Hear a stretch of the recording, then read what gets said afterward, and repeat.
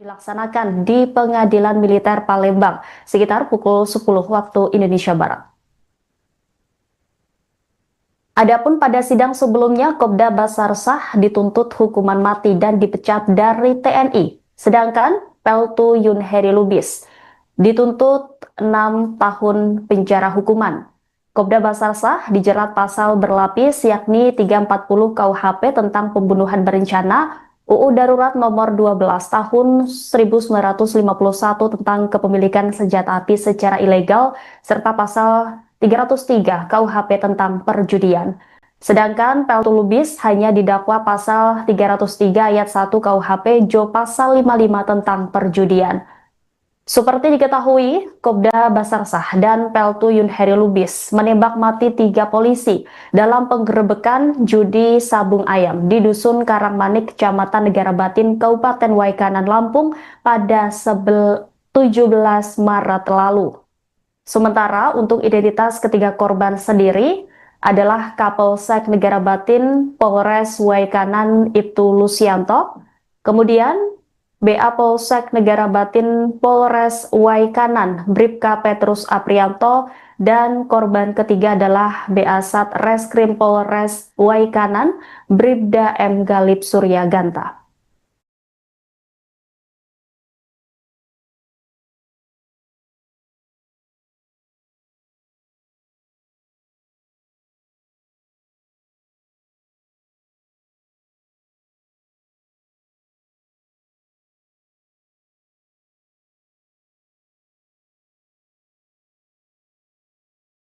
Tribunal sidang vonis terhadap Kopda Basarsyah dan Peltu Lubis akan digelar hari ini di Pengadilan Militer I04 Palembang. Kasus ini berawal dari penggerebekan arena sabung ayam di Kecamatan Negara Batin, Waikanan, Lampung yang berujung penembakan 3 anggota Polsek Negara Batin pada bulan Maret lalu. 2 oknum TNI kemudian ditangkap menjadi tersangka, diadili dan menjalani sidang dakwaan dengan tuntutan berat. Berikut rangkuman perjalanan kasusnya mulai dari awal kejadian hingga proses persidangan. Kopda Basarsah akan menjalani sidang putusan vonis di Pengadilan Militer 104 Palembang pada Senin 11 Agustus. Adapun Kopda Basarsah saat ini tengah menjadi terdakwa kasus penembakan terhadap 3 polisi di Waikanan, Lampung. 3 polisi tersebut yakni AKP Anumerta Lusianto, Aibda Anumerta Petrus Aprianto, dan Bribtu Anumerta Galip. Mereka gugur saat melakukan penggerebekan arena judi sabung ayam di Dusun Karangmanik, Kecamatan Negara Batin, Waikanan pada 17 Maret lalu. Lantas, seperti apa perjalanan kasus tragis ini? Peristiwa berdarah tersebut bermula saat AKP Anumerta Lusianto yang kala itu masih menjabat sebagai Kapolsek Negara, Aibda Anumerta Petrus Aprianto, dan Bribtu Anumerta Galip melakukan penggerebekan arena judi sabung ayam pada 17 Maret 2025 pukul 16.50 waktu Indonesia Barat. Setibanya di lokasi, 17 polisi dari tim gabungan Polres Waikanan dan Polsek Negara Batin menemukan sejumlah orang sedang berjudi. Polisi kemudian melakukan pembubaran tepat pukul 5 sore. Hanya selang 10 menit situasi mendadak mencekam setelah terdengar suara tembakan mengarah ke petugas. Serangan mendadak ini mengakibatkan Lusianto, Petrus Aprianto, dan Galip tewas terkapar bersimbah darah. Penembakan brutal tersebut rupanya dilakukan oleh Kopda Basarsah menggunakan senjata laras panjang yang dirakitnya sendiri. Seusai menembak, Basarsah sempat kabur ke kebun singkong sembari membawa senjata. Wakil sementara dan Puspom TNI Majen TNI Eka Wijaya Permana dalam keterangan pada Selasa 25 Maret mengumumkan Basarsah sebagai tersangka. Kemudian ada Peltu Lubis dan seorang polisi anggota Polda Sumsel juga jadi tersangka namun terkait kasus perjudian sabung ayam. Sidang perdana kasus penembakan ini digelar pada 11 Juni 2025 di Pengadilan Militer 104 Palembang. Kala itu Basarsah dan Lubis dihadirkan dengan penjagaan ketat dari petugas. Mereka mengenakan pakaian tahanan, diborgol, serta wajah tertutup masker. Dalam sidang tersebut, auditor atau penuntut umum dalam Pengadilan Militer mendakwa Kopda Basarsah melakukan pembunuhan berencana. Kemudian sidang digelar beberapa kali dan mengungkap sejumlah fakta serta klaim terdakwa terkait penembakan ini.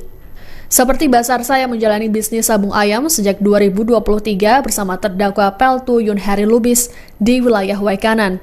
Mereka bisa mendapatkan keuntungan mencapai 12 juta rupiah per bulan dari bisnis haram tersebut.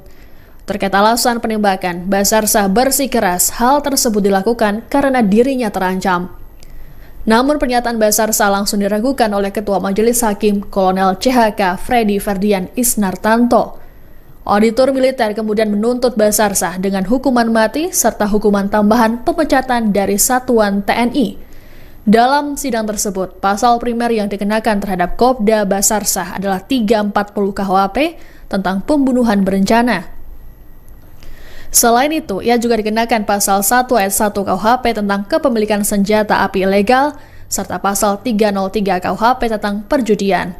Auditor menyatakan tidak ada hal yang meringankan terdakwa dalam kasus ini.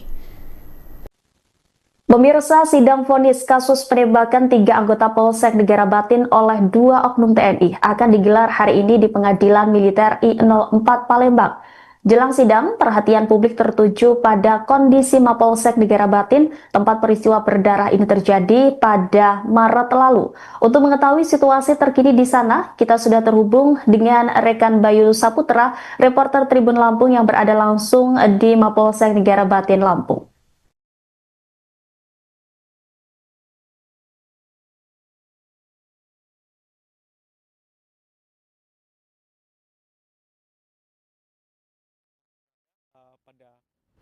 Hari ini saya berada di depan kantor Mapolsek Negara Batin, yang mana kantor Mapolsek Negara Batin saat ini kondisinya aman, lancar, dan seperti biasa aparat kepolisian melakukan aktivitasnya. Dan perlu diketahui bahwasannya Polsek Negara Batin merupakan kantor kepolisian yang menangani kasus tindak pidana penembakan yang berada di Karangmanik, Kecamatan Negara Batin, Kabupaten Waikanan, yang beberapa waktu lalu ada 3 anggota polisi yang mana Kapolsek Negara Batin, Bapak Lusianto, meninggal dunia bersama dengan 2 rekannya, Galip, dan 1 rekannya juga meninggal dunia pasca ditembak oleh oknum TNI Angkatan Darat. Dan saat ini kondisi di lokasi kantor kepolisian berjalan dengan lancar dan sesuai dengan aktivitas sehari-hari. Dan masyarakat juga lalu lalang melintas di depan kantor Polsek, dan terlihat tidak ada aktivitas yang lainnya dan semuanya aman. Begitu dari Waikanan melaporkan. Ya, selamat siang Tribuners. Kita hari ini ketemu dengan Mas apa, Bang? Mas... Tama. Hah?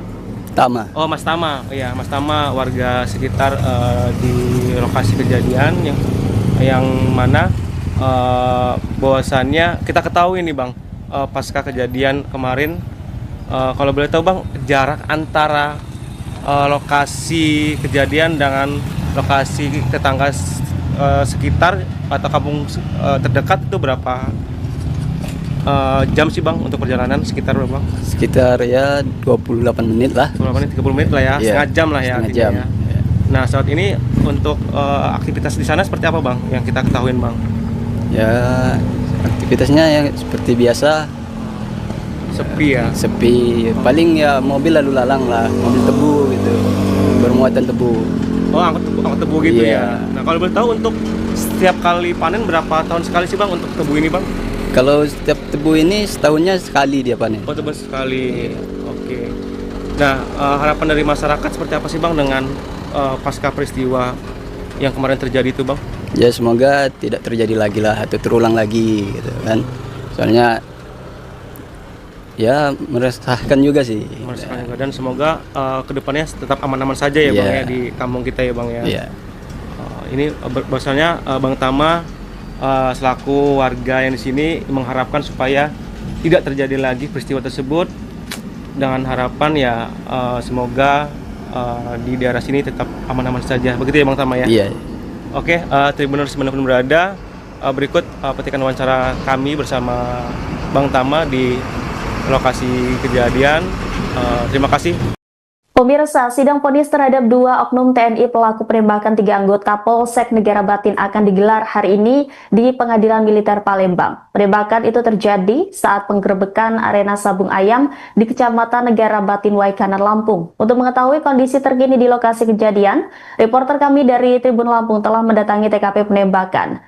Mari kita lihat bersama seperti apa kondisi terkini di lokasi kejadian yang akan dilaporkan oleh rekan Bayu Saputra. Selamat siang Tribuners dimanapun berada. Saat ini saya melaporkan dari lokasi tempat perjudian sabung ayam yang menewaskan 3 anggota Polres Waikanan, yang mana ketiganya yakni Kapolsek Negara Batin Ibtu Lusianto dan anggota Polsek Negara Batin yakni Bribka Petrus Aprianto dan Bribda M. Galib Suryaganta, yang mana sudah hampir 5 bulan pasca kejadian, yang mana kejadian tersebut pada Maret tahun 2025 hingga saat ini masih menanti putusan pengadilan militer di Palembang. Dan ketiga polisi tersebut hendak akan melakukan penggerbekan, namun nasib berkata ketiganya tewas diterjang oleh timah panas yang dilakukan oleh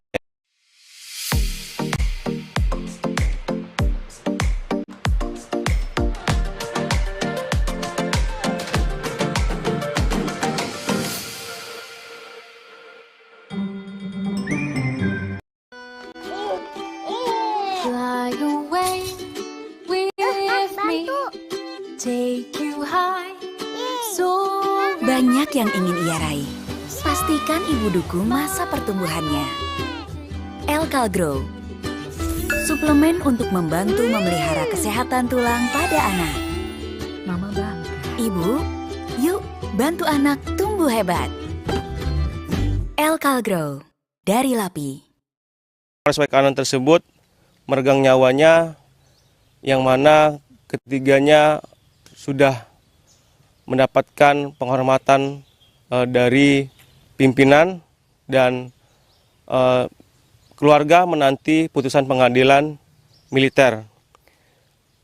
Dapat saya sampaikan bahwasannya judi sabung ayam tersebut terjadi di Register 44 Desa Karangmanik, Kecamatan Negara Batin, Kabupaten Waikanan, yang mana pada peristiwa berdarah tersebut ketiga anggota polisi tersebut tidak bisa diselamatkan hingga akhirnya ketiganya meninggal dunia di tempat. Dapat saya sampaikan juga bahwasannya saat ini kondisi di lapangan masih sepi dan tidak ada lagi aktivitas seperti sebelum-sebelumnya saat sabung ayam tersebut terjadi.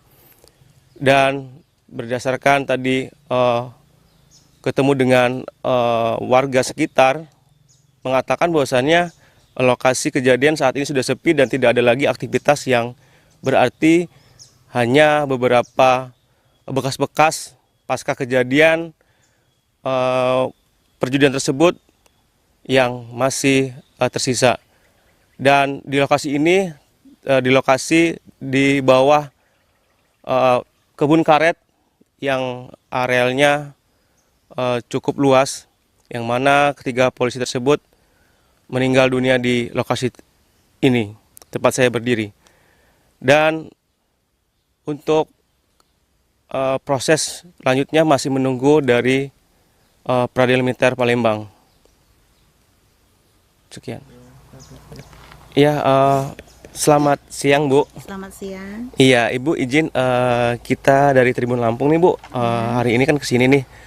Kalau dari masyarakat sendiri seperti apa sih Bu di lokasi bekas sabung ayam nih Bu ya, yang dulunya tragedi berdarah ya, 3 anggota polisi Polres Waikanan meninggal dunia di lokasi gitu kan Bu. Nah, sejauh ini dari pantauan Ibu sendiri yang sering lalu lalang lewat sini seperti apa sih Bu kondisi saat ini Bu? Ya kayaknya sih kalau aku berangkat sekolah pagi sama siang kayak gini biasa saja Pak. Orang lalu lalang ke ladang, aktivitas kemana itu biasa saja. Cuman itulah ngertinya aku wong lewatnya cuman sekilas. Artinya sudah tidak ada aktivitas lagi Tidak yang, ada, alhamdulillah judi-judi tidak ada. lagi tuh Bu Tidak ya? ada, alhamdulillah, Alhamdulillah, Ibu, aman, ya. aman. Itu sejak pasca kejadian berapa lama sih Bu sudah nggak ada lagi aktivitas Bu? Ya dari pas kejadian itulah sudah mulai sepi, sudah mulai aman. Nah, kalau dari masyarakat di sini seperti apa sih Bu harapannya untuk lokasi ini sendiri, kemudian aparat penegak hukum segala macam gitu Bu? Ya kemungkinan ya mintanya ya aman-aman Aman-aman saja, aja, ya, iya, tentrem saja gitu, aman-aman Bu, ya. saja. Pokoknya mintanya jangan sampai terulang lagi, itu kan pasti, gitu loh Pak. Karena bagaimanapun kita pengennya aman, tentram Aman, Bu ya. tentram, iya, namanya hidup di hutan Pak. Kalau seberapa lama Bu kita aktivitas di sini Bu? Apa maksudnya sering lewat sini ya begitu ya? Sering setiap hari lewatnya Oh, Pak. setiap hari. Wong sekolahnya setiap hari. Oh, gitu. Setiap hari ya cuman sekilas gitu. Kalau perjalanan saya dari rumah ke sekolahan itu 7 menit. Ya namanya bawa motor sendiri. Iya. Kita warga mana Bu, izin Bu? Warga asli. Asli dari sini. Maksudnya dari daerah sininya. Iya. Pak Uju itulah. Register 44 inilah. Oh, register 44. Ini wilayahnya di Desa Karangmani. Karangmani. Ya? Oke. Kalau saya dari daerah Desa Pak Uju. Dengan Ibu guru nih Bu ya? Iya. Guru di Ibu sini Bu guru ya. register 44. Oh gitu. Iya. Seperti itu pemirsa Tribuners dimanapun berada, ya sedikit secercah harapan dari warga sekitar yang meminta supaya tidak ada lagi ya Bu ya, tragedi berdarah, apalagi perjudian di wilayah kita Bu ya. Iya, semoga tidak ada lagi lah. Oke.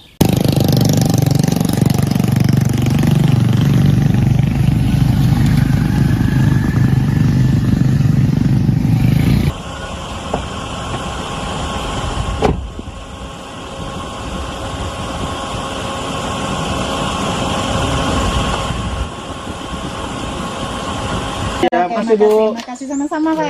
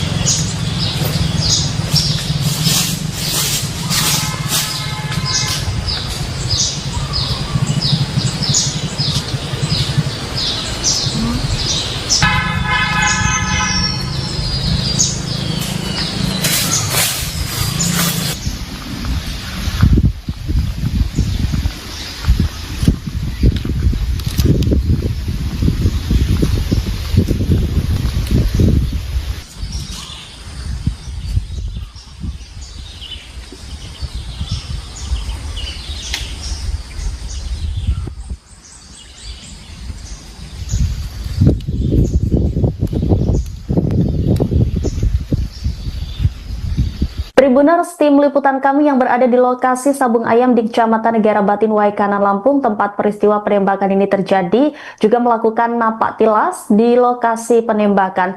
Reporter kami menyusuri langsung TKP untuk melihat kondisi terkini dan seperti apa penelusuran yang dilakukan oleh reporter kami dari Tribun Lampung, yakni Bayu Saputra. Berikut selengkapnya. Di sini kita ketahui bahwasannya banyak sampah yang masih berserakan di lokasi tempat kejadian perjudian sabung ayam. Di sini ada bekas air mineral, kemudian ada bekas minuman ringan, dan di sini juga terlihat bekas warung. Di sini warung, pemirsa Tribuners dimanapun berada, ada seperti taplak meja yang masih tersisa. Kemudian di sini juga botol minuman, dan di sini kursi atau tempat para pemain sabung ayam itu mereka makan dan minum. Di sini ada warung, pemirsa Tribuners. Bisa kita lihat di sini berserakan juga, air mineral juga masih ada di sini bekas-bekasnya. Dan kemudian ya paling banyak memang di sini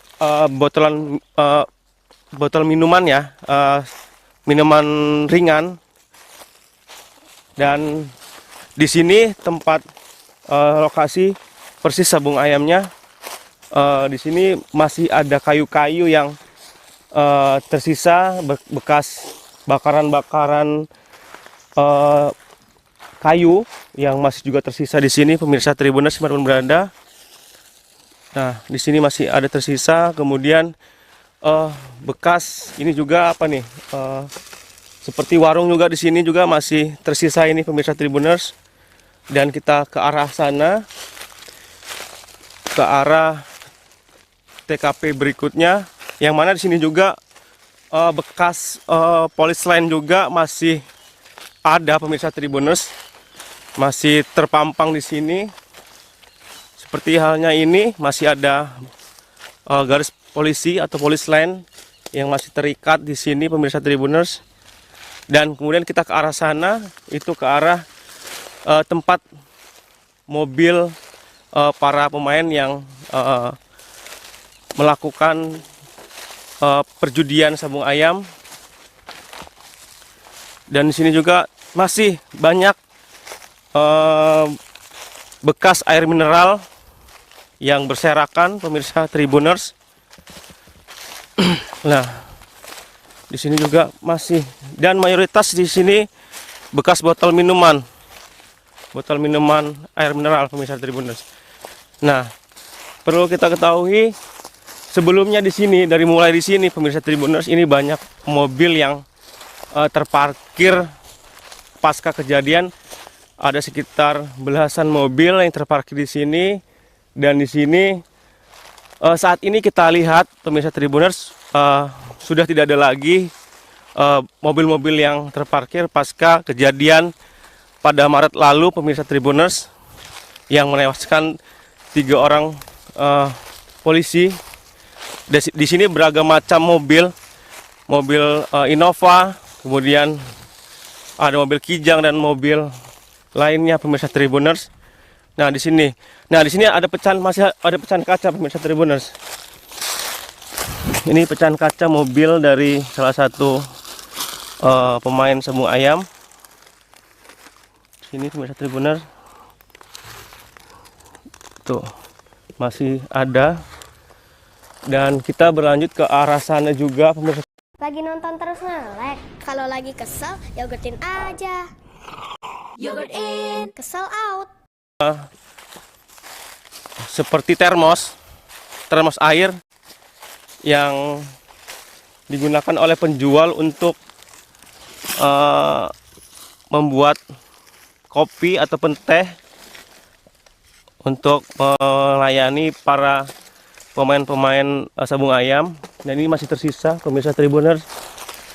Nah, kemudian juga masih ada juga sini bagian pecahan kaca juga. Nah, pecahan kaca. Dan ini bagian pecahan mobil juga, pemirsa Tribuners. Tuh, masih ada. Dan disinilah hamparan luas yang kemarin sempat ditaruh oleh pejudi sabung ayam untuk mobilnya, dan kemudian para pemain sabung ayam mainnya di depan sana dan sini mereka untuk menaruh mobilnya. Beberapa waktu lalu sempat saat kejadian memang mereka menaruh mobil di sini, dan pasca kejadian sempat didiamkan dan kemudian akhirnya diangkut oleh pemilik ataupun pihak kepolisian yang mengangkut barang-barang tersebut atau mobil-mobil tersebut. Begitu Tribuners. Nah, di sini kondisinya saat ini tenang, tidak ada aktivitas lainnya, tidak ada kejadian-kejadian lainnya, pemirsa Tribuners.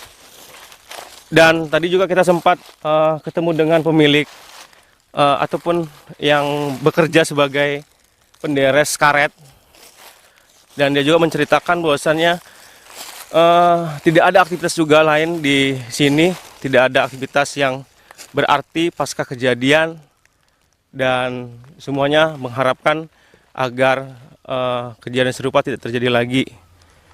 Begitu Tribuners dimanapun berada.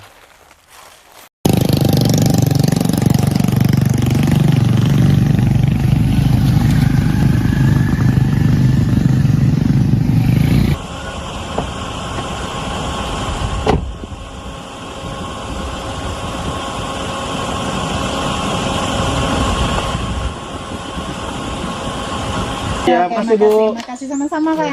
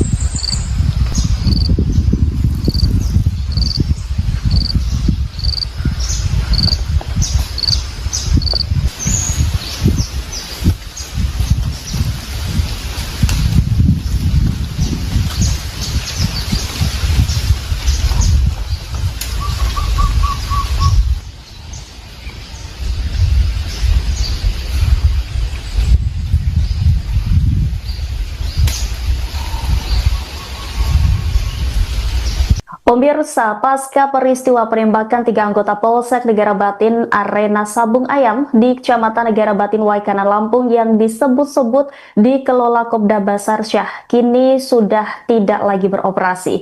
Kepala desa setempat mengungkapkan sejak kejadian berdarah itu lokasi yang dulunya ramai oleh aktivitas sabung ayam kini sepi dan terbengkalai. Untuk mengetahui lebih jauh kesaksian kepala desa dan melihat kondisi terkini di lokasi, berikut selengkapnya untuk Anda.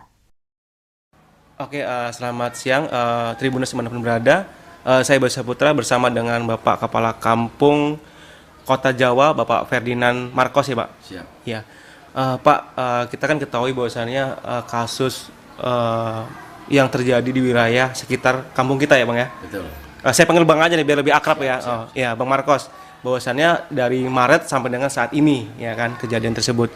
Nah, ini kita kan masih menunggu proses putusan pengadilan yang dilakukan oleh pengadilan militer di Palembang, Sumatera Selatan. Siap. Nah, harapan dari masyarakat kan pasti kan yang terbaik untuk penegakan hukum ya Bang ya. Betul. Lebih pasti seperti itu. Nah, kalau kita sebagai kepala kampung Kota Jawa yang berdekatan dengan lokasi tempat sabung ayam di register 44 ya Bang ya. Ya betul. Kampung apa namanya? Karangmanik. Karangmanik, Kecamatan Negara Batin, Kabupaten Waikanan nih Bang ya. Betul. Nah, Bang Marcos izin boleh disampaikan nggak nih Bang terkait Abang mengikuti nggak sih Bang perkembangan kasus tersebut Bang? Mengikuti dari awal proses terjadinya sampai saat ini mengikutilah secara garis besar mengikuti. Mengikuti ya Bang ya? Ya mengikuti. Seperti apa sih Bang gambaran besarnya dari kasus tersebut Bang? Pada prinsipnya dari awal mungkin bisa dikatakan berjalan sesuai dengan koridor ya. Dari awal proses secara hukum mungkin saya selaku masyarakat juga pada prinsipnya acara Susu sekarang gak cuma diminum, tapi bisa dimakan. Lembut, creamy, meleleh di mulut. Cimory Eat Milk, cara baru makan susu. Pertama di Indonesia. Yang saya ketahui sudah ada proses tuntutan. Ya, tinggal menunggu hasil vonis dari majelis hakim. Nah, Bapak tahu nggak sih Pak terkait kasus tersebut Pak, yang penggerbekan yang dilakukan oleh aparat kepolisian terhadap peristiwa tersebut? Yang pasti kurang lebih bulan Maret ya kejadian tersebut. Pada prinsipnya kalau kegiatan di dalam itu kita tidak tahu ya, cuman karena waktu itu sudah terjadi, mau tidak mau karena kampung saya ini yang berdekatan, mau tidak mau berdekatan dengan kejadian di Karangmani itu. Yang pastinya kasus tersebut yang pertama adalah kasus masalah penggerbekan pihak kepolisian terhadap oknum yang melaksanakan sabung ayam di tempat Karangmani tersebut. Nah, sejauh ini yang Bapak ketahui pasca kejadian, kemudian setelah kejadian tersebut, seperti apa sih lokasi yang saat ini digunakan pasca kemarin judi ayam tersebut? Digunakan apa sih masyarakat? Apakah tidak ada lagi aktivitas atau seperti apa nih Pak? Sepengetahuan saya karena dari awal proses kejadian tersebut, setelah aparat pemerintahan sudah turun, baik kepolisian, TNI, aparat sipil yang sudah turun ke lokasi tersebut, dari awal dari bulan Maret itu tidak ada aktivitas, tidak ada aktivitas lagi. Bahkan saya pernah lewat, kebetulan di situ adalah lokasi tebu, aktivitas kegiatan kita usaha tani. Di lokasi Karangmani itu sudah tidak ada lagi semacam kalau karetnya, lokasinya sudah digunakan untuk aktivitas pertanian lah. Tidak ada lagi sepengetahuan saya. Bahkan di sepengetahuan saya di seluruh kecamatan Negara Batin sudah tidak ada lagi. Atas dasar koordinasi Pak Camat, Pak Bupati, kerjasama dengan TNI Polri bahwa ditiadakan lagi aktivitas hal semacam itu, sepengetahuan saya. Nah, Bang, harapan Abang sebagai masyarakat Waikanan, kemudian Kepala Kampung Kota Jawa itu sendiri, itu kan apa Bang harapan ke depannya Bang pasca kejadian tersebut Bang? Yang pasti yang pertama kami berharap keadilan terhadap kejadian tersebut. Yang kedua, telah saya sampaikan tadi bahwa kami selalu ada koordinasi di tingkat kecamatan. Beberapa hasil koordinasi tersebut kami tidak berharap lagi, artinya khususnya kami yang ada di lokasi sekitarnya, baik masyarakat yang ada di Lampung, Sumatera Selatan dan sekitarnya, kami tidak berharap ada aktivitas semacam itu lagi, karena bagi kami itu merusak lingkungan yang pada prinsipnya orang yang tidak terlibat ketika bicara wilayah itu kan akan terlibat semua itu.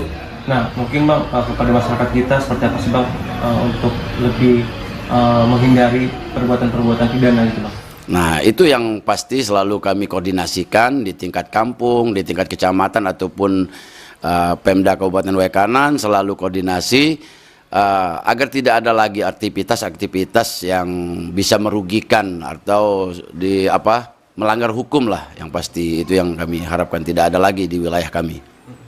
Oke, pemirsa Tribuners, singkat kata bahwasannya Pak Marcos atau Bang Marcos yang kita minta keterangan tadi berharap semoga penegakan hukum ditegakkan dengan seadil-adilnya ya Bang ya. Siap. Dan harapannya juga kepada masyarakat agar jangan ada lagi aktivitas yang merugikan sendiri bagi orang lain dan segala macam semuanya, pemirsa Tribuners. Dan saya akhiri, saya Bayu Saputra dari Kota Jawa, Kabupaten Waikanan melaporkan. Terima kasih.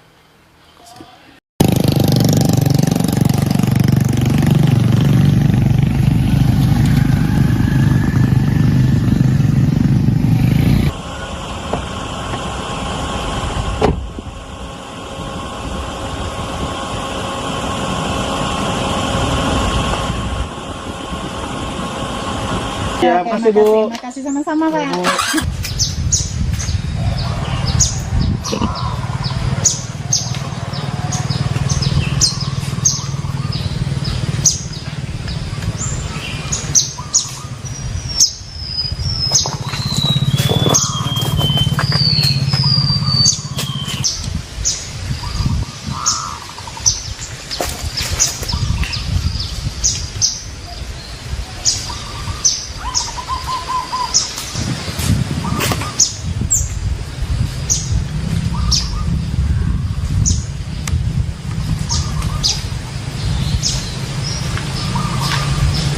Pemirsa, tragedi penembakan di arena sabung ayam di Negara Batin Waikanan Lampung tidak hanya menorehkan luka yang mendalam bagi institusi kepolisian, tetapi juga bagi keluarga korban. Salah satunya adalah Nia, istri Kapolsek Negara Batin Lucianto, yang menjadi salah satu korban penembakan. Dalam wawancara khusus bersama tim kami, Nia pun menceritakan kesaksiannya tentang peristiwa berdarah tersebut, sekaligus menyampaikan harapannya terhadap putusan hakim untuk Kopda Basarsyah. Berikut selengkapnya. Bu Nia, terkait bagaimana sih Bu harapan kita menjelang vonis terhadap pelaku dari musibah yang menimpa Pak Lucianto? Kalau harapan kami sekeluarga, kepengennya sih pelaku dituntut hukuman mati, hukum seadil-adilnya. Untuk mengikuti sidang ke Palembang, apakah Ibu sudah berapa kali mengikuti dan nanti ke depan akan mengikuti lagi? Dari pertama sidang itu sampai kemarin sidang ke-8 selalu ikut terus. Itu bersama keluarga Ibu? Iya, bersama keluarga di Palembang sama yang di Blitar. Apa Bu yang Ibu dapatkan dari hasil sidang tersebut? Dari hasil sidang tersebut intinya ya kita pengen dari semua 3 keluarga ini dituntut hukuman mati. Jadi tetap ya Bu ya, untuk terus membawa para pelaku ini mendapatkan hukuman yang paling berat Ibu ya? Iya, tetap hukuman mati. Kalau dari kami ketiga keluarga korban ini nggak ada istilahnya maaf, nggak ada. Nggak ada ampun ya? Nggak ada maaf, sampai kapanpun tetap hukuman mati, itulah yang diinginkan keluarga kami. Jadi untuk menjelang vonis akhir ini koordinasi dengan pihak keluarga 2 lain itu masih terus jalin ya Bu ya? Masih, kita kalau koordinasi masih terus selalu berjalan. Setiap sidang juga kami ketemu terus. Jadi semua kami itu sepakat ya itu tuntutannya tetap hukuman mati. Dan kapan Bu akan persiapan berangkat ke Palembang nanti? Berangkat ke Palembang kayaknya minggu pagi dari sini. Oke. Dan dengan bersama keluarga besar Ibu ya? Iya, sama keluarga besar, orang tua saya, adik-adik saya juga sama anak saya. Itu tahulah Pak Adenya udah, misalnya Pak Adenya udah nggak ada gitu. Anak sekecil itu aja tahu. Nah, dia makanya itu kan karena Pak dia itu sayang lah sama ponakannya gitu. Itu yang cerita saya bukan tahu sendiri, dia cerita pun ibunya cerita ke saya gitu. Ini istilahnya anakku aja ini loh Mbak, tahu Mbak Pak dia nggak ada. Jadi dia tuh kalau setiap lihat TikTok Pak dia itu dia pasti nangis gitu. Kalau untuk kehidupan sehari makanan kesukaan dari Pak Lucy ini apa sih Bu? Dia tuh paling enak sih orangnya tuh nggak makan nggak neko-neko, nggak, dia tuh milih.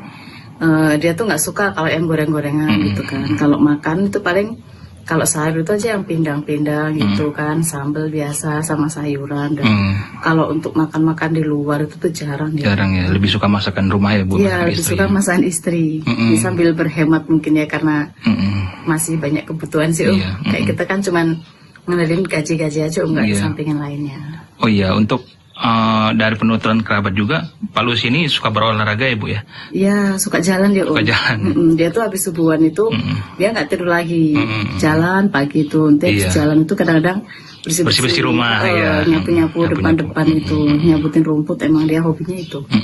Dan menurut tetangga juga Pak Lucy ini orangnya memang suka ke masjid juga ya Bu ya? Iya, dia subuhan ke masjid tuh, tiap subuh ke masjid kalau pas pulang sini. Terus kalau ada acara kayak yasinan, dia diundang pasti dia datang. Iya. Kayak korban itu panitia korban juga dia ikut. Ya, alhamdulillah kalau untuk kegiatan ibadah kalau dia ada di sini pasti ikut terus. Oke. Untuk pribadi dari Pak Lucianto menurut Ibu seperti apa Bu? Dia tuh tipe orang yang nggak neko-neko sih Om. Dinas ya apa adanya, nggak juga apa ya istilahnya dia tuh fokus ke dinas saja Om. Nggak ada semenjak sudah istilahnya sudah hampir istilahnya udah lanjut lah ya. Udah usia sampai 50 ini dia tuh nggak ada kerjaan lain lagi, kayak travel, kayak usaha lain udah berhenti semua. Jadi fokus ke dinas. Fokus ke dinas aja. Berarti sudah berapa lama Bu menjadi seorang polisi, Pak Lucy? Itu dari dia tuh angkatan 9394. Dan untuk pribadi Pak Lucy ke anak seperti apa Bu?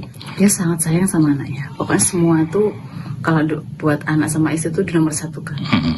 Apa aja yang istilahnya kayak anak minta, insya Allah kalau dia ada diturutin semua tuh.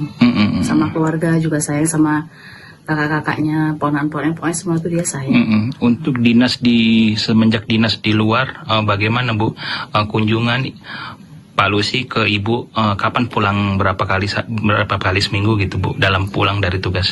Kalau saya kan di rumah, istilahnya berumah tangga biasa Om. Jadi saya kan nggak kerja, jadi saya ikut bapak kemanapun. Oh iya, oke. Dinas kemanapun saya ikut. Kami ini tinggal di asrama. Oke. Jadi ngikutin bapak terus dinas. Cuman kalau untuk karena dari Wekanan ke Prisewu kan jauh, jadi kami pulang tuh sebulan sekali, kadang 2 bulan sekali baru pulang. Dari penuturan kerabat, Pak Lucy ini suka mengajak ponakan-ponakannya jalan-jalan bareng ya Bu ya, ke tempat wisata. Dan bagaimana Bu melihat itu Bu? Ya kalau ini apa ya? Ya dia kalau pulang tuh paling di rumah tuh nggak lama sih sehari 2 hari. Dan itu kan jadi pasti ngambilnya hari Minggu gitu kan. Hari Minggu itu nanti Minggu sore balik lagi ke Wekanan. Itu kalau pernah datang memang suka diajak kemana jalan-jalan. Makanya ponakan saya ini ada yang masih kelas 2 SD. Jadi dia tuh kan suka lihat TikTok gitu. Jadi dia tahu ini Pak Di saya udah meninggal gitu ya, udah nggak ada. Nah dia tuh kayak apa ya, kayak sedih gitu, kayak nangis gitu loh. Bribtu Anumerta Galip Suryaganta menjadi salah satu korban jiwa dalam penembakan di arena Sabung Ayam di Negara Batin Waikanan, Lampung. Kepergiannya meninggalkan duka mendalam bagi keluarga, terutama sang ibu dan kakak. Keduanya berbagi cerita kepada tim kami mengenang sosok Galip semasa hidup dan memberikan kesaksian atas peristiwa tragis tersebut, serta mengungkapkan harapan mereka terhadap vonis yang akan dijatuhkan kepada Kopda Basyarsyah. Berikut selengkapnya untuk Anda. Selamat sore Tribuners dimanapun berada. Sore ini saya bersama dengan ibu dari almarhum Golip dan kakak kandung dari Golip juga. Yang mana kita ketahui bahwasannya sidang putusan akan dilaksanakan pada hari Senin ya Bu ya, tanggal 11 di Pengadilan Militer Palembang. Nah mungkin kita yang pasti berduka cita yang mendalam dengan musibah yang dihadapi oleh keluarga dan 2 orang rekan Golip juga yang saat ini sudah mendahului kita. Nah Bu, saya boleh kenalan dengan Ibu siapa Bu? Saya dengan Ibu Suryalina. Suryalina, dengan Fitri. Oke, Ibu mungkin kita ingin tahu nih Bu, bagaimana kabar hari ini nih Bu? Ibu sendiri. Alhamdulillah sehat. Baik. Ya. Nah, setelah Ananda Golip ini wafat, ada yang Ibu rasakan hingga saat ini Bu? Iya Pak. Sedih banget Pak. Tolong ingat anak saya Pak. Dia kan anak polisi satu-satunya. Pulang juga jarang, dia kan jarang libur. Semenjak anakku udah nggak ada lagi rasanya, rumah sepi. Oh, sama bapak udah nggak ada, anakku yang laki juga nggak ada. Jadi dia kehilangan sekali Pak. Nggak, anakku nggak ada lagi. Ada kenangan semasa hidup tentang Golip Bu yang Ibu tidak bisa dilupakan sampai saat ini Bu? Banyak sih, cuman terakhir sebelum dia meninggal itu, dia tuh nggak pernah minta dibeliin baju sama saya kan. Pas malam Senin sore itu dia meninggal, malam itu dia nelpon, Mama beliin saya baju ya Ma, katanya, baju apa aja, karena saya pikir mau lebaran jadi saya beliin baju koko gitu kan. Tapi saya belum sempat ngasih tahu dia kalau udah beliin baju. Terus besok sorenya dapat kabar anaknya meninggal. Terus dia kan anaknya kan baik, semua orang tua aja kan dia menurut gitu loh.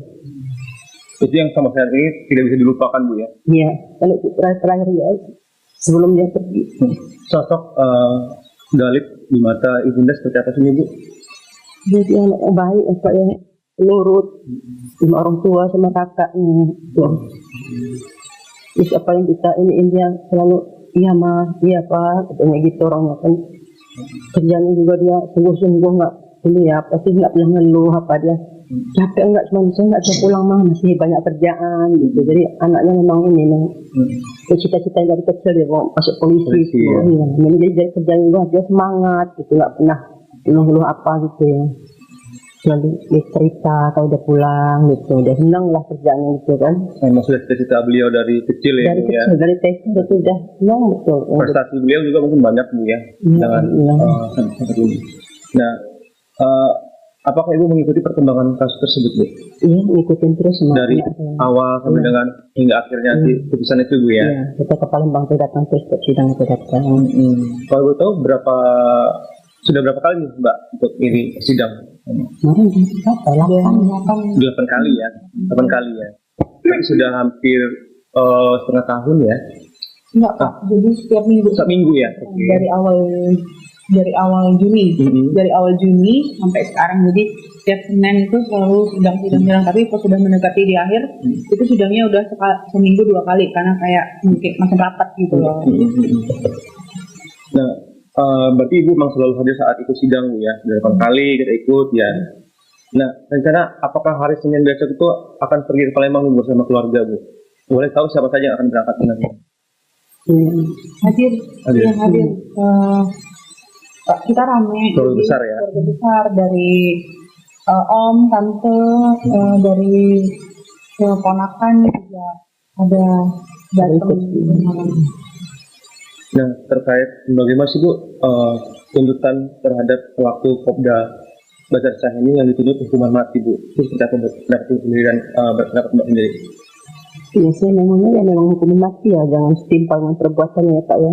Udah hilangnya 3 nyawa. Dia udah membunuh anak saya biadab, saya kecil. Hancurkan hidup anak saya, masa depan anak saya Pak. Jadi dia harus dihukum mati Pak. Mungkin Mbak saya tambahkan Mbak. Ya kalau saya setuju dengan tuntutan jaksa penuntut harus hukuman mati. Karena kan ini korbannya 3 nyawa loh. Dan lagi, karena saya selalu mengikuti persidangan, ternyata sebelumnya juga Kopda Basar itu pernah bermasalah juga di pengadilan militer. Dia pernah memperjualbelikan senjata api secara ilegal gitu. Jadi memang kalau dilihat track recordnya, ini yang saya tahu ya gitu. Karena kan dia nggak masuk peradilan umum, masuknya di peradilan militer. Jadi dari yang saya tahu memang ya karena sebelumnya udah ada kasus, ditambah kasus ini juga, jadi memang ya memang bermasalah gitu, anggota yang bermasalah gitu. Walaupun pembelaan dia bilang katanya saya itu tidak ada niat berencana, kan tuntutannya pembunuhan berencana gitu. Dia pembelanya, saya nggak pernah merencanakan akan membunuh siapa, saya hanya spontan, saya aja nggak tahu siapa yang saya bunuh. Tapi pertanyaannya, kenapa yang meninggal semuanya polisi gitu? Dan di salah satu pertanyaan hakim jaksa pernah nanya, memangnya kamu nggak setuju kalau polisi memangnya kamu nggak suka atau nggak setuju gitu kalau acaramu ini digerebek? Dia bilang memang harusnya polisi tidak menggerebek, dari jawaban dia aja. Maestro Saus Mayo Premium, enaknya next level. Ajaknya diusik gitu loh. Makanya korbannya di sini semua polisi, walaupun pembelaannya spontan harusnya ada warga sipil dong, karena itu yang hadir di acara besar itu ratusan orang gitu. Kenapa semua polisi gitu loh yang ditembak itu? Dua polisi di depan, yaitu Pak Kapolsek dan Pak Petrus, dan satu adik saya di belakang. Adik saya itu dugaan saya gitu, dan pernah ngobrol sama teman-temannya, adik saya di belakang kebun itu dia menjadi korban juga karena dia bersenjata. Kalau dia nggak bersenjata mungkin dia nggak akan, karena sasarannya si pelaku ini adalah polisi, karena polisi yang membubarkan acaranya gitu. Jadi walaupun dia bilang nggak merencanakan, kita kan nggak tahu pikiran orang seperti apa. Bu, apa nih Bu harapan Ibu terhadap vonis hakim yang akan ditutup hari Senin besok nih Bu? Ya, saya minta hukum seberat-beratnya Pak ya. Ya, sesuai tuntutan yang kemarin. Ya, yang kemarin itu. Hukuman mati ya Pak. Nah Bu, ada pesan dan doa yang ingin dipanjatkan Bu menjelang tuntutan nanti Ibu dan Mbak? Ya, pesan terhadap almarhum dan seluruh anggota polisi dan semua masyarakat Lampung pesan ya Mbak. Ya, harapan keluarga ya semoga putusan hakim bisa mempertimbangkan seadil-adilnya, bisa melihat dari kedua sisi, khususnya dari keluarga korban gitu loh. Semoga hakim mengikuti tuntutan dari auditor militer atau jaksa penuntut gitu hukumannya gitu. Karena ya itu tadi oknum ini sudah bermasalah, yang dia didik adalah memang anggota kepolisian yang sudah membubarkan acaranya gitu. Dan lagi gimana ya, yang dilakukan ini memang psikopat gitu loh Pak, psikopat karena berulang-ulang gitu. Logikanya kita menembak satu orang aja biasanya kita udah tersadar, tersentak gitu. Kalau bisa lanjut kedua, yang saya heran kalau bisa lanjut ketiga. Nah itu yang saya nggak, sampai sekarang itu saya nggak habis pikir gitu loh. Dan lagi kan ini kan membunuh cita-cita banyak orang ya. Adik saya kan masa depan masih panjang, dipatahkan gitu dengan dia. Terus untuk dua korban yang lainnya, yang satu masih punya anak bayi itu kan anaknya masih panjang, umurnya baru 6 bulan gitu pada saat ayahnya pergi itu. Terus yang satu lagi juga anaknya masih kuliah gitu, masih banyak mimpi yang hancur gara-gara satu perbuatan oknum ini gitu. Saya berharap juga Pak hakimnya juga bersifat netral ya Pak ya. Yang yang benar salah ya dihukumlah seberat-beratnya, jangan pilih kasih Pak ya. Mbak, closing statement seperti apa nih Mbak?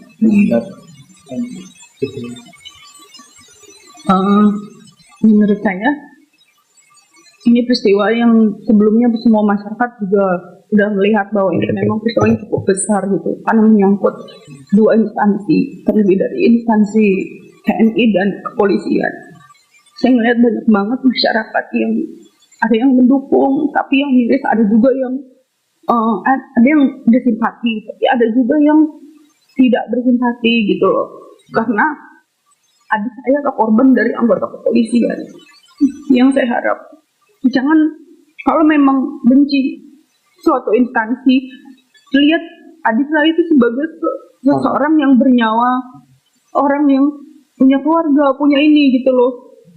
Masa nyawanya seorang bisa dijadikan bahan bercandaan hanya karena kamu benci suatu instansinya. Jadi lihat korban ini sebagai seorang manusia yang punya nyawa, punya keluarga. Itu aja. Oke, Tribuners manapun berada, berikut petikan wawancara kita bersama keluarga almarhum Golib, yang mana ibu juga tadi sudah menyampaikan harapannya kepada Auditor Pengadilan Militer Palembang juga memberikan hukuman sesuai dengan tuntutan jaksa sendiri, dan korban juga tadi sudah menyampaikan bahwasannya ya harapannya apa yang menjadi harapan dari keluarga bisa disampaikan oleh majelis hakim saat persidangan di hari Senin besok ya Mbak ya. Oke, saya Ibu Saputra dari rumah duka rumah almarhum Golib melaporkan. Kopda Basarsah akan menjalani sidang putusan vonis di Pengadilan Militer 104 Palembang pada Senin 11 Agustus. Adapun Kopda Basarsah saat ini tengah menjadi terdakwa kasus penembakan terhadap 3 polisi di Wekanan, Lampung. 3 polisi tersebut yakni AKP Anumerta Lusianto, Aibda Anumerta Petrus Aprianto, dan Bribtu Anumerta Galib. Mereka gugur saat melakukan penggerebekan arena judi sabung ayam di Dusun Karangmanik, Kecamatan Negara Batin, Wekanan pada 17 Maret lalu. Lantas, seperti apa perjalanan kasus tragis ini? Peristiwa berdarah tersebut bermula saat AKP Anumerta Lusianto yang kala itu masih menjabat sebagai Kapolsek Negara, Aibda Anumerta Petrus Aprianto, dan Bribtu Anumerta Galib melakukan penggerebekan arena judi sabung ayam pada 17 Maret 2025 pukul 16.50 waktu Indonesia Barat. Setibanya di lokasi, 17 polisi dari tim gabungan Polres Wekanan dan Polsek Negara Batin menemukan sejumlah orang sedang berjudi. Polisi kemudian melakukan pembubaran tepat pukul 5 sore. Hanya selang 10 menit situasi mendadak mencekam setelah terdengar suara tembakan mengarah ke petugas. Serangan mendadak ini mengakibatkan Lusianto, Petrus Aprianto, dan Galib tewas terkapar bersimbah darah. Penembakan brutal tersebut rupanya dilakukan oleh Kopda Basarsah menggunakan senjata laras panjang yang dirakitnya sendiri. Selesai menembak, Basarsah sempat kabur ke kebun singkong sembari membawa senjata. Wakil Sementara dan Puspom TNI Majen TNI Eka Wijaya Permana dalam keterangan pada Selasa 25 Maret mengumumkan Basarsah sebagai tersangka. Kemudian ada Peltu Lubis dan seorang polisi anggota Polda Sumsel juga jadi tersangka namun terkait kasus perjudian sabung ayam. Sidang perdana kasus penembakan ini digelar pada 11 Juni 2025 di Pengadilan Militer 104 Palembang. Kala itu Basarsah dan Lubis dihadirkan dengan penjagaan ketat dari petugas. Mereka mengenakan pakaian tahanan, diborgol, serta wajah tertutup masker. Dalam sidang tersebut, auditor atau penuntut umum dalam Pengadilan Militer mendakwa Kopda Basarsah melakukan pembunuhan berencana. Kemudian sidang digelar beberapa kali dan mengungkap sejumlah fakta serta klaim terdakwa terkait penembakan ini. Seperti Basarsah yang menjalani bisnis sabung ayam sejak 2023 bersama terdakwa Peltu Yunheri Lubis di wilayah Waikanan. Mereka bisa mendapatkan keuntungan mencapai 12 juta rupiah per bulan dari bisnis haram tersebut.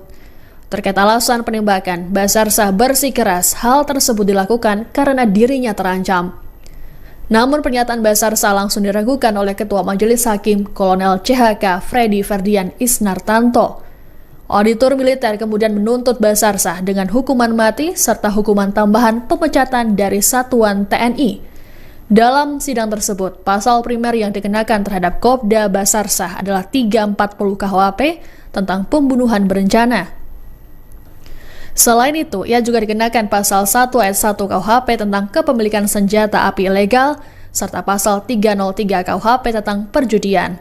Auditor menyatakan tidak ada hal yang meringankan terdakwa dalam kasus ini. Kopda Basarsah akan menjalani sidang putusan vonis di Pengadilan Militer 104 Palembang pada Senin 11 Agustus. Adapun Kopda Basarsah saat ini tengah menjadi terdakwa kasus penembakan terhadap 3 polisi di Waikanan, Lampung. 3 polisi tersebut yakni AKP Anumerta Lusianto, Aibda Anumerta Petrus Aprianto, dan Bribtu Anumerta Galip. Mereka gugur saat melakukan penggerebekan arena judi sabung ayam di Dusun Karangmanik, Kecamatan Negara Batin, Waikanan pada 17 Maret lalu. Lantas, seperti apa perjalanan kasus tragis ini? Peristiwa berdarah tersebut bermula saat AKP Anumerta Lusianto yang kala itu masih menjabat sebagai Kapolsek Negara, Aibda Anumerta Petrus Aprianto, dan Bribtu Anumerta Galip melakukan penggerebekan arena judi sabung ayam pada 17 Maret 2025 pukul 16.50 waktu Indonesia Barat. Setibanya di lokasi, 17 polisi dari tim gabungan Polres Waikanan dan Polsek Negara Batin menemukan sejumlah orang sedang berjudi. Polisi kemudian melakukan pembubaran tepat pukul 5 sore. Hanya selang 10 menit situasi mendadak mencekam setelah terdengar suara tembakan mengarah ke petugas. Serangan mendadak ini mengakibatkan Lusianto, Petrus Aprianto, dan Galip tewas terkapar bersimbah darah. Penembakan brutal tersebut rupanya dilakukan oleh Kopda. Pemirsa, sidang vonis Kopda Basarsah dan Peltu Yunheri Lubis terdakwa kasus penembakan 3 anggota Polsek Negara Batin, Kabupaten Waikanan, Provinsi Lampung bakal digelar hari ini, Senin 11 Agustus. Sidang yang menentukan nasib kedua terdakwa itu dilaksanakan di Pengadilan Militer Palembang sekira pukul 10 waktu Indonesia Barat. Berdasarkan pantauan, terdakwa Kopda Basarsah dan Peltu Yunheri Lubis tiba di Mahkamah Militer Sumatera Selatan sekira pukul 9 waktu Indonesia Barat. Mobil tahanan militer yang membawa terdakwa juga dikawal oleh pihak kepolisian. Begitu tiba, Kopda Basarsah dan Peltu Yunheri langsung masuk ke dalam ruang sidang. Terlihat kedua terdakwa mengenakan kaos berwarna oranye dan tangan diborgol. Seperti diketahui, kasus penembakan yang menewaskan 3 polisi di Waikanan ini telah menarik perhatian publik dan pengamanan ketat pun disiapkan untuk mengantisipasi membludaknya pengunjung. Menurut Humas Pengadilan Militer Palembang, Mayor Putra CHK Putranova, pengamanan ketat ini diperlukan karena sidang vonis diperkirakan akan menarik perhatian banyak pengunjung. Seperti diketahui, Kopda Basarsah dan Peltu Yunheri Lubis menembak mati 3 polisi dalam penggerebekan judi sabung ayam di Dusun Karangmanik, Kecamatan Negara Batin, Kabupaten Waikanan, Lampung pada Senin 17 Maret lalu. Sementara untuk identitas ketiga korban sendiri adalah Kapolsek Negara Batin, Polres Waikanan, Ibtu Lusianto. Kemudian korban kedua ada BA Polsek Negara Batin, Polres Waikanan, Bribka Petrus Aprianto, dan BA Satreskrim Polres Waikanan, Bribda M. Garib Suryaganta.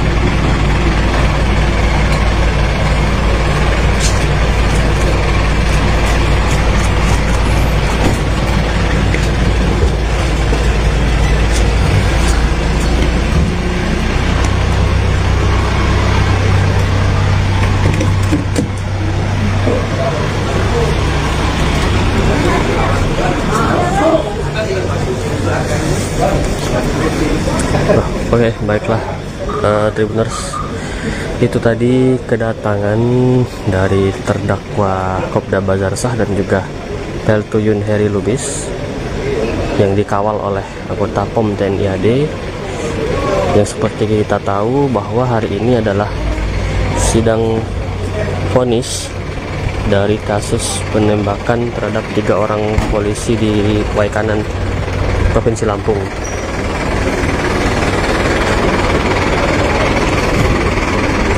Kurang lebih sidang ini sudah berjalan 2 bulan sejak membacakan putusan atas perkara terdakwa. Terdakwa sudah berdoa? Baik, putusan sidang perkara terdakwa pagi hari ini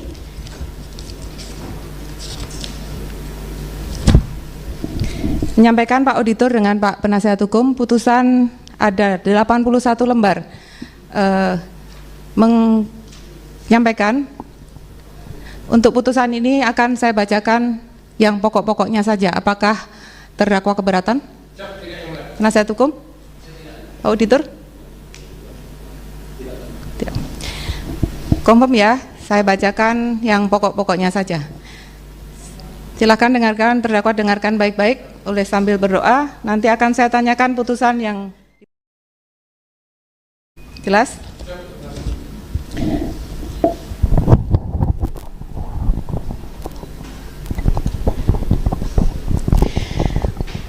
Putusan nomor 51 garis datar K garis miring PM 104 garis miring AD garis miring 5 Romawi garis miring 2025 demi keadilan berdasarkan ketuhanan yang Maha Esa.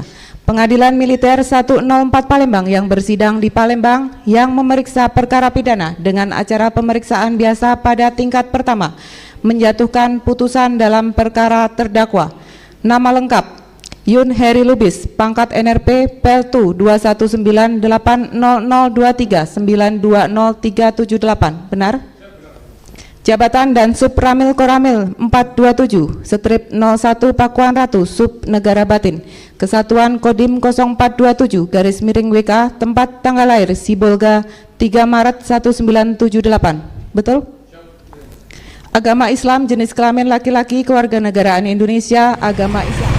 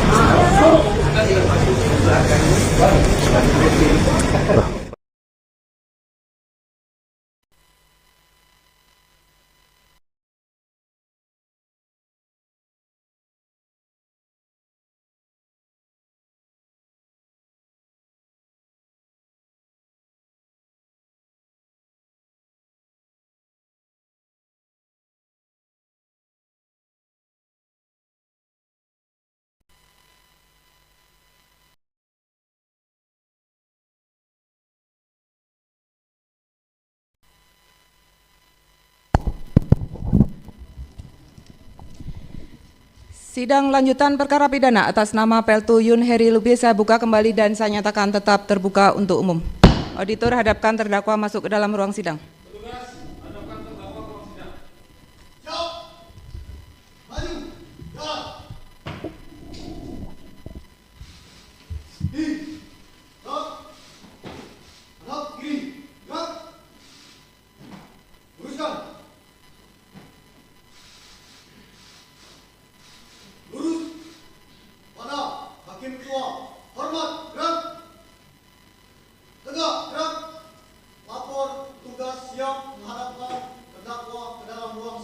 Terima kasih petugas. Petugas kembali ke tempat.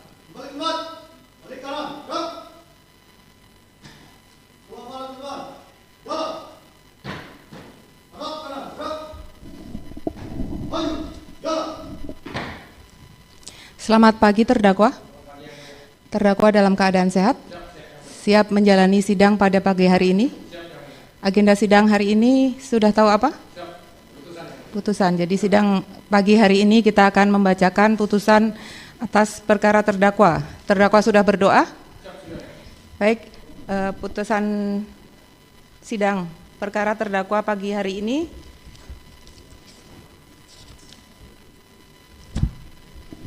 menyampaikan Pak Auditor dengan Pak Penasihat Hukum, putusan ada 81 lembar. Menyampaikan untuk putusan ini akan saya bacakan yang pokok-pokoknya saja. Apakah terdakwa keberatan? Penasihat Hukum? Auditor? Confirm ya, saya bacakan yang pokok-pokoknya saja. Silakan dengarkan, terdakwa dengarkan baik-baik oleh sambil berdoa. Nanti akan saya tanyakan putusan yang diputus oleh majelis hakim. Jelas?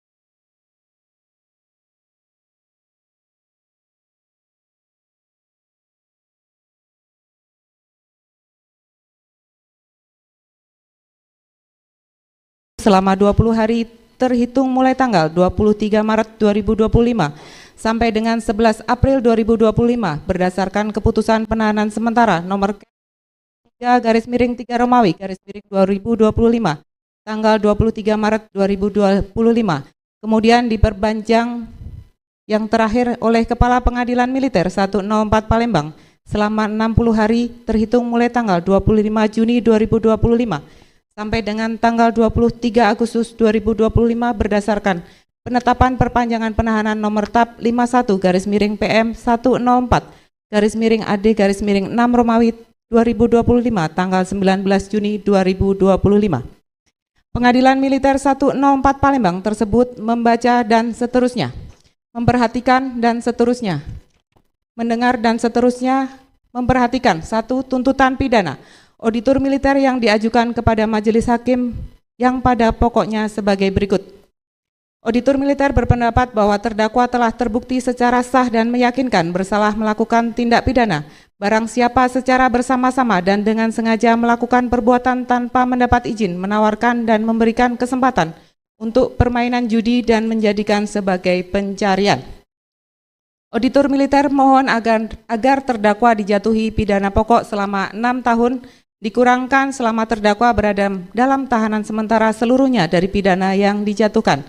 pidana tambahan dipecat dari Dinas Militer CQ TNI AD.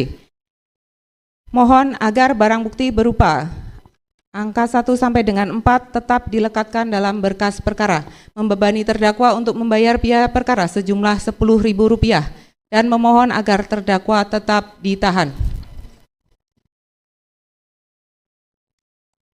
2. Permohonan klemensi yang diajukan oleh penasihat hukum terdakwa sebagai berikut. Tidak saya bacakan lagi pada saat pemeriksaan telah dibacakan oleh penasihat hukum. Menimbang bahwa dalam perkara ini terdakwa didampingi oleh penasihat hukum dari Kodam 2 Sriwijaya atas nama Kolonel CHK Amir Welong Esa, Letkol CHK MI Ikhrom Esa MH, Letkol CHK Ferdiansyah Gumai, dan seterusnya sampai dengan Letda CHK Muhammad Harenggi Esa, Praka Jumridi Esa berdasarkan surat perintah dari Pangdam 2 Sriwijaya nomor Sprint 392 3 Romawi 2025 tanggal 25 Maret 2025 dan surat kuasa dari terdakwa kepada penasihat hukum terdakwa tanggal 25 Maret 2025. Menimbang bahwa berdasarkan surat dakwaan tersebut terdakwa pada pokoknya didakwa sebagai berikut. Uraian surat dakwaan tidak saya bacakan lagi karena telah kita dengarkan bersama-sama pada saat auditor militer membacakan surat dakwaan. Berpendapat bahwa perbuatan terdakwa tersebut telah memenuhi unsur-unsur tindak pidana sebagaimana diatur dan diancam dengan pidana pada pasal 303 ayat 1 KUHP Jungto pasal 55 ayat 1 ke 1 KUHP. Menimbang bahwa atas dakwaan tersebut terdakwa dan penasihat hukumnya menerangkan, mengerti, dan tidak mengajukan eksepsi. Menimbang bahwa atas dakwaan tersebut terdakwa dan penasihat menimbang bahwa urutan saksi dalam putusan ini sesuai dengan urutan saksi yang hadir dan diperiksa di persidangan. Kemudian para saksi yang diperiksa di persidangan secara Zoom. Menimbang bahwa para saksi yang dihadapkan di persidangan menerangkan di bawah sumpah sebagai berikut. Saksi 1, nama lengkap Rio Dayal Agusto Esa, pangkat Brigpol, NRP 970800028. Keterangan saksi 1 tidak saya bacakan lagi karena telah kita dengarkan bersama-sama pada saat pemeriksaan para saksi di persidangan.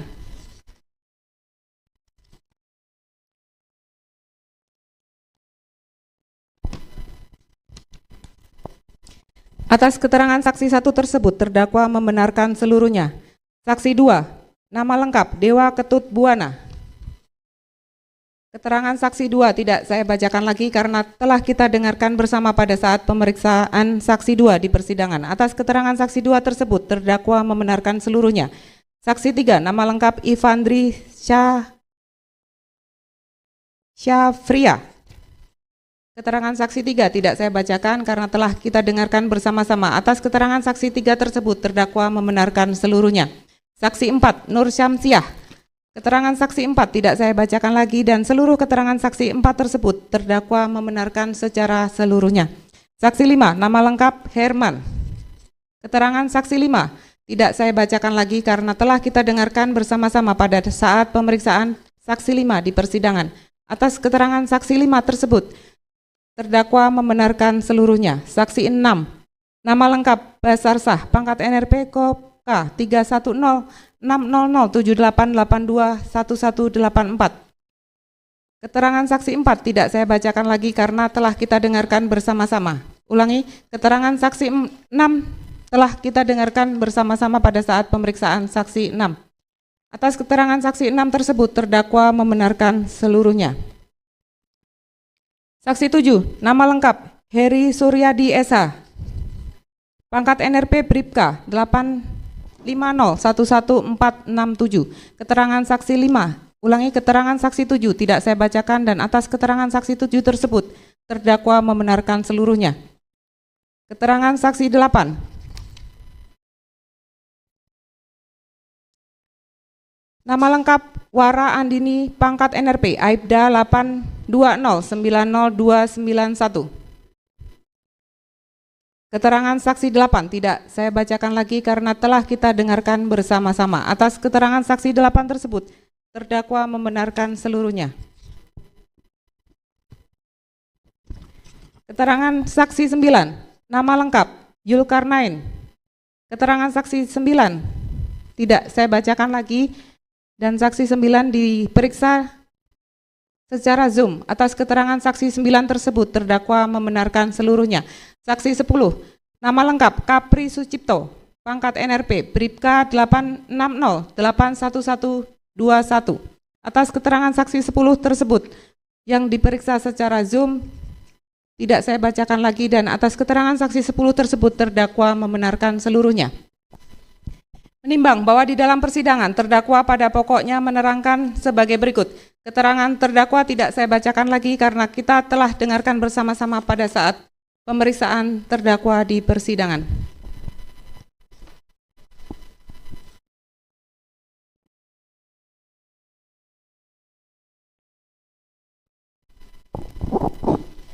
Menimbang bahwa barang bukti yang diajukan auditor militer kepada majelis hakim berupa surat-surat sebagai berikut. 1. 3 lembar penetapan penyitaan barang bukti dari Pengadilan Belambangan Umpu nomor 36 tanggal 9 April 2025. 2. 5 lembar foto barang bukti tindak pidana perjudian disita dari saudara Zulkarnain. 3. 1 lembar foto barang bukti tindak pidana perjudian disita dari Bribka Kapri Sucipto, dan 2 lembar printout rekening koran Bank BRI atas nama Yun Heri Lubis. Menimbang bahwa terhadap barang bukti berupa surat-surat yang dihadirkan oleh auditor militer di persidangan, majelis hakim akan menilai dan memberikan pendapatnya sebagai berikut. 1. Terhadap barang bukti barang bukti tersebut telah dibacakan dan diperlihatkan di persidangan di depan para saksi, terdakwa, auditor militer, serta penasihat hukum terdakwa. Oleh karena barang bukti tersebut erat kaitannya dengan tindak pidana yang terjadi, majelis hakim menilai bahwa barang bukti tersebut dapat dijadikan sebagai barang bukti dalam perkara ini untuk memperkuat pembuktian atas perbuatan yang dilakukan oleh terdakwa. 2. Terhadap barang bukti berupa 5 lembar foto barang bukti tindak pidana perjudian disita dari saudara Zulkarnain. Barang bukti tersebut erat kaitannya dengan tindak pidana yang terjadi. Majelis hakim menilai barang bukti tersebut dapat dijadikan sebagai barang bukti dalam perkara ini untuk memperkuat pembuktian atas perbuatan yang dilakukan oleh terdakwa. 3. Terhadap barang bukti surat berupa 1 lembar foto tindak pidana perjudian disita dari Bribka Kapri Sucipto. Barang bukti tersebut telah dibacakan, diperlihatkan, dan di persidangan di depan para saksi, terdakwa, auditor militer, serta penasihat hukum. Oleh karena itu, barang bukti tersebut erat kaitannya dengan tindak pidana yang terjadi.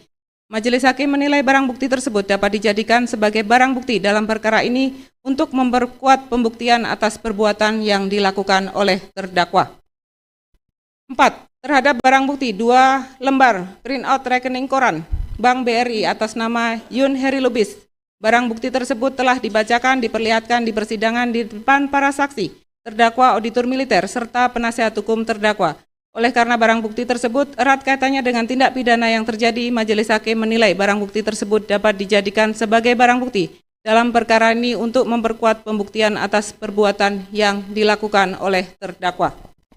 Menimbang bahwa dalam pemeriksaan perkara pidana yang sedang disidangkan, majelis hakim berkewajiban untuk memeriksa dengan seksama, menilai alat bukti yang dihadirkan di persidangan guna memperoleh alat bukti yang sah, sebagaimana yang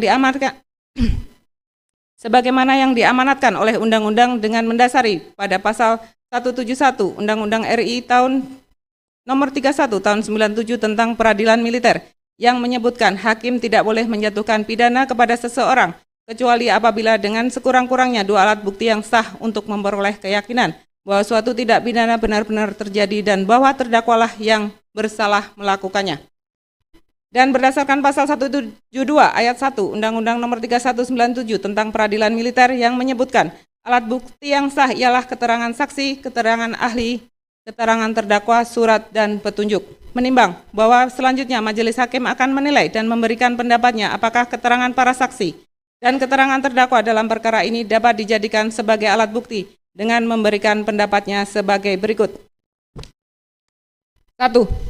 Bahwa setelah meneliti keterangan para saksi yang telah memberikan keterangan di persidangan, yaitu Saksi 1, Brigpol Rio Dayel Agusto Esa, Saksi 2, Saudara Ketut Buana, Saksi 3, Saudari Ivandri Tafria, Saksi 4, Saudara Nur Samsiah, Saksi 5, Saudara Herman, Saksi 6, Saudara Kopka Basarsah, Saksi 7, Bribka Heri Suryadi, Saksi 8, Aibda Waraandani, Saksi 9, Saudara Yulkarnain, dan Saksi 10,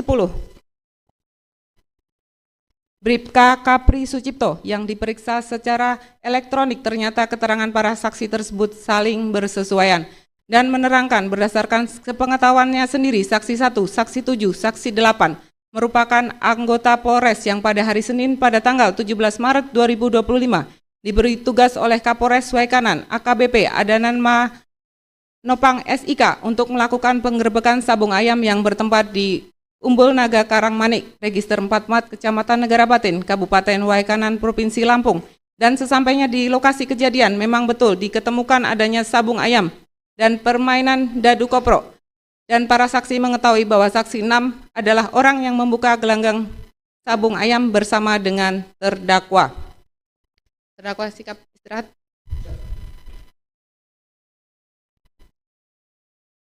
Terdakwa yang menjadi koordinator dadu gunjang kopro.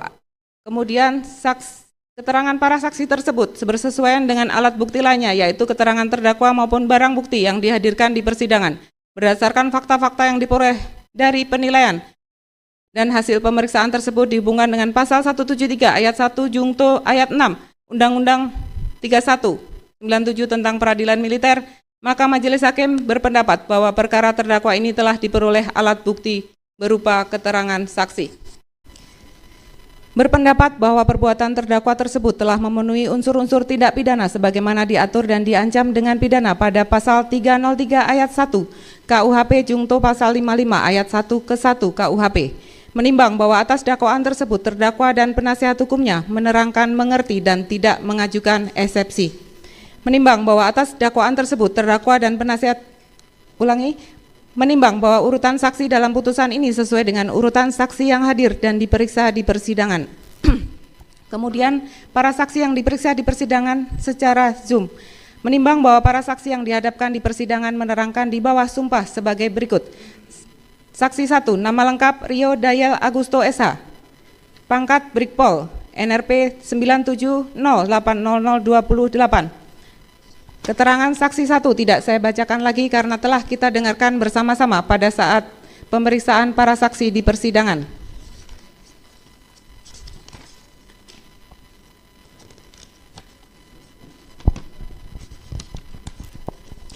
Atas keterangan saksi 1 tersebut, terdakwa membenarkan seluruhnya.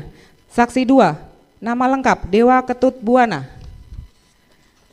Keterangan saksi 2 tidak saya bacakan lagi karena telah kita dengarkan bersama pada saat pemeriksaan saksi 2 di persidangan. Atas keterangan saksi 2 tersebut, terdakwa membenarkan seluruhnya. Saksi 3, nama lengkap Ivandri Syafria. Keterangan saksi 3 tidak saya bacakan karena telah kita dengarkan bersama-sama. Atas keterangan saksi 3 tersebut, terdakwa membenarkan seluruhnya. Saksi 4, Nur Syamsiah. Keterangan saksi 4 tidak saya bacakan lagi dan seluruh keterangan saksi 4 tersebut terdakwa membenarkan secara seluruhnya. Saksi 5, nama lengkap Herman.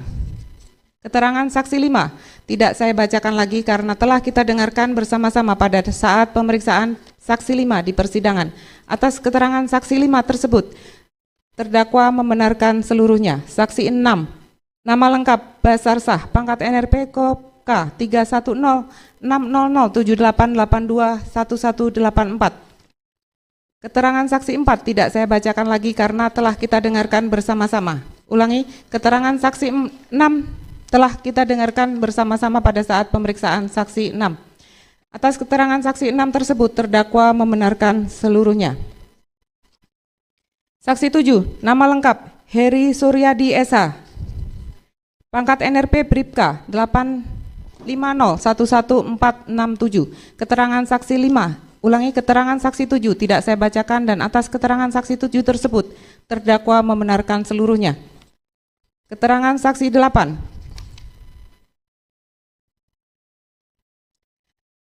nama lengkap Wara Andini, pangkat NRP Aibda 820902991.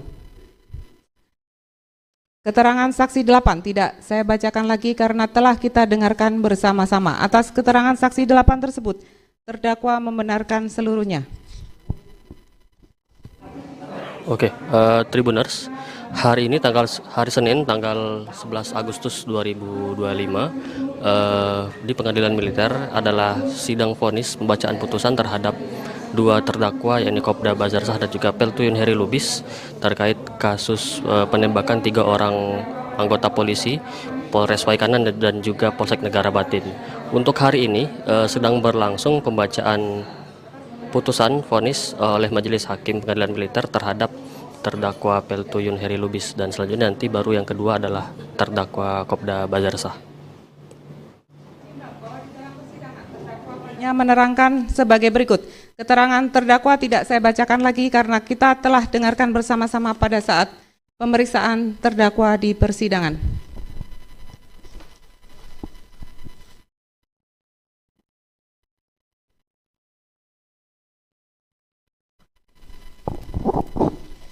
Menimbang bahwa barang bukti yang diajukan auditor militer kepada majelis hakim berupa surat-surat sebagai berikut. 1. 3 lembar penetapan penyitaan barang bukti dari Pengadilan Blambangan Umpu nomor 36 tanggal 9 April 2025. 2. 5 lembar foto barang bukti tindak pidana perjudian disita dari saudara Zulkarnain. 3. 1 lembar foto barang bukti tindak pidana perjudian disita dari Bribka Kapri Sucipto, dan 2 lembar printout rekening koran Bank BRI atas nama Yunheri Lubis. Menimbang bahwa terhadap barang bukti berupa surat-surat yang dihadirkan oleh auditor militer di persidangan, majelis hakim akan menilai dan memberikan pendapatnya sebagai berikut. 1. Terhadap barang bukti barang bukti tersebut telah dibacakan dan diperlihatkan di persidangan di depan para saksi, terdakwa, auditor militer, serta penasihat hukum terdakwa. Oleh karena barang bukti tersebut erat kaitannya dengan tindak pidana yang terjadi, majelis hakim menilai bahwa barang bukti tersebut dapat dijadikan sebagai barang bukti dalam perkara ini untuk memperkuat pembuktian atas perbuatan yang dilakukan oleh terdakwa. 2. Terhadap barang bukti berupa 5 lembar foto barang bukti tindak pidana perjudian disita dari saudara Zulkarnain.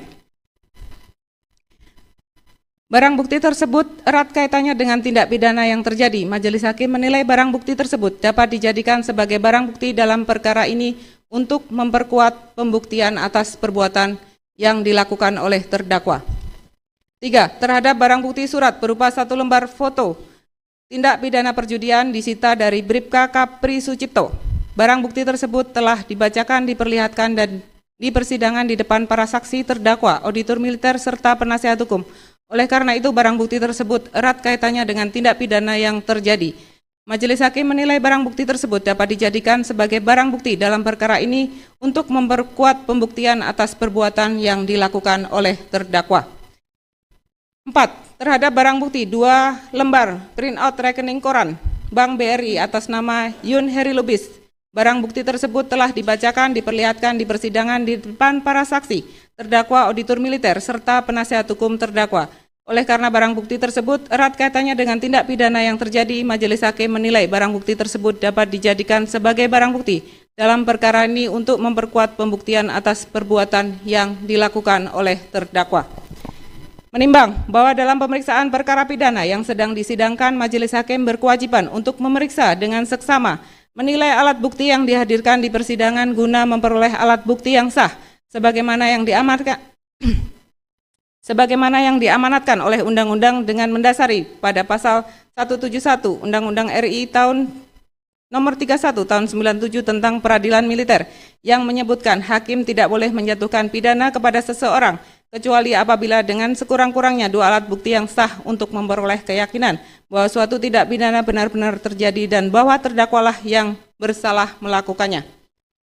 Dan berdasarkan pasal 172 ayat 1 Undang-Undang nomor 3197 tentang peradilan militer yang menyebutkan alat bukti yang sah ialah keterangan saksi, keterangan ahli, keterangan di persidangan, yaitu saksi 1 Brigpol Rio Dayel Agusto Esa, saksi 2 Saudara Ketut Buana, saksi 3 Saudari Ivandri Safria, saksi 4 Saudara Nur Samsiah, saksi 5 Saudara Herman, saksi 6 Saudara Kopka Basarsah, saksi 7 Bribka Heri Suryadi, saksi 8 Aibda Wara Andani, saksi 9 Saudara Zulkarnain, dan saksi 10 Bribka Kapri Sucipto yang diperiksa secara elektronik ternyata keterangan para saksi tersebut saling bersesuaian dan menerangkan berdasarkan sepengetahuannya sendiri saksi 1, saksi 7, saksi 8 merupakan anggota Polres yang pada hari Senin pada tanggal 17 Maret 2025 diberi tugas oleh Kapolres Waikanan AKBP Adananma Nopang SIK untuk melakukan penggerbekan sabung ayam yang bertempat di Umbul Naga Karangmanik, Register 4 Mat, Kecamatan Negara Batin, Kabupaten Waikanan, Provinsi Lampung. Dan sesampainya di lokasi kejadian memang betul diketemukan adanya sabung ayam dan permainan dadu kopro. Dan para saksi mengetahui bahwa saksi 6 adalah orang yang membuka gelanggang sabung ayam bersama dengan terdakwa. Terdakwa sikap istirahat.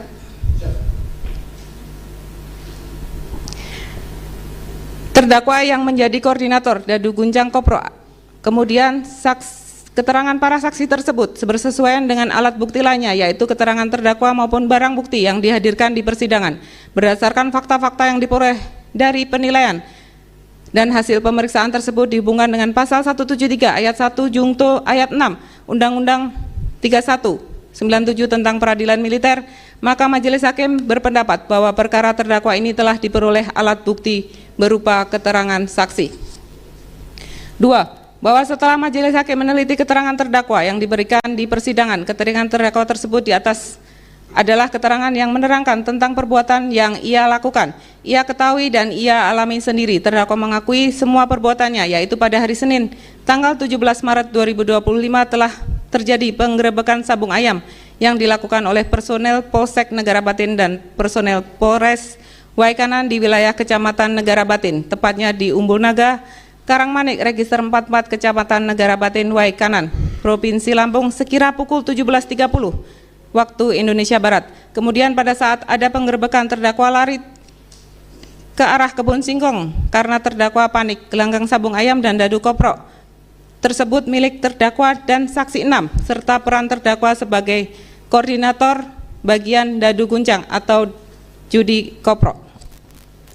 Sedangkan saksi 6 sebagai koordinator sabung ayam. Tempat sabung ayam dan dadu guncang tersebut dibuka sekira bulan April tahun 2024 dan terdakwa mengetahui bahwa tindakan sabung ayam dan saksi 6 serta peran terdakwa sebagai koordinator bagian dadu guncang atau judi kopro. Sedangkan saksi 6 sebagai koordinator sabung ayam. Tempat sabung ayam dan dadu guncang tersebut dibuka sekira bulan April tahun 2024 dan terdakwa mengetahui bahwa tindakan sabung ayam dan dadu guncang merupakan tindakan melanggar hukum dan merupakan tindak pidana. Namun perbuatan tersebut terdakwa masih lakukan, berharap mendapatkan hasil uang yang lebih dari kegiatan tersebut. Berpendapat keterangan terdakwa dapat dijadikan sebagai alat bukti dalam perkara ini. Menimbang bahwa terhadap barang bukti berupa surat-surat yang diajukan oleh auditor militer di persidangan, majelis hakim menganggap perlu untuk menilai barang bukti berupa surat-surat apakah dapat dijadikan sebagai alat bukti surat. Keseluruhan surat oleh karenanya, majelis hakim berpendapat keterangan terdakwa dapat dijadikan sebagai alat bukti dalam perkara ini. Menimbang bahwa terhadap barang bukti berupa surat-surat yang diajukan oleh auditor militer di persidangan, majelis hakim menganggap perlu untuk menilai barang bukti berupa surat-surat apakah dapat dijadikan sebagai alat bukti surat. Keseluruhan surat-surat tersebut disita oleh penyidik untuk kepentingan pembuktian perkara atas nama terdakwa. Surat-surat tersebut adalah sah karena dibuat menurut peraturan perundang-undangan yang diperuntukkan bagi pembuktian ketentuan pasal 176 Undang-Undang 3197 tentang peradilan militer yang mengatur tentang surat sebagai alat bukti yang sah. Maka majelis hakim berpendapat dalam perkara ini terdakwa juga telah diperoleh alat bukti berupa surat. Menimbang bahwa berdasarkan pertimbangan atas penilaian terhadap alat bukti yang dihadirkan auditor militer di persidangan dihubungkan dengan pasal 172 ayat 1 Undang-Undang 3197 tentang peradilan militer, maka dalam perkara ini telah diperoleh alat bukti yang sah, yaitu keterangan saksi, keterangan terdakwa, dan surat. Menimbang bahwa berdasarkan keterangan para saksi, keterangan terdakwa, dan barang bukti, serta setelah menghubungkan satu dengan yang lain diperoleh fakta hukum sebagai berikut. 1. Bahwa benar terdakwa Yun Heri Lubis menjadi anggota TNI AD pada tahun 1998 melalui pendidikan Sejapa Angkatan 98 di Rindam 1 Bukit Barisan, dilanjutkan pendidikan kejuruan infanteri di Dodiklat Pur Siantar. Setelah selesai pendidikan, terdakwa ditempatkan di Yonif 303 SSM Kostrad. Setelah mengalami beberapa kali mutasi jabatan dan kenaikan pangkat pada tahun 2012, dipindah tugaskan ke Kodim 0427 WK sampai dengan melakukan perbuatan yang menjadi perkara sekarang ini dengan pangkat Pelda NRP 219-80023 920378.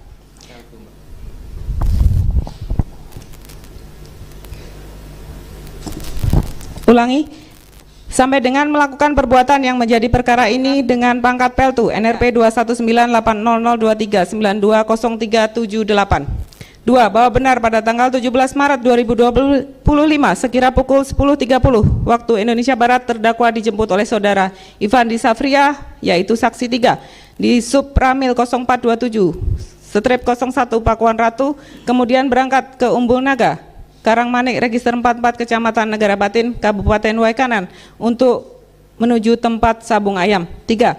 Bahwa benar sekira pukul 12 waktu Indonesia Barat, terdakwa tiba di lokasi sabung ayam dan permainan koprok, dan terdakwa langsung duduk di dekat gelanggang sabung ayam yang berjarak kurang lebih 5 meter. Saat itu terdakwa melihat saksi 6 sedang keliling mengecek orang yang memasang tenda untuk tamu yang akan datang melakukan sabung ayam dan permainan koprok. 4. Bahwa benar sekira pukul 13.30 waktu Indonesia Barat, terdakwa bergeser dari tempat duduk terdakwa berpindah ke tempat dadu goncang yang berjarak kurang lebih 30 meter ke arah tengah-tengah area sabung ayam. Saat itu terdakwa duduk dan ikut memasang tempat permainan koprok, dan sesekali terdakwa juga menengok ke gelanggang sabung ayam. 5. Bahwa benar sekira pukul 14.00 waktu Indonesia Barat, para pemain sabung ayam maupun dadu koprok mulai berdatangan dan di tempat arena situasi ramai berkerumun sekitar kurang lebih 30 orang yang akan bermain sabung ayam maupun dadu koprok. 6. Bahwa benar pada saat terdakwa mendatangi lokasi, pakaian yang terdakwa gunakan yaitu pakaian preman atau sipil, kaos berwarna hijau, celana coklat, dan saksi 6 memakai celana jeans warna biru dan kaos warna biru. 7. Bahwa benar sebelum melaksanakan sabung ayam pada hari Senin 17 Maret 2025, saksi 10 diminta oleh saksi 6 untuk membantu mempromosikan acara sabung ayam miliknya yang akan dilaksanakan pada tanggal 17 Maret 2025. 8. Bahwa benar saksi 10 berinisiatif sendiri membuat video promosi acara undangan sabung ayam. Setelah itu saksi 10 membuat status di aplikasi WhatsApp dengan cara saksi 10 privat. Hanya teman-teman sesama pemain sabung ayam yang dapat melihat status video saksi 10. 9. Bahwa benar pada hari Senin tanggal 17 Maret 2025 sekira pukul 12.00 waktu Indonesia Barat, beberapa anggota Polres Waikanan dikumpulkan oleh Kasat Reskrim Polres Waikanan atas nama AKP Sigit Barazili STMH, dan saat itu menyampaikan dari Kasat Reskrim bahwa mendapat perintah dari Kapolres untuk melakukan penggerebekan sabung ayam di daerah wilayah hukum Polsek Negara Batin. 10. Bahwa benar penggerebekan sabung ayam di daerah wilayah hukum Polsek Negara Batin yang dilaksanakan berdasarkan surat perintah Kapolres Waikanan AKBP Adanan Manopang SIK nomor SP gas-35 3 Romawi res .1.24 2025 Reskrim. 11. Bahwa benar sekira pukul 14.00 WIB anggota Polres Waikanan berangkat menuju Polsek Negara Batin dengan menggunakan 4 unit kendaraan roda 4 dan beranggotakan 11 orang yang dipimpin oleh Kanit Reserse Umum atas nama Ibda Engga Depati SHMH, dan tiba di Polsek Negara Batin sekira pukul 16.40 waktu Indonesia Barat. 12. Bahwa benar setibanya di Polsek Negara Batin sudah ada Ibtu Lusianto SH, Aibda Wara Andini, dan Bribka Petrus Aprianto berdiri di samping ruang tekap Polsek Waikanan. Saat itu Ibtu Lusianto SH bertanya kepada anggota Polres Waikanan siapa yang memimpin.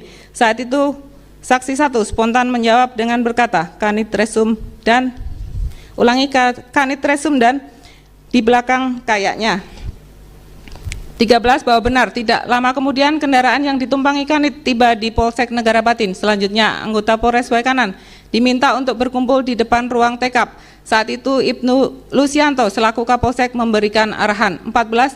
Bahwa benar sekira pukul 17.00 waktu Indonesia Barat, tim gabungan dari Polres Waikanan dan Polsek Negara Batin berangkat menuju lokasi di Umbul Naga, Karangmanik, Kecamatan Negara Batin, Kabupaten Waikanan ke Provinsi Lampung menggunakan 5 unit kendaraan. 15 bahwa benar dalam penggerebekan tersebut diikuti oleh 16 orang personel dari Polres 11 dari Polres Waikanan 11 personel dan dari Polsek Negara Batin 5 personel yang dipimpin langsung oleh Ibda Engga Depati dan Ibda Lusianto, juga melibatkan personel Dalmas dan Inafis dari Polres Waikanan. Yang tertua dari Dalmas adalah Ibda Engga dan dari Inafis yang tertua adalah Ibda Julian. 16 bahwa benar senjata yang dipergunakan pada saat penggerebekan sabung ayam tersebut antara lain dari personel Polres. Personel Polsek menggunakan senjata laras pendek jenis revolver merek Taurus 2 pucuk dan senjata laras panjang SS1 V22 pucuk, dan dari personel Inafis Mapolres menggunakan senjata laras pendek merek HS kaliber 9 mm 3 pucuk dan SS1 V2 1 pucuk.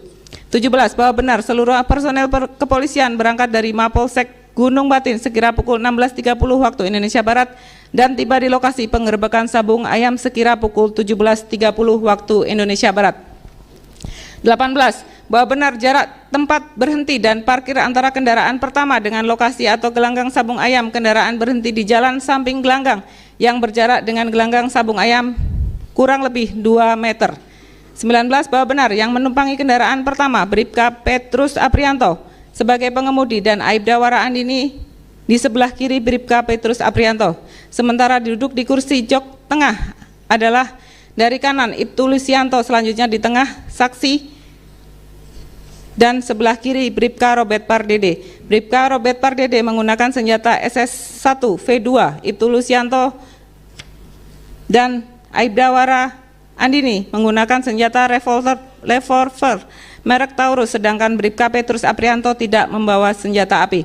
20 bahwa benar setelah anggota kepolisian tiba di lokasi cuaca masih terang dan terdapat sekitar kurang lebih 30 orang yang berada di area sabung ayam, dan pada saat melakukan penggerebekan sabung ayam saat turun dari kendaraan anggota kepolisian langsung menyebar. 21 bahwa benar pada saat di area sabung ayam anggota kepolisian dari Polres Waikanan dan Polsek Negara Batin mengeluarkan tembakan peringatan ke arah atas. 22 bahwa benar sekira pukul 17.30 pada saat terdakwa sedang duduk membelakangi gelanggang di dekat judi koprok, tiba-tiba terdengar suara tembakan sebanyak 3 kali dari arah gelanggang sabung ayam. Mendengar suara tembakan tersebut, terdakwa langsung kabur dan lari ke arah kebun singkong. 23 bahwa benar terdakwa melihat 2 petugas yang berjarak kurang lebih 30 meter dengan pakaian preman dan membawa laras panjang. 2 pucuk mengeluarkan tembakan dan terdakwa tetap berlari. 24 bahwa benar pada saat terdakwa lari ke arah kebun singkong, terdakwa melihat saksi 6 dengan jarak kurang lebih 20 meter berlari juga ke arah kebun singkong karena terdakwa juga panik dan tetap berlari ke arah kebun singkong. 25 bahwa benar pada saat terdakwa berlari kemudian terdakwa terjatuh di kebun singkong, selanjutnya terdakwa merayap dan berdiri terus berlari ke tempat yang aman karena pada waktu itu masih dikejar dengan suasana tembakan yang berulang kali. 26 bahwa benar sekira pukul 18.30 waktu Indonesia Barat saat itu terdakwa menghubungi Kapolsek Negara Batin Ibtu Lusianto dengan maksud menanyakan kenapa bisa terjadi penggerebekan. Akan tetapi telepon tersebut tidak diangkat, kemudian terdakwa tetap berlari dan sekira pukul 22 waktu Indonesia Barat terdakwa sampai di kebun tebu daerah PSMI, terdakwa beristirahat. 27 bahwa benar pada hari Selasa tanggal 18 Maret 2025 sekira pukul 00.30 waktu Indonesia Barat terdakwa menghubungi Dandim 0427 WK dan mengatakan selamat malam komandan, mohon petunjuk. Dandim 0427 WK mengatakan Pak Lubis segera mencari tempat aman kalau bisa langsung ke Kodim.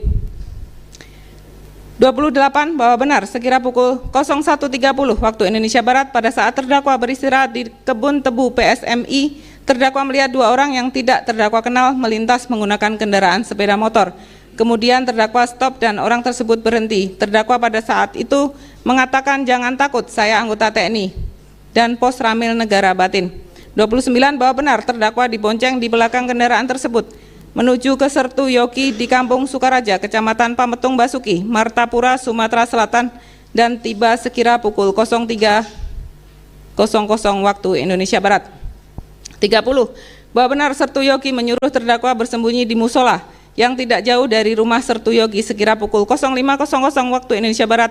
Terdakwa dijemput Pasilitpam Denpom 23 Lampung atas nama Letu Safril Marsamba untuk dibawa ke Denpom 23 Lampung. 31.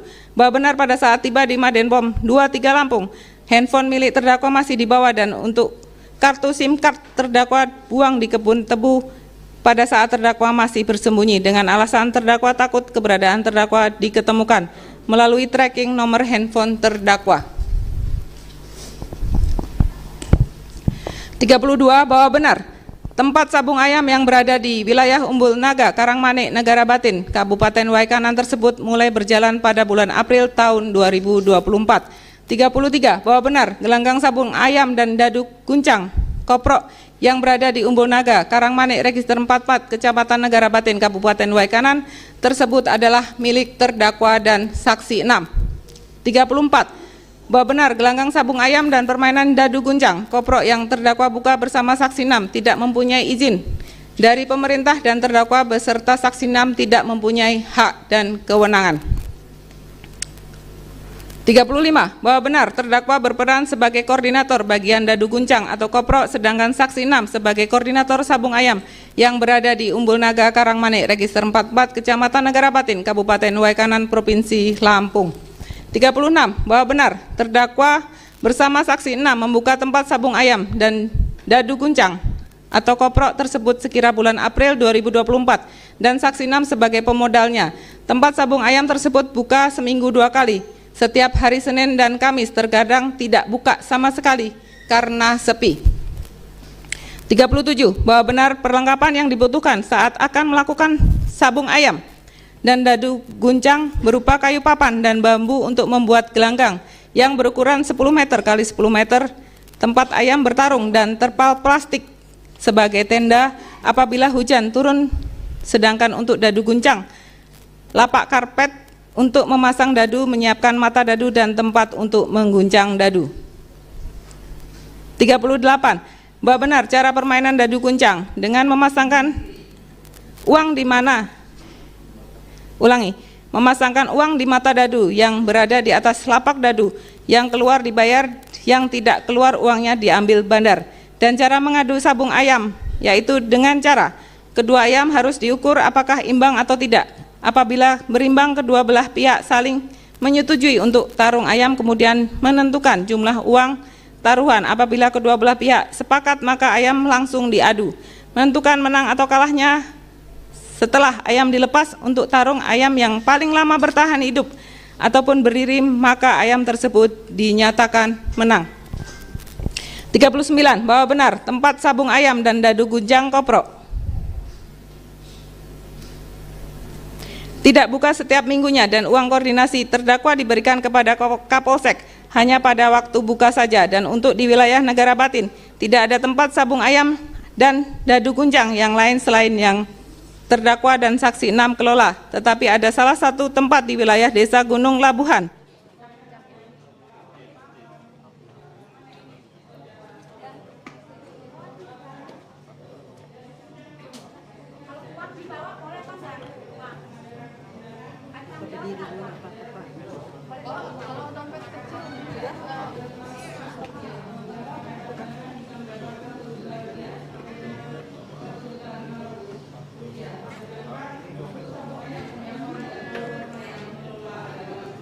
Inilah keluarga dari korban yang datang ke pengadilan militer. Sedang dilakukan pemeriksaan.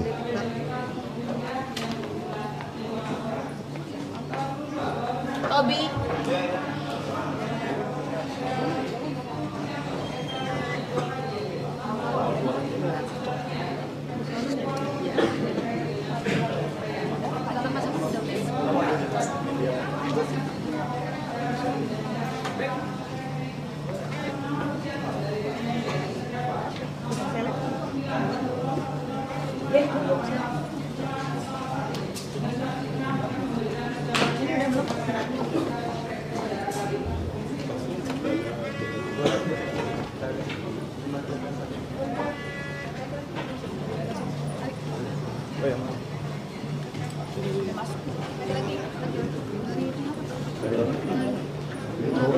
Siap.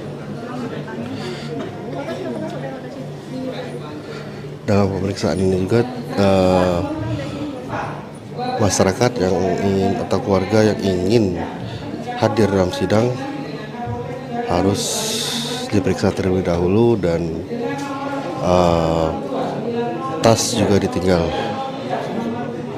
untuk menghindari hal-hal yang tidak diinginkan.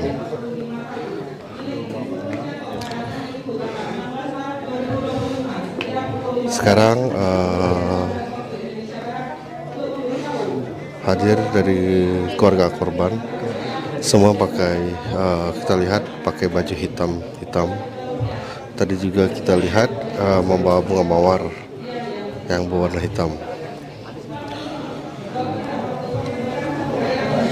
Dan sekarang sudah ada juga sedang berlangsung sidang dari Peltu Lubis, terdakwa Peltu Lubis.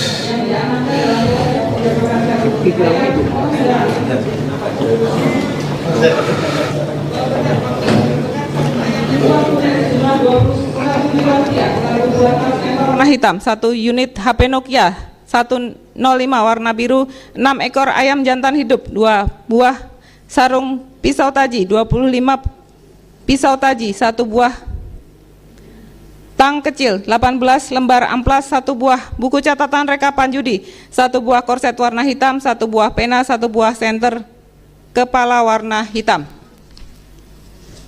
1 buah pisau beserta sarungnya, 1 buah tas warna hitam, 1 jas hujan warna coklat, dan barang bukti yang disita, 1 orang sipil tertangkap atas nama Yulkarnain bin Haji Aman Miun. 46. Bahwa benar saat mengeluarkan tembakan peringatan tidak ada yang memerintahkan karena spontan mengeluarkan tembakan dengan tujuan supaya para pemain judi sabung ayam tidak kabur atau melarikan diri. 47. Bahwa benar pada saat penggerebekan yang dilakukan oleh anggota Polres Waikanan dan Polsek Negara Batin, situasi gelanggang sabung ayam dan dadu koprok, situasi ramai dan dari pengunjung masyarakat. 48. Bahwa benar yang terdakwa mengetahui bandar dadu guncang berjumlah 8 orang, tetapi yang ingat hanya saudara Riki dan saudara Pendi yang beralamat Cahaya Mas, Oku Timur, Sumatera Selatan. Para bandar dadu guncang koprok tersebut menyetor kepada terdakwa apabila buka biasa tidak mengadakan undangan dapat Rp300.000 sampai dengan Rp500.000. Apabila mengadakan undangan bisa mendapatkan Rp1.000.000 sampai dengan Rp1.500.000.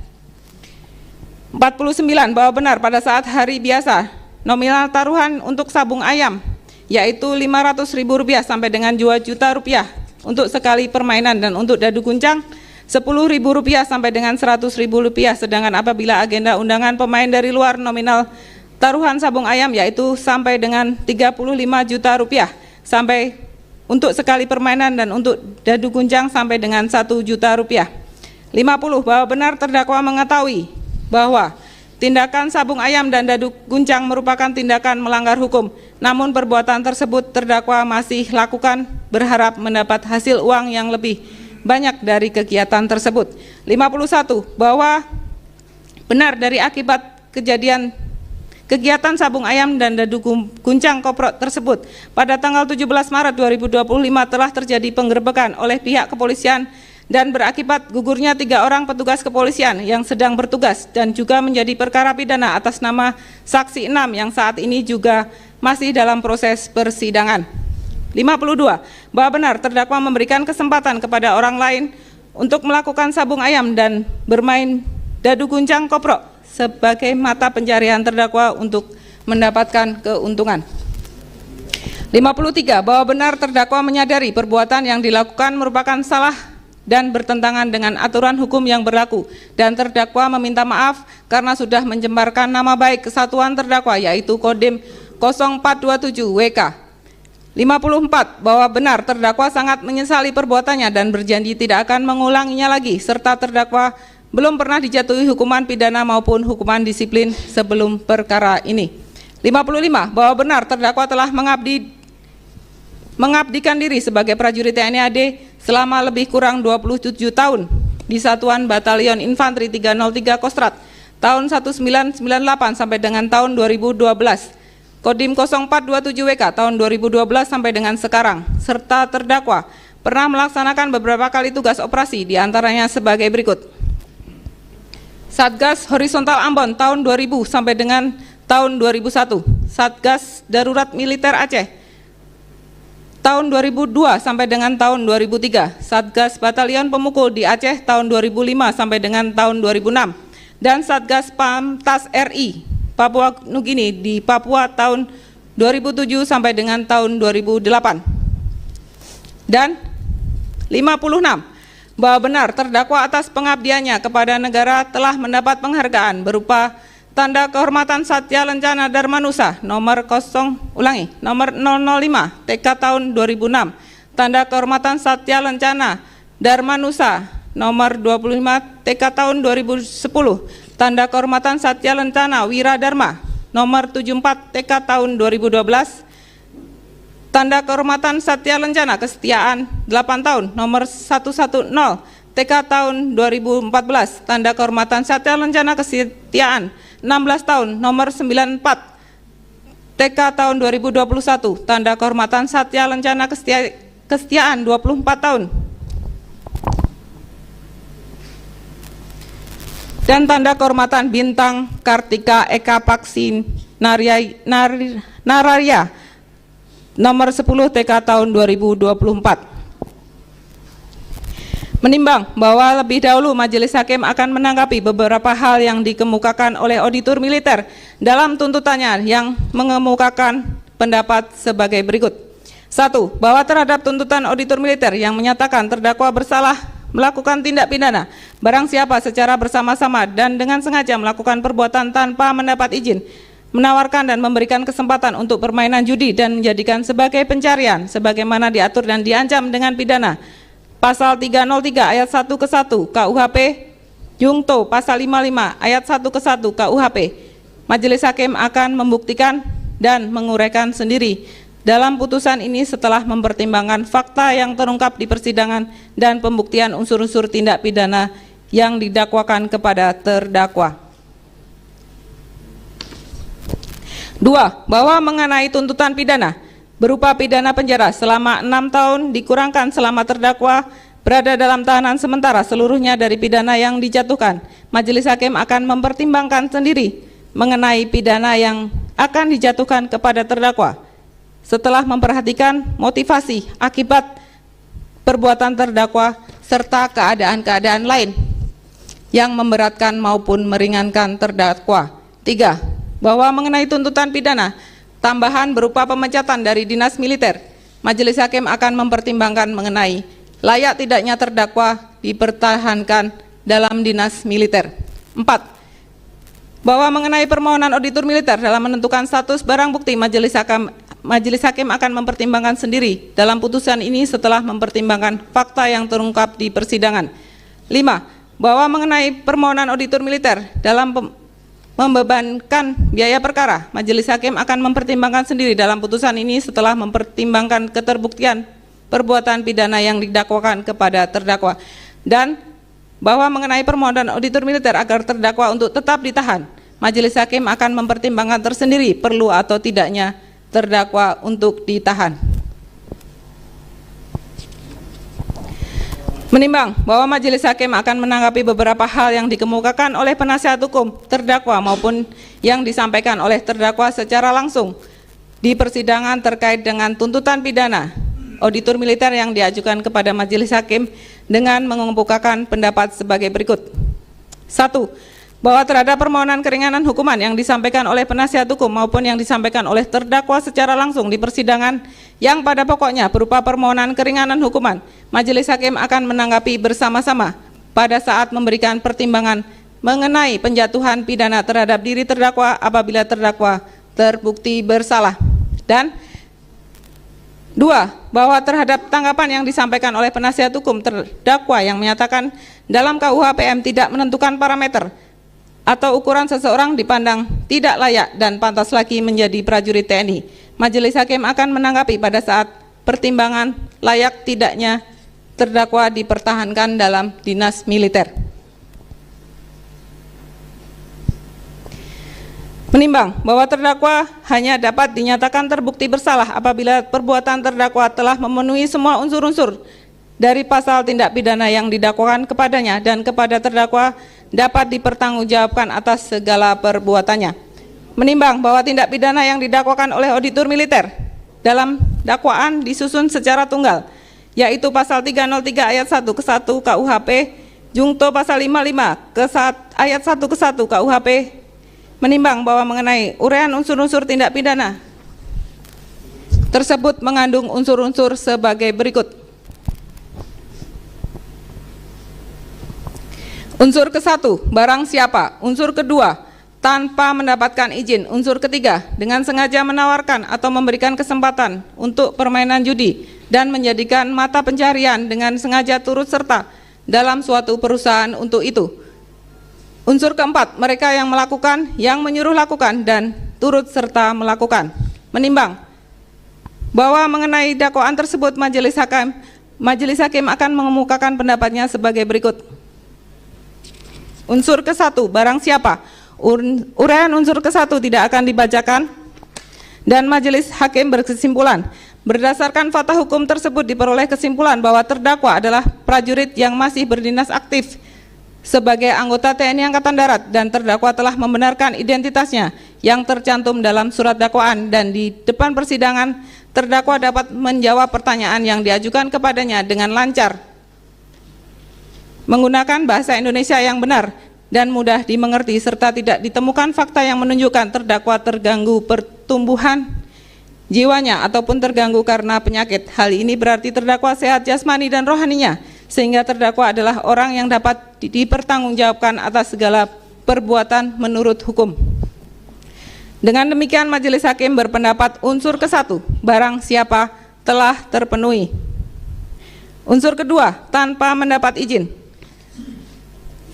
Uraian unsur kedua tidak dibacakan lagi dan berdasarkan fakta hukum tersebut diperoleh kesimpulan bahwa benar gelanggang sabung ayam dan permainan dadu guncang atau koprok yang terdakwa buka bersama dengan saksi 6 di wilayah Umbul Naga, Karangmanik, Register 44, Kecamatan Negara Batin, Kabupaten Waikanan, Provinsi Lampung, tidak mempunyai izin dari pemerintah. Dan terdakwa beserta saksi 6 tidak mempunyai hak dan kewenangan untuk menyelenggarakannya, serta terdakwa mengetahui bahwa perbuatan sabung ayam dan dadu guncang merupakan tindakan melanggar hukum, namun perbuatan tersebut terdakwa masih lakukan, berharap mendapatkan keuntungan. Dengan demikian majelis hakim berpendapat unsur kedua, tanpa mendapat izin, telah terpenuhi. Unsur ketiga, dengan sengaja menawarkan atau memberikan kesempatan untuk permainan judi dan menjadikan sebagai pencarian dengan sengaja turut serta dalam suatu persoalan untuk itu. Uraian unsur ketiga tidak dibacakan lagi dan majelis hakim berkesimpulan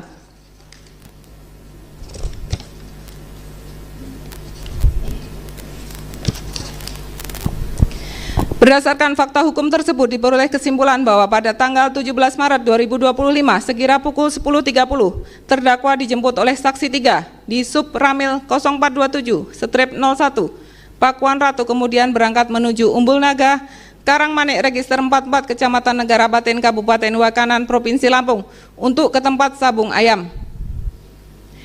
Setelah tiba di lokasi sabung ayam dan permainan koprok, dan terdakwa melihat saksi 6 sedang keliling mengecek orang yang memasang tenda untuk tamu yang akan datang melakukan sabung ayam dan permainan koprok, dan terdakwa ikut memasang tempat permainan koprok, dan sesekali terdakwa juga menengok ke gelanggang sabung ayam. Sekira pukul 14.00 waktu Indonesia Barat, para pemain sabung ayam maupun dadu koprok mulai berdatangan dan di tempat arena sudah mulai ramai berkerumun sekitar kurang lebih 30 orang yang akan bermain sabung ayam dan permainan dadu guncang atau dadu koprok. Tersebut buka seminggu 2 kali, yaitu setiap hari Senin dan setiap hari Kamis. Terkadang jika sepi tidak buka sama sekali. Perlengkapan yang dibutuhkan saat akan melakukan sabung ayam dan dadu guncang berupa kayu papan dan bambu untuk membuat gelanggang yang berukuran 10 meter kali 10 meter. Tempat ayam bertarung dan terpal plastik sebagai tenda, sebagai tenda apabila hujan turun, sedangkan untuk dadu guncang lapak atau karpet untuk memasang dadu, menyiapkan mata dadu dan tempat untuk mengunjang dadu. Untuk dadu guncang, hasilnya tidak menentu, sedangkan untuk sabung ayam terdakwa tidak tahu karena yang mengelola adalah saksi 6. Terdakwa mengetahui bahwa tindakan sabung ayam dan dadu guncang merupakan tindakan melanggar hukum, namun terdakwa memberikan kesempatan kepada orang lain untuk bermain jenis dadu guncang yang menjadikan mata pencarian terdakwa untuk mendapatkan keuntungan. Dengan demikian, majelis hakim berpendapat unsur ketiga dengan sengaja memberikan kesempatan permainan judi dan menjadikan sebagai pencarian telah terpenuhi. Unsur keempat, mereka yang melakukan, yang menyuruh lakukan dan turut serta melakukan. Berdasarkan fakta hukum tersebut diperoleh kesimpulan bahwa sebelum pelaksanaan sabung ayam, saksi 10 diminta oleh saksi 6 untuk membantu mempromosikan acara sabung ayam miliknya yang akan dilakukan pada tanggal 17 Maret 2025. Saksi 10 kemudian membuat video promosi acara undangan sabung ayam dan membuat status aplikasi WhatsApp dengan cara saksi 10 privat. Hanya teman-teman sesama pemain sabung ayam yang dapat melihat status video saksi 10. Kemudian sebelum pelaksanaan sabung ayam, terdakwa melihat saksi 6 sedang berkeliling mengecek orang yang memasang tenda untuk tamu yang akan datang melakukan sabung ayam dan permainan judi koprok. Dan terdakwa ikut memasang tempat permainan koprok dan sesekali terdakwa juga menengok ke gelanggang sabung ayam. Gelanggang sabung ayam yang permainan dadu guncang yang terdakwa buka bersama saksi 6, yaitu terdakwa berperan sebagai koordinator bagian dadu guncang, sedangkan saksi 6 sebagai koordinator sabung ayam dan saksi 6 sebagai pemodalnya. Dengan demikian, majelis hakim berpendapat unsur keempat, mereka yang melakukan, menyuruh lakukan, dan turut serta melakukan telah terpenuhi. Menimbang bahwa berdasarkan hal-hal yang diuraikan di atas dan merupakan fakta-fakta yang diperoleh dalam persidangan, majelis hakim berpendapat bahwa terdapat cukup bukti secara sah dan meyakinkan bahwa terdakwa terbukti bersalah telah melakukan tindak pidana barang siapa turut serta tanpa mendapat izin dengan sengaja memberikan kesempatan untuk permainan judi dan menjadikan sebagai pencarian sebagaimana diatur dan diancam dengan pidana pasal 303 ayat 1 ke 1 KUHP Jungto pasal 55 ayat 1 ke 1 KUHP. Menimbang bahwa oleh karena semua unsur tindak pidana sebagaimana dakwaan auditor militer telah terpenuhi secara sah dan meyakinkan, majelis hakim berpendapat terhadap tuntutan auditor militer dalam keterbuktian unsur-unsur dakwanya dapat diterima. Menimbang bahwa selama pemeriksaan di dalam persidangan tidak ditemukan adanya alasan pemaaf pada diri terdakwa maupun alasan pembenar pada perbuatan terdakwa dan di persidangan terdakwa hadir dalam keadaan sehat jasmani maupun rohani, serta terdakwa tidak dalam keadaan kurang sempurna akalnya atau sakit jiwanya sebagaimana dimaksud pasal 44 KUHP, sehingga terdakwa mampu mempertanggungjawabkan segala akibat dari perbuatannya serta tidak ditemukan hal-hal yang dapat menghapuskan pertanggungjawaban pidananya, sehingga terdakwa dapat dipertanggungjawabkan sebagai subjek tindak pidana. Oleh karena terdakwa dinyatakan bersalah, maka terdakwa harus dipidana sesuai dengan ketentuan yang dilakukannya dengan mengingat rasa keadilan dan tumbuh dan berkembang dalam masyarakat. Menimbang bahwa di dalam pemeriksaan dan mengadili perkara terdakwa ini secara umum, tujuan majelis hakim adalah untuk menjaga keseimbangan antara kepentingan hukum, kepentingan umum, dan kepentingan militer. 1. Menjaga kepentingan hukum dalam arti menjaga tetap tegaknya hukum dan keadilan dalam masyarakat, bahwa oleh karena terdakwa dinyatakan terbukti secara sah dan meyakinkan bersalah melakukan tindak pidana dalam perkara ini, maka untuk menjaga tetap tegaknya hukum maka terdakwa harus dijatuhi pidana sesuai dengan kesalahannya, sehingga menjatuhan pidana pada diri terdakwa akan memberikan rasa keadilan bagi masyarakat. Penjatuhan pidana pada terdakwa juga akan memberikan kepercayaan masyarakat terhadap komitmen penegakan hukum di TNI.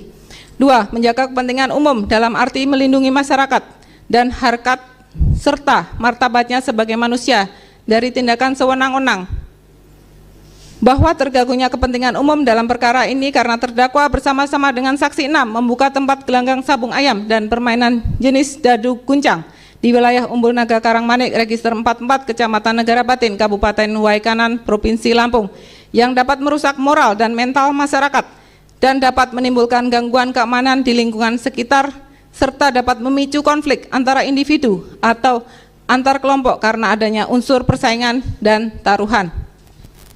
Selain itu, perbuatan terdakwa juga telah meresahkan dan memberikan contoh yang tidak baik bagi anggota yang lain maupun bagi masyarakat, dan menjaga kepentingan militer. Dalam arti dapat mendukung kelancaran pelaksanaan tugas pokok TNI dan dapat mendorong semangat mentalitas dan kejuangan prajurit, sehingga dalam situasi yang bagaimanapun sulitnya, tetap mematuhi dan menjunjung tinggi ketentuan-ketentuan hukum yang berlaku.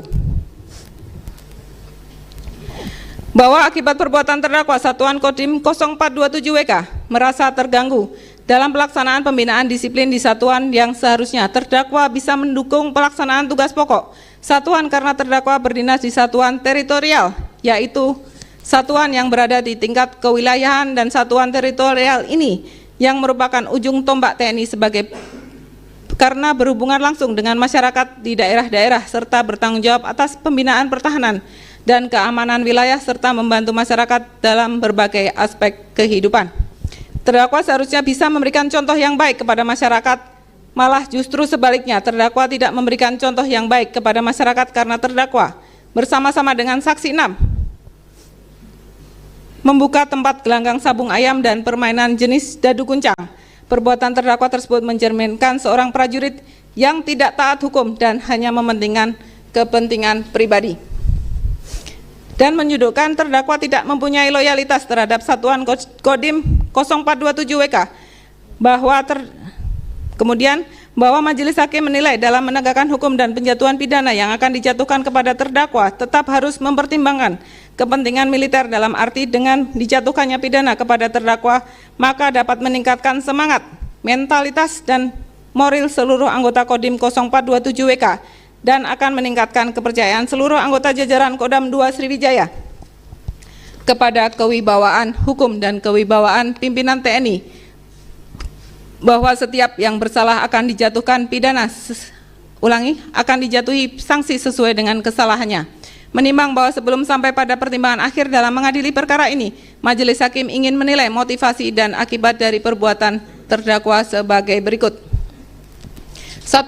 Bahwa motivasi terdakwa melakukan perbuatan dalam perkara ini karena terdakwa ingin mendapatkan uang dengan cara yang mudah, dengan cara membuka tempat gelanggang sabung ayam dan permainan jenis dadu kuncang di wilayah Umbul Naga, Karangmanik, Register 44, Kecamatan Negara Batin, Kabupaten Waikanan, Provinsi Lampung, dan terdakwa mengetahui perbuatan tersebut melanggar hukum, namun terdakwa masih melakukannya berharap mendapatkan hasil uang yang lebih banyak dan sebagai mata pencarian terdakwa untuk mendapatkan keuntungan. 2. Bahwa akibat perbuatan terdakwa yang membuka tempat gelanggang sabung ayam dan permainan jenis dadu kuncang di wilayah Umbul Naga, Karangmanik, Register 44, Kecamatan Negara Batin, Kabupaten Waikanan, Provinsi Lampung, bersama saksi 6 telah merusak nama baik institusi TNI, khususnya TNI Angkatan Darat dan kesatuan terdakwa Kodim 0427 WK yang selama ini penilaian masyarakat sebagai institusi yang dapat dipercaya karena institusi TNI AD tidak hanya bertugas dalam bidang pertahanan, tetapi juga aktif membantu masyarakat dalam berbagai bidang. Hal ini menunjukkan bahwa TNI AD hadir sebagai garda terdepan dalam mengatasi kesulitan rakyat dan menjaga stabilitas nasional, dan perbuatan terdakwa tersebut malah justru tidak memberikan contoh yang baik kepada masyarakat. Perbuatan terdakwa tersebut mencerminkan seorang prajurit yang tidak taat hukum. Selain itu, pada saat kegiatan sabung ayam dan dadu kuncang pada tanggal 17 Maret 2025 telah terjadi penggerebekan oleh pihak kepolisian dan berakibat gugurnya 3 orang petugas kepolisian yang sedang bertugas dan juga menjadi perkara pidana atas nama saksi 6 yang saat ini masih dalam proses persidangan. Menimbang bahwa tujuan majelis hakim tidaklah semata-mata untuk memidana orang yang bersalah melakukan tindak pidana, tetapi juga mempunyai tujuan untuk mendidik agar yang bersangkutan dapat insyaf dan kembali ke jalan yang benar, menjadi warga negara dan prajurit yang baik sesuai falsafah Pancasila dan Sabta Marga. Oleh karena itu, sebelum majelis hakim menjatuhkan pidana pada diri terdakwa, dalam perkara ini perlu terlebih dahulu memperhatikan hal-hal yang meringankan dan memberatkan pidananya, yaitu keadaan yang memberatkan. 1. Bahwa perbuatan terdakwa dapat merusak citra TNI AD, khususnya Satuan Kodim 0427 WK yang dapat menyebabkan menurunnya tingkat kepercayaan masyarakat terhadap TNI Angkatan Darat. 2. Bahwa terdakwa sebagai Dansub Ramil tidak memberikan contoh yang baik kepada masyarakat, justru membuka tempat gelanggang sabung ayam dan permainan jenis dadu kuncang. 3. Bahwa terdakwa selaku atasan yang pangkatnya lebih tinggi tidak melarang perbuatan yang dilakukan oleh saksi 6, malah justru ikut bersama dengan saksi 6 membuka tempat gelanggang sabung ayam dan permainan jenis dadu kuncang. 4. Bahwa akibat dari adanya kegiatan sabung ayam dan dadu kuncang yang terdakwa dan saksi 6 selenggarakan pada tanggal 17 Maret 2025 telah terjadi penggerebekan oleh pihak kepolisian dan berakibat gugurnya 3 orang petugas kepolisian yang sedang bertugas, dan juga menjadi perkara pidana atas nama saksi 6 yang saat ini juga masih dalam proses persidangan. Keadaan-keadaan yang meringankan. 1. Bahwa terdakwa selama persidangan bersikap kooperatif dan tidak berbelit-belit. 2. Bahwa terdakwa berterus terang mengakui semua kesalahannya, menyesali dan berjanji tidak akan mengulangi perbuatannya lagi. 3. Bahwa terdakwa sebelum perkara ini belum pernah dijatuhi hukuman pidana maupun hukuman disiplin. 4. Bahwa terdakwa telah mengabdikan diri sebagai prajurit TNI Angkatan Darat selama lebih kurang 27 tahun. 5. Bahwa terdakwa pernah melaksanakan beberapa tugas operasi dan tidak kami sebutkan lagi. 6. Bahwa terdakwa telah mendapatkan beberapa tanda kehormatan. Yang terakhir, tanda kehormatan Satya Lencana Kesetiaan 16 tahun dan tanda kehormatan Bintang Kartika Eka Paksina Redia nomor 10 TK tahun 2024. Menimbang bahwa selanjutnya Majelis Hakim akan mempertimbangkan mengenai lama pidana penjara yang dimohonkan oleh auditor militer dalam tuntutannya, yaitu pidana penjara selama 6 tahun. Majelis Hakim mengemukakan pendapatnya sebagai berikut. 1. Bahwa dalam pemeriksa dan mengadili perkara ini, Majelis Hakim akan menilai seluruh fakta-fakta dan secara objektif dengan memperhatikan aspek keadilan, kemanfaatan, dan kepastian secara berimbang, agar dalam penegakan hukum dapat diterima oleh semua pihak dan setelah mempertimbangkan motivasi, akibat, dan perbuatan terdakwa, keadaan-keadaan yang memberatkan dan meringankan sebagaimana pertimbangan-pertimbangan di atas. Hukuman yang akan dijatuhkan kepada terdakwa haruslah dapat memberikan manfaat dan tujuan pemidanaan itu sendiri, yaitu memberikan rasa keadilan kepada semua pihak. 2. Bahwa untuk menentukan lamanya serahmat pidana yang dianggap sesuai, selaras, dan setimpal untuk dijatuhkan terhadap diri terdakwa sesuai dengan perbuatan dan kadar kesalahannya, Majelis Hakim berpendapat untuk membina prajurit tentunya harus dijatuhi hukuman yang sesuai dengan asas dan tujuan penghukuman. Bagi yang bersalah harus ada sanksi yang tegas. Di samping itu, tujuan penghukuman juga bukan untuk balas dendam, akan tetapi supaya dapat menimbulkan efek jerah bagi terdakwa dan efek cegah bagi prajurit yang lain agar tidak melakukan tindak pidana yang sama. 3.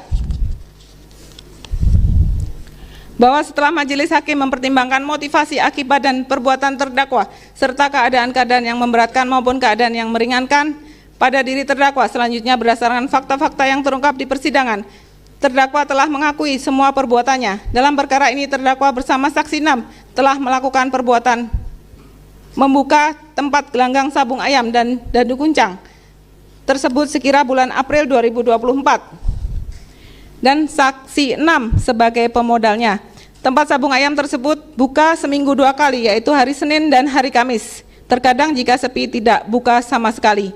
Sedangkan gelanggang sabung ayam dan dadu kuncang yang berada di wilayah Umbul Naga, Register 44 Kecamatan Negara Batin, Kabupaten Waikanan, Provinsi Lampung, tersebut milik terdakwa dan milik saksi 6. Terdakwa berperan sebagai koordinator bagian dadu kuncang, sedangkan saksi 6 sebagai koordinator sabung ayam dan tempat sabung ayam yang berada di Umbul Naga, Karangmanik, Kecamatan Negara Batin, Kabupaten Waikanan tersebut mulai berjalan pada April 2024. Terdakwa memberikan kesempatan kepada orang lain untuk bermain jenis dadu kuncang, merupakan mata pencarian terdakwa untuk mendapatkan keuntungan.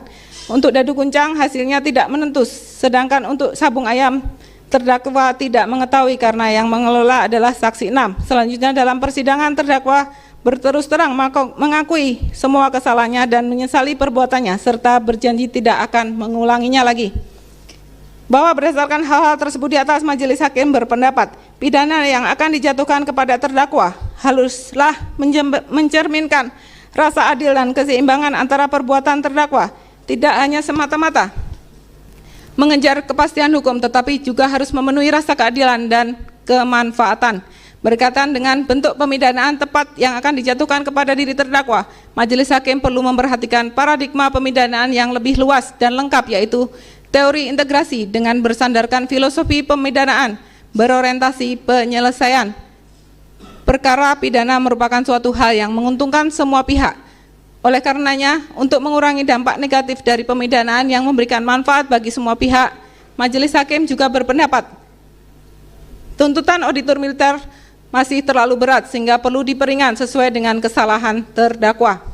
Selain itu, sebagaimana asas dan tujuan penghukuman, bagi yang bersalah harus ada sanksi yang tegas. Tujuan penghukuman juga bukan untuk balas dendam, akan tetapi supaya dapat menimbulkan efek jera bagi terdakwa dan bagi prajurit yang lainnya agar tidak melakukan tindak pidana yang sama. Dengan demikian, maka terhadap permohonan keringanan hukuman yang dimohonkan oleh penasihat hukum terdakwa dapat dikabulkan sebatas pidana pokoknya saja.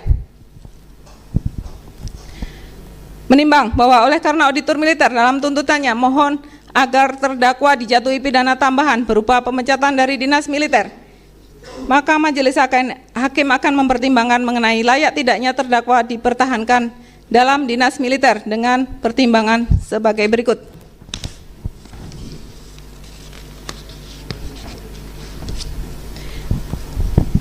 1.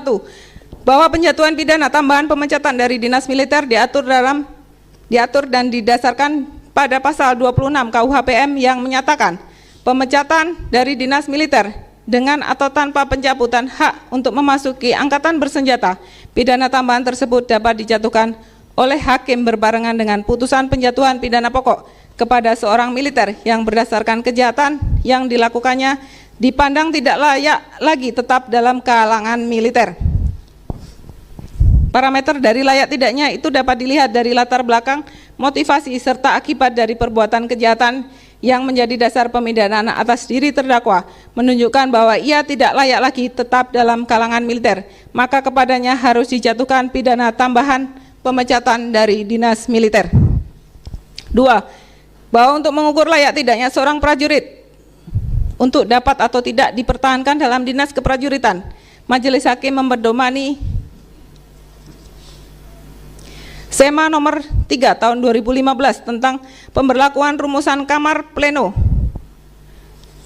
Rumusan hasil rapat Pleno Kamar Mahkamah Agung tahun 2015 sebagai pedoman pelaksanaan tugas bagi pengadilan, di mana pada huruf D rumusan Kamar Militer untuk menghindari subjektivitas hakim, penyatuan pidana tambahan pemecatan dapat dilihat dari aspek pelaku atau subjek, aspek perbuatan atau objek, aspek akibat, dampak yang ditimbulkan, dan aspek keadilan-keadilan yang menyertai perbuatan pelaku.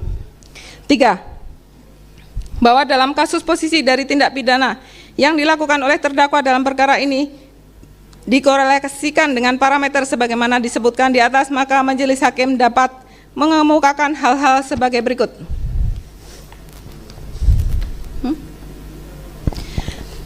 Bahwa dilihat dari aspek subjek pelaku, di mana terdakwa berpangkat pembantu letnan 1 dan telah berdinas selama 27 tahun, dan dilihat dari tempat tugas terdakwa yang pernah berdinas di Yonif 303 SSM Kostrat dari tahun 98 sampai dengan 2012.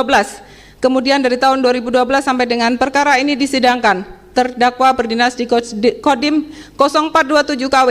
Seharusnya dalam diri terdakwa yang pernah berdinas di satuan tempur dan satuan teritorial melekat tertanam kesadaran, jiwa disiplin, kepatuhan dan ketaatan yang tinggi terhadap aturan-aturan hukum dan tata tertib yang berlaku, serta taat pada perintah pimpinan baik dalam dinas maupun di luar dinas.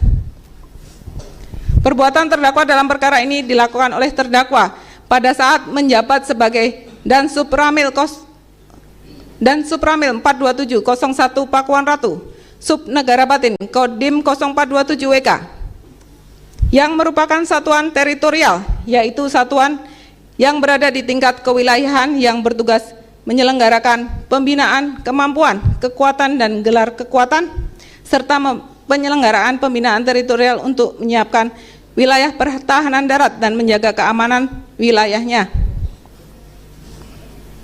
Tugas terdakwa yang berdinas di satuan teritorial selanjutnya memiliki peran penting dalam mendukung kelangsungan tugas dan kesejahteraan masyarakat, serta berinteraksi langsung dengan masyarakat untuk membangun hubungan baik, serta membantu menyelesaikan berbagai permasalahan, baik sosial, ekonomi, maupun keamanan.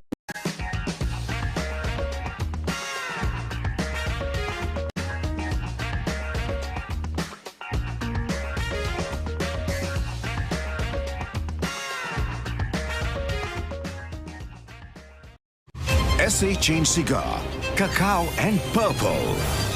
For the love of quality and taste, aromas in harmony. Change Cigar, Cacao, Purple. SA, love yourself.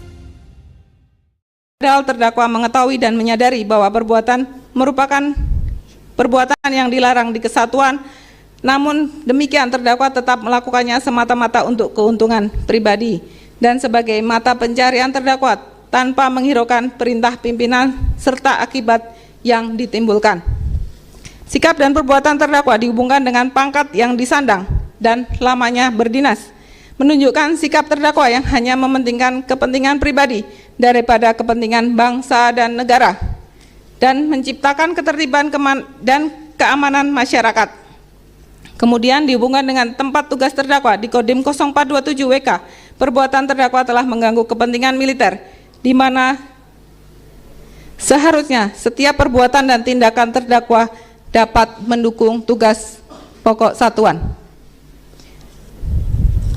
Bahwa dilihat dari aspek objek tindak pidana perbuatan terdakwa, dalam perkara ini tindak pidana yang dilakukan terdakwa adalah barang siapa turut serta tanpa mendapatkan izin dengan sengaja memberikan kesempatan permainan judi dan menjadikan sebagai pencarian sebagaimana diatur dan diancam pidana dalam pasal 303 ayat 1 ke 1 KUHP, jungto pasal 55 ayat 1 ke 1 KUHP.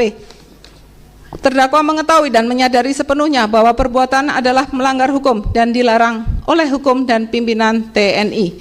Selain itu, perbuatan yang dilakukan oleh terdakwa merusak nama baik institusi TNI, khususnya TNI Angkatan Darat dan Kesatuan Terdakwa Kodim 0427 WK, yang selama ini penilaian masyarakat sebagai institusi yang dapat dipercaya karena institusi TNI AD tidak hanya bertugas dalam bidang pertahanan, tetapi juga aktif membantu masyarakat dalam berbagai bidang, dan dampak perbuatan terdakwa dapat merusak moral dan mental masyarakat serta dapat menimbulkan gangguan keamanan di lingkungan sekitar, serta dapat memicu konflik antara individu dan kelompok karena adanya unsur persaingan dan taruhan terkait dengan perjudian.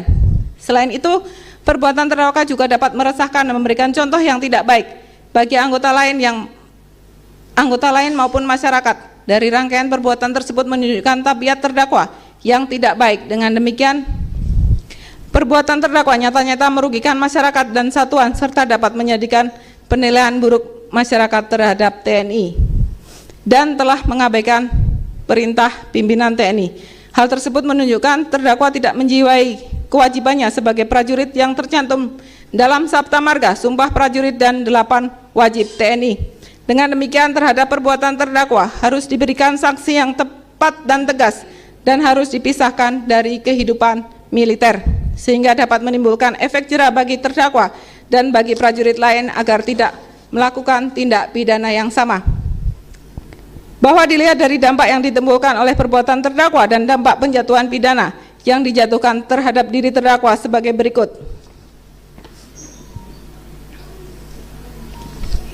1. Dampak dari perbuatan terdakwa. Akibat perbuatan terdakwa telah berdampak luas, yaitu terganggunya kepentingan masyarakat karena dampak perbuatan terdakwa dapat meresahkan dan merusak moral dan mental masyarakat, serta dapat menimbulkan gangguan keamanan di lingkungan sekitar, serta dapat memicu konflik antara individu dan kelompok karena adanya unsur persaingan dan taruhan terkait dengan terdakwa dan saksi 6 yang telah membuka tempat gelanggang sabung ayam dan permainan jenis dadu kuncang. Dampak penjatuhan pidana yang akan dijatuhkan terhadap diri terdakwa bahwa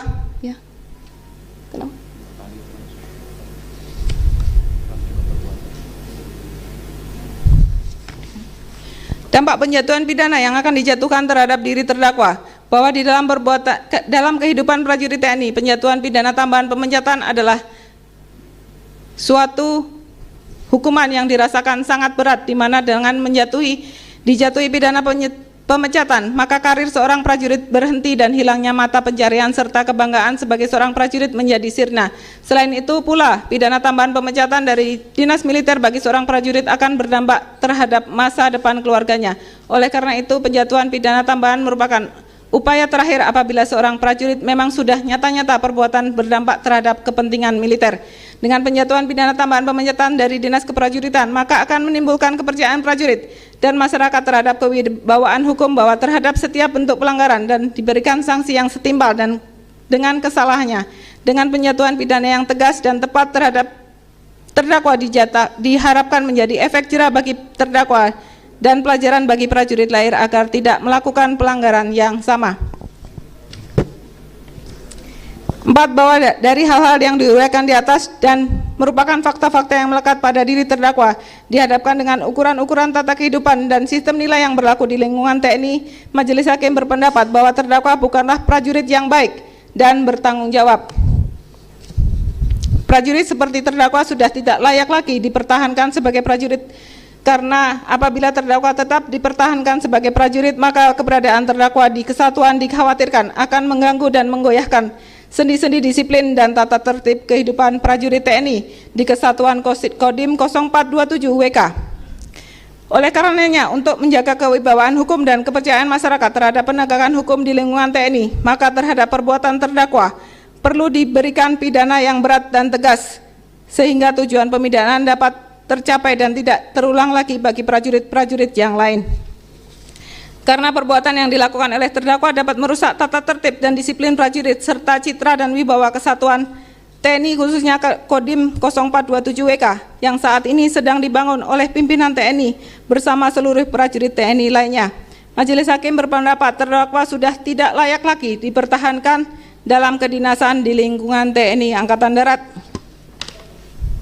dan terdakwa harus dipisahkan dari lingkungan TNI dengan cara dipecat dari dinas militer. Dengan demikian, maka terhadap permohonan penasihat hukum terdakwa agar terdakwa diberikan kesempatan untuk berdinas menjadi prajurit TNI tidak dapat dikabulkan, dan mengenai tuntutan auditor militer terkait pidana tambahan berupa pemecatan dari dinas militer kepada diri terdakwa dapat dikabulkan. Menimbang bahwa setelah meneliti dan memperhatikan hal-hal tersebut di atas, Majelis Hakim berpendapat bahwa pidana sebagaimana tercantum dalam diktum di bawah ini adalah adil dan seimbang dengan kesalahan terdakwa. Menimbang bahwa selama waktu terdakwa berada dalam tahanan sementara perlu dikurangkan seluruhnya dari pidana yang dijatuhkan. Menimbang bahwa barang bukti dalam perkara ini berupa surat-surat, Hakim akan mempertimbangkan statusnya sebagai berikut. 3 lembar penetapan penyitaan barang bukti dari Pengadilan Blambangan tertanggal 9 April 2025. 5 lembar foto barang bukti tindak pidana perjudian disita dari saudara Zulkarnain. 1 lembar foto barang bukti tindak pidana perjudian disita dari Bribka Kapri Sucipto, dan 2 lembar printout rekening koran Bank BRI atas nama Yun Heri Lubis. Bahwa keseluruhan barang bukti berupa surat-surat tersebut berhubungan dengan tindak pidana yang dilakukan oleh terdakwa dan sejak semula menjadi barang bukti dalam perkara ini dan tidak dipergunakan lagi dalam perkara ini. Tidak dipergunakan lagi dalam perkara lainnya, dan dalam penyimpanannya tidaklah sulit serta melekat dalam berkas perkaranya, maka Majelis Hakim menentukan statusnya untuk tetap dilekatkan dalam berkas perkara. Menimbang bahwa oleh karena terdakwa saat ini berada dalam tahanan, dan apabila terdakwa dibebaskan dari tahanan dikhawatirkan akan melarikan diri, maka dengan mendasari ketentuan pasal 190 ayat 3 Undang-Undang 3197 tentang peradilan militer, Majelis Hakim berpendapat terdakwa harus tetap ditahan. Menimbang bahwa oleh karena terdakwa dijatuhi pidana, maka ia harus dibebani untuk membayar biaya perkara. Terdakwa sikap sempurna.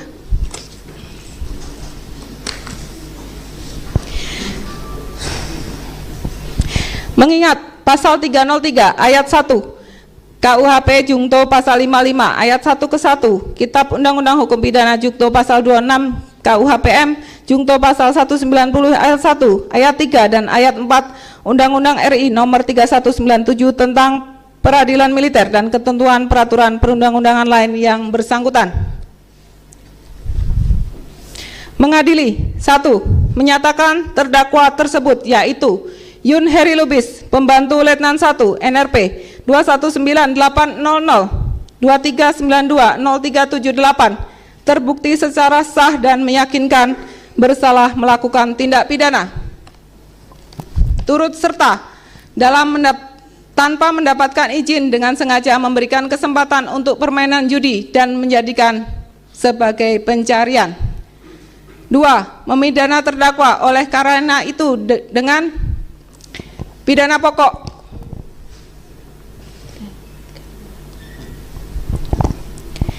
3 tahun dan 6 bulan. Menetapkan selama terdakwa berada dalam tahanan sementara dikurangkan seluruhnya dari pidana yang dijatuhkan. Pidana tambahan dipecat dari dinas militer. 3. Menetapkan barang bukti berupa surat-surat huruf A sampai dengan huruf D tetap dilekatkan dalam berkas perkara. 4. Memerintahkan terdakwa untuk tetap ditahan. 5. Membebankan biaya perkara kepada terdakwa sejumlah Rp10.000.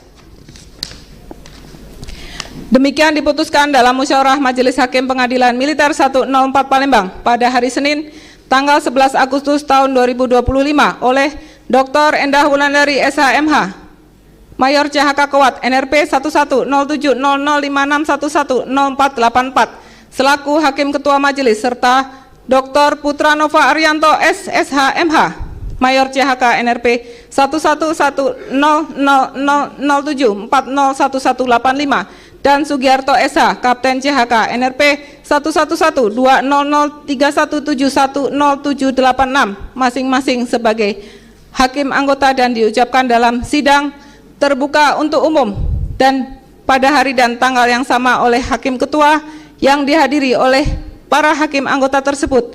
Auditor Militer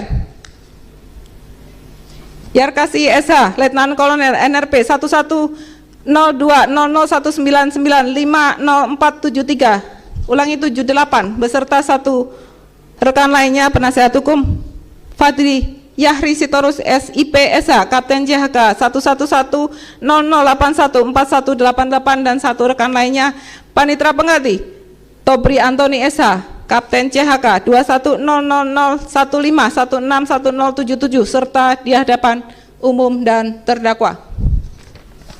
Selesai.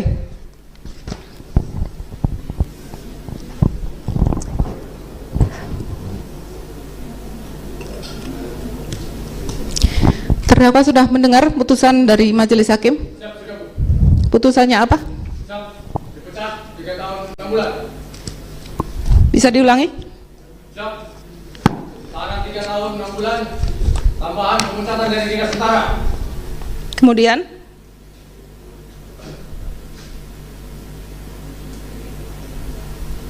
Selain itu apa lagi terdakwa?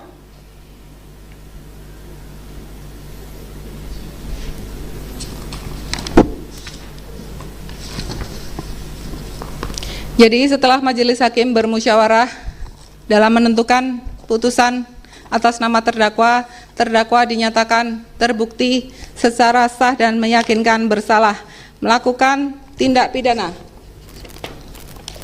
turut serta tanpa mendapatkan izin dengan sengaja memberikan kesempatan untuk permainan judi dan menjadikan sebagai pencarian. Kemudian terdakwa dijatuhi pidana pokok penjara selama 3 tahun dan 6 bulan. Menetapkan selama terdakwa berada dalam tahanan sementara dikurangkan seluruhnya dari pidana yang dijatuhkan. Jadi selama terdakwa ditahan dari proses penyidikan sampai dengan saat ini kan masih ditahan, itu nanti dikurangkan dari pidana pokoknya. Kemudian pidana tambahannya dipecat dari Dinas Militer CQ TNI Angkatan Darat. Barang bukti tetap dilekatkan dalam berkas perkara. Kemudian terdakwa juga tetap diperintahkan untuk tetap ditahan. Kemudian karena terdakwa dipidana maka terdakwa dibebani untuk membayar biaya perkara sejumlah Rp10.000. Atas putusan majelis hakim, terdakwa mempunyai hak untuk menerima putusan dari majelis hakim.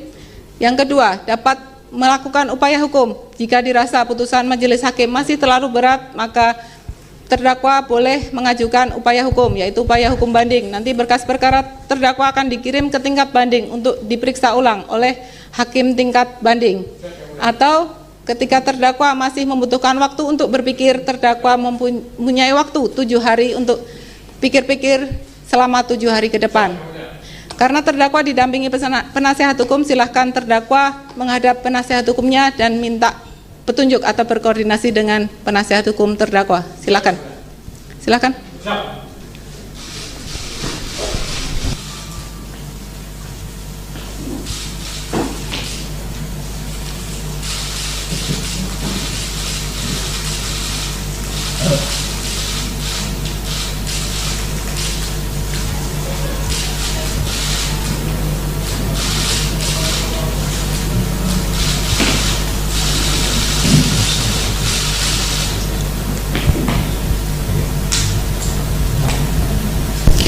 Terdakwa sudah berkoordinasi dengan penasihat hukum terdakwa? Mau dijawab sendiri atau dijawab oleh penasihat hukum terdakwa? Silakan penasihat hukum. Terima kasih Yang Mulia. Baik, setelah kita mendengarkan bersama hasil putusan terdakwa, kami selaku penasihat hukum menyatakan pikir-pikir.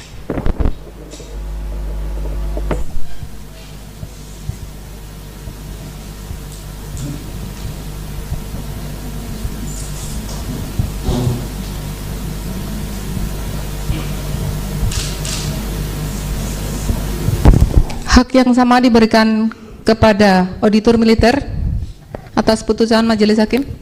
Baik, terima kasih Hakim Tua. Kami dari auditor juga menyatakan sikap untuk pikir-pikir. Baik, terima kasih.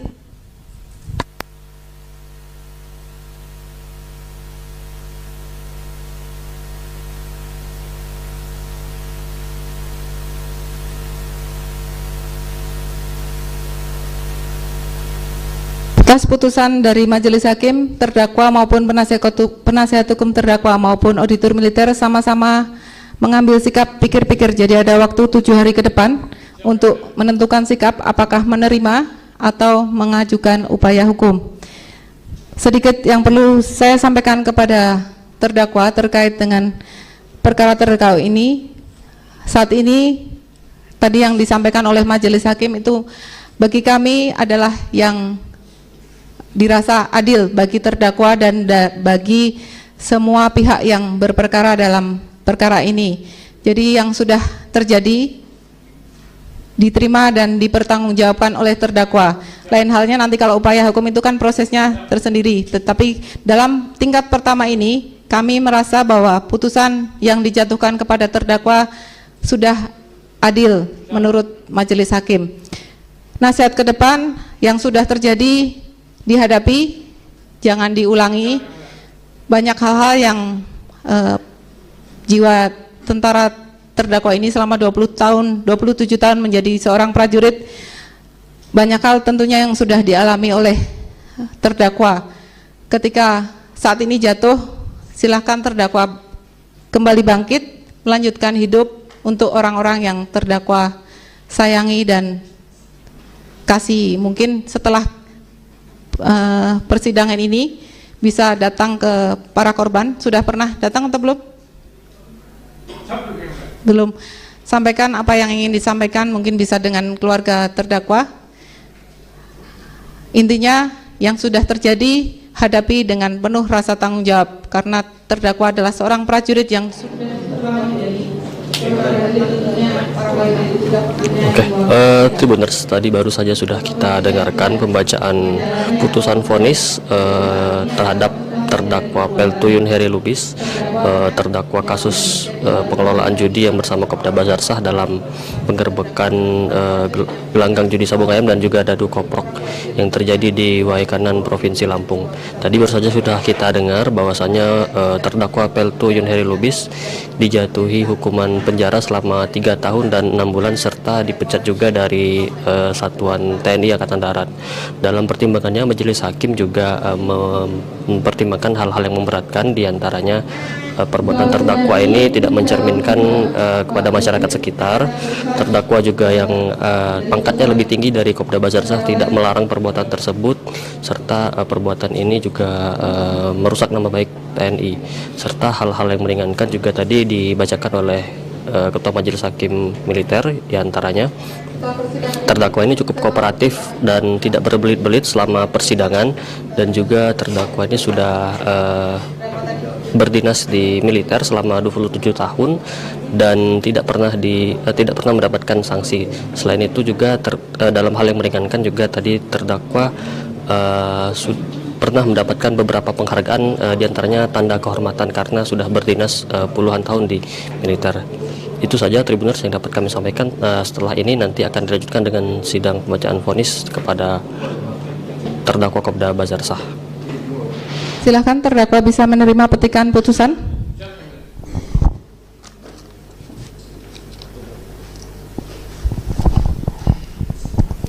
Ada hal lain yang mau disampaikan oleh terdakwa? Tidak ada. Majelis Hakim? Saya rasa sidang perkara terdakwa sudah selesai. Auditor dapat membawa terdakwa keluar ruang sidang.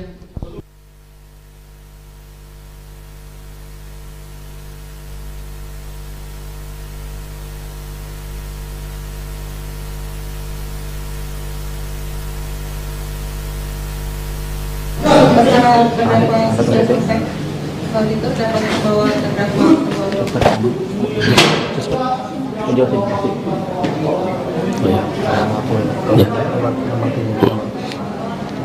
Kopda Bazarsah akan menjalani sidang putusan vonis di Pengadilan Militer 104 Palembang pada Senin 11 Agustus. Adapun Kopda Bazarsah saat ini tengah menjadi terdakwa kasus penembakan terhadap 3 polisi di Waikanan, Lampung.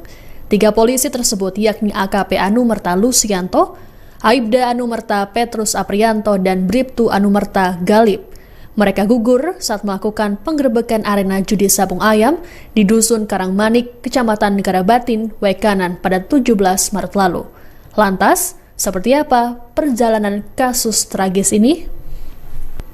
Peristiwa berdarah tersebut bermula saat AKP Anumerta Lusianto yang kala itu masih menjabat sebagai Kapolsek Negara, Aibda Anumerta Petrus Aprianto, dan Bribtu Anumerta Galip melakukan penggerebekan arena judi sabung ayam pada 17 Maret 2025 pukul 16.50 waktu Indonesia Barat. Setibanya di lokasi, 17 polisi dari tim gabungan Polres Waikanan dan Polsek Negara Batin menemukan sejumlah orang sedang berjudi. Polisi kemudian melakukan pembubaran tepat pukul 5 sore. Hanya selang 10 menit situasi mendadak mencekam setelah terdengar suara tembakan mengarah ke petugas. Serangan mendadak ini mengakibatkan Lusianto, Petrus Aprianto, dan Galip tewas terkapar bersimbah darah. Penembakan brutal tersebut rupanya dilakukan oleh Kopda Bazarsah menggunakan senjata laras panjang yang dirakitnya sendiri. Selesai menembak, Bazarsah sempat kabur ke kebun singkong sembari membawa senjata.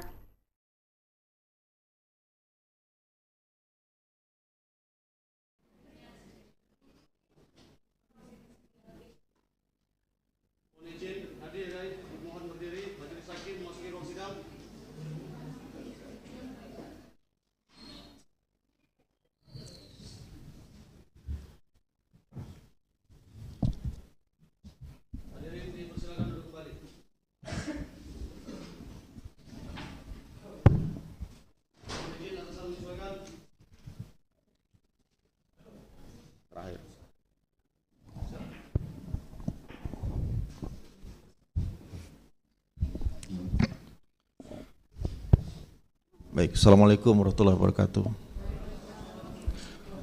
Izin rekan-rekan semua bahwa sesaat akan kami bacakan putusan dari perkara kedua, yaitu Kopral Basar. Sebelum saya bacakan, perlu saya ingatkan, kami ingatkan sekalian, karena ini cukup panjang nanti, sehingga saya untuk menjaga ketertiban dalam pembacaan putusan nanti supaya tidak terganggu dan tidak mengganggu yang lain, saya minta untuk pengunjung untuk tertib, tidak mengeluarkan suara-suara lain sampai dengan selesai pembacaan putusan, tidak merespon apapun tentang hal itu, kemudian sinyal HP untuk segera di silentkan. Jangan sampai nanti, kemarin beberapa sekali sidang masih ada yang bunyi, terus kemudian yang keluar masuk tolong dibatasi karena jelas mengganggu persidangan. Ya, setelah pembacaan putusan nanti akan kami gelar konvers di sini tempatnya. Nanti rekan-rekan media pers silahkan yang kalau mau bergabung, kami akan konvers setelah pelaksanaan sidang di sini tempatnya untuk bisa tempat di tempat untuk mengikuti konvers. Setelah itu nanti kami berikan kesempatan untuk Kaotmil sudah hadir, Kakumdam sudah hadir. Kalau mau memberikan konvers sendiri juga dipersilakan, nanti bisa tempatnya di sini atau di tempat yang lain. Kami berikan kesempatan untuk rekan-rekan media untuk bertanya seluas-luasnya kepada Kaotmil maupun kepada Kakumdam. Saya rasa itu bisa diterima dan dilaksanakan bersama-sama untuk kelancaran persidangan.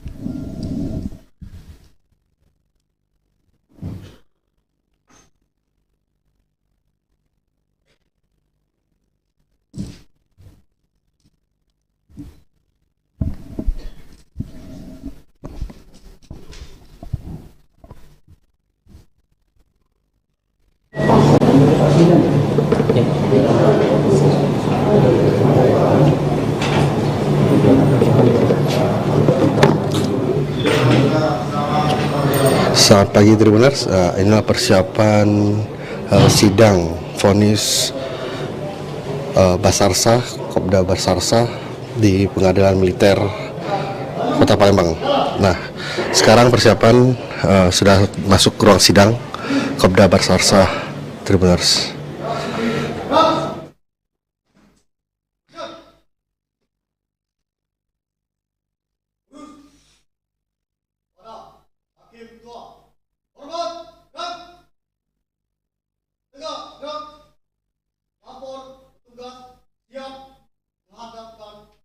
Terdakwa di ruang sidang.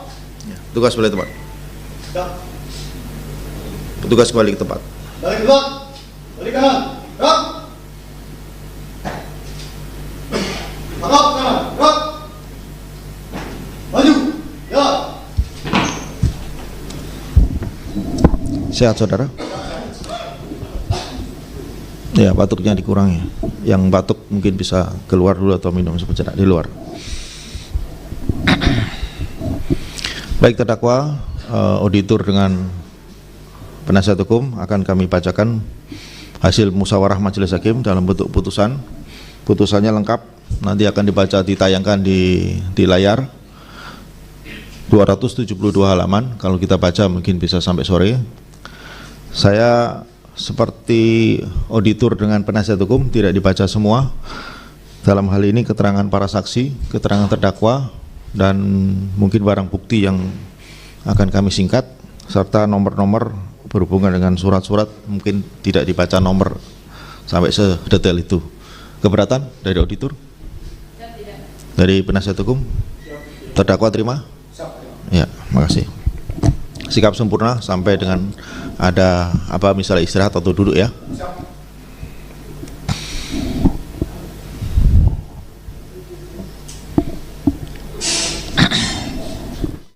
Sampai sedetail itu. Keberatan dari auditor? Dari penasihat hukum? Terdakwa terima? Nomor 50 strip K PM 1 strip 04 AD 5 Romawi 2025. Demi keadilan berdasarkan ketuhanan yang Maha Esa, Pengadilan Militer 104 Palembang yang bersidang di Palembang dalam memeriksa perkara pidana dengan acara pemeriksaan biasa pada tingkat pertama menjatuhkan putusan dalam perkara terdakwa. Nama lengkap Basarsah, pangkat Kopral 2 NRP 31060073821184, jabatan Babinsa Ramil 427-01 Pakuan Ratu, Kesatuan Kodim 0427 Waikanan. Tempat tanggal lahir negara Patin 28 November 1984. Agama Islam, jenis kelamin laki-laki, warga Indonesia. Tempat tinggal Kampung Negara Patin, RT 1 RW 1, Kecamatan Negara Patin, Kabupaten Waikanan, Provinsi Lampung. Terdakwa dalam hal ini ditahan oleh 1 Dandim Waikanan sampai kemudian diperpanjang oleh Papra hingga terakhir oleh Kepala Pengadilan Militer 104 Palembang selama 60 hari terhitung mulai tanggal 25 Juni 2025 sampai dengan 31 Agustus 2025 berdasarkan penetapan penahanan. Pengadilan Militer 104 Palembang tersebut membaca berkas perkara Denpom 23 Bandar Lampung nomor berkas perkara 07A06 4 Romawi 2025 tanggal 24 Maret 2025 atas nama terdakwa dalam perkara ini. Memperhatikan 1. Keputusan Papra dari Danrem 043 Katam. 2. Surat dakwaan auditor militer. 3. Penetapan Tapkim, penetapan penunjukan hakim. 4. Penetapan penunjukan panitera pengganti. 5. Penetapan hari sidang. 6. Surat panggilan dan tanda terima rilas. 7. Surat-surat lain yang berhubungan dengan perkara ini. Mendengar 1. Pembacaan surat dakwaan auditor militer di depan persidangan yang dijadikan dasar dalam pemeriksaan perkara ini. 2. Hal-hal yang diterangkan oleh terdakwa di dalam persidangan serta keterangan para saksi di bawah sumpah. Memperhatikan 1. Tuntutan pidana auditor militer yang diajukan kepada majelis hakim yang pada pokoknya A. Terdakwa terbukti secara sah dan meyakinkan bersalah melakukan tindak pidana. Ke-1 primer, pembunuhan dengan rencana. Dan kedua, memiliki dan menggunakan senjata api serta amunisi. Dan ketiga, mengadakan perjudian secara bersama-sama sebagai mata pencaharian. B. Auditor militer memohon agar terdakwa dijatuhi pidana pokok pidana mati dan pidana tambahan dipecat dari Dinas Militer Ceki TNI AD. Auditor militer memohon agar barang bukti berupa surat-surat seluruhnya dilekatkan dalam berkas perkara. Barang-barang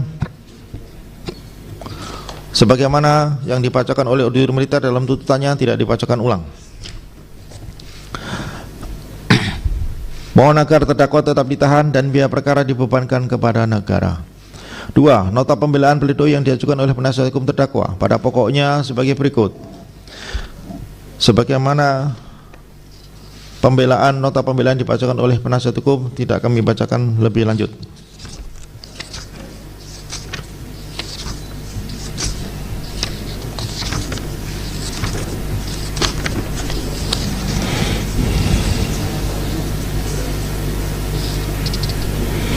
Demikian dengan replik auditor militer yang pada pokoknya sebagaimana kita ikuti bersama dalam persidangan yang lalu tidak dibacakan.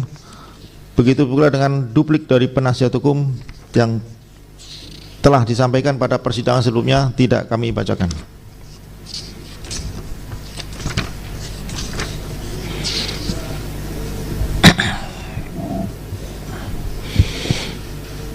Halaman 28. Menimbang bahwa terdakwa didamping penasihat hukum dari Kumdam 2 Sriwijaya atas nama Amir Welong SA, Kolonel CHK dan kawan-kawan 10 orang berdasarkan surat perintah dari Pangdam 2 Sriwijaya dan surat kuasa khusus dari terdakwa.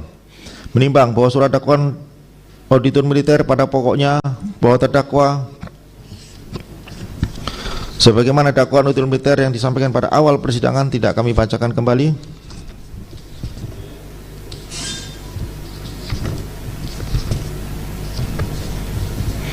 Di mana pada pokoknya berpendapat bahwa perbuatan terdakwa tersebut telah memenuhi unsur-unsur tidak pidana sebagaimana diatur dan diancam dengan pasal ke-1 primer 340 KUHP, subsidiar 338 KUHP, dan kedua pasal 1 ayat 1 Undang-Undang Darurat 12 tahun 51 tentang senjata api, munisi dan bahan peledak, dan ketiga pasal 303 ayat 1 ke 1 junto pasal 55 ayat 1 ke 1 KUHP.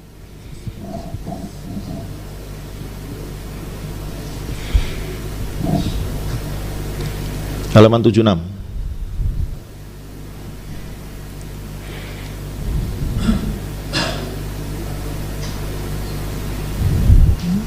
Ya. Menimbang bahwa atas dakwaan tersebut terdakwa menerangkan, mengerti, dan atas dakwaan tersebut terdakwa dan penasihat hukum terdakwa tidak mengajukan keberatan atau eksepsi. Menimbang bahwa urutan saksi dalam putusan ini sesuai dengan urutan pemeriksaan para saksi di persidangan. Menimbang bahwa saksi 12 Saudara Zulkarnain, saksi 26 Bribka Kapri Sucipto, dan saksi 30 Saudari Dwi Ana Oktaviani tidak hadir secara langsung di persidangan walaupun telah dipanggil secara patut dan sah sesuai dengan ketentuan pasal 139 dan 140 Undang-Undang 3197. Saksi 12 dan saksi 26 tidak dapat hadir karena sedang berada di lapas Waikanan, sedangkan saksi 30 tidak dapat hadir karena sedang sakit pasca mengalami keguguran. Selanjutnya auditor militer memohon agar pemeriksaan terhadap para saksi tersebut dilakukan secara elektronik. Menimbang bahwa berdasarkan Perma 8/2022 tentang perubahan Perma 4/2020 tentang administrasi dan persidangan di pengadilan secara elektronik, bahwa dalam pasal 11 ayat 2 menyebutkan pemeriksaan saksi dan atau ahli dilakukan dalam ruangan sidang pengadilan meskipun dilakukan secara elektronik. Dalam ayat 3 huruf D menyebutkan dalam keadaan tertentu hakim atau majelis hakim dapat menetapkan pemeriksaan yang dilakukan terhadap saksi dan atau ahli berada dalam tempat lain yang ditentukan oleh majelis hakim. Selanjutnya dalam ayat 7 menyebutkan pemeriksaan saksi dan atau ahli sebagaimana dimaksud ayat 3 dilakukan oleh hakim atau majelis hakim dalam ruang sidang pengadilan yang mengadili perkara tersebut. Berdasarkan ketentuan tersebut dihubungkan dengan keadaan sebagaimana dijelaskan oleh auditor militer dan untuk mewujudkan peradilan sederhana, cepat dan biaya ringan, maka majelis hakim berpendapat perlu mengabulkan permohonan auditor militer bahwa pemeriksaan para saksi tersebut dilaksanakan secara elektronik. Menimbang bahwa para saksi yang dihadapkan di persidangan maupun secara elektronik menerangkan di bawah sumpah sebagai berikut. Sikap istirahat. Saksi 1, nama lengkap Peltu Yun Henry Lubis, sebagaimana keterangan yang telah disampaikan dalam persidangan.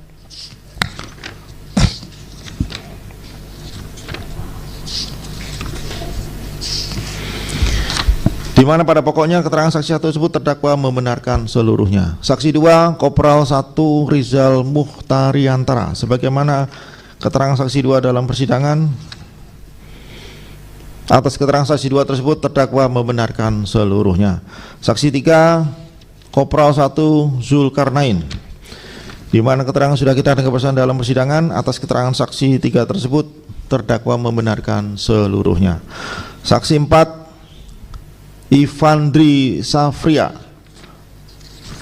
di mana keterangan saksi 4 tersebut terdakwa membenarkan seluruhnya. Saksi 5, Dewa Ketut Buana, di mana keterangannya sudah kita dengar bersama dalam persidangan yang lalu. Atas keterangan saksi 5 tersebut terdakwa membenarkan seluruhnya. Saksi 6, nama lengkap Herman, di mana keterangan saksi 6 tersebut terdakwa membenarkan seluruhnya. Saksi 7, Topan Husada, di mana atas keterangan saksi 7 tersebut terdakwa membenarkan seluruhnya. Saksi 8, Koriman, di mana saksi 8 atas keterangan saksi 8 tersebut terdakwa membenarkan seluruhnya. Saksi 9, Horizal, atas keterangan saksi 9 tersebut terdakwa membenarkan seluruhnya. Saksi 10, Nur Samsiah, di mana atas keterangan saksi 10 tersebut terdakwa menyangkal sebagian, yaitu bahwa selama terdakwa membuka gelanggang judi sabung ayam di daerah Umbul Naga, saksi 10 tidak selalu berjualan di lokasi tersebut, walaupun pada tanggal 17 Maret 2025 saksi 10 ada di lokasi tersebut. Atas sangkalan terdakwa tersebut saksi 10 tetap pada keterangannya semula. Saksi 11, Baidi, di mana atas keterangan saksi 11 tersebut terdakwa membenarkan seluruhnya.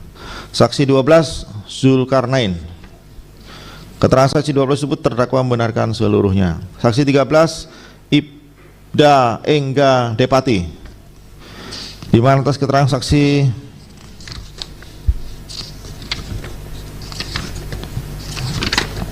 13 tersebut terdakwa membenarkan seluruhnya. Saksi 14, Aibda Wara Andani,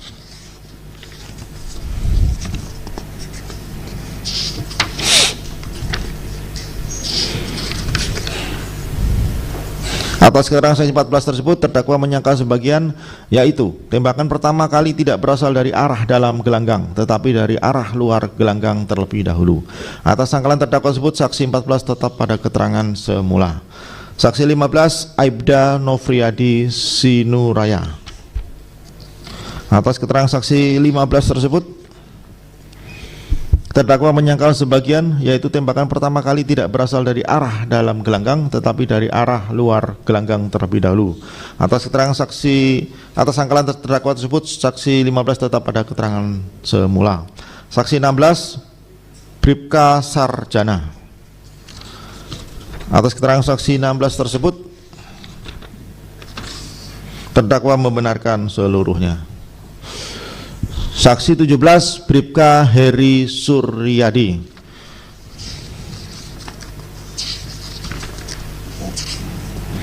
Bahwa atas keterangan saksi 17, terdakwa menyangkal sebagian, yaitu 1. Bahwa tembakan pertama kali tidak berasal dari arah dalam gelanggang tetapi dari arah luar gelanggang terlebih dahulu. 2. Bahwa saksi 17 pernah datang ke gelanggang judi sabung ayam. Atas sangkalan terdakwa tersebut, saksi 17 tetap pada keterangan semula. Saksi 18 Bribka Robert Pardede,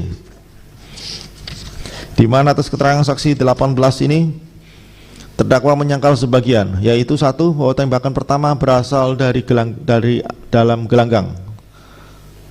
Ulangi, bahwa tembakan pertama kali tidak berasal dari arah dalam gelanggang tetapi dari arah luar gelanggang terlebih dahulu. 2. Bahwa saksi 18 pernah datang ke gelanggang judi sabung ayam. Atas sangkalan terdakwa tersebut, saksi 18 tetap pada keterangan semula. Saksi 19 Aibda Joko Supriyadi.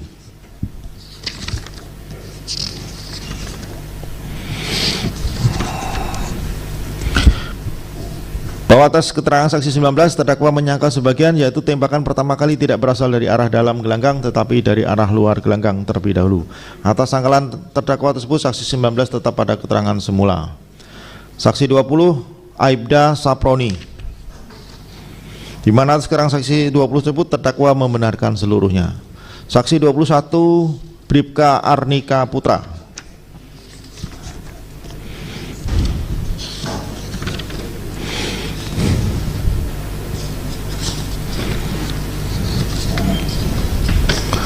Bahwa atas keterangan saksi 21 terdakwa membenarkan seluruhnya.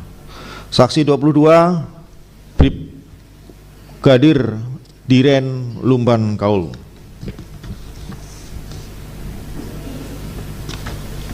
Atas keterangan saksi 22, terdakwa menyangkal sebagian, yaitu tembakan pertama kali tidak berasal dari arah dalam gelanggang tetapi dari arah luar gelanggang terlebih dahulu.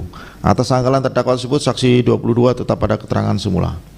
Saksi 23 Brigadir Rio Dayel Agusto.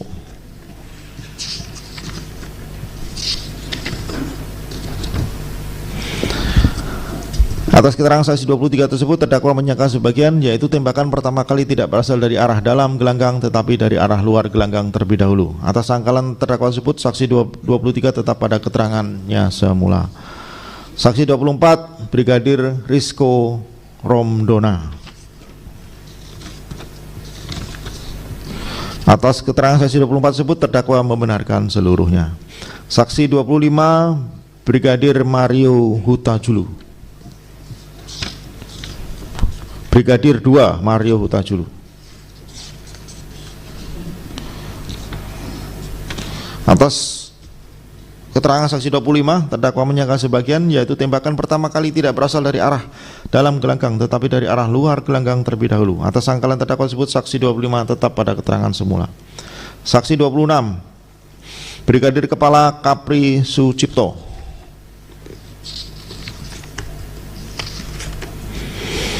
Atas keterangan saksi 26 tersebut, terdakwa membenarkan seluruhnya. Saksi 27 Suherman.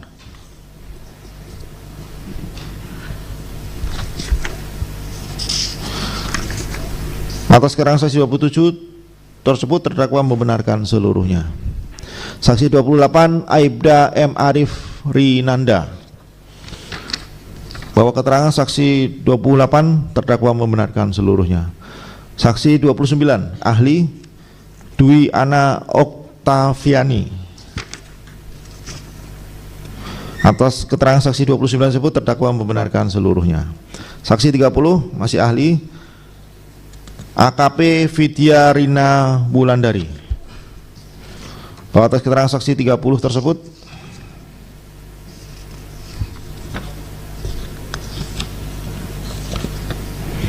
terdakwa membenarkan seluruhnya. Saksi 31 Dr. Katrina Andriani.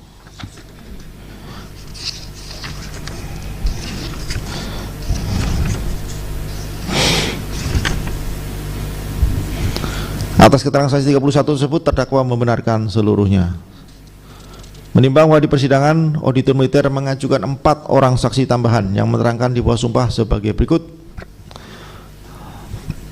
yaitu saksi 32 Dr.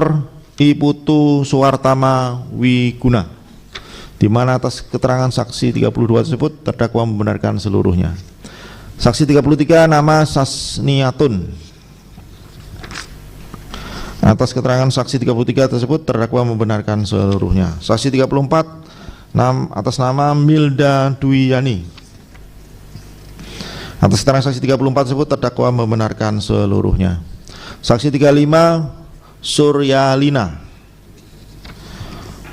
Atas keterangan saksi 35 tersebut terdakwa membenarkan seluruhnya.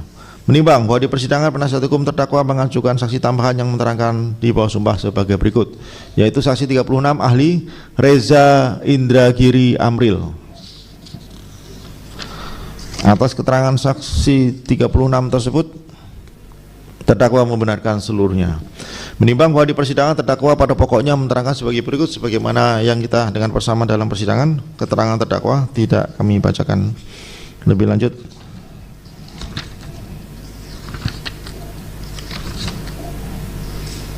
Sampai dengan poin 63. Menimbang bahwa barang bukti yang diajukan auditor militer kepada majelis hakim sebagai berikut, yaitu 1. Barang-barang poin A sampai dengan poin III, dan surat-surat poin A sampai dengan poin H. Menimbang bahwa barang bukti yang diajukan auditor militer tersebut, majelis hakim berpendapat sebagai berikut. 1. Barang-barang A. 1 buah senjata api laras panjang warna hitam rakitan atau kanibal milik Kopda Basarsah, dan 1 buah magasin hitam berbungkus karet silikon coklat serta 20 buah munisi kaliber 5,56 sisa dalam magasin. Terhadap barang bukti tersebut, majelis hakim akan menanggapinya sekaligus karena senjata api laras panjang, magasin, dan munisi merupakan bagian yang tak terpisahkan dari sebuah senjata, sehingga senjata tersebut dapat berfungsi dan digunakan.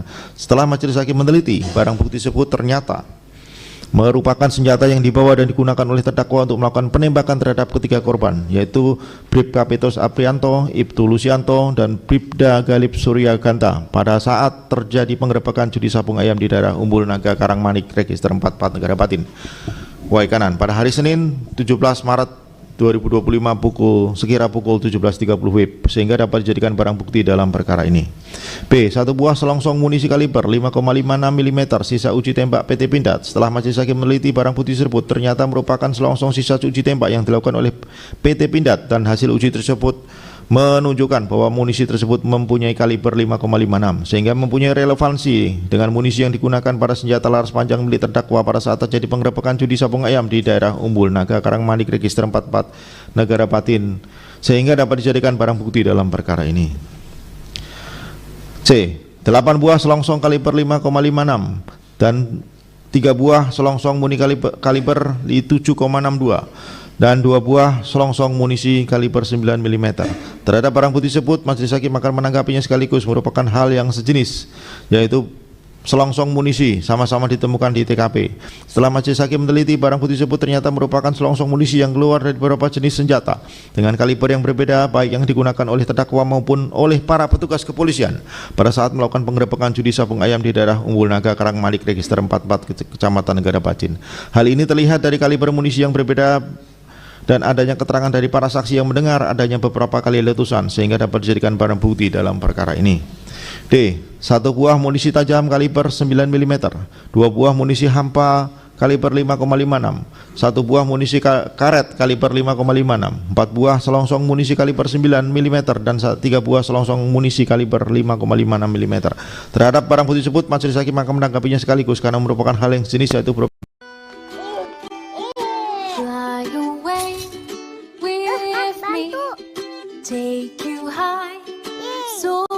banyak yang ingin ia raih. Pastikan ibu dukung masa pertumbuhannya. Elkalgrow, suplemen untuk membantu memelihara kesehatan tulang pada anak. Mama bangga. Ibu, yuk bantu anak tumbuh hebat. L-Calgrow dari LAPI. Dilakukan oleh terdakwa serta digunakan oleh terdakwa untuk membawa senjata api laras panjang menuju lokasi judi sabung ayam sehingga dapat dijadikan barang bukti dalam perkara ini. F. 1 buah kaos hitam putuskan Yamaha, 1 buah celana Levi's warna biru, 1 buah ikat pinggang warna hijau, 1 buah pasang sepatu warna biru. Terhadap barang bukti tersebut majelis hakim akan menanggapi sekaligus karena barang bukti tersebut sama-sama melekat pada diri terdakwa. Setelah majelis hakim meneliti barang bukti tersebut ternyata merupakan pakaian dan perlengkapan yang digunakan oleh terdakwa pada saat terjadi penggerebekan pada hari Senin 17 Maret 2025 di daerah Umbul Naga Karangmanik Register 44 Negara Batin sehingga dapat dijadikan barang bukti dalam perkara ini. G. 1 buah kaos hitam, 1 pasang sepatu hitam, 1 buah celana dalam, 1 buah ikat pinggang, 1 buah celana Levi's warna biru. Terhadap barang bukti tersebut majelis hakim menanggapi sekaligus barang bukti tersebut sama melekat pada Bribka Petrus Aprianto sehingga majelis hakim meneliti barang bukti tersebut ternyata merupakan pakaian dan perlengkapan yang digunakan Bribka Petrus Aprianto pada saat melakukan penggerebekan judi sabung ayam pada hari Senin tanggal 17 Maret 2025 di daerah Umbul Naga Karangmanik Register 44 Kecamatan Negara Batin sehingga dapat dijadikan barang bukti dalam perkara ini. H. 1 buah baju dinas Polri lengan panjang, 1 buah kaos dinas Polri lengan pendek, 1 buah celana panjang dinas Polri, 1 buah ikat pinggang tribrata, 1 pasang sepatu dinas Polri dan kaos kaki, 1 buah celana dalam warna abu-abu, 2 buah masker hitam, 1 buah sarung pistol dan 1 buah pena. Terhadap barang bukti tersebut, majelis hakim akan menanggapi sekaligus karena merupakan barang yang sama-sama melekat pada diri Ibtu Lusianto. Setelah majelis hakim meneliti barang bukti tersebut ternyata merupakan pakaian dan perlengkapan yang dipakai oleh Ibtu Lusianto pada saat melakukan penggerebekan judi sabung ayam pada hari Senin 17 Maret 2020 di daerah Umbul Naga Karangmanik Register 44 Kecamatan Negara Batin sehingga dapat dijadikan barang bukti dalam perkara ini. I. 1 buah celana Levi's warna abu-abu, 1 buah kaos warna hitam, 1 buah celana dalam, 1 buah pasang sandal selop warna krem, 1 buah aksesoris kalung silver, 2 buah aksesoris gelang, 1 buah tasbih, 1 buah rokok dan korek, 1 buah jam tangan bertuliskan Quicksilver, 1 buah aksesoris kalung, 2 buah aksesoris gelang, 1 buah aksesoris cincin batu dan 2 buah topi. Terhadap barang bukti tersebut majelis hakim menanggapi sekaligus karena merupakan barang bukti yang sama-sama melekat pada diri Bribda Galib Suryakanta. Setelah majelis hakim meneliti barang bukti tersebut ternyata merupakan pakaian dan perlengkapan yang dipakai oleh Bribda Galib Suryakanta pada saat melakukan penggerebekan judi sabung ayam pada hari Senin tanggal 17 Maret 2025 di daerah Umbul Naga Karangmanik Register 44 Kecamatan Negara Batin sehingga dapat dijadikan barang bukti dalam perkara ini. C. 2 buah golok. Majelis hakim meneliti barang bukti tersebut meskipun tidak diketahui siapa pemiliknya namun barang tersebut ditemukan di TKP pada saat penggerebekan judi sabung ayam pada hari Senin 17 Maret 2025 sehingga dapat dijadikan barang bukti dalam perkara ini. K. 1 buah swab baju atas kiri milik Bribka Petrus Aprianto, 1 buah swab kelopak mata kiri milik Bribka Petrus Aprianto, 1 buah swab dada kanan milik Ibtu Lusianto, 1 buah swab baju luar milik Ibtu Lusianto, 1 buah swab kemeja dalam milik Ibtu Lusianto, 1 buah swab kemeja depan bagian luar milik Ibtu Lusianto, 1 buah swab kemeja atas belakang kanan milik Ibtu Lusianto, 1 buah sampel darah, 1 buah swab tengkuk tempat peluru bersarang milik Bribka Galib Suryakanta, 1 buah swab baju milik Bribka Galib Suryakanta, 1 buah swab residu luka milik Bribka Galib Suryakanta. Terhadap barang bukti tersebut majelis hakim akan menanggapi sekaligus karena merupakan hal yang sejenis yaitu tentang hasil swab yang dilakukan pada korban penembakan yaitu Bribka Petrus, Ibtu Lusianto dan Bribda Galib. Setelah majelis hakim meneliti barang bukti tersebut ternyata persesuaian pada diri para korban sehingga dapat dijadikan barang bukti dalam perkara ini. L. 1 buah tabung isi serpian alat peluru yang bersarang di tubuh Bribka Petrus Aprianto, 1 buah tabung isi serpian alat peluru yang bersarang di tubuh Ibtu Lusianto, 1 buah tabung isi serpian alat peluru yang bersarang di tubuh Bribka Galib Suryakanta, 1 buah tabung isi benda asing yang berada di tubuh Bribka Galib Suryakanta, 1 buah tabung isi benda asing. Terhadap barang bukti tersebut majelis hakim akan menanggapi sekaligus merupakan hal sejenis yaitu berupa tabung jenis isi serpihan peluru. Majelis hakim setelah meneliti barang bukti tersebut ternyata merupakan tabung tempat menyimpan serpihan alat peluru yang bersarang pada tubuh korban yang mempunyai relevansi dengan hasil forensik pada diri korban sehingga dapat dijadikan barang bukti dalam perkara ini. Bahwa mengenai surat-surat, 1 bundel berita acara pemeriksaan laboratorium forensik senjata api Balmet-4 nomor sekian-sekian tanggal 26 Maret 2025. Setelah majelis hakim meneliti barang bukti tersebut ternyata merupakan hasil pemeriksaan laboratorium forensik terhadap serpian anak peluru yang diambil dari jenazah ketiga korban, yang menunjukkan hasil bahwa serpian anak peluru tersebut merupakan serpian anak peluru kaliber 5,56 mm full metal jacket yang bersesuaian dengan senjata dan munisi yang terdakwa gunakan pada saat terjadi penggerebekan pada hari Senin 17 Maret 2025 di Umbul Naga Karangmanik, Negara Patin, sehingga dapat dijadikan barang bukti dalam perkara ini. B. 1 bundel berita acara pemeriksaan laboratorium forensik DNA nomor sekian-sekian tanggal 27 Maret 2025. Setelah majelis hakim meneliti barang bukti tersebut ternyata menunjukkan bahwa profil DNA yang dianalisa dari swab darah di TKP 1, TKP 2, TKP 3 cocok dengan profil DNA yang dianalisis dari sampel darah milik Ibtu Lusianto, Bribka Petrus Aprianto, dan Bribda Galip Suryakanta yang menjadi korban pada saat terjadi penggerebekan judi sabung ayam pada Senin 17 Maret 2025 di daerah Umbul Naga Karangmanik, Negara Patin, sehingga dapat dijadikan barang bukti dalam perkara ini.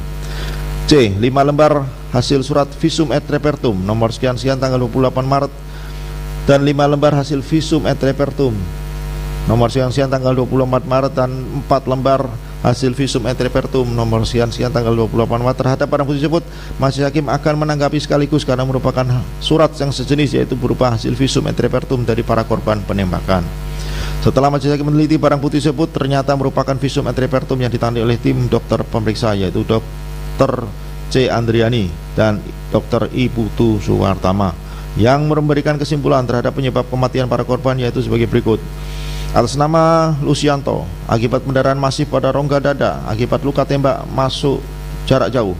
Luka tembak tersebut menembus paru kanan bagian tengah dan bawah, kandung jantung, serambi kanan jantung, tulang belakang ke-10, ke-11 dan 12, serta tidak ditemukan luka tembak keluar. Atas nama Petrus Aprianto, akibat pendarahan rongga kepala akibat tembakan senjata api pada kelopak mata kiri, yang berdasarkan ciri lukanya sesuai dengan luka tembak jarak dekat. Luka tembak tersebut menembus bola mata, otak besar kiri, otak kecil, batang otak, serta mematahkan hidung rongga mata kanan dan kiri, tulang hidung, tulang pipi kiri, tulang tengkorak pelipis hingga samping kanan, tulang tengkorak pelipis hingga samping kanan dan kiri. Tidak ditemukan luka tembak luar dan atas nama M. Galip Suryakanta, akibat pendarahan pada batang otak akibat tembakan senjata api di bibir bawah kiri, yang berdasarkan ciri lukanya sesuai dengan ciri luka tembak masuk jarak jauh. Luka tembak tersebut menembus tulang rahang kiri bawah batang otak, menyebabkan patah tulang dasar otak dan robekan selaput tebal dan selaput tipis otak, menembus tulang lidah dan tulang rawan gondok, tulang leher kelima, 6 dan 7. Tulang dada pertama tidak ditemukan luka tembak luar, sehingga dapat dijadikan barang bukti dalam perkara ini. D. 7 lembar berita acara uji balistik forensik senjata laras panjang yang menyerupai FNC nomor sekian-sekian tanggal 16 April 2025 yang dikeluarkan oleh PT Pindad. Setelah majelis hakim meneliti barang bukti tersebut ternyata menunjukkan bahwa senjata yang digunakan oleh terdakwa merupakan senjata campuran atau kanimbalan antara senjata SS1 Pindad dengan senjata FNC yang tidak berseri, tetapi terdapat logo FN Hairstyle dan tulisan FNC 5,56 dan masih berfungsi dengan baik, yang dibuktikan dengan uji tembak pada jarak 25 meter dengan hasil penembakan menembus target. Hal ini menunjukkan adanya relevansi atas penembakan yang dilakukan oleh terdakwa dengan senjata tersebut yang mengakibatkan 3 orang meninggal dunia pada saat penggerebekan judi sabung ayam pada hari Senin 17 Maret 2025 di daerah Umbul Naga Karangmanik, Negara Patin, sehingga dapat dijadikan barang bukti dalam perkara ini. E. 3 lembar surat penetapan sita dari Pengadilan Negeri Belambangan Umpu nomor sekian-sekian tanggal 9 April 2025. Setelah majelis hakim meneliti barang bukti tersebut ternyata merupakan surat penetapan sita yang dikeluarkan oleh Pengadilan Negeri Belambangan Umpu yang ditandangani oleh Wakil Ketua Pengadilan Negeri Belambangan Umpu atas nama Ratmini SHMH, yang berisi tentang penyitaan terhadap barang-barang sebagaimana dalam isi penetapannya dikuasai oleh Zulkarnain bin Haji Aman Mi'un almarhum atas permohonan dari penyidik untuk dilakukan penyitaan sebagaimana surat permohonan penyidik nomor sekian-sekian pada tanggal 28 Maret 2025 tentang persetujuan penyitaan. Surat penetapan Pengadilan Negeri Belambangan Umpu tersebut mempunyai relevansi dan dengan terjadinya penggerebekan judi sabung ayam pada hari Senin 17 Maret 2025 di daerah Umbul Naga, Karangmanik, Negara Patin, sehingga dapat dijadikan barang bukti dalam perkara ini. Dan F, 6 lembar foto dokumentasi barang bukti judi dari Polda Lampung tanggal 27 Maret 2025. Setelah majelis hakim meneliti barang bukti tersebut, ternyata merupakan barang bukti berupa foto dokumentasi pada saat kejadian judi sabung ayam pada hari Senin 17 Maret 2025 di Umbul Naga, Karangmanik, Negara Patin, sehingga dapat dijadikan barang bukti dalam perkara ini. Menimbang bahwa keseluruhan barang bukti tersebut berupa barang-barang maupun surat-surat semuanya telah dibacakan dan diperlihatkan satu persatu di persidangan di depan para saksi, terdakwa, penasihat hukum, dan auditor militer. Semuanya membenarkan sehingga barang bukti tersebut telah dinyatakan sah diterima sebagai barang bukti dalam perkara ini, dan setelah dihubungkan satu dengan yang lain saling berhubungan serta persesuaian dengan bukti-bukti yang lain, sehingga dapat memperkuat pembuktian atas perbuatan didakwakan kepada terdakwa. Menimbang bahwa terhadap sangkalan terdakwa atas keterangan para saksi, majelis hakim menguatkan pendapatnya sebagai berikut. 1. Sangkalan terdakwa terhadap keterangan saksi 10 Saudari Nur Samsiah yang menerangkan bahwa selama terdakwa membuka gelanggang judi sabung ayam di daerah Umbul Naga, saksi 10 tidak selalu berada di berjualan di lokasi tersebut, walaupun pada tanggal 17 Maret 2025 saksi 10 ada di lokasi tersebut. Sangkalan tersebut tidak ada hubungannya dengan materi dugaan tindak pidana yang dilakukan oleh terdakwa. Oleh karenanya pada dasarnya terdakwa tidak menyangkal keberadaan saksi 10 pada hari Senin 17 Maret 2025, di mana pada tanggal tersebut terjadi dugaan tindak pidana yang dilakukan oleh terdakwa, sehingga majelis hakim tidak dapat mempertimbangkan lebih lanjut. 2. Sangkalan terdakwa terhadap keterangan saksi 14, saksi 15, saksi 17, saksi 18, saksi 19. Lagi nonton terus nge-lag. Kalau lagi kesel, yogurtin aja. Yogurt in, kesel out. Dari arah dalam gelanggang tetapi dari arah luar gelanggang terlebih dahulu. Sangkalan tersebut didukung oleh keterangan saksi 1, saksi 2, saksi 4, saksi 5, saksi 6, saksi 7, saksi 8, saksi 9, saksi 11, dan saksi 26 yang semuanya menerangkan bahwa suara tembakan pertama berasal dari arah luar gelanggang. Selain itu, saksi 4 dan saksi 7 tidak hanya mendengar tapi juga melihat ketika pihak kepolisian mengeluarkan tembakan peringatan pertama kali. Selanjutnya, majelis hakim juga menilai bahwa secara logika sangatlah wajar jika pihak yang melakukan penggerebekan perjudian yang akan mengeluarkan tembakan terlebih dahulu, tembakan peringatan lebih dahulu, sehingga sangkalan terdakwa terhadap hal ini dapat diterima. 3. Sangkalan terdakwa terhadap keterangan saksi 17 dan 18 yang menerangkan bahwa saksi 17 dan 18 pernah datang ke gelanggang judi sabung ayam. Sangkalan tersebut tidak didukung dengan alat bukti yang lain, karena dari keterangan para saksi tidak ada yang menerangkan bahwa pernah melihat saksi 17 dan saksi 18 datang ke lokasi judi sabung ayam. Yang agak mendekati adalah keterangan saksi 3, Koptu Zulkarnain.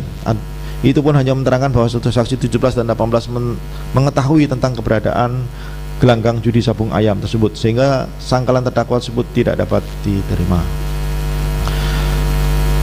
Menimbang bahwa dalam pemeriksaan perkara yang sedang disidangkan, majelis hakim berkewajiban untuk memeriksa dengan seksama dan menilai alat bukti yang dihadirkan di persidangan guna terperoleh alat bukti yang sah sebagaimana diamanatkan pada pasal 171 Undang-Undang 3197, di mana menyebutkan hakim tidak boleh menjatuhkan pidana kepada seseorang kecuali apabila dengan sekurang-kurangnya 2 alat bukti yang sah dan diperoleh keyakinan bahwa suatu tindak pidana benar terjadi dan bahwa terdakwalah yang bersalah melakukannya. Lebih lanjut, dalam pasal 172 ayat 1 Undang-Undang 3197 tentang peradilan militer menyebutkan alat bukti yang sah adalah keterangan saksi, keterangan ahli, keterangan terdakwa, surat, dan petunjuk.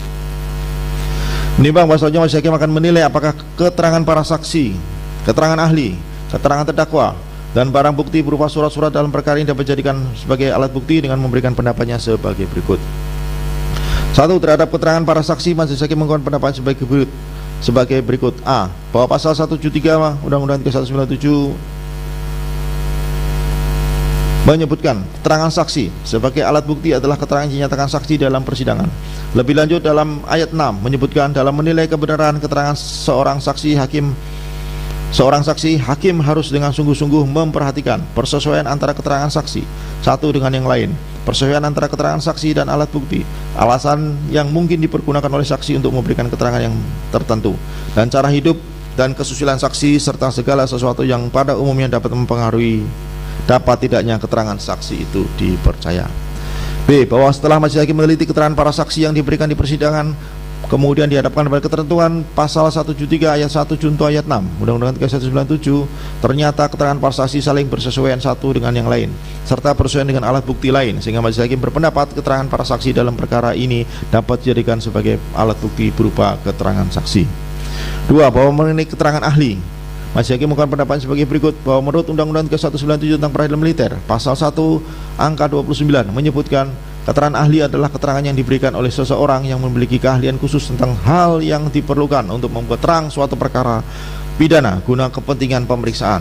Kemudian di pasal 166 ayat 1 menyebutkan setiap orang yang diminta pendapatnya sebagai ahli kedokteran, kehakiman, atau dokter atau ahli lainnya wajib memberikan keterangan yang sebenarnya menurut pengetahuan dalam bidang keahliannya demi keadilan. Lebih lanjut, dalam pasal 174 menyebutkan keterangan ahli sebagai alat bukti ialah keterangan yang dinyatakan ahli di sidang pengadilan. B. Setelah majelis hakim meneliti keterangan para ahli yang diberikan di persidangan, kemudian dihadapkan pada ketentuan pasal 1 angka 29 junto pasal 166 ayat 1 junto pasal 174 Undang-Undang 3197, ternyata para ahli dalam perkara ini yaitu saksi 29 Saudara Dewi Ana Oktaviani sebagai ahli forensik Bitkim Bio 4, saksi 30 AKP Vidyarina Wulandari sebagai ahli senjata api forensik, saksi 31 Dr. Katrina Andriani, dan saksi 32 Dr. Iputu Suwartama Wiguna sebagai ahli bedah forensik, serta saksi 36 sebagai ahli psikologi forensik adalah para ahli yang telah tersertifikasi sesuai dengan bidang keilmuannya masing-masing dan telah memberikan keterangannya di persidangan menurut pengetahuan dalam bidang keahliannya yang membuat terlebih terang dalam pembuktian perkara ini, sehingga majelis hakim berpendapat keterangan para ahli dalam perkara ini dapat dijadikan sebagai alat bukti berupa keterangan ahli. 3. Bahwa terhadap keterangan terdakwa, majelis hakim mengungkapkan pendapatnya sebagai berikut, bahwa pasal 175 ayat 1 Undang-Undang 3197 menyebutkan keterangan terdakwa sebagai alat bukti ialah keterangan yang dinyatakan terdakwa di persidangan tentang perbuatan yang ia lakukan atau yang ia ketahui sendiri atau yang ia alami sendiri. Lebih lanjut, dalam ayat 4 menyebutkan keterangan terdakwa saja tidak cukup untuk membuktikan bahwa ia bersalah melakukan perbuatan yang didakwakan kepadanya, tetapi dia harus disertai dengan alat bukti lain. B. Bahwa setelah majelis hakim meneliti keterangan terdakwa yang diberikan di persidangan, kemudian dihadapkan pada ketentuan pasal 175 ayat 1 junto pasal 4 ayat 1 junto ayat 4 Undang-Undang 97 tentang peradilan militer, ternyata keterangan terdakwa yang menerangkan tentang perbuatan yang telah terdakwa lakukan diketahui dan alami sendiri bersesuaian dengan alat bukti lain dalam perkara ini, sehingga majelis hakim berpendapat keterangan terdakwa dalam perkara ini dapat dijadikan alat bukti dalam keterangan terdakwa. 4. Bahwa terhadap barang bukti berupa surat-surat, majelis hakim menentukan pendapatnya sebagai berikut. A. Bahwa pasal 176 Undang-Undang 3197 tentang peradilan militer menyebutkan surat sebagai alat bukti yang sah apabila dibuat atas sumpah jabatan atau dikuatkan dengan sumpah berupa berita acara dan surat lain dalam bentuk resmi yang dibuat oleh pejabat umum yang berwenang atau yang dibuat di hadapannya, yang memuat keterangan tentang kejadian atau keadaan yang didengar, dilihat, dan dialami sendiri, disertai dengan alasan yang jelas dan tegas tentang keterangannya itu. B. Surat yang dibuat menurut ketentuan peraturan perundang-undangan atau surat yang dibuat oleh pejabat mengenai hal yang termasuk dalam tata laksana yang menjadi tanggung jawabnya dan diperuntukkan bagi pembuktian sesuatu hal atau suatu keadaan. C. Surat keterangan dari ahli yang memuat pendapat berdasarkan keahlian mengenai sesuatu hal atau sesuatu keadaan yang diminta secara resmi daripadanya, dan surat lain yang hanya dapat berlaku apabila ada hubungannya dengan isi alat pembuktian lain. B. Bahwa barang bukti berupa satu bundel berita acara pemeriksaan laboratorium forensik nomor sekian-sekian tanggal 25 Maret 25, satu bundel berita acara pemeriksaan laboratorium forensik,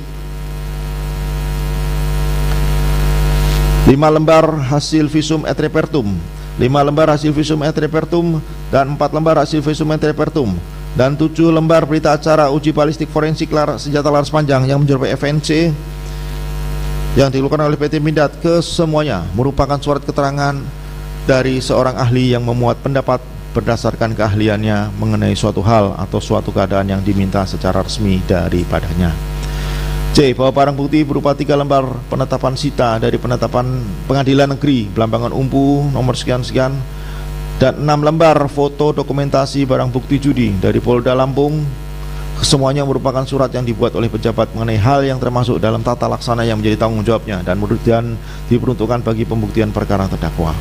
D. Bahwa setelah majelis hakim meneliti barang bukti berupa surat-surat tersebut kemudian diharapkan pada ketentuan pasal 176 Undang-Undang 3197 tentang peradilan militer, majelis hakim berpendapat barang bukti berupa surat tersebut dapat dijadikan sebagai alat bukti berupa surat. 5. Bahwa terhadap keterangan para saksi, keterangan terdakwa, barang bukti berupa surat sebagaimana diuraikan di atas, majelis hakim mengungkapkan pendapatnya sebagai berikut. A. Bahwa pasal 177 Undang-Undang 3197 menyebutkan petunjuk adalah perbuatan, kejadian atau keadaan yang karena persesuaiannya baik antara satu dengan yang lain maupun dengan tindak pidana itu sendiri. Ulangi, petunjuk adalah perbuatan, kejadian atau keadaan yang karena persesuaiannya baik antara satu dan yang lain maupun dengan tindak pidana itu sendiri menandakan bahwa sudah terjadi suatu tindak pidana dan siapa pelakunya. Petunjuk sebagaimana dimaksud ayat 1 hanya dapat diperoleh dari keterangan saksi, keterangan terdakwa, dan atau surat. Penilaian atas kekuatan pembuktian dari suatu petunjuk dalam setiap keadaan tertentu dilakukan oleh hakim dengan arif dan bijaksana sesudah ia mengadakan pemeriksaan dengan penuh kecermatan dan kesaksamaan berdasarkan hati nurani.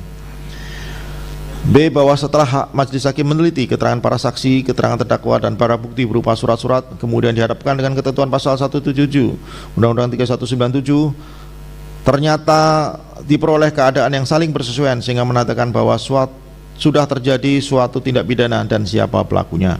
Oleh karena itu majelis hakim berpendapat dalam perkara ini juga diperoleh alat bukti berupa petunjuk. Menimbang bahwa berdasarkan keterpertimbangan atas penilaian terhadap alat bukti yang dihadirkan oleh Udil Militer di persidangan dihadapkan dengan ketentuan pasal 172 ayat 1 Undang-Undang 3197, maka dalam perkara ini telah diperoleh alat bukti yang sah berupa keterangan saksi, keterangan ahli, keterangan terdakwa, surat, dan petunjuk. Menimbang bahwa berdasarkan keterangan para saksi, keterangan ahli, keterangan para ahli, keterangan terdakwa, dan barang bukti yang diajukan di persidangan, serta setelah menghubungkan satu dengan lain diperoleh fakta hukum sebagai berikut. 1. Bahwa benar terdakwa Kopda Basarsah masuk menjadi prajurit TNI AD melalui pendidikan secata PK gelombang 1 tahun 2005 di Dodik Secata Putang Lahat, Lindam 2 Sriwijaya, lulus dan dilantik pada tahun 2006 dengan pangkat Prada. Kemudian melanjutkan pendidikan kecamatan infanteri di Dodilatpur Batu Raja. Setelah itu ditugaskan di Yonif 141 AYJP Muara Enim sampai dengan pangkat Praka.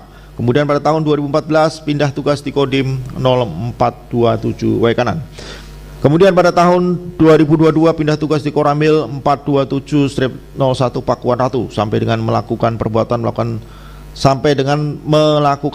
yang menjadi perkara ini terdakwa masih berdinas aktif sebagai Babinsa Ramil 427-01 Pakuan Ratu, Kesatuan Kodim 0427 Waikanan, Korem 043 Garuda Hitam, Lampung dengan pangkat Kopral 2 NRP 3106 0073821184.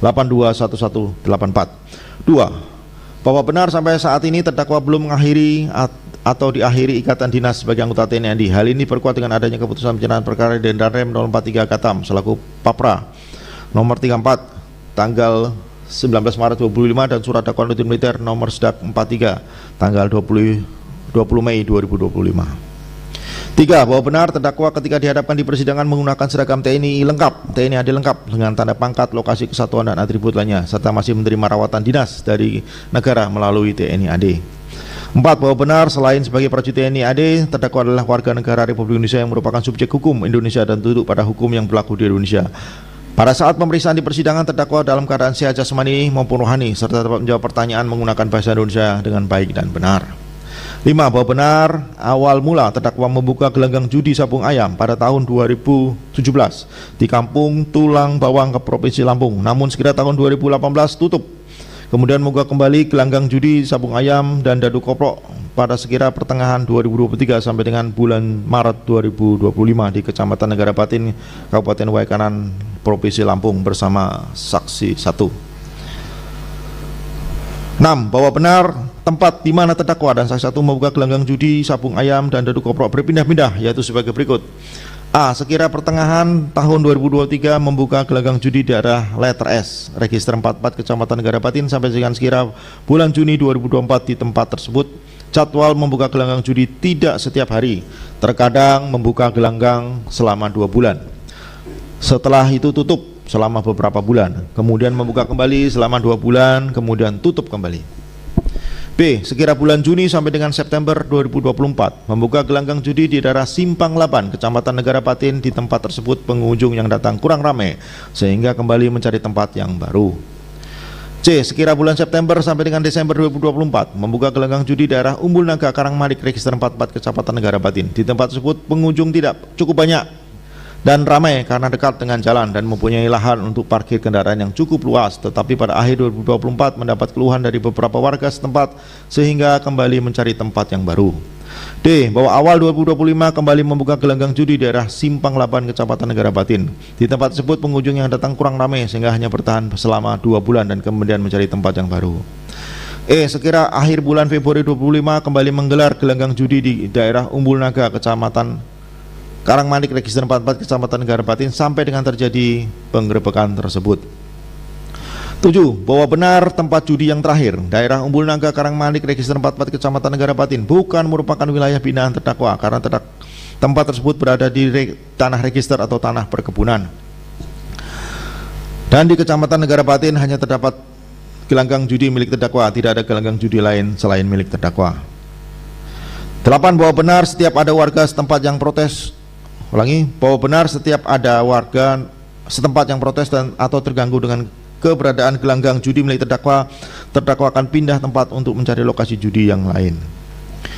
9. Bahwa benar tempat judi di daerah Umbul Naga tersebut berada di area perkebunan yang ditanami pohon karet oleh saksi 5 dan terdakwa sudah izin dengan saksi 5, serta setiap membuka gelanggang judi terdakwa selalu memberi uang kepada saksi 5, jika sepi Rp100.000 dan jika ramai Rp300.000. 10. Bahwa benar di lokasi judi sabung ayam tersebut juga terdapat warga sekitar yang membuka warung untuk berjualan makanan dan minuman pada hari Senin dan Kamis, dan warga yang membuka warung tersebut tidak dipungut biaya oleh terdakwa. 11. Bahwa benar yang memiliki ide pertama kali membuka gelanggang judi sabung ayam adalah terdakwa dengan tujuan menambah penghasilan atau mencari keuntungan materi. 12. Bahwa benar terdakwa membuka tempat perjudian tersebut bekerja sama dengan saksi 1, di mana terdakwa sebagai koordinator judi sabung ayam dan saksi 1 sebagai koordinator judi dadu koprok. 13. Bahwa benar di lokasi judi tersebut terdapat 2 jenis judi, yaitu judi sabung ayam yang dilakukan dengan cara pemain memasang taruhan di antara 2 ayam yang akan diadu. Setelah ayam diadu, pemilik ayam yang menang dan pemain yang memasang taruhan pada ayam yang menang akan mendapatkan uang kemenangan. Yang kedua adalah judi dadu koprok yang dilakukan dengan cara dadu ditutup dan diguncang. Setelah itu para pemain menebak angka yang akan keluar. Bagi pemain yang benar menebak akan mendapatkan uang kemenangan. 14. Bahwa benar keuntungan membuka judi dadu koprok diperoleh dari uang sewa lapak yang disewa oleh bandar judi dadu koprok yang terdakwa berikan semuanya kepada saksi 1. Sedangkan keuntungan membuka judi sabung ayam diperoleh dari potongan 10% dari uang kemenangan bagi pemilik ayam yang menang. Setelah selesai, uang yang diperoleh dikurangi dengan biaya pengeluaran seperti uang makan, rokok, uang untuk anggota TNI dan polisi yang datang, dan uang untuk Kapolsek Negara Patin, dan setelah itu sisanya baru untuk terdakwa yang juga terdakwa sisihkan untuk saksi 1. 15. Bahwa benar di gelanggang judi sabung ayam jika kegiatan besar bisa mencapai 10-15 pertandingan dan bisa mendapat keuntungan sejumlah 10 juta sampai dengan 15 juta rupiah sekali kegiatan. Dan jika kegiatan biasa hanya mendapat keuntungan sejumlah 1 juta sampai dengan 2 juta rupiah sekali kegiatan. 16. Bahwa benar pelaksanaan judi sabung ayam dan dadu koprok tersebut hanya dibuka seminggu 2 kali, yaitu pada hari Senin dan Kamis dimulai sekira pukul 13.00 sampai dengan sekira waktu maghrib, dan sejak tahun 2024 hanya melaksanakan kegiatan besar sebanyak 4 kali. Kegiatan besar terakhir yaitu Senin 17 Maret 2025 pada saat terjadi penggerebekan yang bertepatan pada bulan suci Ramadan.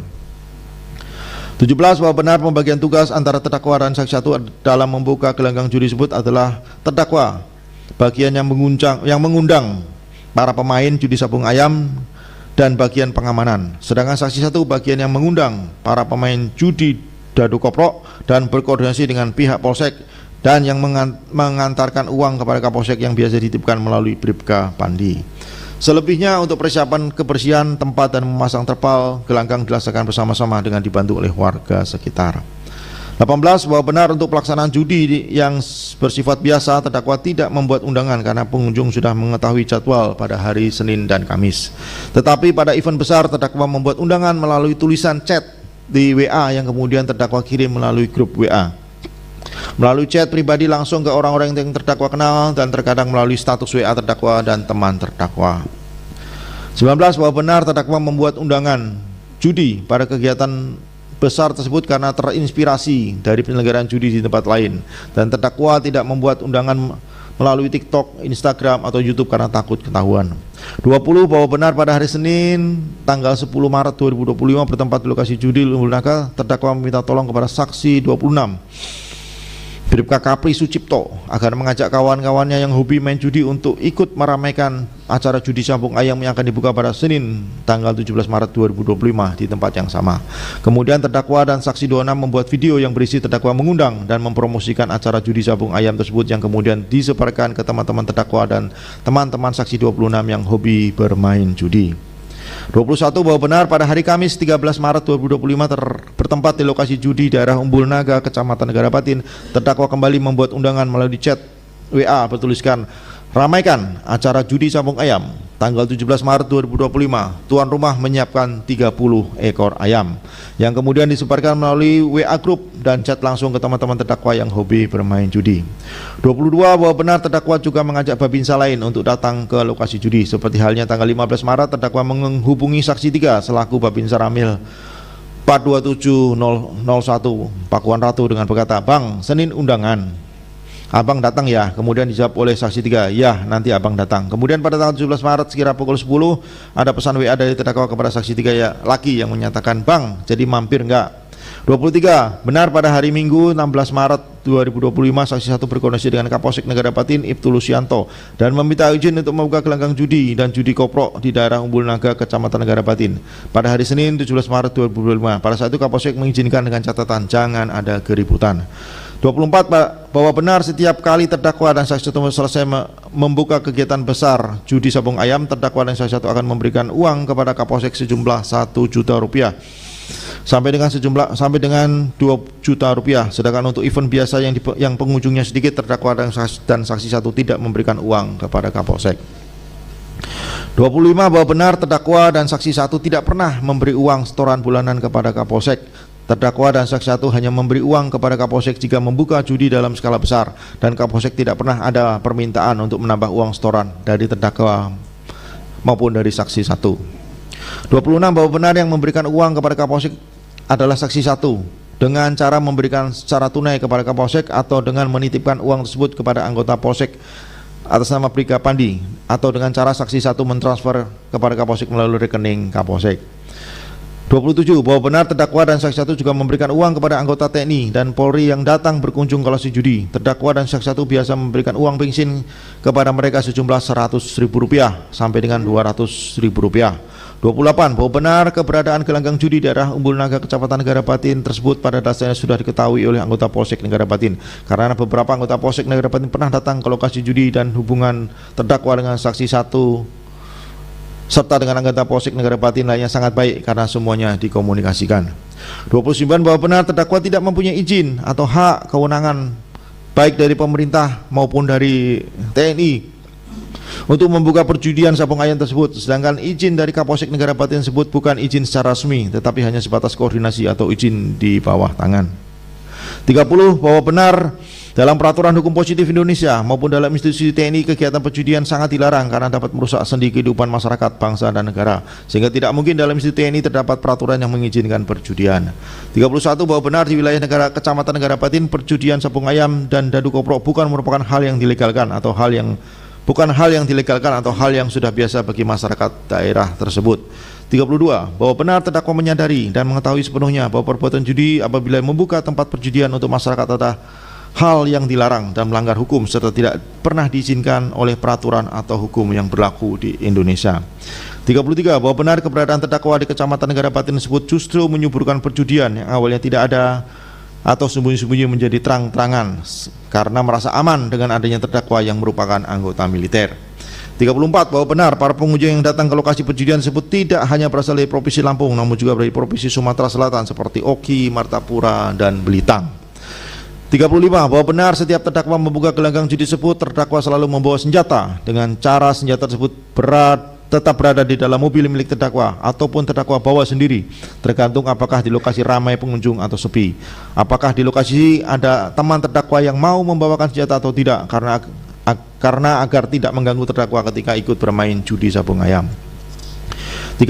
Bahwa benar tujuan terdakwa membawa senjata api di lokasi judi sabung ayam adalah untuk menakut-nakuti warga, karena selama terdakwa membuka gelanggang judi sabung ayam sering terjadi keributan. Bahkan saksi satu sendiri pernah akan dibacok oleh pemain. Dan selain itu juga karena ada beberapa warga yang datang juga sambil membawa senjata api rakitan. 37. Bahwa benar senjata yang terdakwa bawa di lokasi judi sabung ayam tersebut adalah senjata api laras panjang warna hitam jenis FNC dengan munisi kaliber 5,56 mm yang diperoleh dari teman atau liting terdakwa. 38. Bahwa benar pada awal tahun 2018 terdakwa diajak oleh Kopda Zeni Erwanto berburu rusa menggunakan senjata api. Kemudian sekira bulan Juni 2018 terdakwa menghubungi Kopda Zeni Erwanto untuk meminjam senjata dengan alasan untuk berburu rusa di daerah Gunung Meneng, Kecamatan Negeri Agung, Kabupaten Waikanan. Selanjutnya terdakwa membuat janji untuk bertemu di dekat rumah Kopral 2 Zeni Erwanto yang beralamat di Desa Bumi Harjo, Kecamatan Bahuga. 39. Bahwa benar kemudian terdakwa berangkat dari rumah terdakwa menuju Desa Bumi Harjo, Kecamatan Bahuga menggunakan mobil Avanza milik terdakwa. Setelah sampai dan bertemu dengan Kopda Zeni Erwanto, senjata api kemudian tersebut diserahkan kepada terdakwa beserta 2 buah magazen dan diberikan 20 butir munisi kaliber 5,56. Tetapi terdakwa tidak mengetahui dari mana Kopda Zeni Erwanto mendapatkan senjata tersebut. 40. Bahwa benar senjata api dan munisi tersebut terdakwa sembunyikan di atas plafon kamar rumah terdakwa agar tidak ada yang mengetahui, dan senjata tersebut pernah terdakwa gunakan beberapa kali untuk berburu rusa dan monyet. Selanjutnya hanya terdakwa bawa pada saat membuka gelanggang judi sabung ayam. 41. Bahwa benar tahun 2018 setelah terdakwa selesai menjalani hukuman pidana penjara, Kopda Zeni Erwanto sudah tidak bisa terdakwa hubungi lagi dan senjata laras panjang yang terdakwa pinjam tersebut belum sempat terdakwa kembalikan. Kemudian pada tahun 2019 terdakwa mendengar kabar Kopda Zeni Erwanto telah meninggal dunia, yang akhirnya senjata tersebut berada pada penguasaan terdakwa sampai dengan terjadi penggerebekan tersebut. 42. Bahwa benar selain 20 butir munisi kaliber 5,56 yang terdakwa dapatkan dari Kopda Zeni Erwanto, ternyata terdakwa juga mendapatkan munisi tajam lainnya pada saat latihan menembak di batalion maupun di Kodim. Pada saat setelah latihan menembak, terdakwa sengaja mengambil beberapa sisa munisi latihan tanpa izin yang kemudian terdakwa simpan. 43. Bahwa benar ketika dilaksanakan penggeledahan di rumah terdakwa oleh penyidik Denpom 2/3 Bandar Lampung juga ditemukan 1 buah munisi tajam kaliber 9 mm, 2 buah munisi hampa kaliber 5,56, 1 buah munisi karet kaliber 5,56 dan 4 buah kelongsong munisi kaliber 9 dan 3 buah kelongsong munisi kaliber 5,56 mm. 44.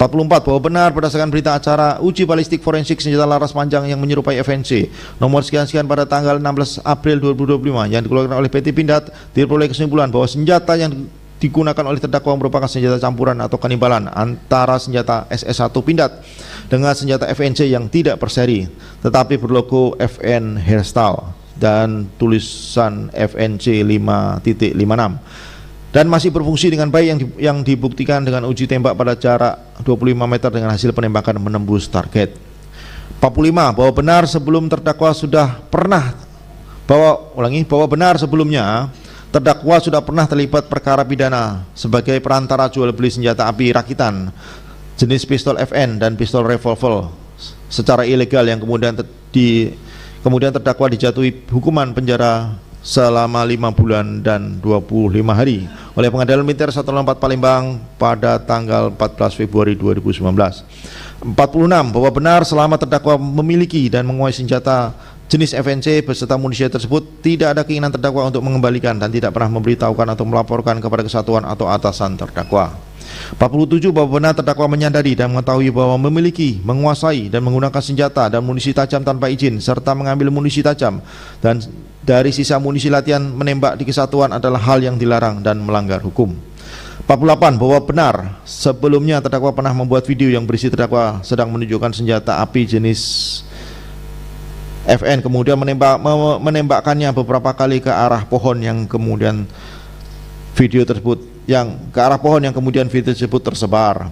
49 bahwa benar pada hari Senin tanggal 17 Maret 2025 sekira pukul 10.00 terdakwa mengambil senjata api laras panjang milik terdakwa yang terdakwa sembunyikan di atas plafon kamar belakang rumah terdakwa. Kemudian terdakwa memasukkan senjata tersebut ke dalam mobil Toyota Hilux warna hitam milik terdakwa di bawah jok kabin belakang. Setelah itu terdakwa bersama tetangga terdakwa, saudara rangkaian, berangkat dari rumah terdakwa menuju lokasi gelanggang judi sabung ayam di Umbul Naga, Negara Patin. 50 bahwa benar kemudian sekira pukul 10.45 WIB terdakwa dan saudara rangkaian tiba di lokasi gelanggang judi sabung ayam, dan tidak lama kemudian sekira pukul 12.00 datang saksi 1, saksi 4 di lokasi. Setelah itu terdakwa, saudara rangkaian, saksi 1 dan saksi 4 membersihkan tempat sabung ayam dan memasang terpal. Baru sekira pukul 12.15 WIB setelah itu terdakwa melaksanakan sholat duhur di belakang mobil terdakwa. Kemudian sekira pukul 12.30 pada saat istirahat di warung, terdakwa meminta saksi 4 untuk mengambil senjata api laras panjang yang berada di dalam mobil terdakwa karena beberapa tamu sudah mulai datang dan lokasi gelanggang sudah cukup ramai sebab pada saat itu merupakan kegiatan judi skala besar.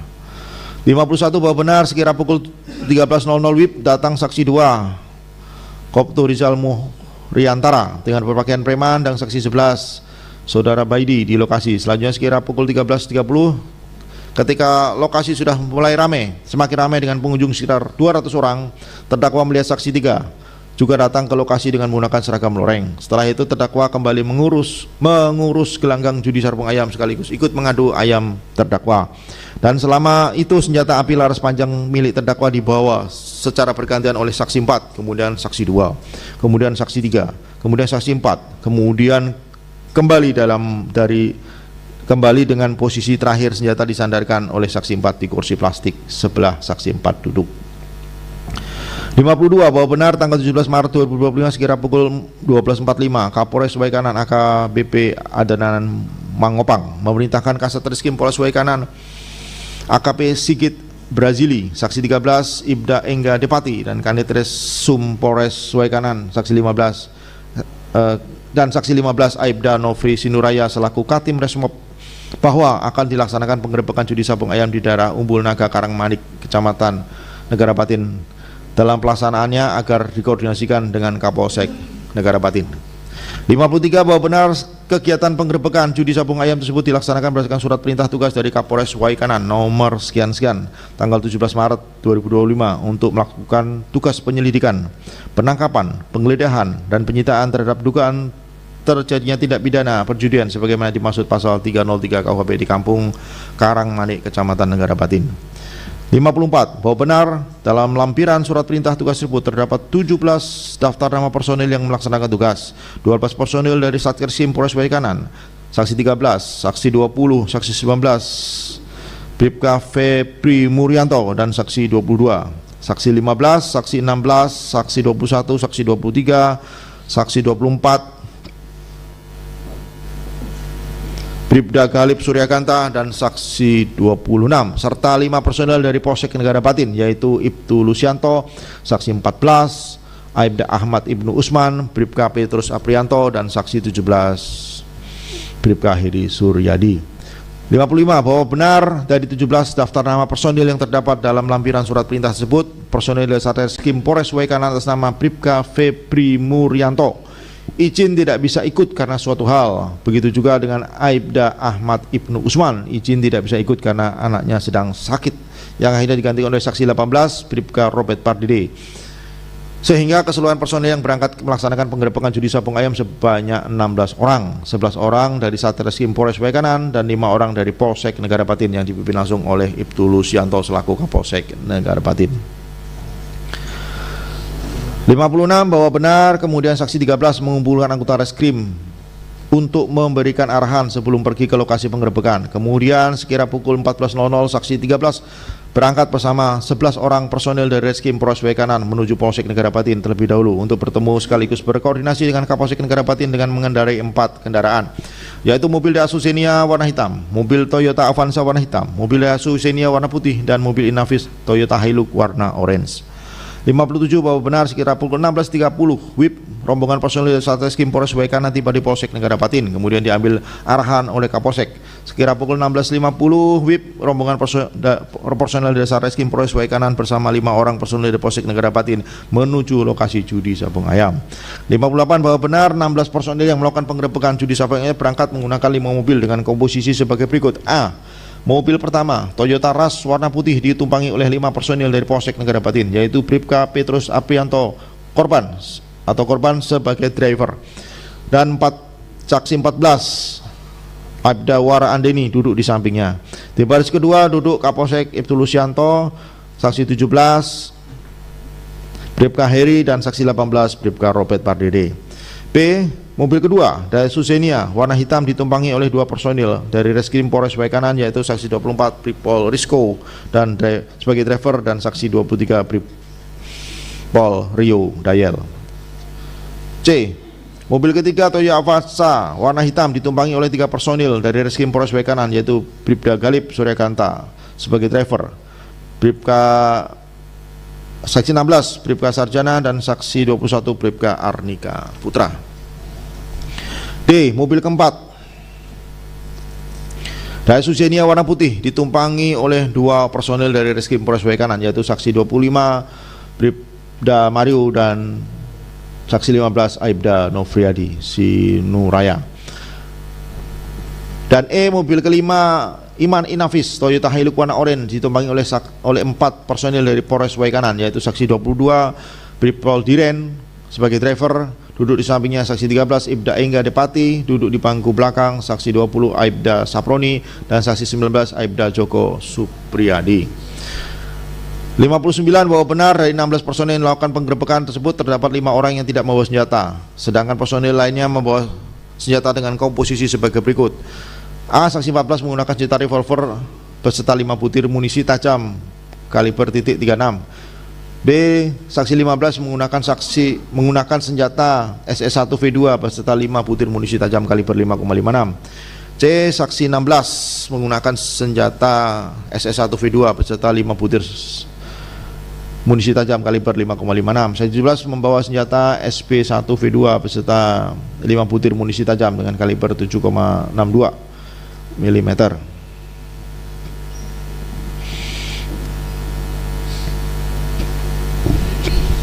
Dan saksi 18 menggunakan senjata SB1V2 beserta 5 butir munisi tajam dengan kaliber 7,62 mm. F. Saksi 20 menggunakan senjata HS9 beserta 5 butir senjata kaliber 9. Saksi 21 menggunakan senjata HS9 beserta 5 butir munisi tajam 9 mm.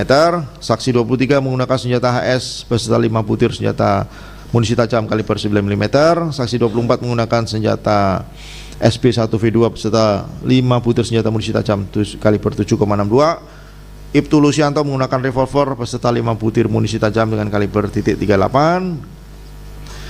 Brigadir Galip Suryakanta menggunakan senjata SB1 kaliber 7,62 dengan jumlah munisi tidak diketahui. Bribka Petrus Aprianto, saksi 13, saksi 19, saksi 22 dan saksi 25 tidak membawa senjata. 60 bahwa benar sekira pukul 17.30 16 personil yang melakukan penggerebekan tersebut tiba di lokasi perjudian sabung ayam. Kemudian seluruh mobil berhenti di tengah jalan yang berjarak kurang lebih 40 meter dari arena gelanggang sabung ayam dengan posisi parkir berbanjar ke belakang dengan urutan paling depan mobil Toyota Rush warna putih yang ditumpangi oleh personil Polsek Negara Patin, kemudian mobil Daihatsu Xenia warna hitam, kemudian mobil Toyota Avanza warna hitam, kemudian mobil Xenia warna putih, dan paling belakang mobil Inafis Hilux warna orange. 61 bahwa benar setelah tiba di lokasi perjudian sabung ayam, personil yang berada di mobil pertama keluar dari mobil diikuti oleh personil yang lainnya. Kemudian masing-masing personil berpencar di sekitar area perjudian sambil mengeluarkan tembakan peringatan ke udara, membuat para pemain judi berlarian kocar-kacir dan mengakibatkan situasi di area perjudian menjadi riuh atau kacau yang disebabkan oleh suara tembakan peringatan yang berkali-kali oleh orang-orang yang berkali-kali dan orang-orang berhamburan dengan dalam rangka mengamankan diri. 62 bahwa benar pada saat terjadi keriuhan tersebut terdakwa meminta senjata api laras panjang milik terdakwa yang berada di samping kursi plastik dekat saksi 4 dengan berkata kepada saksi 4, "Ambilin senjata saya." Kemudian saksi 4 memberikan senjata tersebut kepada terdakwa. Setelah itu saksi 4 langsung berlari untuk mengamankan diri. 63 bahwa benar setelah memegang senjata, selanjutnya terdakwa mengeluarkan tembakan peringatan sebanyak 1 kali ke udara, tetapi dari pihak kepolisian masih mengeluarkan tembakan berkali-kali. Pada saat itu terdakwa melihat dari arah depan ada seorang anggota polisi menggunakan kaos warna hitam, yaitu Brigadir Polisi Bribka Polisi Petrus Aprianto yang mendekat ke arah terdakwa, sehingga sambil berjalan mundur terdakwa mengeluarkan tembakan sebanyak 2 kali ke arah Bribka Petrus Aprianto dan tepat mengenai mata sebelah kiri yang membuat Bribka Petrus Aprianto jatuh tersungkur. Kemudian terdakwa langsung balik badan dan berlari. 64 bahwa benar pada saat terdakwa berlari dari arah samping kanan depan, terdakwa melihat ada anggota polisi di jalan dekat mobil menggunakan seragam polisi.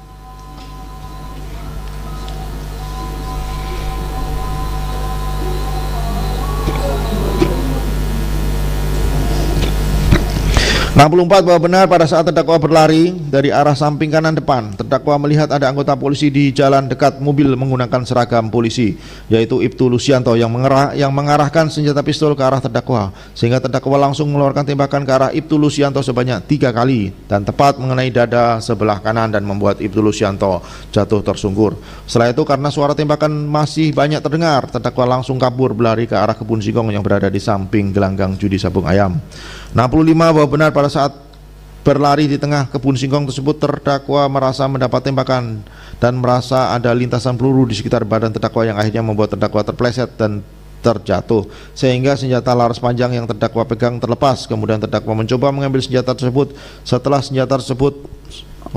senjata sudah terdakwa pegang kembali, dari arah depan kiri terdakwa melihat anggota polisi menggunakan kaos warna hitam, yaitu Bribda Galib Suryaganta, membawa senjata api laras panjang yang mengeluarkan tembakan ke arah terdakwa, sehingga sambil posisi jongkok terdakwa langsung membalas tembakan ke arah Bribda Galib Suryaganta sebanyak 3 kali dan tepat mengenai rongga mulutnya yang membuat Bribda Galib Suryaganta jatuh tersungkur. Setelah itu terdakwa langsung berdiri dan berlari ke arah kanan. Pada saat itu terdakwa melihat saksi 1 juga berlari menyelamatkan diri. Kemudian terdakwa berteriak kepada saksi 1, "Bang, sini, bang, ikut saya." Tetapi saksi 1 tidak mendengar. Kemudian terdakwa terus berlari melewati kebun singkong menuju hutan. 66 bahwa benar kemudian terdakwa terus berlari ke arah hutan sejauh kurang lebih 4 km. Pada saat itu terdakwa bertemu dengan kenalan terdakwa, saudara Sadri. Setelah itu terdakwa dan saudara Sadri terus berlari sampai masuk ke kebun tebu, kemudian istirahat sebentar. Pada saat istirahat, terdakwa menyuruh saudara Sadri menghubungi saudara Anto untuk menyebut terdakwa, dan saudara Sadri di kebun teh dekat menghubungi saudara Anto untuk menyebut terdakwa dan saudara Sadri di kebun tebu dekat rawa dan dengan sepeda motor. 67 bahwa benar sekira pukul 19.00 pada saat terdakwa dan saudara Sadri istirahat di kebun tebu tersebut, terdakwa sempat melihat berita di medsos melalui handphone saudara Sadri bahwa 3 korban dari pihak kepolisian yang meninggal dunia karena tertembak pada penggerebekan judi sabung ayam di daerah Umbul Naga. Pada saat itu terdakwa langsung merasa sangat menyesal. 68 bahwa benar kemudian terdakwa melanjutkan perjalanan ke arah rawa untuk bertemu saudara Ando. Pada saat akan menyeberang rawa, terdakwa menyimpan senjata api laras panjang terdakwa di dekat rawa yang sudah terdakwa tandai dengan titik tanda pohon akasia karena terdakwa sudah tidak sanggup lagi untuk membawanya. Setelah melewati rawa kemudian bertemu dengan saudara Ando. Setelah itu terdakwa, saudara Sadri dan saudara Ando berbonceng 3 menggunakan sepeda motor Honda Verza keluar dari kebun tebu.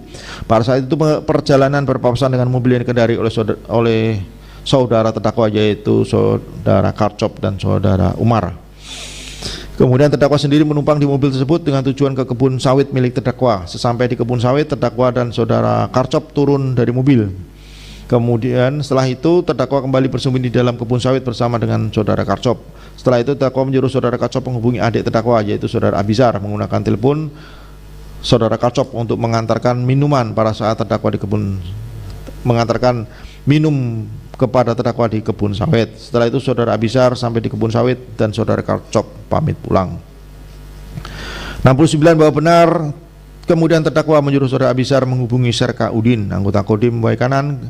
Kemudian terdakwa menyampaikan kepada Serka Udin jika terdakwa akan menyerahkan diri dan agar pesan terdakwa tersebut disampaikan kepada Dandim Waikanan. Setelah beberapa saat kemudian Serka Udin menginformasikan kepada terdakwa jika Dandim Waikanan dan anggota polisi militer sedang dalam perjalanan menuju rumah terdakwa. Setelah itu terdakwa dan saudara Abisar naik perahu sampan dari kebun sawit menuju belakang rumah terdakwa. Setibanya di belakang rumah terdakwa, terdakwa langsung masuk ke dalam rumah, kemudian mandi dan berganti baju loreng. Ketika rombongan dari Kodim dan polisi militer tiba, terdakwa langsung menghadap dan menyerahkan diri ke Dandim Waikanan. Selanjutnya terdakwa dibawa oleh anggota Denpom, Praka Adi dan Pratu Ferdiansah dengan dikawal oleh anggota Kodim Serka Azril ke Denpom Lampung. 70. Bahwa benar sekira pukul 19.30 datang bantuan dari Sabara Polres Waikanan sebanyak 5 orang personil menggunakan truk Dalmas dan 1 ambulan dan dari Puskesmas Kecamatan Negara Batin yang membantu mengevakuasi jenazah ketiga korban karena tidak muat dimasukkan dalam ambulan. Akhirnya ketiga jenazah tersebut dimasukkan ke dalam truk Dalmas untuk dievakuasi menuju Rumah Sakit Bayangkara, Bandar Lampung. 71. Bahwa benar berdasarkan hasil visum et repertum Rumah Sakit Bayangkara nomor 13 perihal hasil pemeriksaan bedah jenazah atas nama Lucianto Esa yang ditandatangani oleh tim dokter pemeriksa yaitu Dr. Andriani dan Dr. Iputu Suwartama, diperoleh kesimpulan bahwa sebab mati orang ini adalah pendarahan masif pada kedua rongga dada akibat tembakan senjata api di dada kanan yang berdasarkan ciri lukanya sesuai dengan ciri luka tembak masuk jarak jauh. Luka tembak tersebut menembus paru kanan bagian tengah dan bawah, kandung jantung, serambi kanan jantung, tulang belakang ke-10, ke-11, ke-12 dan tidak ditemukan luka tembak luar. 27. Bahwa benar berdasarkan hasil visum et repertum Rumah Sakit Bayangkara Bandar Lampung nomor 14 hasil pemeriksaan bedah jenazah atas nama Petrus Aprianto yang ditangani oleh tim dokter pemeriksa Dr. Andriani dan Dr. Iputu Suwartama, diperoleh kesimpulan bahwa sebab mati orang ini adalah pendarahan rongga kepala akibat tembakan senjata api pada kelopak mata kiri yang berdasarkan ciri lukanya sesuai dengan ciri luka tembak masuk jarak dekat. Luka tembak tersebut menembus bola mata, otak besar kiri, otak kecil, batang otak serta mematahkan tulang rongga mata kanan dan kiri, tulang hidung, tulang pipi kiri dan tulang tengkorak pelipis hingga samping kanan kiri tidak ditemukan luka tembak keluar. 73. Bahwa benar berdasarkan hasil visum et repertum Rumah Sakit Bayangkara Bandar Lampung nomor 15 hasil pemeriksaan bedah jenazah atas nama M. Khalid Suryakanta yang ditangani oleh tim dokter pemeriksa Dr. C. Andriani dan Dr. Iputu Suwartama, diperoleh kesimpulan bahwa sebab mati orang ini karena pendarahan batang otak akibat tembakan senjata api di bibir bawah kiri yang berdasarkan ciri lukanya sesuai dengan ciri luka tembak masuk jarak jauh. Luka tembak tersebut menembus tulang rahang kiri bawah batang otak menyebabkan patah tulang dasar otak dan robekan selapu tebal dan selapu tipis otak menembus tulang lidah, tulang rawan gondok, tulang leher kelima, 6, 7, tulang dada pertama dan tidak ditemukan luka tembak keluar. 74. Bahwa benar berdasarkan berita acara pemeriksaan laboratorium kriminalistik barang bukti nomor lab 1998 dari Puslapor Bareskrim Polri diperoleh kesimpulan sebagai berikut. A. Profil DNA yang dianalisa dari swab darah di TKP 1 cocok dengan profil DNA yang dianalisa dari darah milik korban atas nama Lucianto. Dengan demikian bercak darah pada barang bukti tersebut berasal dari korban atas nama Lucianto. B. Profil DNA yang dianalisa dari swab darah di TKP 2 cocok dengan profil DNA yang dianalisa dari sampel darah milik korban atas nama Petrus. Dengan demikian bercak darah pada barang bukti tersebut berasal dari korban atas nama Petrus. C. Profil DNA yang dianalisa dari swab darah di TKP 3 cocok dengan profil DNA yang dianalisa dari sampel darah milik korban atas nama Galib. Dengan demikian bercak darah pada barang bukti tersebut berasal dari korban atas nama Galib.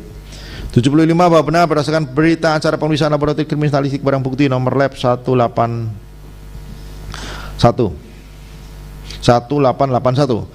dari Puslapor Badan Reskrim Polri diperoleh kesimpulan sebagai berikut. A. Serpihan logam bukti Q1 sampai dengan Q1.3 atas nama Ibtu Lucianto merupakan serpihan anak peluru kaliber 5,56 full metal jaket yang dikeluarkan dari laras panjang kaliber 5,56. B. Serpian logam Ki 2 atas nama Bribka Petrus Aprianto merupakan serpian anak peluru.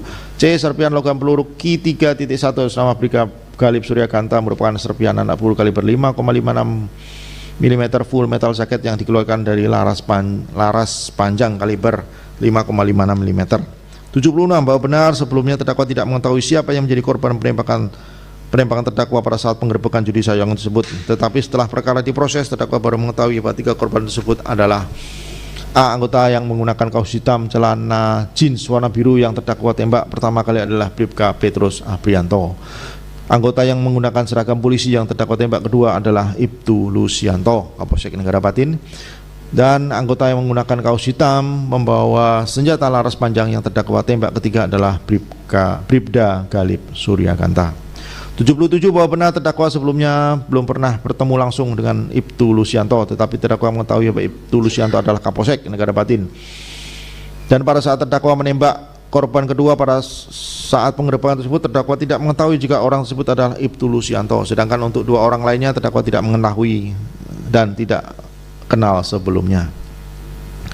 78 bahwa benar pada saat terdakwa melakukan penembakan terhadap ketiga korban tersebut, jarak terdakwa dengan korban pertama Bribka Petrus Aprianto sekitar 20 meter, sedangkan jarak tembak terdakwa dengan korban kedua Ibtu Lusianto dan korban ketiga sekira 25 meter. 79 bahwa benar pada awalnya terdakwa tidak mempunyai niat untuk membunuh ketiga korban. Terdakwa melakukan penembakan kepada ketiga korban adalah secara random dengan senjata yang terarah, tetapi tidak terbidik dan tidak menargetkan secara langsung kepada Ibtu Lusianto, Bribka Petrus Aprianto dan Bribka Galip Suryakanta. 80 bahwa benar pada saat penggerebekan tersebut pakaian yang terdakwa gunakan adalah kaos warna hitam bertuliskan Yamaha dan celana jeans warna biru serta ikat pinggang warna hijau. 81 bahwa benar terdakwa tidak mengetahui dan tidak mengetahui aparat kepolisian ketika turun dari mobil pada saat penggerebekan tersebut. Tiba-tiba terdakwa mendengar suara tembakan yang berkali-kali dari arah luar gelanggang. Pada saat itu terdakwa terlintas dalam pikiran terdakwa adalah ada aparat yang sedang membuarkan gelanggang judi sabung ayam terdakwa. 82 bahwa benar setelah kegiatan penggerebekan selesai dan ketika dilakukan pengecekan senjata revolver yang dibawa Ibtu Lusianto masih terdapat munisi sebanyak 5 butir, dan senjata SB1V2 yang dibawa Bribka Galip Suryakanta tidak ada munisi baik di magasin maupun di kamar senjata, sedangkan Bribka Petrus Aprianto tidak membawa senjata. 83 bahwa benar dalam penggerebekan tersebut tidak semua anggota kepolisian yang membawa senjata mengeluarkan tembakan peringatan. Saksi 15 menembakkan sebanyak 3 kali, saksi 16 menembakkan 3 kali, saksi 17 menembak 2 kali, saksi 21 menembak 2 kali, saksi 23 menembak 2 kali, saksi 24 menembak 2 kali, sedangkan terdakwa menembak 9 kali. 1 kali tembakan ke atas, 2 kali tembakan ke arah Bribka Petrus, 3 kali ke arah Ibtu Lusianto, 3 kali ke arah Bribda Galip Suryakanta. 84 bahwa benar pada saat olah TKP di lokasi penggerebekan dilakukan oleh tim Inafis Polda Lampung ditemukan hanya 13 kelongsong munisi tajam dengan rincian 8 kelongsong munisi kaliber 5,56 mm, 2 buah kelongsong munisi kaliber 9 dan 3 butir kelongsong munisi kaliber 7,62. 85 bahwa benar terdakwa pada saat menembak ketiga korban tersebut dengan tembakan terarah bukan terbidik karena posisi senjata pada saat menembak berada di depan dada terdakwa. 86 bahwa benar terdakwa tidak mengetahui dan juga tidak ada informasi jika pada saat itu akan terjadi penggerebekan judi sabung ayam milik terdakwa karena sebelumnya sudah dikoordinasikan dengan saksi 1 dengan pihak Polsek Negara Batin, dan selama terdakwa membuka gelanggang judi sabung ayam di Kecamatan Negara Batin baru pada tanggal 17 Maret 2025 tersebut digerebek. 87 bahwa benar keberadaan senjata api laras panjang milik terdakwa yang selalu dibawa ketika terdakwa membuka gelanggang judi sabung ayam membuat terdakwa percaya diri dan tidak terkontrol. Terbukti pada saat terjadi penggerebekan tersebut justru keberadaan senjata inilah yang memicu niat terdakwa untuk mengeluarkan tembakan ke arah aparat yang mengakibatkan 3 orang anggota polisi meninggal dunia. 88 bahwa benar terdakwa menyadari dan mengetahui jika senjata yang terdakwa bawa di lokasi judi sabung ayam tersebut terpasang magazin yang di dalam terdapat 30 butir munisi tajam, dan terdakwa juga menyadari dan mengetahui jika senjata tersebut ditembakkan kepada seseorang akan mengakibatkan kematian.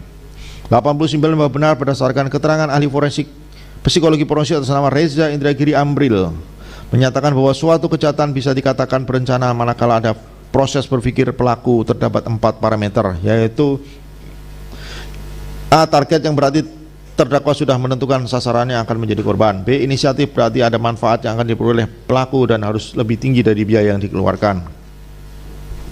C. Sumber daya yang berarti menghabisi korban, pelaku harus menentukan instrumen apa, waktu yang dialokasikan dan tempat.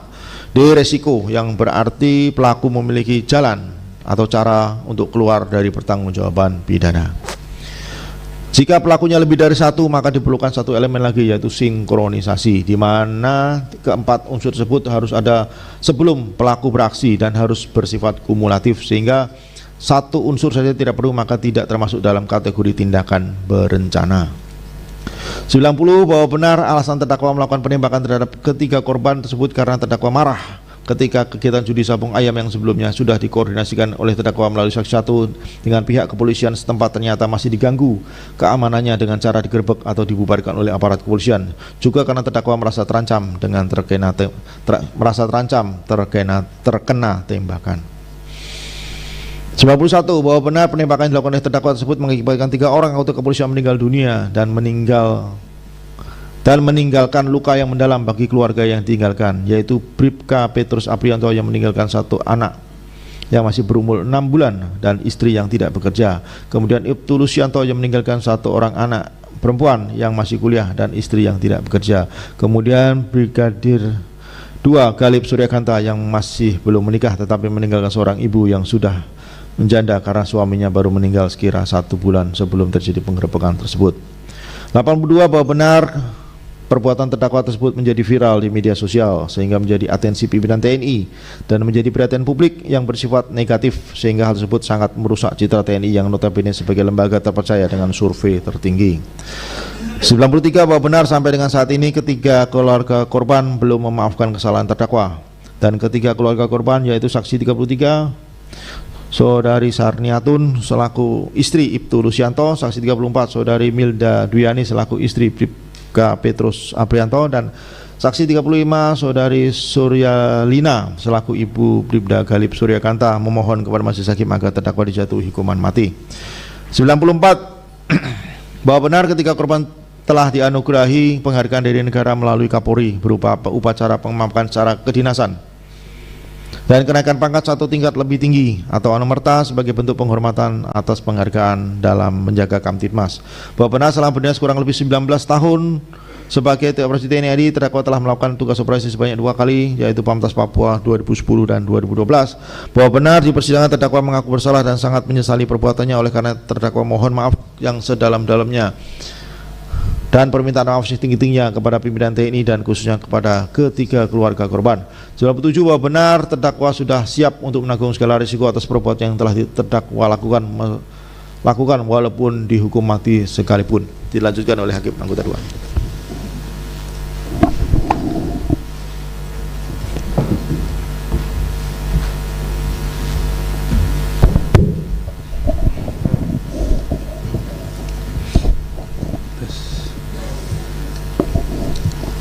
Menimbang bahwa berdasarkan fakta-fakta hukum tersebut, terdakwa dapat dipersalahkan melakukan tindak pidana sebagaimana didakwakan auditor militer, majelis hakim akan membuktikannya lebih lanjut. Menimbang bahwa untuk dapat menentukan apakah terdakwa bersalah melakukan tindak pidana sebagaimana didakwakan auditor militer, maka dari rangkaian perbuatan yang telah dilakukan terdakwa tersebut haruslah pula telah cukup memenuhi unsur-unsur tindak pidana yang didakwakan kepada diri terdakwa. Menimbang bahwa tindak pidana yang didakwakan oleh auditor militer dalam surat dakwaan disusun dalam bentuk kumulatif dengan dakwaan ke-1 bersifat subsidiaritas, yaitu primer pasal 30, pasal 340 KUHP, subsidiar pasal 338 KUHP, dan dakwaan kedua pasal 1 ayat 1 Undang-Undang Darurat Nomor 12 Tahun 1951 tentang senjata api, munisi dan bahan peledak, dan dakwaan ketiga pasal 303 ayat 1 ke 1 junto pasal 55 ayat 1 ke 1 KUHP. Menimbang bahwa oleh karena dakwaan auditor militer berbentuk kumulatif, maka majelis hakim wajib membuktikan dakwaan ke-1, kedua, dan ketiga. Menimbang bahwa selanjutnya majelis hakim akan membuktikan dakwaan ke-1 terlebih dahulu, karena dakwaan ke-1 tersebut disusun secara subsidiaritas, maka majelis hakim akan membuktikan secara berurutan dari dakwaan primer terlebih dahulu. Apabila dakwaan primer terbukti, maka dakwaan subsidiar tidak perlu dibuktikan lagi, dan apabila dakwaan primer tidak terbukti, maka dakwaan subsidiar wajib dibuktikan. Menimbang bahwa selanjutnya majelis hakim akan membuktikan dakwaan primer pasal 340 KUHP yang mengandung unsur-unsur sebagai berikut. Unsur ke-1, barang siapa. Unsur kedua, dengan sengaja dan dengan rencana terlebih dahulu. Unsur ketiga, merampas nyawa orang lain. Menimbang bahwa ketiga unsur tersebut bersifat kumulatif, artinya setiap unsur haruslah dibuktikan kebenarannya, apakah seluruhnya unsur delik tersebut terbukti secara sah dan meyakinkan menurut hukum atau tidak. Jika salah satu unsur delik tidak terpenuhi, maka terdakwa haruslah dibebaskan atau dilepaskan dari tuntutan hukum. Menimbang bahwa terhadap unsur-unsur tersebut, majelis hakim mengemukakan pendapat sebagai berikut. Unsur ke-1, barang siapa, bahwa yang dimaksud dengan barang siapa dalam pengertian KUHP adalah orang atau badan hukum. Yang dimaksud dengan orang yaitu seperti termaksud dalam pasal 2 sampai dengan pasal 9 KUHP. Dalam hal ini adalah semua orang yang berwarga negara Indonesia dan warga negara asing yang termasuk dalam syarat-syarat dalam pasal 2 sampai dengan pasal 9 KUHP. Termasuk pula anggota angkatan perang atau anggota TNI, dalam hal ini melingkupi diri terdakwa. B. Bahwa untuk dapat menjatuhkan hukuman atau pidana kepada pelaku atau subjek, maka ia harus mampu bertanggung jawab atas perbuatan yang dilakukannya itu. Dengan kata lain, bahwa pelaku sebagai subjek hukum pada waktu melakukan tindak pidana tidaklah diliputi oleh keadaan-keadaan sebagaimana diatur dalam pasal 44 KUHP, yakni jiwanya cacat dalam pertumbuhannya atau jiwanya terganggu karena penyakit. Menimbang bahwa terhadap unsur ke-1 tersebut telah ditemukan fakta hukum sebagai berikut. 1. Bahwa benar terdakwa Kopda Basarsah masuk menjadi prajurit TNI AD melalui pendidikan Secata PK gelombang 1 tahun 2005 di Dodik Secata Puntang Lahat Rindam 2 Sriwijaya. Lulus dan dilantik pada tahun 2006 dengan pangkat Prada, kemudian melanjutkan pendidikan Kecamatan Infanteri di Dodik Latpur Batu Raja. Setelah itu ditugaskan di Yonif 141 IJP Muara Enim sampai dengan pangkat Praka. Kemudian pada tahun 2014 pindah tugas di Kodim 0427 Waikanan. Kemudian pada tahun 2022 pindah tugas di Koramil 42701 Pakuan Ratu. Sampai dengan melakukan perbuatan yang menjadi perkara ini, terdakwa masih berdinas aktif sebagai Babinsa Ramil 42701 Pakuan Ratu, Kesatuan Kodim 0427 Waikanan, Korem 043 Gatam Lampung dengan pangkat Kopda NRP 31060073821184. 2. Bahwa benar sampai saat ini terdakwa belum mengakhiri atau diakhiri ikatan dinasnya sebagai anggota TNI AD. Hal ini diperkuat dengan keputusan penyerahan perkara dari Dandem 043 Gatam selaku Papra nomor sekian tanggal 19 Mei 2025 dan surat dakwaan auditor militer nomor sekian tanggal 20 Mei 2025.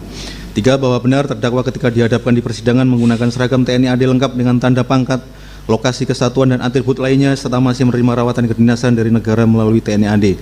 Dan keempat, bahwa benar selain sebagai prajurit TNI AD, terdakwa adalah warga negara Republik Indonesia yang merupakan subjek hukum Indonesia dan tunduk pada hukum yang berlaku di Indonesia, dan pada saat pemeriksaan di persidangan, terdakwa dalam keadaan sehat jasmani maupun rohani, serta dapat menjawab pertanyaan menggunakan bahasa Indonesia dengan baik dan benar. Menimbang bahwa dari uraian fakta-fakta yang terungkap di persidangan, ternyata terdakwa adalah seorang perseorangan yang mampu melakukan dan bertanggung jawab atas perbuatan yang didakwakan dalam perkara ini. Apabila dihubungkan dengan pengertian unsur barang siapa sebagaimana dimaksud di atas, maka unsur barang siapa dalam perkara ini adalah terdakwa. Dengan demikian, majelis hakim berpendapat bahwa unsur ke-1 barang siapa telah terpenuhi. 2. Unsur kedua, dengan sengaja dan dengan rencana terlebih dahulu. A. Bahwa yang dimaksud dengan sengaja adalah adanya kesadaran dan keinsafan pada diri si pelaku dalam melakukan suatu tindakan. Dengan kata lain, bahwa pelaku menyadari dan menghendaki tindakan yang dilakukannya itu termasuk akibat-akibat yang ditimbulkan dari perbuatan tersebut. Menurut memori Van Tuleting, yang dimaksud dengan sengaja adalah menghendaki dan menginsafi terjadinya suatu tindakan beserta akibatnya. B. Bahwa SR Sianturi dalam bukunya Tindak Pidana di KUHP berikut uraiannya pada halaman 485 dalam uraian pembahasan tentang pasal 338 KUHP menjelaskan bahwa unsur subjek meliputi tindakan dan objeknya, artinya bahwa si pelaku mengetahui dan menghendaki matinya seseorang dengan tindakannya itu. C. Bahwa Sunarto Surodibroto dalam bukunya KUHP dan KUHAP dilengkapi dengan jurisprudensi Mari dan Hograt pada halaman 206 ketika menguraikan pasal 338 KUHP menjelaskan berdasarkan Hograt 16 Juli 1894 bahwa terdakwa harus mengetahui bahwa tembakan peluru yang dilakukan dalam jarak pendek pada umumnya dapat menimbulkan kematian, maka hakim dapat berkesimpulan bahwa pelaku menghendaki akibat tersebut. D. Bahwa yang dimaksud dengan rencana terlebih dahulu adalah bahwa pelaku mempunyai waktu yang cukup untuk mewujudkan tindak pidana yang akan ia lakukan, termasuk di dalamnya ada waktu untuk berpikir kapan perbuatan tersebut akan dilakukan dan alat apa yang akan ia gunakan untuk mewujudkan niatnya itu. Bahwa SR Sianturi SH dalam bukunya Tindak Pidana di KUHP berikut uraiannya pada halaman 489 ketika membahas pasal 340 KUHP menjelaskan bahwa dengan rencana terlebih dahulu dipandang ada jika si petindak dalam suatu waktu yang cukup telah memikirkan serta menimbang-nimbang dan kemudian menentukan waktu, tempat, cara, alat-alat dan lain sebagainya yang akan digunakan untuk pembunuhan tersebut. Apakah ia secara tenang atau emosional pada waktu yang cukup itu untuk memikirkannya tidaklah terlalu penting. Yang penting ialah bahwa waktu yang cukup itu tidak dapat dipandang sebagai suatu reaksi yang segera yang mengakibatkan pembunuhan itu. Bahwa R. Susilo dalam bukunya KUHP serta komentar-komentarnya lengkap pasal demi pasal pada halaman 241 ketika menguraikan pasal 340 KUHP menjelaskan bahwa direncanakan lebih dahulu, yaitu antara timbulnya maksud untuk membunuh dengan pelaksananya itu masih ada tempo bagi si pelaku untuk dengan tenang memikirkan, misalnya dengan cara bagaimanakah pembunuhan itu akan dilakukan. Tempo ini tidak boleh terlalu sempit, akan tetapi sebaliknya tidak perlu terlalu lama. Yang penting ialah apakah di dalam tempo itu si pelaku dengan tenang masih dapat berpikir yang sebenarnya ia masih ada kesempatan untuk membatalkan niatnya akan membunuh, akan tetapi tidak dipergunakan. Bahwa unsur kesalahan dalam delik ini secara tegas dirumuskan dengan kata dengan sengaja dan dengan rencana terlebih dahulu yang ditempatkan pada bagian awal perumusan delik. Hal ini berarti bahwa semua unsur berikutnya adalah diliputi atau dipengaruhi unsur sengaja dengan rencana. Dengan demikian pelaku dalam keadaan sadar dan menginsafi terhadap kehendak yang direncanakannya untuk melakukan pembunuhan. Bahwa di dalam unsur kedua ini bersifat kumulatif, yaitu dengan sengaja dan dengan rencana terlebih dahulu, sehingga harus terbukti keduanya, dan jika salah satunya tidak terbukti maka unsur kedua tersebut tidak terpenuhi. Bahwa untuk mengetahui apakah ada perencanaan terlebih dahulu dalam dakwaan primer sebagaimana yang disyaratkan oleh pasal 340 KUHP, ada beberapa hal yang harus dipenuhi oleh perbuatan terdakwa, yaitu sebagai berikut. 1. Antara timbulnya niat dengan pelaksanaan perbuatan terdakwa terdapat cukup bukti. Terdapat cukup waktu bagi terdakwa untuk berpikir dengan tenang tentang bagaimana cara-cara atau rangkaian perbuatan yang akan dilakukannya untuk melaksanakan niatnya menghilangkan nyawa korban. 2. Dalam rangkaian perbuatan terdakwa terdapat tindakan-tindakan persiapan untuk melakukan perbuatan pembunuhan. 3. Terlihat dengan jelas dan tegas tentang cara kerja untuk melakukan perbuatan pembunuhan secara sistematis dan terarah dengan baik pada bagian vital tubuh korban. Menimbang bahwa terhadap unsur kedua tersebut telah ditemukan fakta hukum sebagai berikut.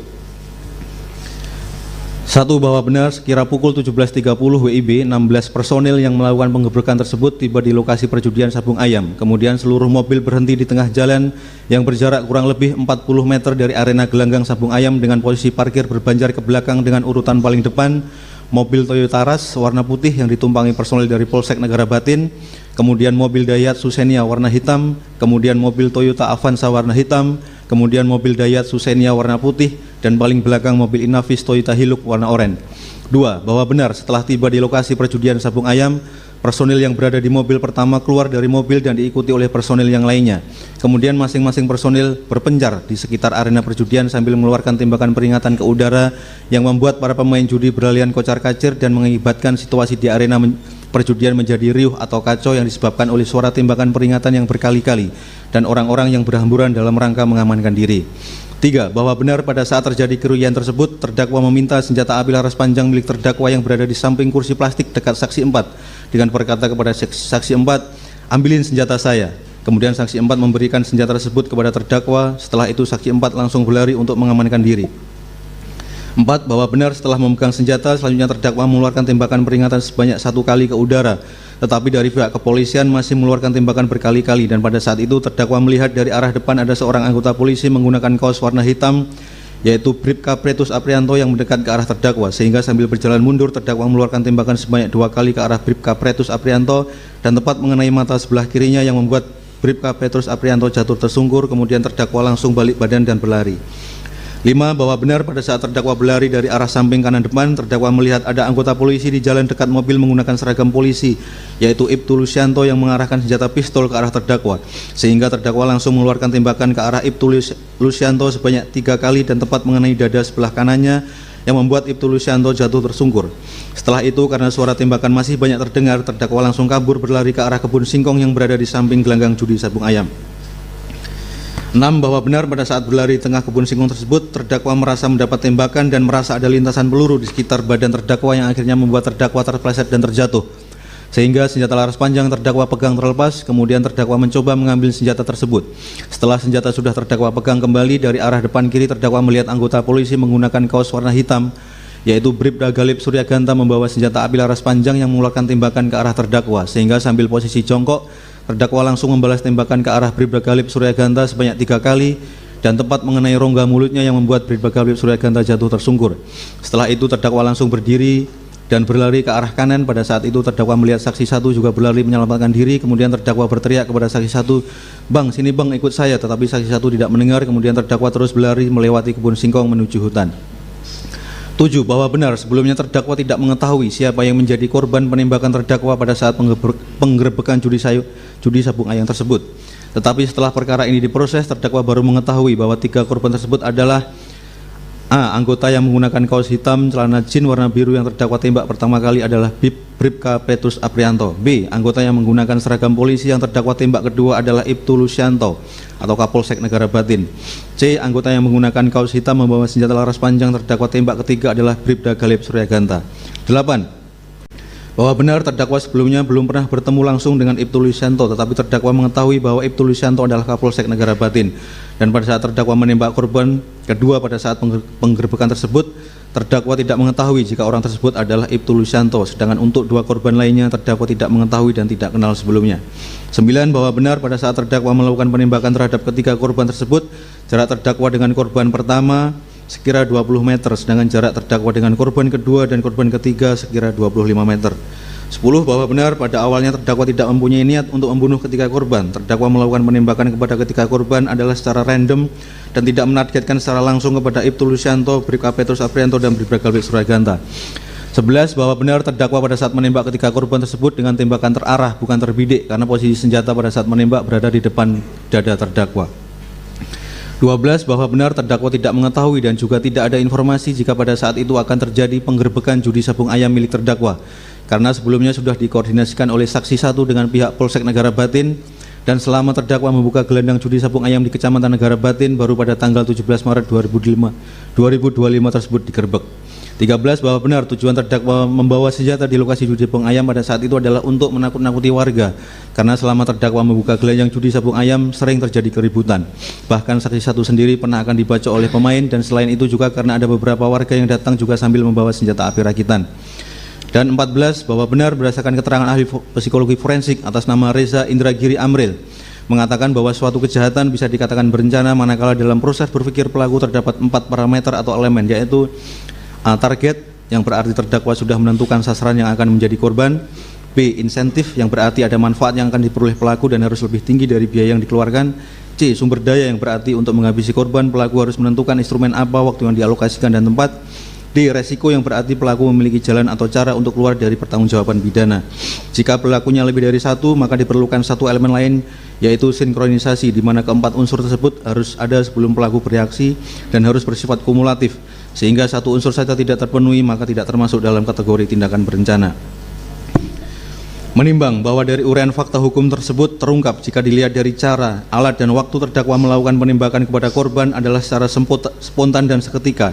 Terdakwa tidak dalam suatu waktu yang cukup untuk memikirkan dan menimbang-nimbang dalam menentukan waktu, tempat, dan alat-alat yang akan digunakan untuk pembunuhan tersebut, sehingga timbulnya niat dengan pelaksanaan perbuatan terdakwa. Tidak terdapat cukup waktu bagi terdakwa untuk berpikir dengan tenang tentang bagaimana cara atau rangkaian perbuatan yang akan dilakukannya untuk pelaksanaan dari niatnya menghilangkan nyawa korban. Dalam rangkaian perbuatan terdakwa tidak terdapat tindakan-tindakan persiapan untuk melakukan perbuatan pembunuhan. Hal ini terlihat dari terdakwa yang tidak mengetahui jika pada hari itu akan terjadi penggerebekan di lokasi judi milik terdakwa. Sedangkan mengenai keberadaan senjata yang dibawa terdakwa di lokasi judi tidak menunjukkan bahwa itu sebagai alat atau tidak tindakan persiapan untuk melakukan pembunuhan, karena senjata tersebut selalu terdakwa bawa untuk pengamanan di lokasi judi.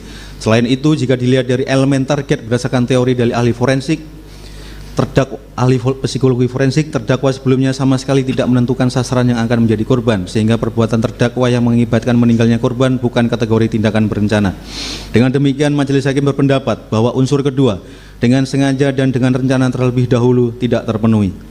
Menimbang bahwa oleh karenanya majelis hakim menilai keterbuktian unsur kedua ini sepanjang pada klausa dengan rencana terlebih dahulu, dan dengan gugurnya salah satu unsur tersebut mengandung konsekuensi bahwa pada dakwaan primer ini majelis hakim berpendapat harus dikesampingkan.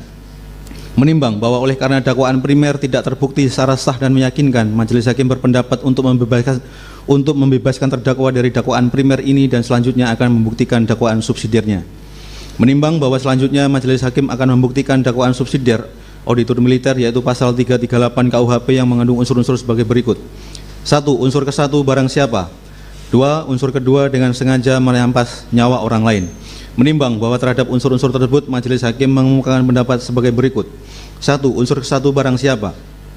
Bahwa oleh karena secara kualitas unsur ke-1 barang siapa dalam dakwaan primer sama dengan unsur ke-1 barang siapa dalam dakwaan subsidiar, maka majelis hakim tidak perlu membuktikannya lagi. Dengan demikian majelis hakim berpendapat bahwa unsur ke-1 barang siapa telah terpenuhi. 2. Unsur kedua dengan sengaja merampas nyawa orang lain. A. Bahwa menurut memori Van Tuliting yang dimaksud dengan sengaja atau kesengajaan adalah menghendaki dan menginsafi terjadinya suatu tindakan beserta akibatnya. Dengan kata lain, si pelaku yang melakukan suatu tindakan dengan sengaja adalah menghendaki terjadinya perbuatan tersebut dan menginsafi tindakan beserta akibatnya yang akan terjadi dari tindakannya itu. B. Bahwa secara umum para ahli hukum pidana menyebutkan ada 3 macam bentuk kesengajaan atau offset, yaitu 1. Kesengajaan sebagai maksud, yaitu perbuatan yang dilakukan oleh si pelaku atau terjadinya suatu akibat perbuatan si pelaku adalah memang menjadi tujuannya. 2. Kesengajaan dengan kesadaran pasti, yaitu apabila si pelaku dengan perbuatannya tidak bertujuan untuk mencapai akibat yang menjadi dasar dari perbuatan pidana, tetapi ia tahu benar bahwa akibat itu pasti akan mengikuti perbuatannya tersebut. Maka dari itu, sebelum sungguh-sungguh terjadi akibat perbuatannya, si pelaku hanya dapat mengerti atau dapat menduga bagaimana akibat perbuatannya nanti, atau apa-apa yang akan turut mempengaruhi terjadinya akibat perbuatan itu. Dalam bentuk ini, perbuatan pelaku mempunyai 2 akibat. Yang pertama, akibat yang memang dituju si pelaku yang dapat merupakan delik tersendiri atau bukan, dan yang kedua, akibat yang tidak diinginkan tapi merupakan suatu keharusan untuk tujuan dalam akibat pertama. 3. Kesengajaan dengan kesadaran kemungkinan, yaitu apabila dengan dilakukannya perbuatan atau terjadinya suatu akibat yang dituju itu, maka disadari bahwa adanya kemungkinan akan timbul akibat lain. Yang menjadi sandaran ialah sejauh mana pengetahuan atau kesadaran si pelaku tentang tindakan atau akibat terlarang yang mungkin terjadi, termasuk pula kesadaran pelaku mengenai kemungkinan terjadinya suatu tindakan dan akibat setelah melalui beberapa syarat tertentu di mana resiko kemungkinan dari akibat perbuatannya tidak dikehendaki. Walaupun ia sadar akan kemungkinan ini, si pelaku tersebut tidak menghentikan tindakannya. C. Bahwa mengenai unsur merampas nyawa orang lain dalam kejahatan ini tidak dirumuskan perbuatannya tetapi hanya akibatnya, yaitu matinya orang lain. Oleh sebab itu pembunuhan ini termasuk delik material. D. Bahwa merampas nyawa orang lain yaitu semua perbuatan yang mengakibatkan matinya orang lain dengan disengaja, atau bahwa apapun yang dilakukan suatu perbuatan yang mengakibatkan matinya orang lain merupakan suatu kesengajaan dalam kasus pembunuhan. Atau dalam pengertian lain, setiap perbuatan ataupun yang dapat mengakibatkan matinya orang lain seperti memukul, mencekik, menusuk, menembak dan sebagainya yang dilakukan dengan sengaja merupakan pembunuhan. E. Bahwa yang dimaksud dengan mati adalah hilangnya nyawa atau lepasnya jiwa seorang dari tubuh atau jasadnya. Keadaan tersebut ditandai dengan tidak berfungsinya tubuh seperti tidak berdenyut jantung, tidak bernafas yang matinya seorang dinyatakan oleh seorang ahli, yaitu dokter melalui keterangan medis atau visum et repertum. Menimbang bahwa terhadap unsur kedua tersebut telah ditemukan fakta hukum sebagai berikut. Tidak akan dibacakan karena dibacakan di dalam fakta hukum, langsung dibacakan pada kesimpulannya. Menimbang bahwa dari uraian fakta hukum tersebut, perbuatan terdakwa merupakan sebuah kesengajaan dengan kesadaran pasti, di mana terdakwa menyadari dan menginsafi perbuatan yang dilakukan terdakwa dengan menembakkan senjata kepada ketiga korban secara terarah, dengan posisi senjata berada di depan dada terdakwa, dan terdakwa menyadari bahwa di dalam magazen senjata tersebut telah terisi munisi tajam sebanyak 30 butir, serta terdakwa juga menginsafi apabila senjata tersebut ditembakkan ke arah orang dengan jarak 20-25 meter akan mengakibatkan kematian. Hal ini menunjukkan bahwa terdakwa sengaja menembakkan senjata ke arah ketiga korban yang mengakibatkan kematian.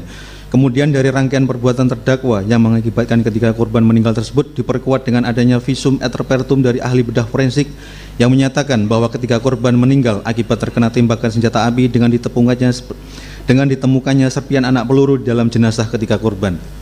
Selanjutnya, serpian anak peluru tersebut berdasarkan berita acara pemeriksaan laboratoris kriminalistik barang bukti merupakan serpian anak peluru kaliber 5,56 yang bersesuaian dengan berita acara uji balistik forensik senjata laras panjang yang dikeluarkan oleh PT Pindad, yang mana diperoleh kesimpulan bahwa senjata yang digunakan terdakwa merupakan senjata campuran atau kanibalan antara senjata ES1 Pindad dengan senjata FNJ dengan munisi kaliber 5,56 mm, dan senjata tersebut masih berfungsi dengan baik. Yang menjadi sandaran ialah sejauh mana pengetahuan atau kesadaran terdakwa tentang tindakan atau akibat terlarang yang mungkin terjadi. Walaupun ia sadar akan kemungkinan itu, terdakwa tersebut tiada menghentikan tindakannya. Bahwa rangkaian perbuatan terdakwa tersebut secara nyata dan medis membuat nyawa ketiga korban melayang. Di mana bila dihubungkan dengan rangkaian perbuatan terdakwa yang dilakukan kepada para korban, bersesuaian dengan akibat yang timbul darinya sebagaimana hasil visum di atas, sekaligus menegaskan bahwa terdakwa telah merampas nyawa para korban secara paksa dengan menembaknya yang berakibat mati. Dengan demikian, majelis hakim berpendapat bahwa unsur kedua dengan sengaja merampas nyawa orang lain telah terpenuhi. Menimbang bahwa oleh karena semua unsur dakwaan subsidiar telah terpenuhi, maka dakwaan subsidiar auditor militer telah terbukti secara sah dan meyakinkan. Menimbang bahwa selanjutnya majelis hakim akan membuktikan dakwaan kedua auditor militer, yaitu pasal 1 ayat 1 Undang-Undang Darurat nomor 12 tahun 1951 tentang senjata api, munisi dan bahan peledak yang mengandung unsur-unsur sebagai berikut. Unsur ke-1, barang siapa. Unsur kedua, tanpa hak memasukkan ke Indonesia, membuat, menerima, mencoba memeroleh, menyerahkan atau mencoba menyerahkan, menguasai, membawa, mempunyai persediaan padanya atau mempunyai dalam miliknya, menyimpan, mengangkut, menyembunyikan, mempergunakan atau mengeluarkan dari Indonesia sesuatu senjata api, munisi atau suatu bahan peledak. Menimbang bahwa terhadap unsur-unsur tersebut, majelis hakim mengemukakan pendapat sebagai berikut. Unsur ke-1, barang siapa, bahwa oleh karena secara kualitas unsur ke-1 barang siapa dalam dakwaan ke-1 sama dengan unsur ke-1 barang siapa dalam dakwaan kedua ini, maka majelis hakim tidak perlu membuktikannya lagi. Dengan demikian, majelis hakim berpendapat bahwa unsur ke-1 barang siapa telah terpenuhi. Unsur kedua, tanpa hak memasukkan ke Indonesia, membuat, menerima, mencoba memeroleh, menyerahkan atau mencoba menyerahkan, menguasai, membawa, mempunyai persediaan padanya atau mempunyai dalam miliknya, menyimpan, mengangkut, menyembunyikan, mempergunakan atau mengeluarkan dari Indonesia sesuatu senjata api, munisi atau suatu bahan peledak. Langsung kami bacakan kesimpulan.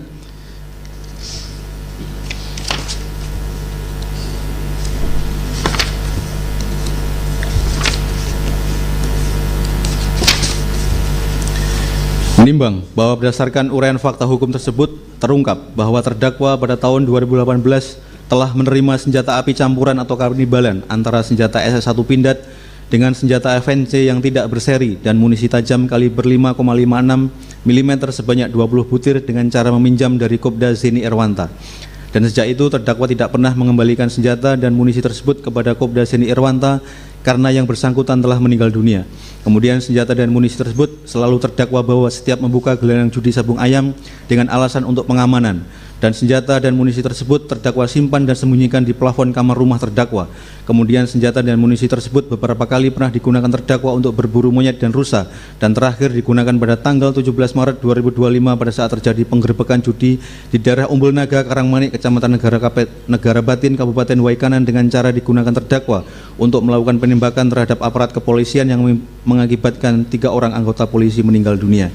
Dengan demikian, majelis hakim berpendapat bahwa unsur kedua tanpa hak menerima, menguasai, membawa, menyimpan, menyembunyikan, dan mempergunakan sesuatu senjata api dan munisi telah terpenuhi. Menimbang bahwa oleh karena semua unsur dakwaan kedua telah terpenuhi, majelis hakim berpendapat dakwaan kedua auditor militer telah terbukti secara sah dan meyakinkan. Menimbang bahwa selanjutnya majelis hakim akan membuktikan dakwaan ketiga auditor militer, yaitu pasal 303 ayat 1 ke 1 junto pasal 55 ayat 1 ke 1 KUHP yang mengandung unsur-unsur sebagai berikut. Unsur ke-1 barang siapa, unsur kedua tanpa mendapat izin, unsur ketiga dengan sengaja menawarkan atau memberikan kesempatan untuk permainan judi dan menjadikannya sebagai pencarian atau dengan sengaja turut serta dalam suatu perusahaan untuk itu yang dilakukan secara bersama-sama. Menimbang bahwa terhadap unsur-unsur tersebut, majelis hakim mengemukakan pendapat sebagai berikut. Unsur ke-1 barang siapa, bahwa oleh karena secara kualitas unsur ke-1 barang siapa dalam dakwaan ke-1 sama dengan unsur ke-1 barang siapa dalam dakwaan ketiga ini, maka majelis hakim tidak perlu membuktikannya lagi. Dengan demikian, majelis hakim berpendapat bahwa unsur ke-1 barang siapa telah terpenuhi. Menimbang, unsur kedua tanpa mendapat izin. Langsung kami bacakan kesimpulan. Menimbang bahwa berdasarkan uraian fakta hukum tersebut terungkap terdakwa sebagai seorang prajurit TNI tidak mempunyai izin atau hak untuk kewenangan atau kewenangan untuk membuka perjudian di daerah Umbul Naga, Karangmanik, Register 44, Kecamatan Negara Batin, Kabupaten Waikanan sejak pertengahan tahun 2023. Karena kegiatan perjudian adalah sesuatu hal yang dilarang baik dalam peraturan atau hukum positif di Indonesia maupun dalam tubuh TNI. Sedangkan perizinan yang dilebihkan oleh Kapolsek Negara Batin hanya bersifat koordinasi atau izin di bawah tangan yang tetap melanggar peraturan. Dengan demikian, Majelis Hakim berpendapat bahwa unsur kedua tanpa mendapat izin telah terpenuhi. 3. Unsur ketiga, dengan sengaja menawarkan atau memberikan kesempatan untuk permainan judi dan menjadikannya sebagai pencarian atau dengan sengaja turut serta dalam suatu perusahaan untuk itu yang dilakukan secara bersama-sama.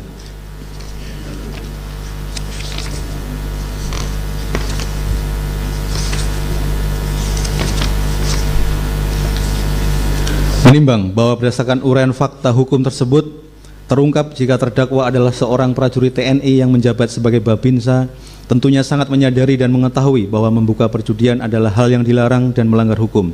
Tetapi terdakwa tetap membuka perjudian sejak pertengahan tahun 2023 sampai dengan terjadinya penggerebekan tersebut dengan tujuan untuk menambah penghasilan atau untuk memperoleh keuntungan.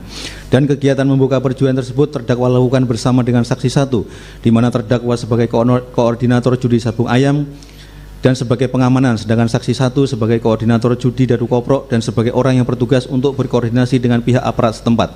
Serta perjudian tersebut sengaja terdakwa iklankan atau tawarkan kepada khalayak ramai melalui undangan via chat, WA pribadi maupun grup, status WA maupun melalui rekaman video yang dibuat oleh terdakwa agar banyak pengunjung yang datang dan terbukti para pengunjung yang datang tidak hanya warga sekitar tetapi justru lebih banyak pengunjung yang berasal dari luar Provinsi Lampung. Dengan demikian, Majelis Hakim berpendapat bahwa unsur ketiga dengan sengaja menawarkan dan memberikan kesempatan untuk permainan judi dan menjadikannya sebagai pencarian yang dilakukan secara bersama-sama telah terpenuhi. Menimbang bahwa oleh karena semua unsur dalam dakwaan ketiga telah terpenuhi, Majelis Hakim berpendapat dakwaan ketiga auditor militer telah terbukti secara sah dan meyakinkan. Menimbang bahwa terhadap tuntutan auditor militer, Majelis Hakim mengemukakan pendapat sebagai berikut. 1. Bahwa terhadap tuntutan auditor militer mengenai keterbuktian unsur tindak pidana sebagaimana yang diuraikan dalam tuntutannya, Majelis Hakim tidak sependapat sebatas pada keterbuktian unsur kedua pasal 340 KUHP dalam dakwaan primer yang telah dibuktikan oleh auditor militer. Karena berdasarkan fakta hukum yang terungkap di persidangan, perbuatan terdakwa lebih mengarah pada pasal 338 KUHP dalam dakwaan subsidiar, sebagaimana yang telah Majelis Hakim uraikan dan buktikan serta pertimbangkan dalam pembuktian unsur di atas. 2. Bahwa terhadap pidana yang akan dijatuhkan terhadap diri terdakwa dan hal-hal lain yang dimohonkan auditor militer dalam tuntutannya, Majelis Hakim akan mempertimbangkan sendiri lebih lanjut di akhir putusan ini setelah memperhatikan fakta hukum yang terungkap di persidangan, motivasi dan akibat dari perbuatan terdakwa serta keadaan-keadaan yang memberatkan maupun yang meringankan pidana pada diri terdakwa. Menimbang bahwa selanjutnya Majelis Hakim akan sekaligus mempertimbangkan nota pembelaan atau pledoi dan duplik yang diajukan oleh penasihat hukum, karena secara substansi isi dari duplik sama atau bersifat pengulangan dari isi pledoi dengan mengemukakan pendapat sebagai berikut. 1. Mengenai tanggapan penasihat hukum terhadap keterangan para saksi fakta, di mana tidak ada satupun yang mengetahui dan melihat secara langsung terdakwa melakukan penembakan terhadap ketiga korban. Majelis Hakim berpendapat bahwa alat bukti dalam pembuktian perkara pidana tidak hanya terbatas pada keterangan saksi, tetapi masih ada keterangan ahli, keterangan terdakwa, surat dan petunjuk. Dan Hakim bisa menyatakan terdakwa bersalah jika terpenuhi minimal 2 alat bukti ditambah dengan keyakinan Hakim.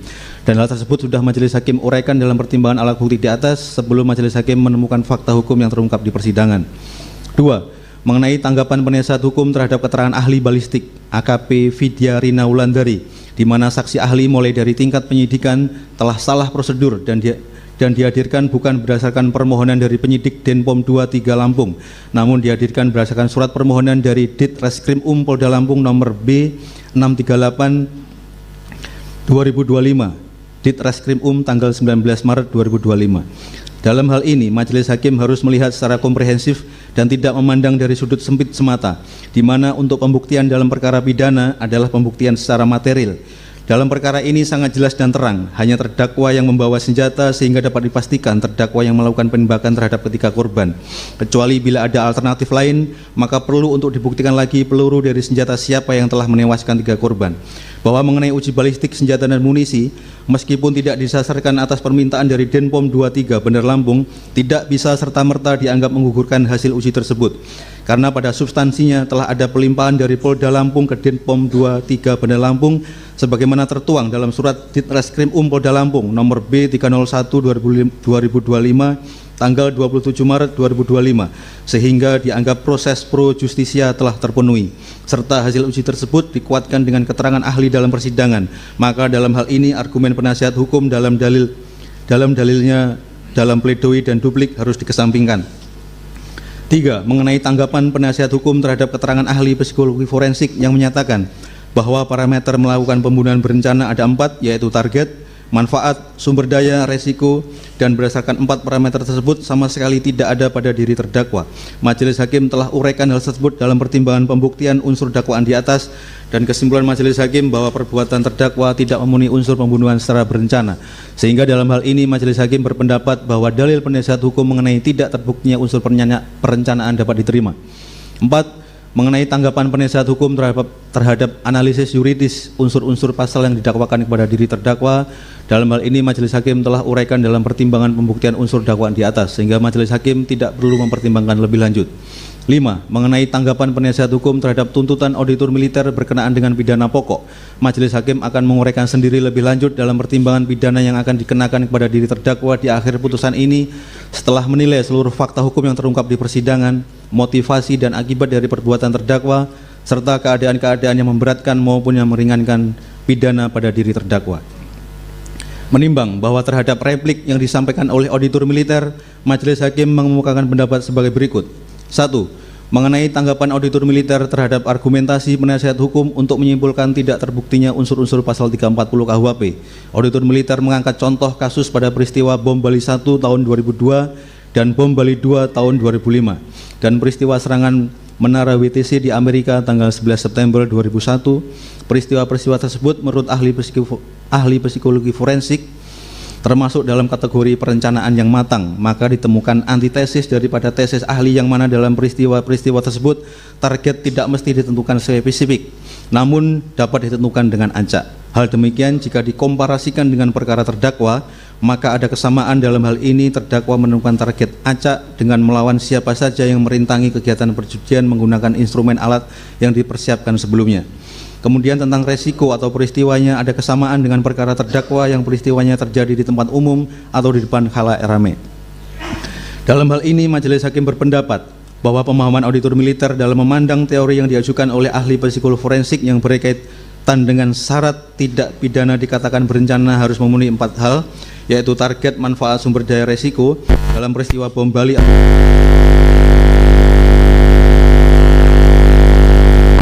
targetnya random, sehingga sama pada peristiwa terdakwa pernah berkata akan melawan siapa saja yang merintangi kegiatan perjudian.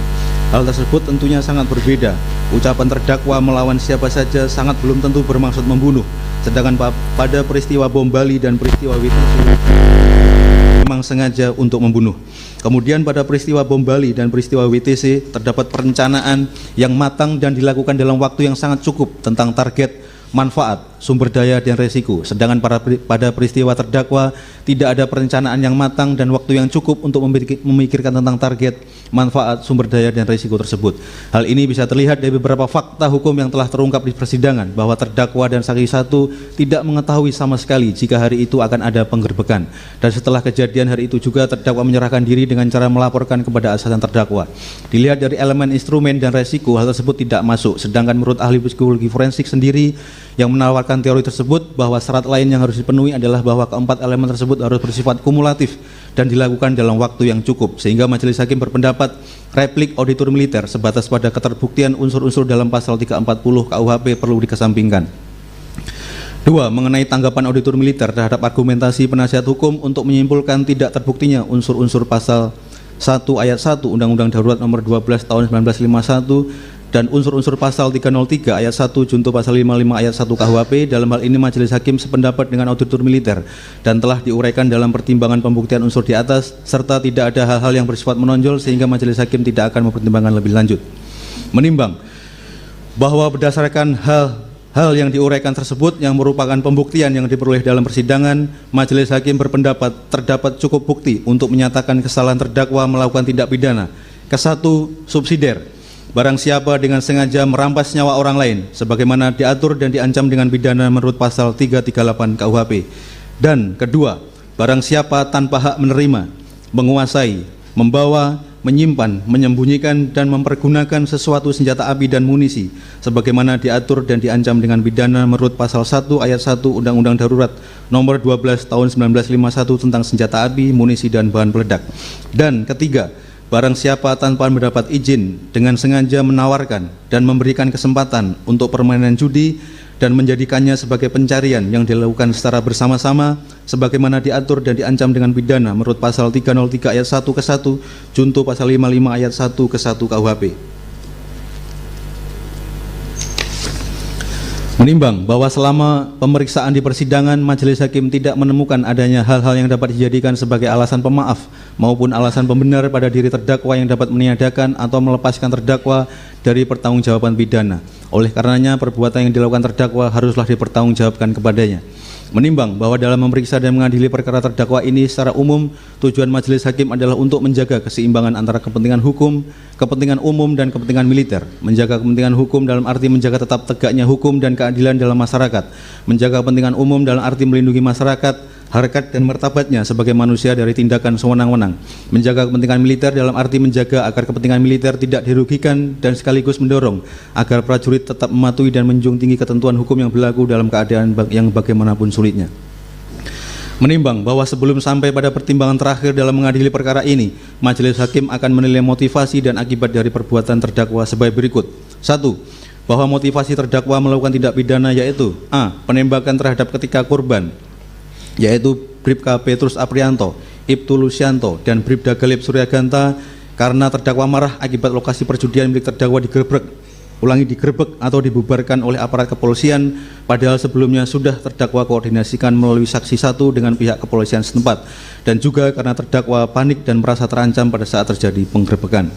B. Memiliki senjata api dan munisi untuk menakut-nakuti warga dan pengamanan pada saat terdakwa menyelenggarakan perjudian. C. Menyelenggarakan perjudian untuk mendapatkan keuntungan yang bersifat materi dan untuk menambah penghasilan. 2. Akibat dari perbuatan terdakwa: A. Hilangnya nyawa 3 orang anggota kepolisian yang merupakan aparatur negara, yaitu Ibtu Lusianto, Bribka Petrus Aprianto, dan Bribda Galip Suryaganta. B. Meninggalkan trauma dan penderitaan yang mendalam bagi ketiga keluarga korban yang ditinggalkan. C. Merusak nama baik, citra, dan wibawa institusi TNI di mata masyarakat. D. Merusak hubungan sinergitas antara TNI, Polri, dan masyarakat sehingga mengganggu stabilitas keamanan negara. Menimbang bahwa tujuan majelis hakim tidaklah semata-mata hanya memidana orang yang bersalah melakukan tindak pidana, tetapi juga mempunyai tujuan untuk mendidik agar menjadi efek jera dan pembelajaran bagi prajurit lainnya. Oleh karena itu, sebelum majelis hakim menjatuhkan pidana atas diri terdakwa dalam perkara ini, perlu terlebih dahulu memperhatikan keadaan yang dapat memberatkan dan meringankan pidananya, yaitu keadaan-keadaan yang memberatkan. 1. Aspek kepentingan militer. A. Bahwa TNI adalah lembaga terhormat yang memiliki tugas berat menjaga kedaulatan dan keutuhan NKRI. Haruslah diawaki oleh prajurit-prajurit yang handal dan profesional serta taat hukum. Peradilan militer sebagai lembaga penegakan hukum bagi lingkungan TNI haruslah mampu menjadi instrumen yang mampu menjaga marwah TNI untuk memberikan rasa keadilan dan menindak secara tegas bagi setiap pelanggarnya. B. Bahwa terdakwa selaku seorang prajurit TNI telah dididik, dilatih, dan dipersiapkan oleh negara untuk mengemban tugas mulia, yaitu mempertahankan dan menjaga kedaulatan NKRI. Namun terdakwa justru mengkhianati tugas mulia tersebut dengan menyelenggarakan perjudian, menyalahgunakan senjata api dan munisi yang berujung pada hilangnya 3 nyawa anggota Polri. C. Bahwa perbuatan terdakwa menjadi viral di media sosial sehingga menjadi atensi pimpinan TNI dan menjadi perhatian publik yang bersifat negatif. Hal tersebut sangat merusak citra TNI yang notabene sebagai lembaga yang terpercaya dengan survei tertinggi. D. Bahwa perbuatan terdakwa bertentangan dengan kepentingan militer yang merusak sinergitas dan soliditas antara institusi TNI dan Polri serta masyarakat. 2. Dari aspek pelaku atau subjektif. A. Bahwa penembakan yang dilakukan oleh terdakwa terhadap ketiga korban dilakukan dengan sengaja dan dalam keadaan sadar, serta dalam kondisi di mana terdakwa sedang menyelenggarakan perjudian yang merupakan perbuatan yang salah dan melanggar hukum. B. Bahwa kegiatan perjudian yang dilakukan oleh terdakwa di Kecamatan Negara Batin tersebut dilaksanakan pada jam dinas, di mana pada jam tersebut seharusnya digunakan oleh terdakwa untuk melaksanakan tugas pokok. C. Bahwa terdakwa selaku Babinsa yang seharusnya membina warga dan menjadi teladan di lingkungan masyarakat, justru terdakwa berperan aktif dalam menyuburkan perjudian di tengah masyarakat yang dilakukan secara terang-terangan dengan cara memviralkan melalui media sosial, dan para pemain judi menjadi merasa aman dengan keberadaan terdakwa yang merupakan anggota TNI. D. Bahwa terdakwa pernah terlibat perkara pidana sebagai perantara jual beli senjata api rakitan jenis pistol FN dan pistol revolver secara ilegal dan telah dijatuhi pidana oleh Pengadilan Militer 104 Palembang. E. Bahwa pidana yang telah dijatuhkan kepada terdakwa sebelumnya tidak menimbulkan efek jera bagi terdakwa, tetapi justru terdakwa kembali memiliki senjata api ilegal dan secara terang-terangan terdakwa mempublikasikannya melalui video yang dibuat oleh terdakwa. 3. Aspek perbuatan atau objektif. A. Bahwa senjata api yang dikuasai terdakwa adalah senjata api ilegal dan bukan senjata api yang bersifat rakitan, tetapi senjata api campuran atau kanibalan dari senjata SS1 Pindad dan senjata FNC yang tidak berseri. B. Bahwa munisi tajam yang dimiliki terdakwa selain berasal dari Kopda Seni Irwanta juga diperoleh terdakwa dengan cara ilegal, yaitu mengambil munisi latihan pada saat selesai latihan menembak di kesatuan. C. Bahwa terdakwa juga menyimpan munisi tajam lainnya di rumah terdakwa yang ditemukan pada saat penggeledahan oleh penyidik Denpom 23 Bener Lampung, yaitu 1 buah munisi tajam kaliber 9 mm, 2 buah munisi hampa kaliber 5,56 mm, 1 buah munisi karet kaliber 5,56 mm, 4 buah kelongsong munisi kaliber 9 mm, dan 3 buah kelongsong munisi kaliber 5,56 mm. D. Bahwa senjata api yang selalu dibawa oleh terdakwa di lokasi perjudian membuat terdakwa menjadi lebih percaya diri dan menyebabkan hilang kontrol sehingga memicu secara impulsif niat terdakwa untuk mengeluarkan tembakan ke arah aparat kepolisian yang melakukan penggerbekan. E. Bahwa berdasarkan peraturan perundang-undangan, tindak pidana penyalahgunaan senjata api dan munisi memiliki ancaman hukuman maksimum pidana mati. 4. Dari aspek akibat tindak pidana. A. Bahwa perbuatan terdakwa bertentangan dengan nilai-nilai Pancasila dan norma-norma yang berlaku di lingkungan masyarakat Indonesia.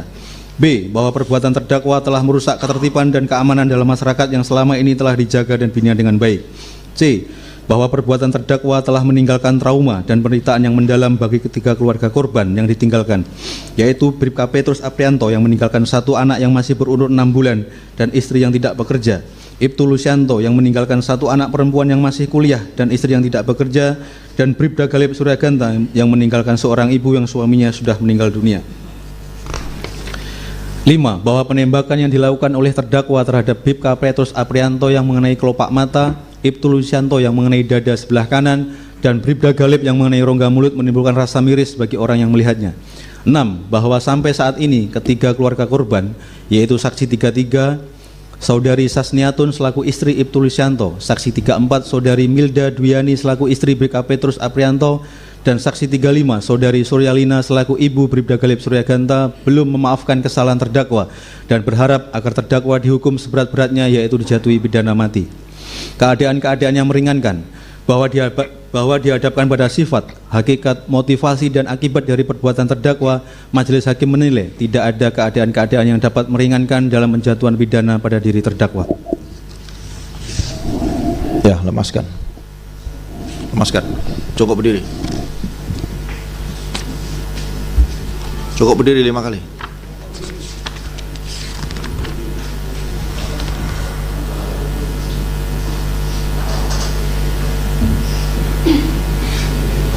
Ya, duduk 1 menit. Silakan duduk 1 menit.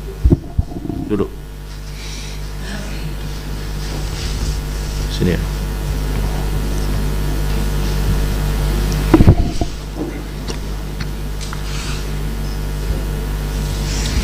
Di sini 261, di mana 257. 2261. Enggak sama. Enggak.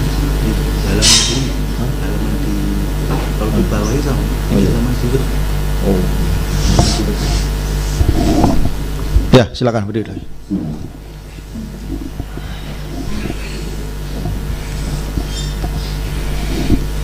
Saya lanjutkan. Menimbang bahwa majelis hakim dalam hal ini meyakini telah terjadi kesalahan SOP dari pihak Polres yang melakukan operasi penegakan hukum Dalam hal ini telah terjadi koordinasi ilegal antara Kapolsek dan terdakwa. Namun, terlepas dari itu semua, tidak bisa serta-merta menjadi hal yang meringankan bagi terdakwa, maupun alasan yang membenarkan perbuatan terdakwa dalam dakwaan akuo. Terlebih, terdakwa telah menyuburkan praktek judi di masyarakat. Terdakwa telah menyalahgunakan senjata api secara ilegal dengan terang-terangan. Terdakwa telah merenggut nyawa 3 orang anggota Polri sehingga mati sia-sia. Dengan demikian, majelis hakim berpendapat bahwa terdakwa harus mendapat hukuman yang setimpal dengan perbuatannya. Menimbang bahwa dalam hal ini majelis hakim menilai sepatutnya terdakwa masih bisa menghindari tindakan over responsif dengan tidak meminta senjata dan membalas tembakan ke arah aparat kepolisian. Bila mana terdakwa pada saat itu berpikir secara lebih tenang lagi bahwa yang dihadapannya adalah aparat kepolisian yang notabene bukan musuh negara maupun lawan terdakwa, sehingga terdakwa dapat mengambil tindakan persuasif, yaitu dengan tidak melakukan perlawanan. Tentunya peristiwa sebagaimana dakwaan audit militer tidak dapat dihindari. Dalam hal ini terdakwa bertindak terlalu berlebihan dengan merespon tembakan peringatan dari aparat kepolisian dengan tembakan terarah, terutama kepada Bribka Petrus Aprianto yang pada saat itu tidak membawa senjata, yang berujung dengan hilangnya 3 nyawa aparat kepolisian. Bahwa terdakwa sebagai seorang prajurit yang sebelumnya berdinas di Kesatuan Tempur Infanteri tentunya memiliki kemampuan militer yang seharusnya digunakan untuk melindungi masyarakat. Namun dalam hal ini terdakwa telah menyalahgunakan ilmu dan keterampilannya tersebut untuk menghilangkan nyawa orang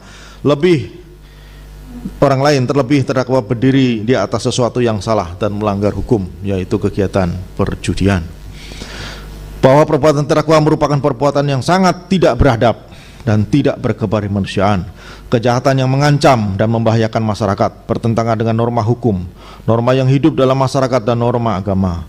Selain itu, perbuatan dan cara terdakwa menghabisi nyawa orang dilakukan dengan cara yang brutal, sehingga sangat bertentangan dengan hak asasi manusia. Sikap dan perilaku terdakwa yang menganggap remeh dan tidak menghargai hak asasi manusia dapat membahayakan orang lain.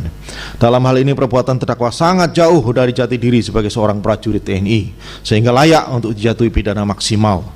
Bahwa terdakwa sebelumnya pernah dipidana dengan perkara senjata api, namun hal ini tidak membuat terdakwa jera. Bahkan lebih dari itu, terdakwa sebagaimana dakwaan akuo telah menyimpan, menguasai senjata serta menggunakan senjata api ilegal tersebut secara terang-terangan, bahkan menggunakan untuk tujuan menakuti masyarakat. Terdakwa sebagai seorang TNI seharusnya paham mengenai aturan dan larangan keras atas kepemilikan senjata api. Dalam hal ini, terdakwa juga mencuri munisi latihan yang terdakwa sadari bahwa hal itu menjadi hal yang dilarang keras oleh TNI. Hal yang paling disayangkan, senjata dan munisi terdakwa gunakan untuk menghabisi nyawa orang lain, bukan 1 orang tetapi 3 orang sekaligus, yang kesemuanya anggota Polri yang sedang melaksanakan tugas. Menimbang bahwa perbuatan terdakwa tersebut haruslah dijadikan evaluasi dan untuk memberikan pembelajaran kepada prajurit lain agar tidak mengikuti perbuatan terdakwa, maka hal ini harus menjadi peringatan yang keras sehingga harus diberikan hukuman maksimal. Menimbang bahwa selanjutnya majelis hakim akan mempertimbangkan mengenai pidana pokok yang dimohonkan audit militer dalam tuntutannya dengan mengeluarkan pendapatnya sebagai berikut. 1. Bahwa dalam memeriksa dan mengadili perkara ini, majelis hakim akan menilai seluruh fakta secara objektif dengan memperhatikan aspek keadilan, kemanfaatan, dan kepastian secara berimbang, agar penegakan hukum dapat diterima oleh semua pihak. Dan setelah mempertimbangkan motivasi dan akibat dari perbuatan terdakwa, keadaan-keadaan yang memberatkan dan yang meringankan sebagai pertimbangan di atas, hukuman yang akan dijatuhkan kepada terdakwa haruslah memberikan manfaat dari tujuan pemindahan itu sendiri, yaitu memberikan rasa keadilan kepada semua pihak. 2. Bahwa tujuan ajaran gabungan beberapa tindak pidana atau summon law dalam sel pemindahan khusus realis adalah menemukan ancaman pidana tertinggi yang dapat dijatuhkan terhadap seorang yang telah melakukan lebih dari 1 tindak pidana. Adapun bentuk-bentuk gabungan dari beberapa tindak pidana summon law menurut sel pemindahan sistem hukum pidana Indonesia, salah satunya adalah gabungan dalam beberapa perbuatan, yaitu hal seorang melakukan beberapa perbuatan dan tiap-tiap perbuatan merupakan tindak pidana yang berdiri sendiri, sehingga merupakan gabungan beberapa kejahatan yang diancam dengan pidana pokok yang sejenis, dan terhadap perbuatan-perbuatan tersebut diadili sekaligus, maka pidana yang dijatuhkan adalah ancaman ketentuan pidana yang terberat ditambah 1/3. Sistem ini dikenal dengan stel absorpsi yang diperberat. 3. 3. Bahwa tindak pidana yang dilakukan oleh terdakwa dalam perkara ini termasuk dalam ketentuan pasal 65 KUHP dengan dikenal dengan konkursus realis yang menyebutkan ayat 1 dalam hal perbarengan beberapa perbuatan yang harus dipandang sebagai perbuatan yang berdiri sendiri sehingga merupakan beberapa kejahatan yang diancam dengan pidana pokok sejenis maka dijatuhi hanya satu pidana. Ayat 2 maksimum pidana yang dijatuhkan ialah jumlah maksimum pidana yang diancam terhadap perbuatan itu tetapi boleh lebih dari maksimum pidana yang terberat ditambah 1/3. Dalam hal ini majelis hakim telah membuktikan terdakwa bersalah melakukan tindak pidana sebagaimana diatur dalam pasal 338 KUHP yang memiliki ancaman hukuman pidana penjara maksimal 15 tahun dan tindak pidana sebagaimana diatur dalam pasal 1 ayat 1 Undang-Undang Darurat 1251 yang memiliki ancaman hukuman maksimal pidana mati dan tindak pidana sebagaimana diatur dalam pasal 303 ayat 1 ke 1 junto pasal 55 ayat 1 ke 1 KUHP yang memiliki ancaman hukuman pidana penjara maksimum 10 tahun. 4. Bahwa setelah majelis hakim mempertimbangkan fakta hukum yang terungkap di persidangan, motivasi dan akibat yang ditimbulkan dari perbuatan terdakwa serta keadaan-keadaan yang memberatkan maupun yang memberikan pada terdakwa yang telah majelis uraikan di atas, majelis hakim sependapat dengan auditor militer mengenai pidana pokoknya sehingga permohonan keringanan hukuman yang tertuang dalam pledoi dan duplik penasihat hukum terdakwa tidak dapat terima sehingga dapat dikesampingkan. Menimbang bahwa tuntutan auditor militer memohon agar terdakwa dijatuhi pidana mati dalam hal ini majelis hakim sependapat dengan pendapat auditor militer bahwa mengenai pidana hukuman mati masih dapat diterapkan di Indonesia terlepas dengan kontroversi pidana mati masih dianut dalam hukum positif Indonesia di mana dalam peraturan perundang-undangan masih mencantumkan ancaman pidana mati dalam rumusan deliknya. Hal ini menunjukkan bahwa peraturan menegaskan bahwa penjatuhan pidana mati masih dapat diterapkan. Menimbang bahwa perbuatan terdakwa bertentangan dengan semangat dan upaya TNI untuk memulihkan citra dan eksistensi dalam NKRI. Selain itu perbuatan dan cara terdakwa menghabisi nyawa orang dilakukan dengan cara kejam, dengan sangat bertentangan dengan hak asasi manusia. Sikap dan kepribadian terdakwa yang menganggap remeh dan tidak menghargai hak asasi manusia dapat membahayakan orang lain. Oleh karena itu, guna memberikan efek jera kepada prajurit lain dan masyarakat luas, majelis hakim memandang perlu untuk memberikan hukuman keras dan tegas kepada terdakwa. Menimbang bahwa dalam ajaran agama Islam sangat menghargai dan menghormati nyawa seseorang sebagaimana tertuang dalam Al-Quran surat Al-Maidah ayat 32 menyebutkan siapa yang membunuh seorang bukan karena orang yang dibunuh itu telah membunuh orang lain atau karena telah berbuat kerusakan di bumi maka seakan-akan dia telah membunuh semua manusia. Sebaliknya siapa yang memelihara kehidupan seorang manusia dia seakan-akan telah memelihara kehidupan semua manusia. Menimbang bahwa perbuatan terdakwa bertentangan dengan semua norma yang hidup dalam masyarakat berakibat terganggunya sinergitas dan stabilitas keamanan negara, maka terhadap terdakwa harus jatuhi pidana terberat. Menimbang bahwa berdasarkan uraian tersebut, perbuatan terdakwa di atas dilihat dari aspek subjektif, objektif, dan akibat dan keadaan-keadaan yang memberatkan serta penerapan pidana pokok yang akan dijatuhkan pada diri terdakwa, majelis hakim berpendapat bahwa terdakwa dipandang tidak layak dan tidak pantas lagi sebagai prajurit TNI. Menimbang bahwa setelah meneliti dan mempertimbangkan keadaan tersebut, majelis hakim berpendapat bahwa pidana sebagaimana tercantum dalam putusan ini adalah adil seimbang dengan kesalahan terdakwa. Menimbang bahwa barang bukti dalam perkara ini berupa barang-barang satu buah senjata laras panjang rakitan atau kanibal milik Kopda Basarsah, B. Satu buah magasin hitam berlapis karet silikon coklat, dan C. 20 butir munisi kaliber 5,56 mm sisa dalam magasin. Bahwa barang bukti A sampai dengan huruf C telah selesai diperiksa dan berkaitan dengan perkara terdakwa. Barang tersebut merupakan senjata api dan munisi yang diperoleh terdakwa secara ilegal dan berdasarkan hasil uji balistik forensik senjata api laras panjang dan munisi yang dilakukan oleh PT Pindad dengan pembuktian satu butir munisi yang diambil dari barang bukti pada jarak 25 meter dengan hasil penembakan menembus target plastisin dan multipack. Hal ini menunjukkan bahwa senjata api laras panjang dan munisi tersebut masih dapat berfungsi dengan baik. Namun demikian senjata api laras panjang tersebut tidak bernomor seri tetapi hanya mendapatkan logo FN Herstal dengan tulisan FNC 5.56 sehingga bukan merupakan senjata organik kesatuan. Dengan demikian majelis hakim menentukan statusnya dirampas dan untuk dirusak sampai tidak dapat dipergunakan lagi dan pelaksanaannya dilakukan oleh Dinas Peralatan setempat atas permohonan auditor militer sebagai eksekutor. D. Satu buah selongsong munisi tajam 5,56 sisa uji tembak PT Pindad. E. 8 buah selongsong munisi kaliber 5,56 mm penemuan di TKP. F. 3 buah selongsong kaliber 7,62 mm penemuan di TKP. G. 2 buah selongsong munisi kaliber 95 mm penemuan di TKP. Bahwa barang bukti huruf D sampai huruf G telah selesai diperiksa dan berkaitan erat dengan perkara terdakwa serta tidak diperlukan lagi untuk pembuktian perkara lain. Barang bukti tersebut merupakan selongsong munisi yang sudah tidak dapat digunakan lagi. Berdasarkan SEMA nomor 3 tahun 2018, majelis hakim menentukan statusnya dirampas untuk dirusak sampai tidak dapat dipergunakan lagi. Yang pelaksanaannya dilakukan oleh Dinas Peralatan TNI setempat atas permohonan audit militer sebagai eksekutor. H. 1 buah munisi tajam kaliber 9 mm penemuan di rumah Kopda Basarsah. I. 2 buah munisi hampa kaliber 5,56 penemuan di rumah Kopda Basarsah. C. 1 buah munisi kaliber 5,56 mm penemuan di Kopda Basarsah. K. 4 buah selongsong munisi kaliber 9 mm penemuan di rumah Kopda Basarsah. L. 3 buah selongsong munisi kaliber 5,56 mm penemuan di rumah Kopda Basarsah. Barang bukti huruf H sampai dengan huruf L telah selesai diperiksa dan berkaitan erat dengan perkara terdakwa serta tidak diperlukan lagi untuk pembuktian perkara lain. Barang bukti tersebut merupakan munisi aktif bukan milik kesatuan tetapi diperoleh terdakwa secara ilegal berdasarkan SEMA nomor 10 tahun 2020. Majelis hakim menentukan statusnya dirampas untuk dirusakkan sampai tidak dapat dipergunakan lagi untuk pelaksanaannya dilakukan oleh Dinas Peralatan TNI setempat dengan permohonan auditor militer sebagai eksekutor. 5. 1 unit mobil Toyota Hilux warna hitam BE 13 AS milik Kopda Basarsah. Bahwa barang tersebut telah selesai diperiksa berkaitan dengan erat dengan perkara terdakwa. Mobil tersebut disita penyidik dari tangan terdakwa dan merupakan mobil milik terdakwa yang masih memiliki nilai ekonomis dan bukan merupakan hasil dari tindak pidana dalam dakwaan akuo, sehingga majelis hakim perlu menentukan statusnya untuk dikembalikan kepada yang berhak, yaitu terdakwa. N. 1 buah kaos hitam bertuliskan Yamaha. 1 buah celana Levi's warna biru. P. 1 buah ikat pinggang warna hijau. Q. 1 pasang sepatu warna biru. R. 1 buah kaos hitam. S. 1 pasang sepatu hitam. T. 1 buah celana dalam. U. 1 buah ikat pinggang. V. 1 buah celana Levi's warna biru. W. 1 buah baju dinas Polri lengan panjang milik Ibtu Lusianto. X. 1 buah kaos dinas Polri lengan pendek milik Ibtu Lusianto. Y. 1 buah celana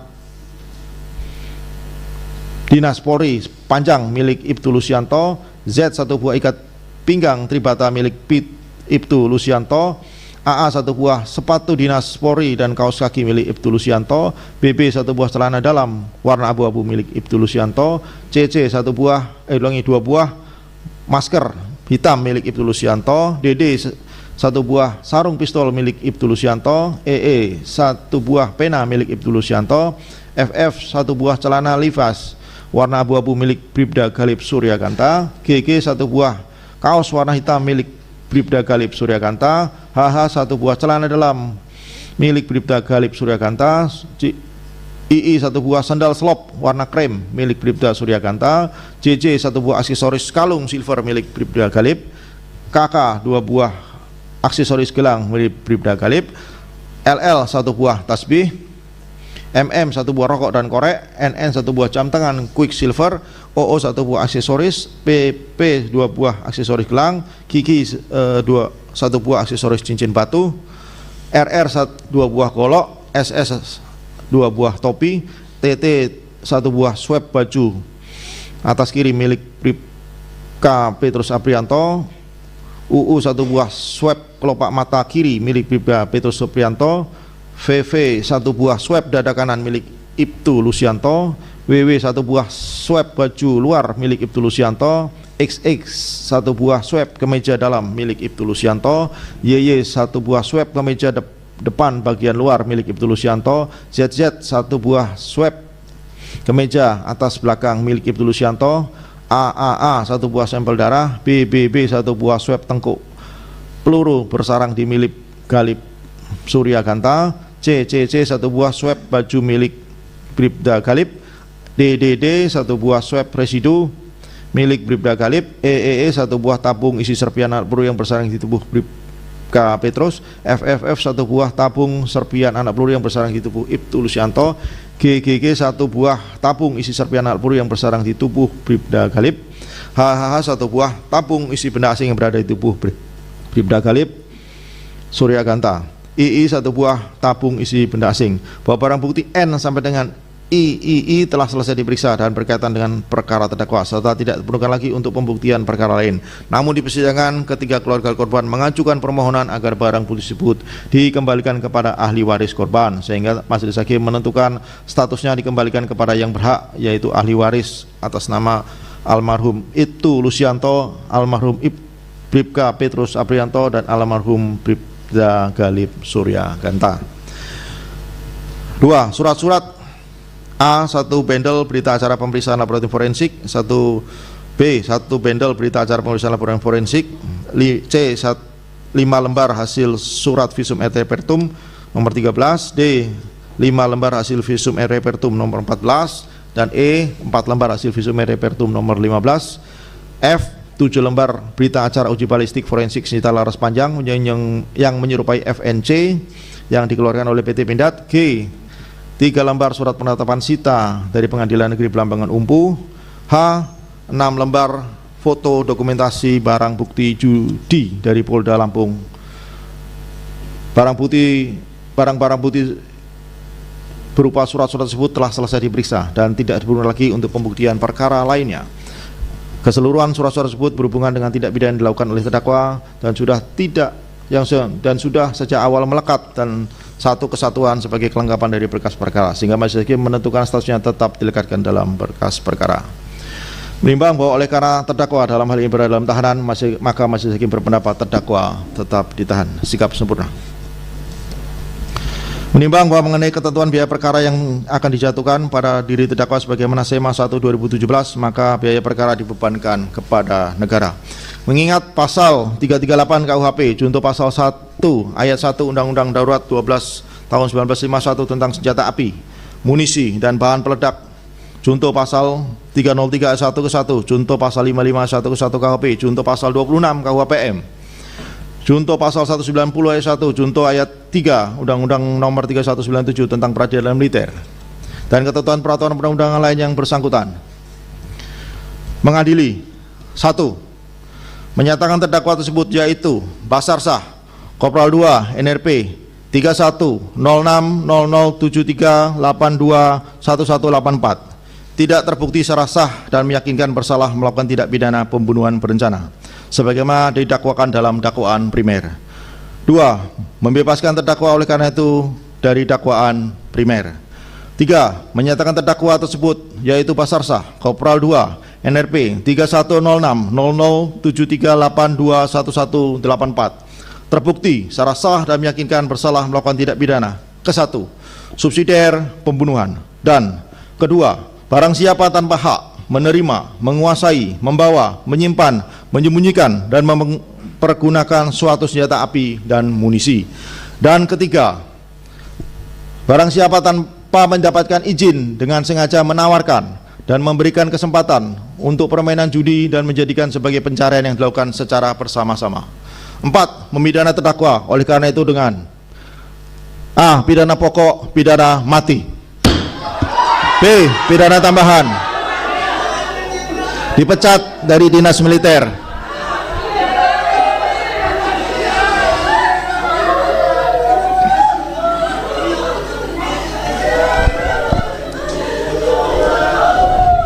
Lima, menetapkan barang-barang bukti berupa barang-barang 1 buah senjata api, 2 buah magasin, dan 20 munisi tajam dirampas untuk dirusakkan sampai tidak dapat dipergunakan lagi.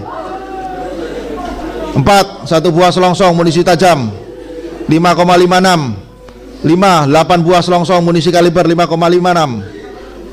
3 buah selongsong munisi kaliber 762. 2 buah selongsong munisi kaliber 9 mm, 1 buah munisi tajam 9 mm, 2 buah munisi hampa kaliber 5,56, 1 buah munisi karet 5,56, 4 buah selongsong kaliber 9 mm, 3 buah selongsong munisi kaliber 5,56. Seluruhnya dirampas untuk dirusakkan sampai tidak dapat dipergunakan kembali.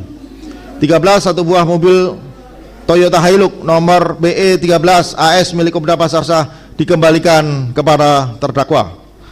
14. 1 buah kaos hitam Yamaha, 1 buah Levi's celana Levi's warna biru, ikat pinggang warna hijau, sepatu warna biru, 1 buah kaos warna hitam, sepatu hitam, dan celana dalam,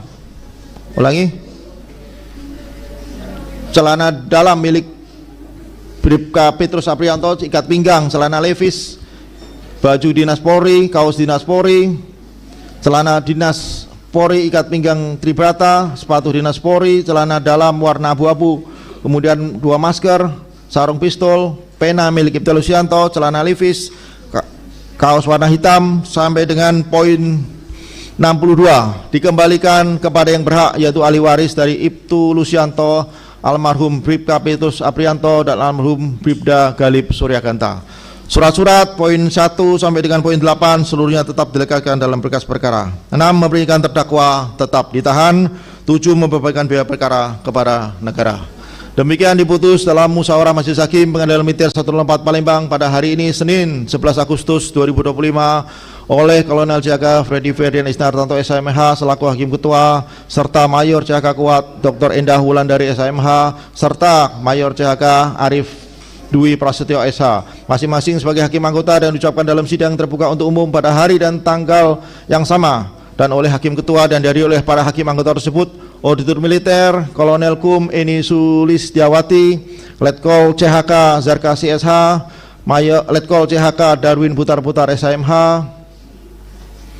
dihadiri oleh penasihat hukum Kolonel CHK Amir Welong, Mayor CHK Agung Risa Gunawan, Kapten CHK Fadli Yahri Sitorus, Letu CHK dan dihadiri oleh panitia pengganti Letnan 1 CHK Zulkarnain, serta di hadapan umum dan terdakwa. Selesai.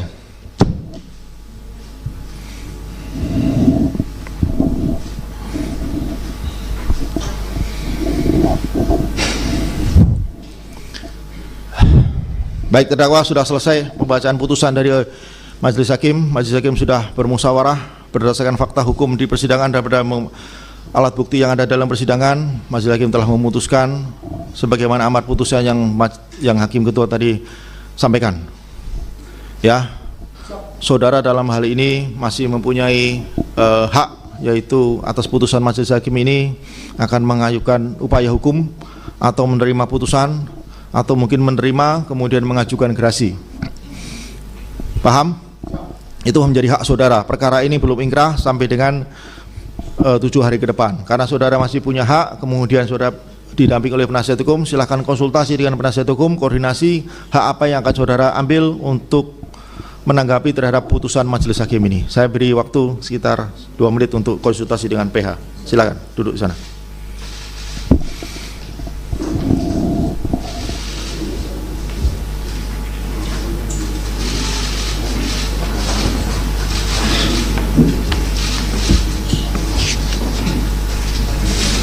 Itu yang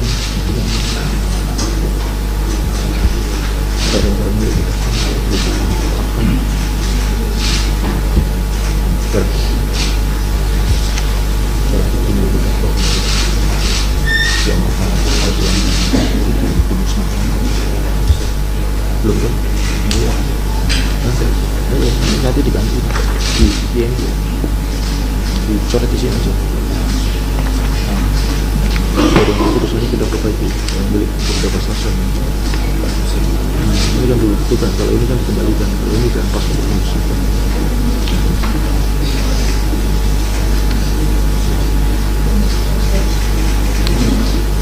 Terus saya mati ke sama saya 10 kosong dulu.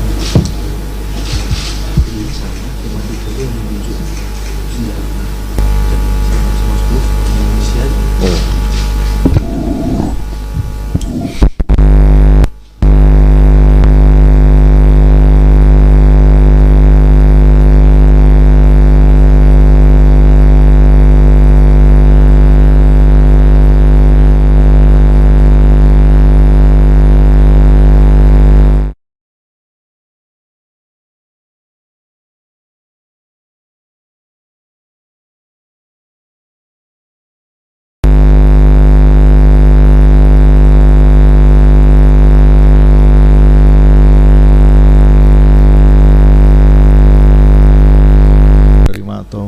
Siap, terima kasih Yang Mulia. Karena kami susun dakwaan ini secara kumulatif, dan kami menerima hasil putusan ini. Demikian. Dari penasihat hukum atau dari pihak terdakwa menyatakan melakukan upaya hukum, kemudian dari auditor militer menerima, namun putusan ini belum berkekuatan hukum tetap sampai dengan 17 hari ke depan sebagaimana KUHAP, bahwa perkara ini nanti akan di hari ke-8, sekarang hari Senin, Selasa, Rabu, Kamis, Jumat, Sabtu, Minggu.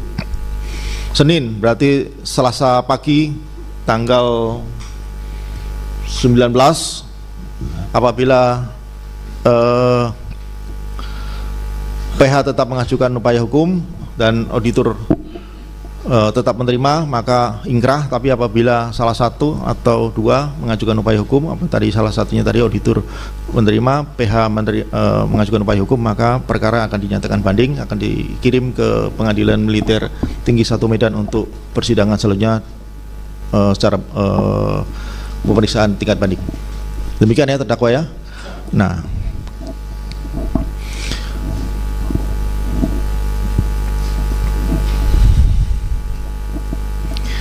bahwa apa yang saudara tanam itu yang saudara panen, itu kan bahasa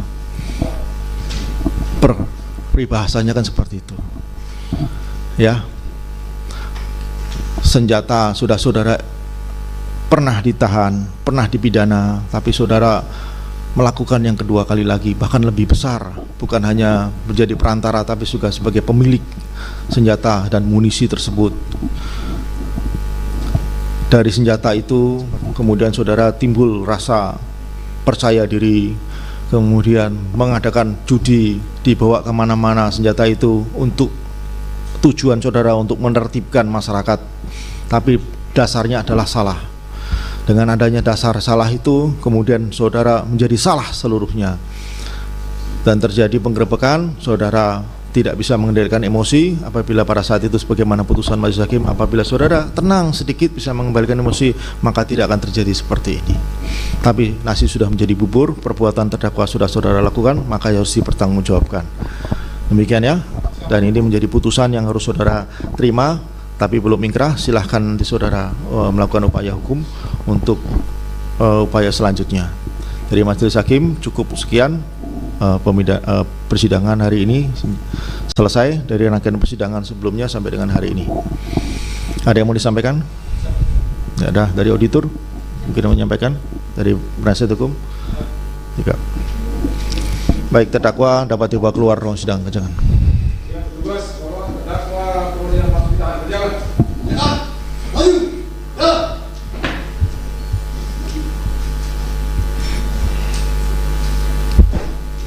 Kiri, gerak. Teruskan. Lurus. Petugas siap membawa terdakwa keluar dari ruang sidang. Laporan selesai. Kerjakan. Kerjakan. Pada Hakim Ketua. Hormat. Gerak. Tegak. Gerak. Balik kanan. Gerak. Kanan. Gerak. Sidang Pengadilan Militer 104 Palembang yang berada di Palembang dalam memeriksa dan mengadili perkara pidana atas nama Kopral 2 Basarsah saya nyatakan selesai dan ditutup.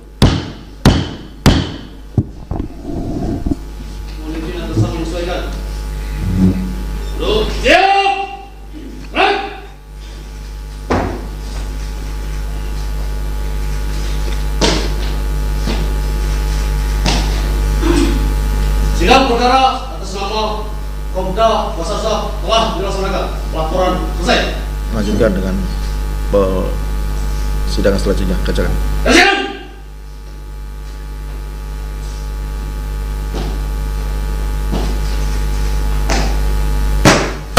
Pelaku penembakan terhadap 3 orang anggota polisi di Waikanan Lampung sudah dibacakan oleh Majelis Hakim Pengadilan Militer Palembang. Tadi sudah kita dengar bersama bahwasanya Majelis Hakim memutuskan untuk pidana mati terhadap terdakwa Kopda Basarsah dan juga dipecat dari dinas militer.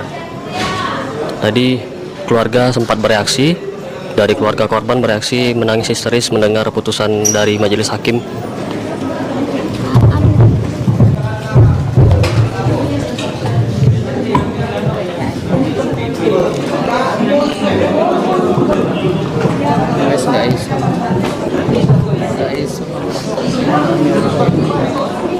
keluarga korban bersalaman dengan auditor militer, menyampaikan rasa terima kasih atas hukuman yang dijatuhkan terhadap terdakwa Bazarsah.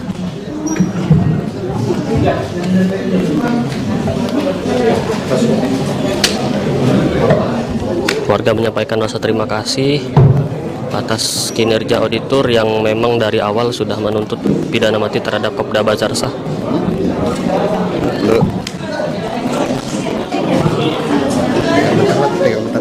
Kamera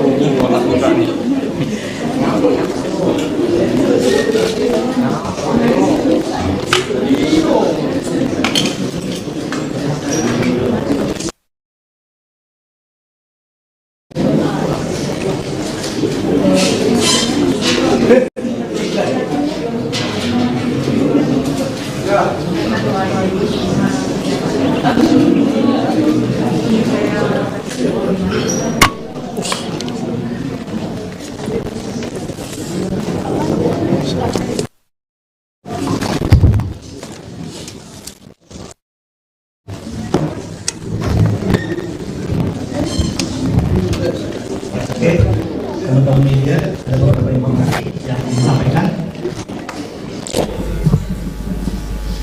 Ya, Assalamualaikum warahmatullahi wabarakatuh. Selamat siang, salam sejahtera untuk kita semua. Om Swastiastu, Namo Buddhaya, salam kebajikan. Teman-teman media, kembali saya Mayor CHK Dr. Putranova Arianto, SMH, selaku juru bicara dari Pengadilan Militer 14 Palembang ya. Jadi setelah kegiatan persidangan, alhamdulillah sudah 8 kali persidangan. Jadi mungkin teman-teman media telah mencatat sudah 8 kali persidangan TMT tanggal 11 Juni 2025 ya. Sampai dengan hari ini tanggal 11 Agustus 2025 telah dilaksanakan dengan lancar. Alhamdulillah, puji syukur kita kepada Allah SWT, Tuhan Maha Esa. Dilaksanakan persidangan terbuka secara umum. Jadi peradilan militer transparan, dapat ditonton oleh siapapun, baik secara online maupun secara offline, seperti itu. Telah kita ketahui tadi telah dibacakan untuk agenda sidang perdana tadi. Yang pertama yaitu perkara Peltu Yun Heri Lubis dengan nomor register perkara 51/K /PM /104/AD Romawi 5 2025 telah diputus 3 tahun 6 bulan seperti yang telah kita dengar bersama. Kemudian untuk perkara yang kedua yang baru saja dibacakan putusannya, perkara 51/K/PM 144 Romawi 5 2025, yaitu perkara Kopda Bazarsah dengan hukuman yaitu hukuman mati, seperti itu. Nanti setelah kegiatan ini akan diambil alih oleh press release oleh Kepala Pengadilan Militer 14 Palembang, dalam hal ini Kolonel CHK Freddy Ferdian SMH. Kapasitasnya berbicara kepada teman-teman media dan pengunjung sidang sebagai, bukan sebagai hakim ketua lagi, tapi sebagai Kepala Pengadilan Militer 14 Palembang, begitu ya. Kita tunggu beliau, tentunya tadi setelah memimpin sidang tidak lama akan berganti pakaian, akan berbicara, bertemu kepada teman-teman media dan seluruh pengunjung sidang. Jadi apa-apa yang ingin ditanyakan silakan ditanyakan, seperti itu. Tapi untuk diketahui bahwa putusan ini tadi yang telah dibacakan belum inkrah atau belum berkekuatan hukum tetap ya. Kita lihat nanti perkembangannya seperti apa, baik perkara register 50 maupun 51. Mungkin sambil menunggu dari teman-teman media ada yang mau ditanyakan dan disampaikan. Silahkan. Sudah ada ya? Cukup ya? Cukup. Kita tunggu Kadilnya dalam hal ini akan memberikan press release. Saya tekankan kepada teman-teman media, jangan pemberitaannya masalah identitas. Nah ini salah, ya kan? Harusnya Kolonel CHK.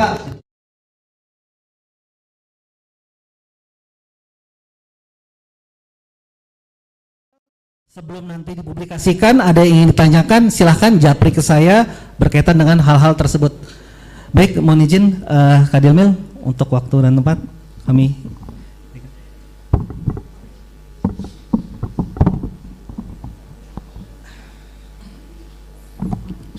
Assalamualaikum warahmatullahi wabarakatuh. Baik, untuk rekan-rekan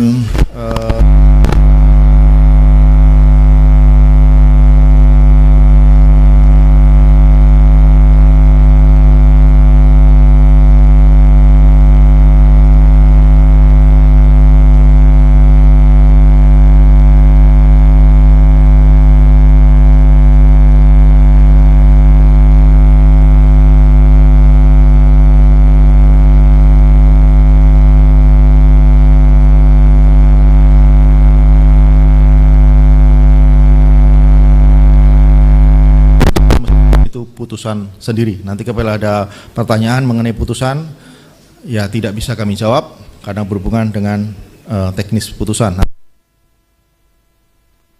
Putusan itu sendiri yang akan kami upload di direktori putusan. Insya Allah besok pagi sudah bisa masuk.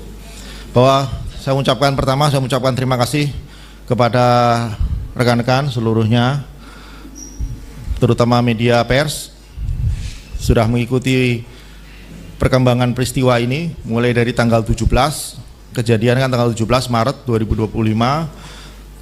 Namun yang menjadi domain kami adalah pertama kali sidang, yaitu di tanggal 11 Juni sampai dengan sekarang 11 Agustus. Jadi 2 bulan pas, tanggal 11 Juni dan 11 Agustus.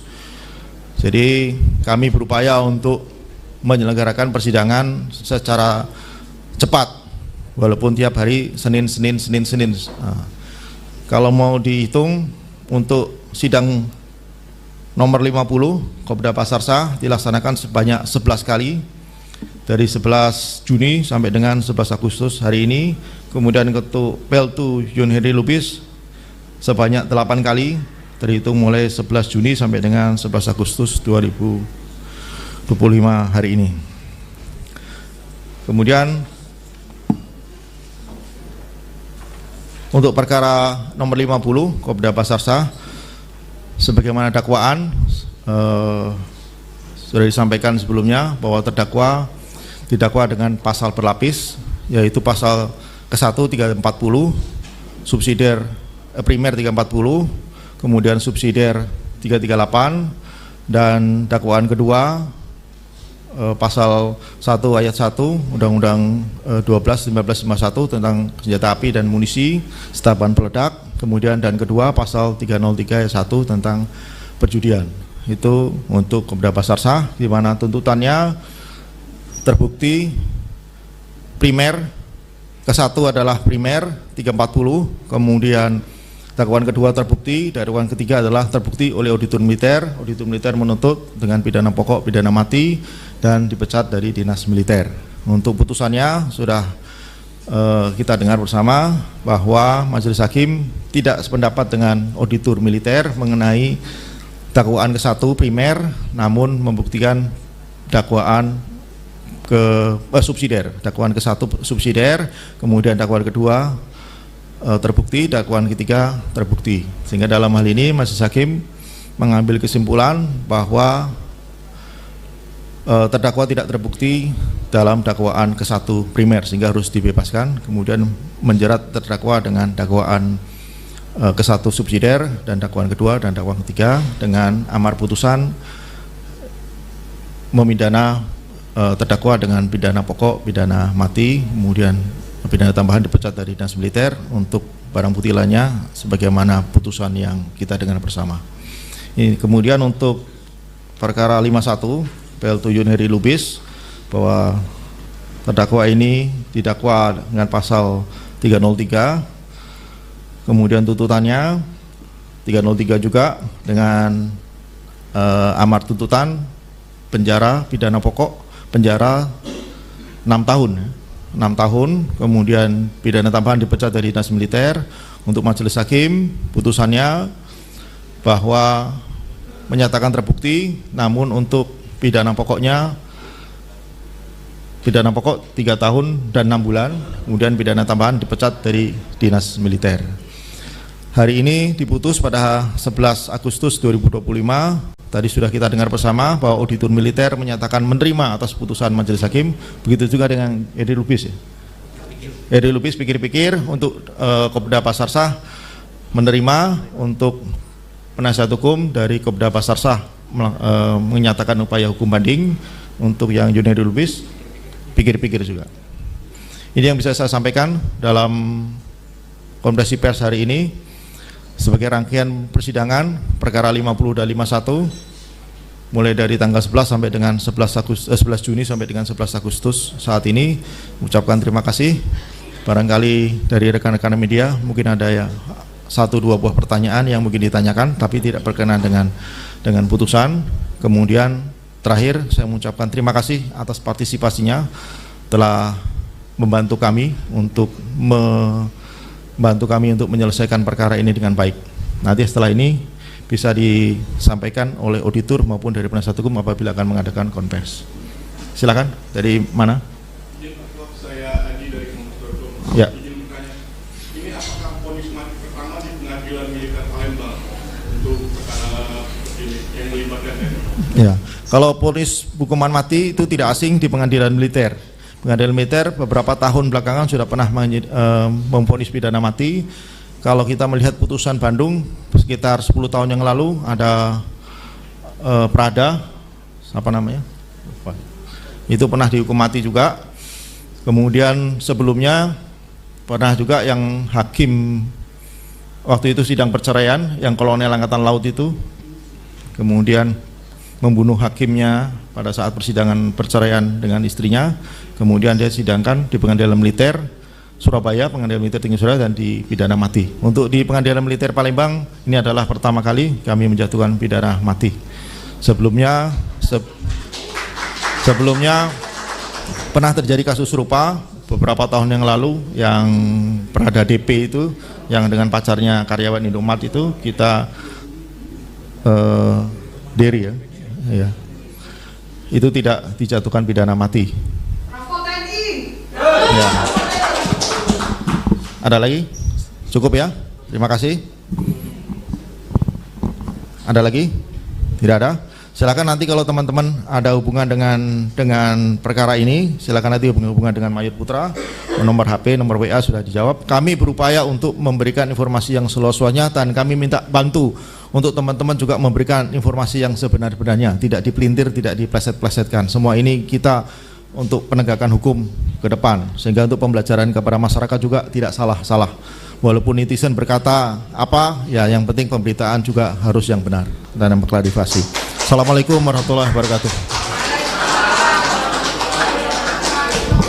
Baik, seperti disampaikan tadi di akhir, apabila ada hal-hal yang ditanyakan silahkan nanti ya japri atau kontak ke HP saya selaku juru bicara Pengadilan Militer 14 Palembang. Sekian dari kami, wabillahi taufiq walhidayah. Wassalamualaikum warahmatullahi wabarakatuh. Selamat siang, salam sejahtera kita semua.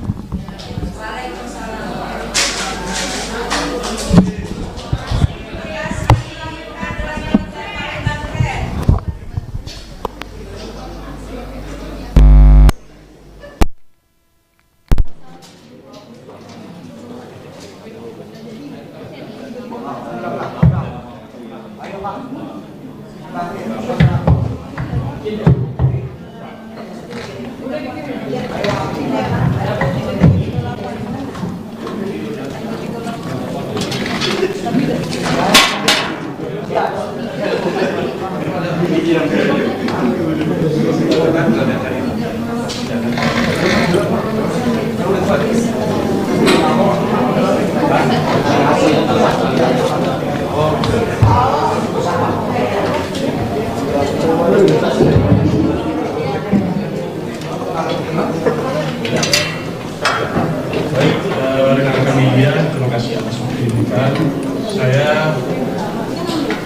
Siaga Amelo selaku ketua tim jasa hukum dari terdakwa. Jadi sesuai dengan peraturan pemerintah nomor 9/2010 pasal 41 ayat 1 C bahwa setiap anggota TNI mempunyai rawatan. Rawatan itu berhak mendapatkan rawatan. Dalam hal ini terdakwa berhak mendapatkan rawatan untuk didampingi di persidangan apabila ditetapkan sebagai tersangka terdakwa sampai menanggap pemasukannya mungkin ada yang dari rekan-rekan media terhadap putusan ini tentunya kan para rekan media tadi sudah melihat bahwa kita dari tim kuasa hukum dan terdakwa kita akan memberikan karena itu merupakan hak yang harus dilaksanakan, apalagi hukumannya hukuman mati. Hukumnya terdakwa ini kan punya juga keluarga. Terdakwa ini manusia biasa yang luput dari kesalahan, ya. Mungkin sebelumnya terdakwa tidak pernah merencanakan itu. Persidangan pasal 340 tidak terbukti. Jadi tadi kan artinya spontanitas. Ada namanya kan pembelaan diri. Sehingga kita juga sebagai tim kuasa turut berduka atas meninggalnya kita dari Polri kan. Kita akan membuka ini. Bandingnya nanti di pengadilan nanti bandingnya di pengadilan militer Medan ya, Medan. Jadi mungkin bandingnya kan seperti ini, kecuali ada hal-hal yang dari majelis hakim tingkat banding yang kurang ini, maka akan dibuka sidangnya. Tapi biasanya itu kan berkas dari pengadilan pengacu akan dikirim ke tingkat pengadilan tinggi di Medan, karena ini kan wilayah Medan.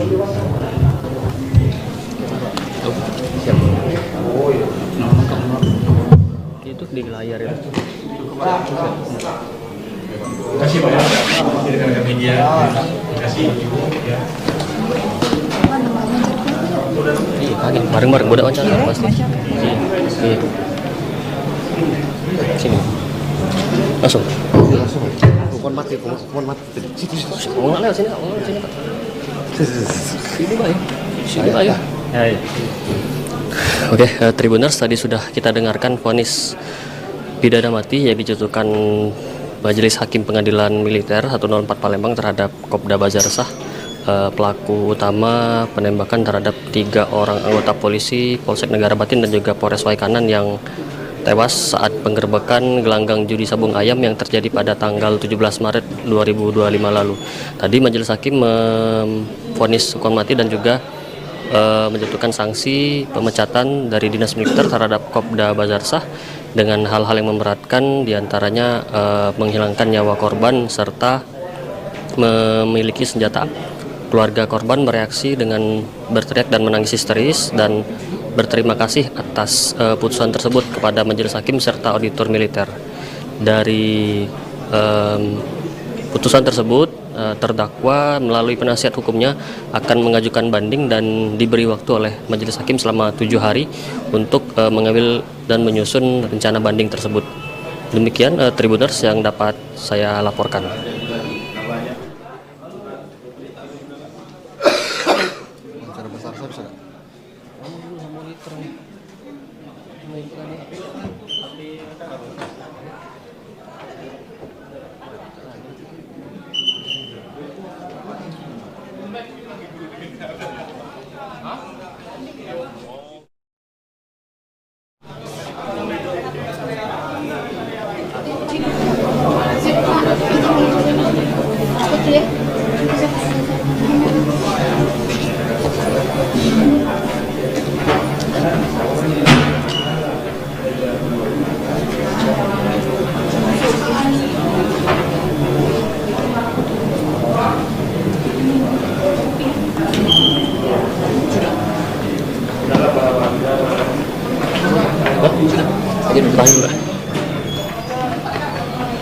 Sudah loh, ini nggak nyebut saya. Tidak ingin ini.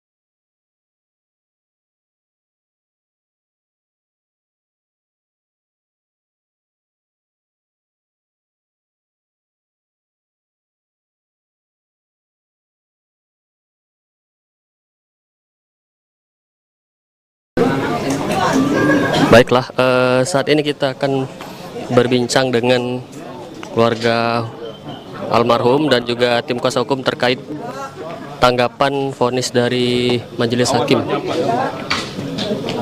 Atau lebih enak di depan? Oh, di depan aja, iya. Boleh Pak.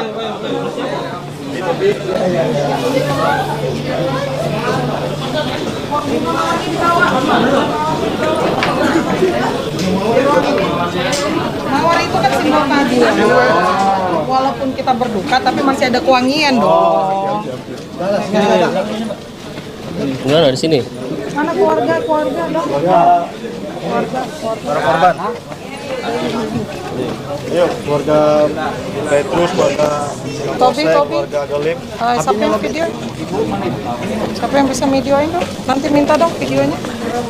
Mbak, kita tanggapannya soal vonis ini, Mbak. Kopda Basarnas sudah divonis mati sesuai dengan permintaan kita. Gimana tanggapan dari pihak Sebentar.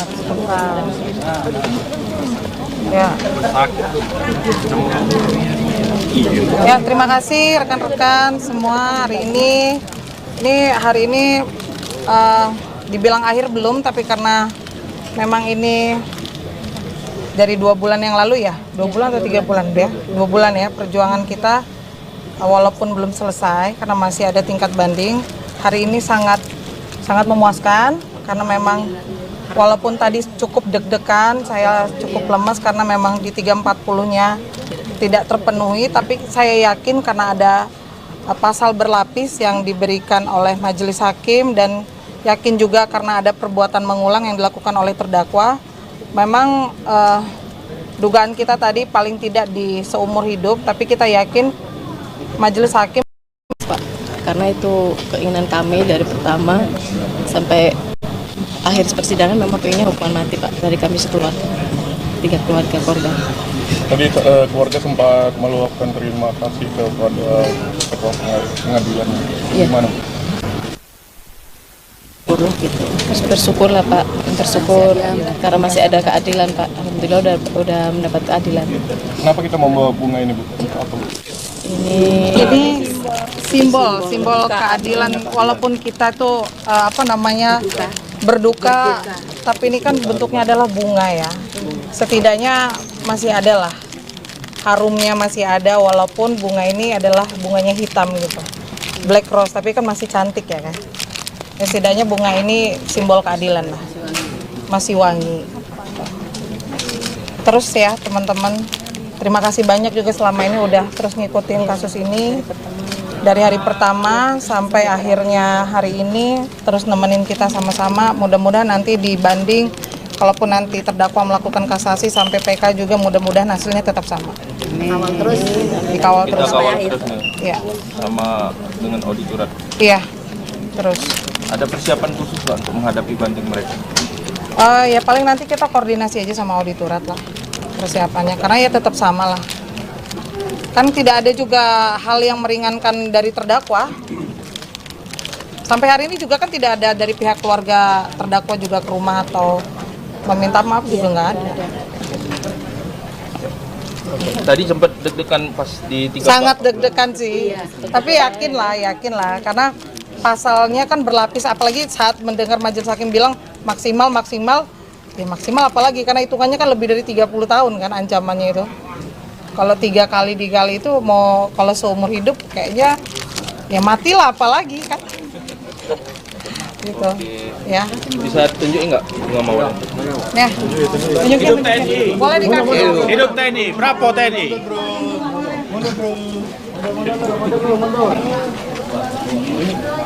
Layu ini udah itu aja. Layu. Udah berubah jadi putih, Pak. Yang hitamnya udah putih. Oh, hitam.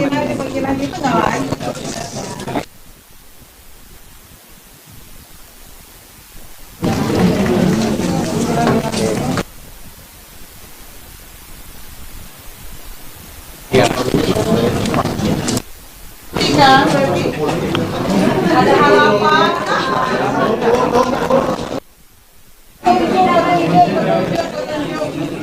Hidup TNI! Hidup! Hidup auditor militer! Hidup!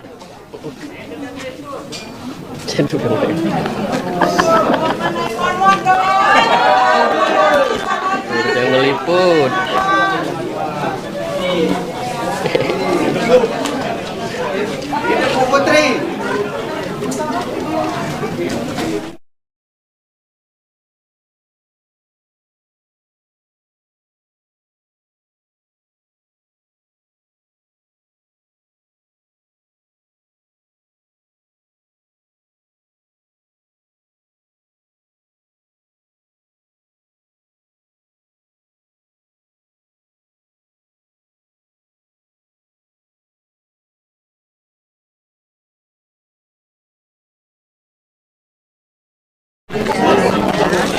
Bentar, Mbak.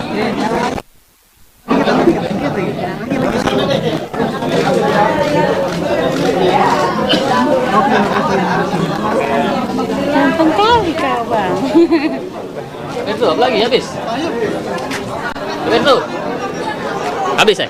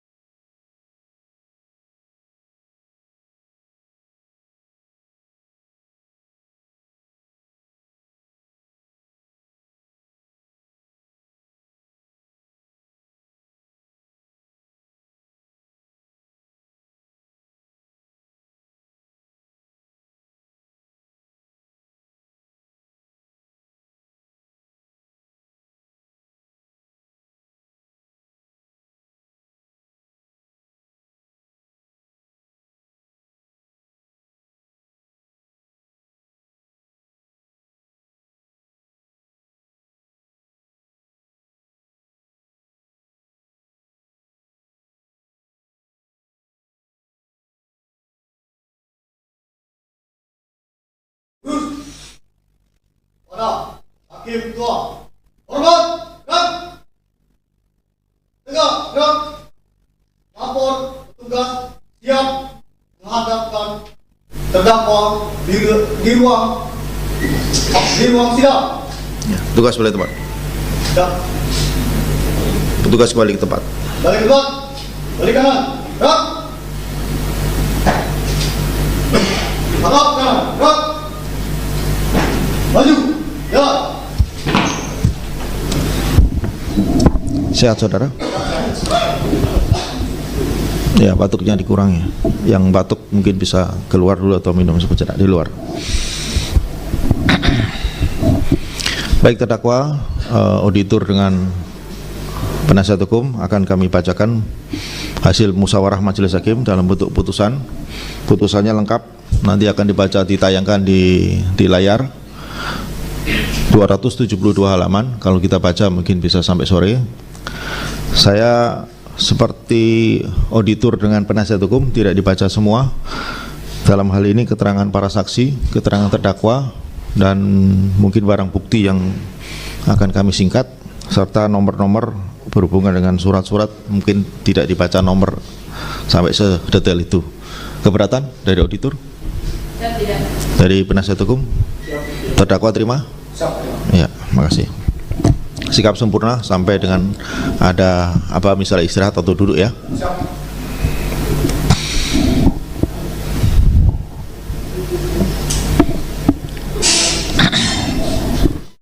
Sampai sedetail itu. Keberatan dari auditor? Dari penasihat hukum? Terdakwa terima? Nomor 50/K PM 1/04 AD 5 Romawi 2025. Demi keadilan berdasarkan ketuhanan yang Maha Esa, Pengadilan Militer 104 Palembang yang bersidang di Palembang dalam memeriksa perkara pidana dengan acara pemeriksaan biasa pada tingkat pertama menjatuhkan putusan dalam perkara terdakwa nama lengkap Basar Shah, pangkat Kopral 2 NRP 310073821184, jabatan Babinsa Ramil 427-01 Pakuan Ratu, Kesatuan Kodim 0427 Waikanan. Tempat tanggal lahir negara Patin 28 November 1984. Agama Islam, jenis kelamin laki-laki, warga Indonesia. Tempat tinggal Kampung Negara Patin, RT 1 RW 1, Kecamatan Negara Patin, Kabupaten Waikanan, Provinsi Lampung. Terdakwa dalam hal ini ditahan oleh 1 Dandim Waikanan sampai kemudian diperpanjang oleh Papra hingga terakhir oleh Kepala Pengadilan Militer 104 Palembang selama 60 hari terhitung mulai tanggal 25 Juni 2025 sampai dengan 31 Agustus 2025 berdasarkan penetapan penahanan. Pengadilan Militer 104 Palembang tersebut membaca berkas perkara Deden POM 23 Bandar Lampung nomor berkas perkara 07A06 4 Romawi 2025 tanggal 24 Maret 2025 atas nama terdakwa dalam perkara ini. Memperhatikan 1. Keputusan Papra dari Danrem 043 Katam.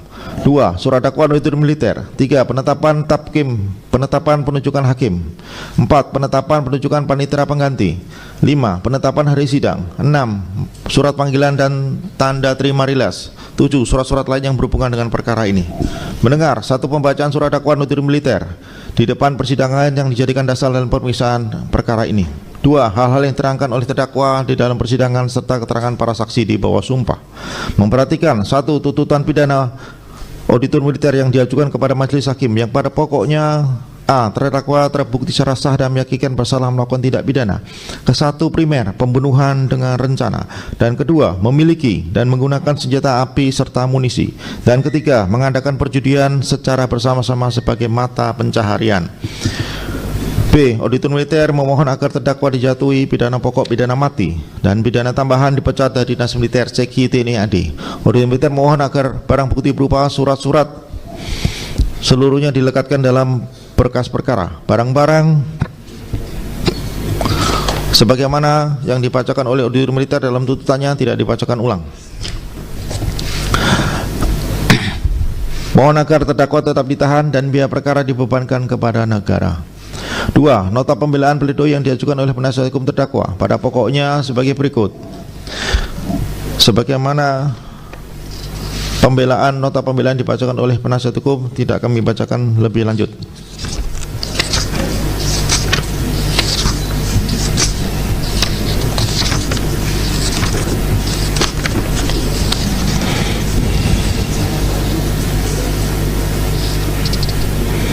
Demikian dengan replik auditor militer yang pada pokoknya sebagaimana kita ikuti bersama dalam persidangan yang lalu tidak dibacakan. Begitu pula dengan duplik dari penasihat hukum yang telah disampaikan pada persidangan sebelumnya tidak kami bacakan.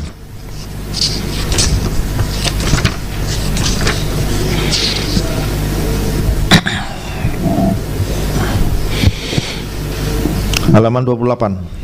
Menimbang bahwa terdakwa didamping penasihat hukum dari Kumdam 2 Sriwijaya atas nama Amir Belong S.A, Kolonel CHK dan kawan-kawan 10 orang berdasarkan surat perintah dari Pangdam 2 Sriwijaya dan surat kuasa khusus dari terdakwa. Menimbang bahwa surat dakwaan auditor militer pada pokoknya bahwa terdakwa sebagaimana dakwaan auditor militer yang disampaikan pada awal persidangan tidak kami bacakan kembali.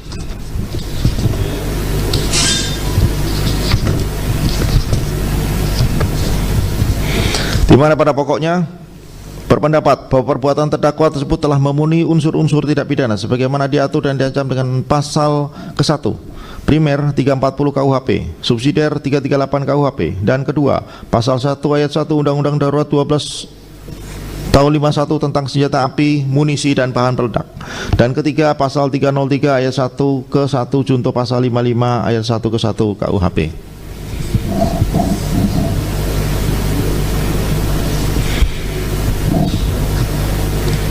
Halaman 76.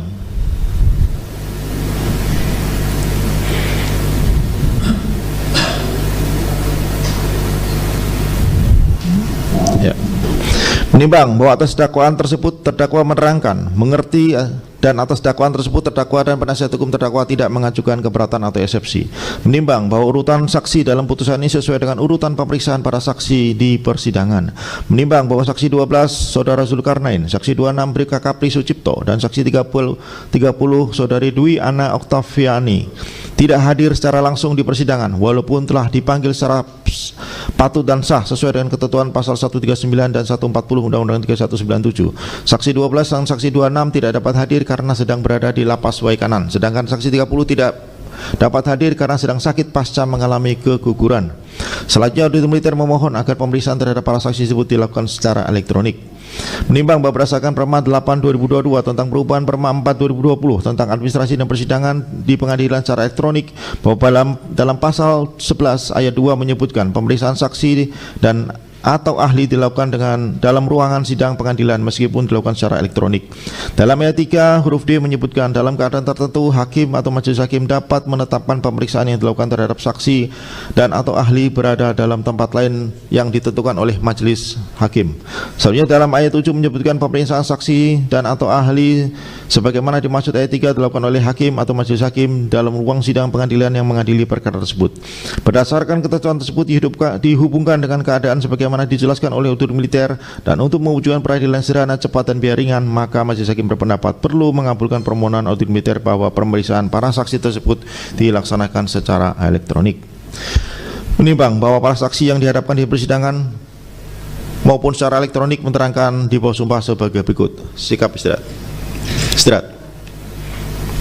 Saksi 1, nama lengkap Peltu Yun Henry Lubis, sebagaimana keterangan yang telah disampaikan dalam persidangan.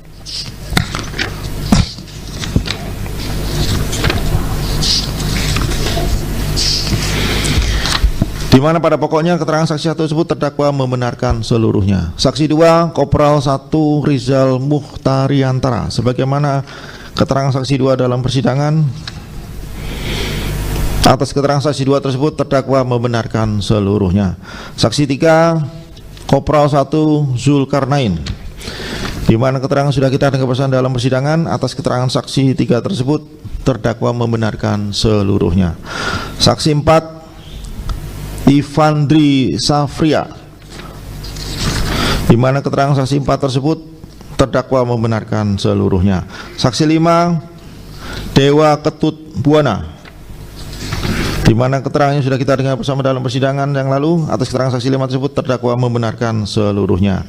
Saksi 6 nama lengkap Herman. Di mana keterangan saksi 6 tersebut terdakwa membenarkan seluruhnya.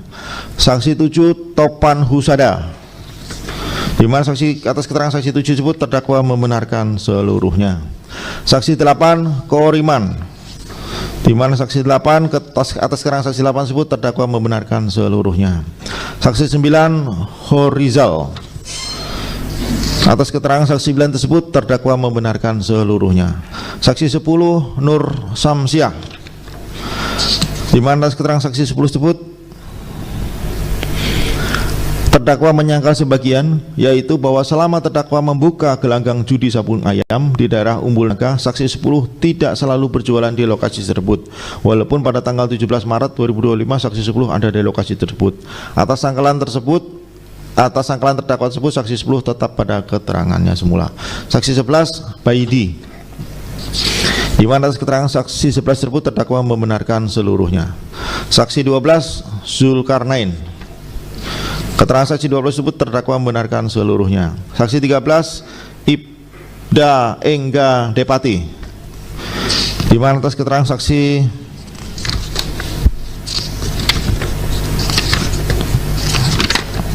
13 tersebut terdakwa membenarkan seluruhnya. Saksi 14 Aibda Wara Andani.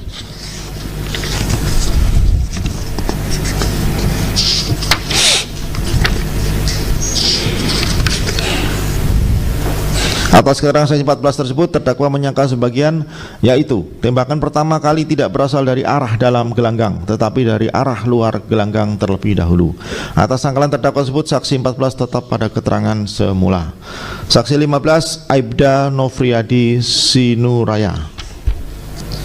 Atas keterangan saksi 15 tersebut terdakwa menyangkal sebagian, yaitu tembakan pertama kali tidak berasal dari arah dalam gelanggang tetapi dari arah luar gelanggang terlebih dahulu. Atas keterangan atas sangkalan terdakwa tersebut saksi 15 tetap pada keterangan semula. Saksi 16 Bribka Sarjana. Atas keterangan saksi 16 tersebut terdakwa membenarkan seluruhnya. Saksi 17 Bribka Heri Suryadi.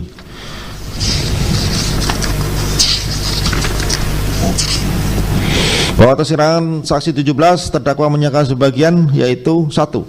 Bahwa tembakan pertama kali tidak berasal dari arah dalam gelanggang tetapi dari arah luar gelanggang terlebih dahulu. 2. Bahwa saksi 17 pernah datang ke gelanggang judi sabung ayam. Atas sangkalan terdakwa tersebut saksi 17 tetap pada keterangan semula. Saksi 18 Bribka Robert Pardede. Di mana atas keterangan saksi 18 ini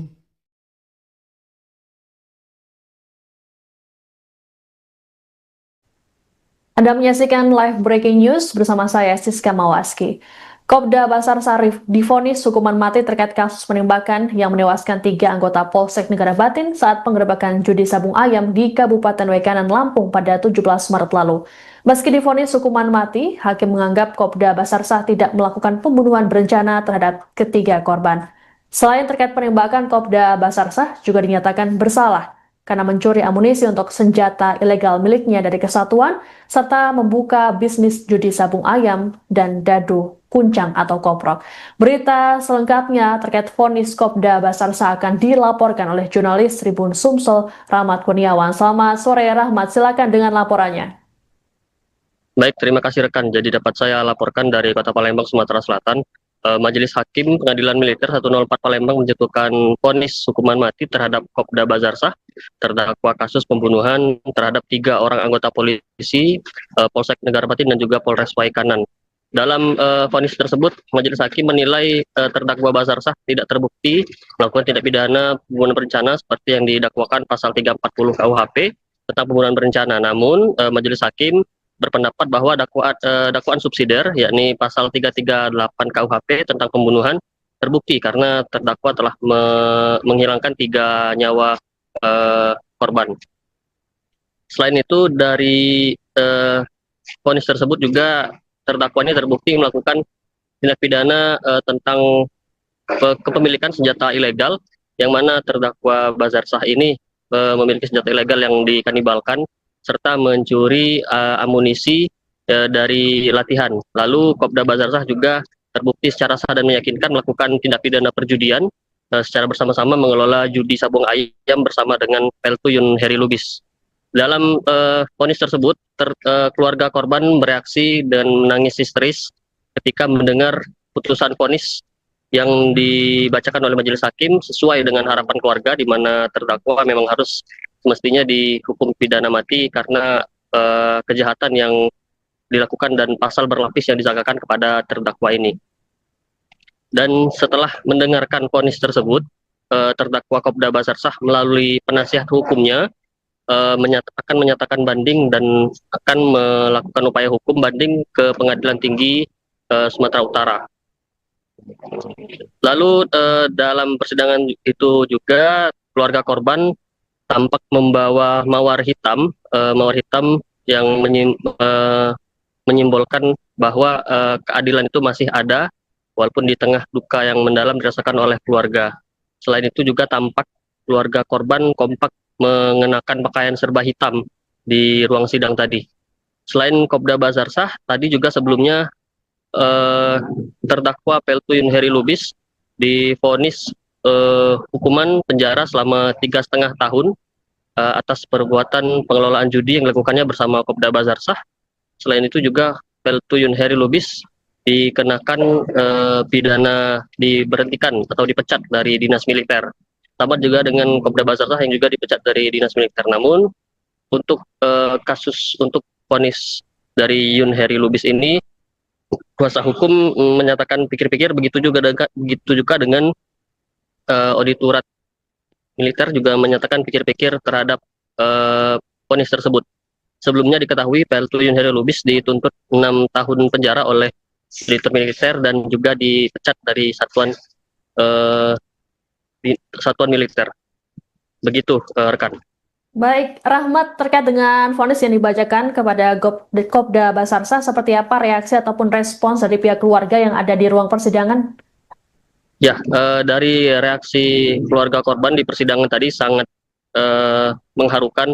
Bahkan ketika majelis hakim belum selesai membacakan amar putusan, ketika mendengar vonis mati, keluarga korban langsung berteriak dan menangis histeris sambil berpelukan karena hukuman yang didapatkan oleh Kopda Bazarsah sesuai dengan harapan dari keluarga.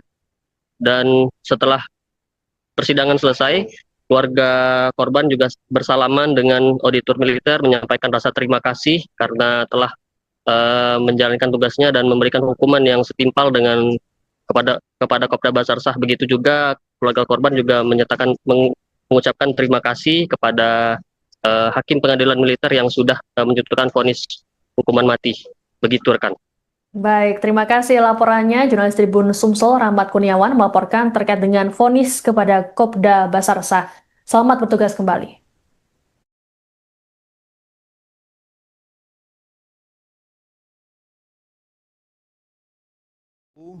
H. 6 lembar foto dokumentasi barang bukti judi dari Polda Lampung. Barang-barang bukti berupa surat-surat tersebut telah selesai diperiksa dan tidak diperlukan lagi untuk pembuktian perkara lainnya. Keseluruhan surat-surat tersebut berhubungan dengan tindak pidana yang dilakukan oleh terdakwa dan sudah sejak awal melekat dan satu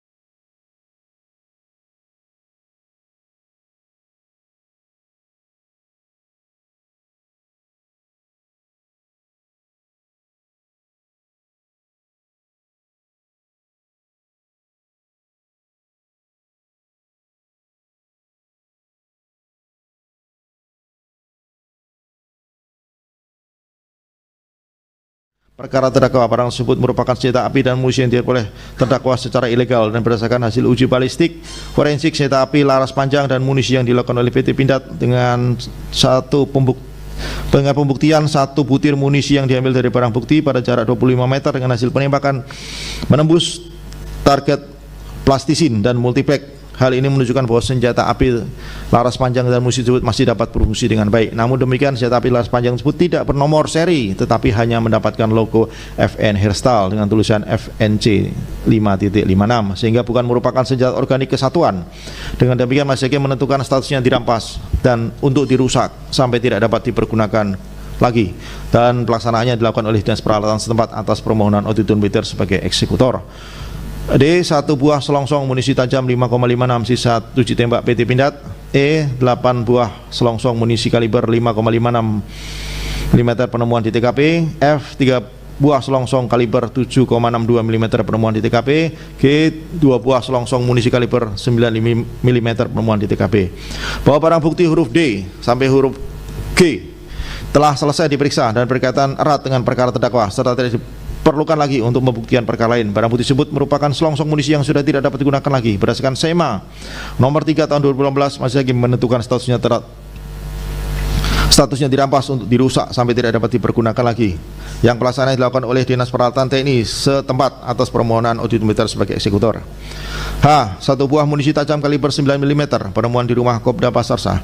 I. 2 buah munisi hampa kaliber 5,56 penemuan di rumah Kopda Pasarsah. C. 1 buah munisi kaliber 5,56 mm penemuan di Kopda Pasarsah. K. 4 buah selongsong munisi kaliber 9 mm penemuan di rumah Kopda Pasarsah. L. 3 buah selongsong munisi kaliber 5,56 mm penemuan di rumah Kopda Pasarsah. Barang bukti huruf H sampai dengan huruf L telah selesai diperiksa dan berkaitan erat dengan perkara terdakwa serta tidak diperlukan lagi untuk pembuktian perkara lain. Barang bukti tersebut merupakan munisi aktif bukan milik kesatuan tetapi diperoleh terdakwa secara ilegal berdasarkan SEMA nomor 10 tahun 2020. Majelis Hakim menentukan statusnya dirampas untuk dirusakkan sampai tidak dapat dipergunakan lagi untuk pelaksanaannya dilakukan oleh Dinas Peralatan TNI setempat dengan permohonan auditor militer sebagai eksekutor. 5. 1 unit mobil Toyota Hilux warna hitam BE 13 AS milik Kopda Pasarsah. Bahwa barang tersebut telah selesai diperiksa berkaitan dengan erat dengan perkara terdakwa. Mobil tersebut disita penyidik dari tangan terdakwa dan merupakan mobil milik terdakwa yang masih memiliki nilai ekonomis dan bukan merupakan hasil dari tindak pidana dalam dakwaan akuo, sehingga Majelis Hakim perlu menentukan statusnya untuk dikembalikan kepada yang berhak, yaitu terdakwa. N. 1 buah kaos hitam bertuliskan Yamaha. 1 buah celana Levi's warna biru. P. 1 buah ikat pinggang warna hijau. Q. 1 pasang sepatu warna biru. R. 1 buah kaos hitam. S. 1 pasang sepatu hitam. T. 1 buah celana dalam. U. 1 buah ikat pinggang. V. 1 buah celana Levi's warna biru. W. 1 buah baju dinas Polri lengan panjang milik Ibtu Lusianto. X. 1 buah kaos dinas Polri lengan pendek milik Ibtu Lusianto. Y. 1 buah celana dinas Polri panjang milik Ibtu Lusianto. Z. 1 buah ikat pinggang tribata milik Ibtu Lusianto. AA. 1 buah sepatu dinas Polri dan kaos kaki milik Ibtu Lusianto. BB. 1 buah celana dalam warna abu-abu milik Ibtu Lusianto. CC. 2 buah masker hitam milik Ibtu Lusianto. DD. 1 buah sarung pistol milik Ibtu Lusianto. EE. 1 buah pena milik Ibtu Lusianto. FF. 1 buah celana Levi's warna abu-abu milik Bribda Galip Suryakanta. GG. 1 buah kaos warna hitam milik Bribda Galip Suryakanta. HH. 1 buah celana dalam milik Bribda Galip Suryakanta. II. 1 buah sandal slop warna krem milik Bribda Suryakanta. JJ. 1 buah aksesoris kalung silver milik Bribda Galip. KK. 2 buah aksesoris gelang milik Bribda Galip. LL. 1 buah tasbih. MM. 1 buah rokok dan korek. NN. 1 buah jam tangan Quicksilver. OO. 1 buah aksesoris. PP. 2 buah aksesoris gelang. Kiki. 1 buah aksesoris cincin batu. RR. 2 buah golok. SS. 2 buah topi. TT. 1 buah swab baju atas kiri milik K. Petrus Aprianto, UU 1 buah swab kelopak mata kiri milik Bribda Petrus Suprianto, VV 1 buah swab dada kanan milik Ibtu Lusianto, WW 1 buah swab baju luar milik Ibtu Lusianto, XX 1 buah swab kemeja dalam milik Ibtu Lusianto, YY 1 buah swab kemeja depan bagian luar milik Ibtu Lusianto, ZZ 1 buah swab kemeja atas belakang milik Ibtu Lusianto, AAA 1 buah sampel darah, BBB 1 buah swab tengkuk peluru bersarang di milik Galip Surya Ganta, CCC 1 buah swab baju milik Bribda Galip, DDD 1 buah swab residu milik Bribda Galip, EEE 1 buah tabung isi serpian anak peluru yang bersarang di tubuh Bribka Petrus, FFF 1 buah tabung serpian anak peluru yang bersarang di tubuh Ibtu Lusianto, GGG 1 buah tabung isi serpian anak peluru yang bersarang di tubuh Bribda Galip, HHH 1 buah tabung isi benda asing yang berada di tubuh Bribda Galip Surya Ganta, II 1 buah tabung isi benda asing. Bahwa barang bukti N sampai dengan III telah selesai diperiksa dan berkaitan dengan perkara terdakwa serta tidak diperlukan lagi untuk pembuktian perkara lain. Namun di persidangan ketiga keluarga korban mengajukan permohonan agar barang bukti tersebut dikembalikan kepada ahli waris korban, sehingga majelis hakim menentukan statusnya dikembalikan kepada yang berhak, yaitu ahli waris atas nama almarhum Ibtu Lusianto, almarhum Bribka Petrus Aprianto, dan almarhum Bribda Galip Surya Ganta. 2. Surat-surat A. 1 bendel berita acara pemeriksaan laboratorium forensik, 1 B. 1 bendel berita acara pemeriksaan laboratorium forensik, C. 5 lembar hasil surat visum et repertum nomor 13, D. 5 lembar hasil visum et repertum nomor 14, dan E. 4 lembar hasil visum et repertum nomor 15, F. 7 lembar berita acara uji balistik forensik senjata laras panjang yang menyerupai FNC yang dikeluarkan oleh PT Pindad, G. 3 lembar surat penetapan sita dari Pengadilan Negeri Belambangan Umpu, H. 6 lembar foto dokumentasi barang bukti judi dari Polda Lampung. Barang bukti berupa surat-surat tersebut telah selesai diperiksa dan tidak diperlukan lagi untuk pembuktian perkara lainnya. Keseluruhan surat-surat tersebut berhubungan dengan tindak pidana yang dilakukan oleh terdakwa dan sudah sejak awal melekat dan satu kesatuan sebagai kelengkapan dari berkas perkara, sehingga majelis hakim menentukan statusnya tetap dilekatkan dalam berkas perkara. Menimbang bahwa oleh karena terdakwa dalam hal ini berada dalam tahanan, maka majelis hakim berpendapat terdakwa tetap ditahan. Sikap sempurna. Menimbang bahwa mengenai ketentuan biaya perkara yang akan dijatuhkan pada diri terdakwa sebagaimana SEMA 1 2017, maka biaya perkara dibebankan kepada negara. Mengingat pasal 338 KUHP junto pasal 1 ayat 1 Undang-Undang Darurat 12 tahun 1951 tentang senjata api, munisi dan bahan peledak, junto pasal 303 ayat 1 ke 1, junto pasal 55 ayat 1 ke 1 KUHP, junto pasal 26 KUHPM, junto pasal 190 ayat 1, junto ayat 3 Undang-Undang Nomor 3197 tentang Peradilan Militer, dan ketentuan peraturan perundang-undangan lain yang bersangkutan. Mengadili 1.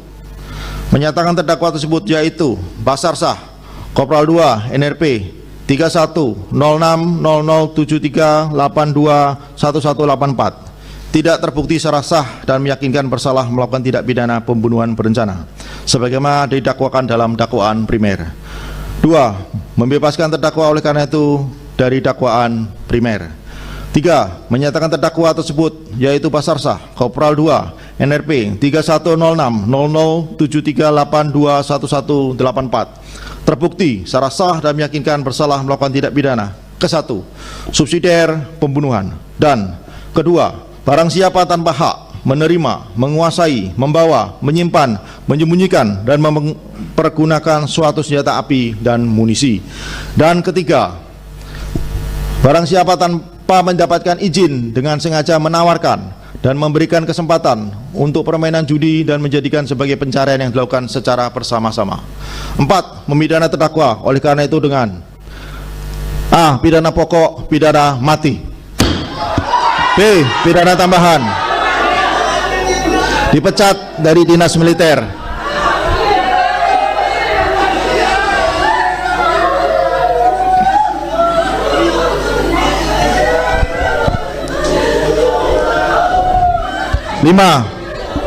menetapkan barang-barang bukti berupa barang-barang: 1 buah senjata api, 2 buah magasin, dan 20 munisi tajam dirampas untuk dirusakkan sampai tidak dapat dipergunakan lagi. 4. 1 buah selongsong munisi tajam 5,56. 5. 8 buah selongsong munisi kaliber 5,56. 3 buah selongsong munisi kaliber 762. 2 buah selongsong munisi kaliber 9 mm. 1 buah munisi tajam 9 mm. 2 buah munisi hampa kaliber 5,56. 1 buah munisi karet 5,56. 4 buah selongsong kaliber 9 mm. 3 buah selongsong munisi kaliber 5,56. Seluruhnya dirampas untuk dirusakkan sampai tidak dapat dipergunakan kembali. 13. 1 buah mobil Toyota Hilux nomor BE 13 AS milik Kopda Basarsah dikembalikan kepada terdakwa. 14. 1 buah kaos hitam Yamaha, 1 buah Levi's celana Levi's warna biru, ikat pinggang warna hijau, sepatu warna biru, 1 buah kaos warna hitam, sepatu hitam, dan celana dalam celana dalam milik Bribka Petrus Aprianto, ikat pinggang celana Levi's, baju dinas Polri, kaos dinas Polri, celana dinas Polri, ikat pinggang Tribrata, sepatu dinas Polri, celana dalam warna abu-abu, kemudian 2 masker, sarung pistol, pena milik Ibtu Lusianto, celana Levi's, kaos warna hitam, sampai dengan poin 62 dikembalikan kepada yang berhak, yaitu ahli waris dari Ibtu Lusianto, almarhum Bribka Petrus Aprianto, dan almarhum Bribda Galib Suryaganta. Surat-surat poin 1 sampai dengan poin 8 seluruhnya tetap dilekatkan dalam berkas perkara. 6. Memberikan terdakwa tetap ditahan. 7. Membebankan biaya perkara kepada negara. Demikian diputus dalam musyawarah Majelis Hakim Pengadilan Militer 104 Palembang pada hari ini Senin 11 Agustus 2025 oleh Kolonel Jaga Freddy Ferdian Isnartanto SMH selaku Hakim Ketua, serta Mayor CHK Kuat Dr. Endah Wulandari SMH, serta Mayor CHK Arif Dwi Prasetyo SH, masing-masing sebagai hakim anggota, dan diucapkan dalam sidang terbuka untuk umum pada hari dan tanggal yang sama, dan oleh Hakim Ketua dan dihadiri oleh para hakim anggota tersebut: Auditor Militer Kolonel Kum Eni Sulistiawati, Letkol CHK Zarkasi SH, Mayor Letkol CHK Darwin Butar-Butar SMH, dihadiri oleh penasihat hukum Kolonel CHK Amir Welong, Mayor CHK Agung Risa Gunawan, Kapten CHK Fadli Yahri Sitorus, Letu CHK dan dihadiri oleh panitia pengganti Letnan 1 CHK Zulkarnain, serta di hadapan umum dan terdakwa. Selesai.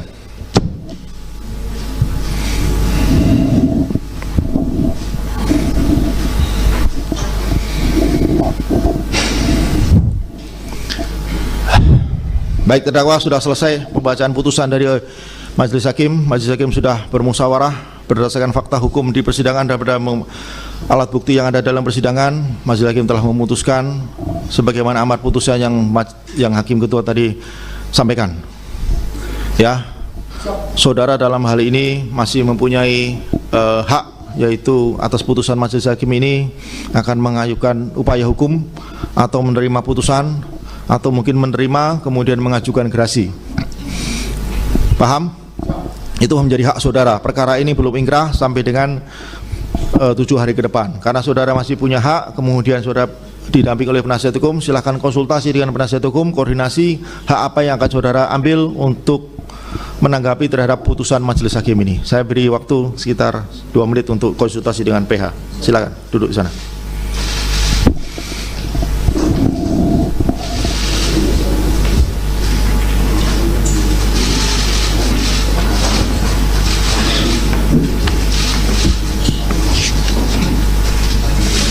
Itu yang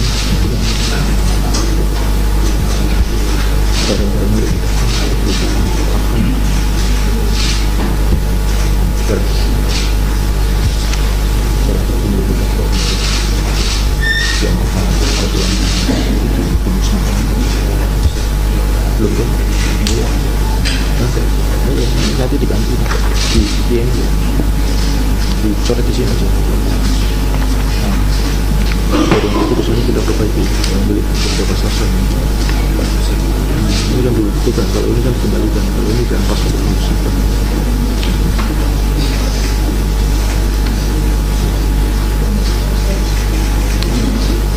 Selesai mati ke sama 10 kosong ini sama mati ke yang menunjuk senjata sama 10 Indonesia.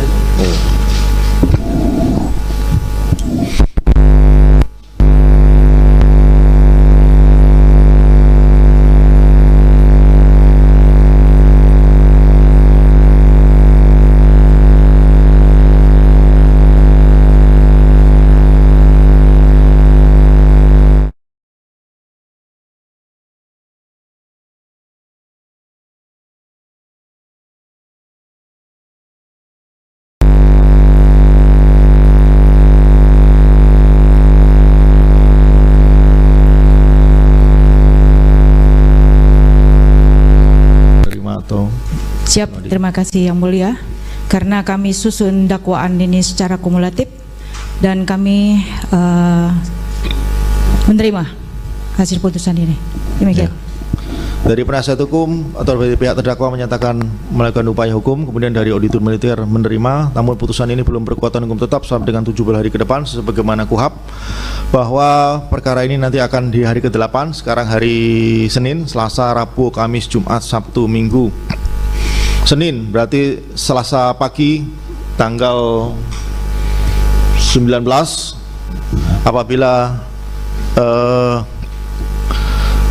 PH tetap mengajukan upaya hukum dan auditor tetap menerima, maka ingkrah. Tapi apabila salah satu atau dua mengajukan upaya hukum, apa tadi salah satunya tadi auditor menerima, PH mengajukan upaya hukum, maka perkara akan dinyatakan banding, akan dikirim ke Pengadilan Militer Tinggi 1 Medan untuk persidangan selanjutnya secara pemeriksaan tingkat banding. Demikian ya terdakwa ya. Nah,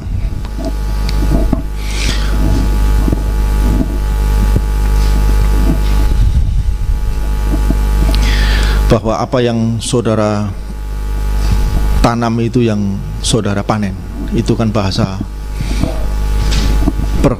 peribahasanya kan seperti itu ya. Senjata sudah saudara pernah ditahan, pernah dipidana, tapi saudara melakukan yang kedua kali lagi, bahkan lebih besar, bukan hanya menjadi perantara tapi juga sebagai pemilik senjata dan munisi tersebut. Dari senjata itu kemudian saudara timbul rasa percaya diri, kemudian mengadakan judi, dibawa kemana-mana senjata itu untuk tujuan saudara untuk menertibkan masyarakat, tapi dasarnya adalah salah.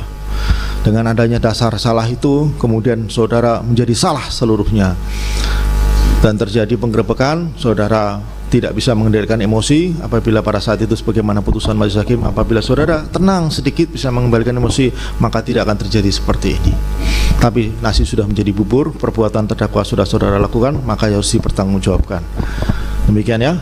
Dan ini menjadi putusan yang harus saudara terima, tapi belum ingkrah. Silahkan nanti saudara melakukan upaya hukum untuk upaya selanjutnya. Dari majelis hakim cukup sekian. Persidangan hari ini selesai dari rangkaian persidangan sebelumnya sampai dengan hari ini. Ada yang mau disampaikan? Tidak ada. Dari auditor mungkin mau menyampaikan? Dari penasihat hukum? Tidak. Baik, terdakwa dapat dibawa keluar ruang sidang. Jangan. Tugas bahwa terdakwa perlunya masuk tahan berjalan. Maju.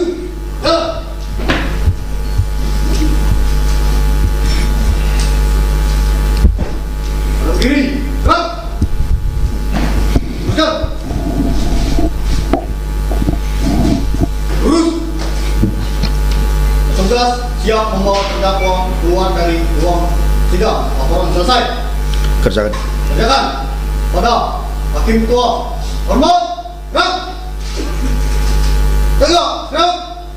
Balik kanan. Gerak. Kanan. Gerak. Sidang Pengadilan Militer 1 Palembang yang berada di Palembang dalam memeriksa dan mengadili perkara pidana atas nama Kopral 2 Basarsah saya nyatakan selesai dan ditutup.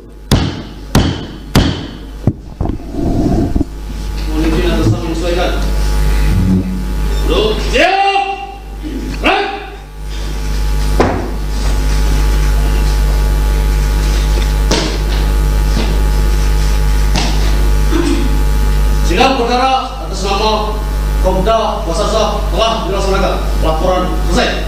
Lanjutkan dengan persidangan selanjutnya. Bacakan.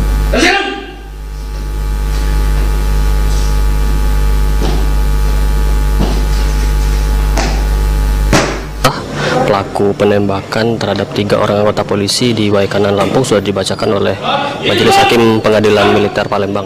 Tadi sudah kita dengar bersama bahwasannya Majelis Hakim memutuskan untuk pidana mati terhadap terdakwa Kopda Basarsah dan juga dipecat dari dinas militer. Tadi keluarga sempat bereaksi, dari keluarga korban bereaksi menangis histeris mendengar putusan dari Majelis Hakim.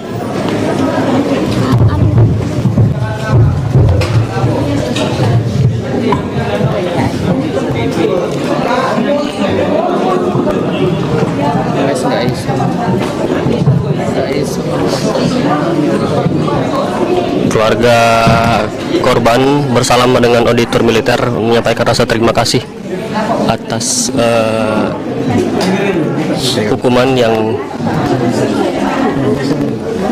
dijatuhkan terhadap terdakwa Basarsah.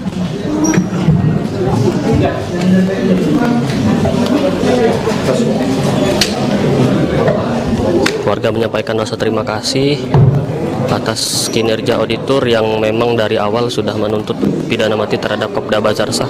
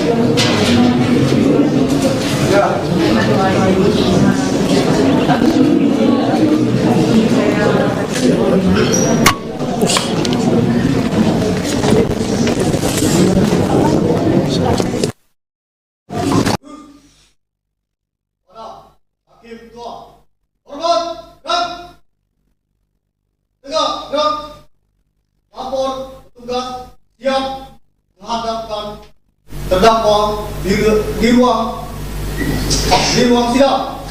Petugas balik tempat. Petugas kembali ke tempat. Balik ke tempat. Balik kanan. Gerak. Harap kanan. Gerak. Maju. Jalan. Sehat saudara?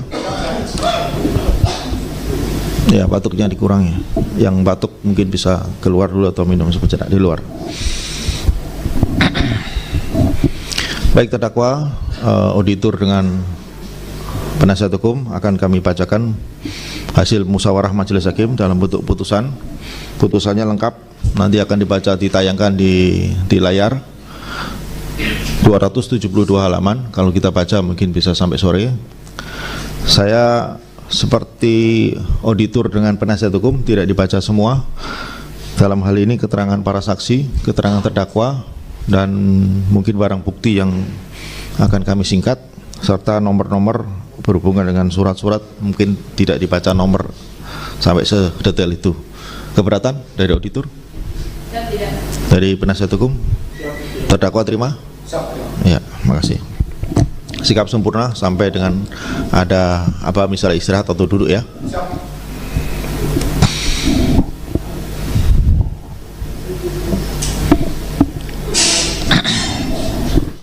Sampai sedetail itu. Keberatan dari auditor? Dari penasihat hukum? Terdakwa terima? Nomor 50 strip K PM 1 strip 04 AD 5 Romawi 2025. Demi keadilan berdasarkan ketuhanan yang Maha Esa, Pengadilan Militer 104 Palembang yang bersidang di Palembang dalam memeriksa perkara pidana dengan acara pemeriksaan biasa pada tingkat pertama menjatuhkan putusan dalam perkara terdakwa. Nama lengkap Basarsah, pangkat Kopral 2 NRP 310073821184, jabatan Babinsa Ramil 427-01 Pakuan Ratu, Kesatuan Kodim 0427 Waikanan. Tempat tanggal lahir negara Patin 28 November 1984. Agama Islam, jenis kelamin laki-laki, warga Indonesia. Tempat tinggal Kampung Negara Patin, RT 1 RW 1, Kecamatan Negara Patin, Kabupaten Waikanan, Provinsi Lampung.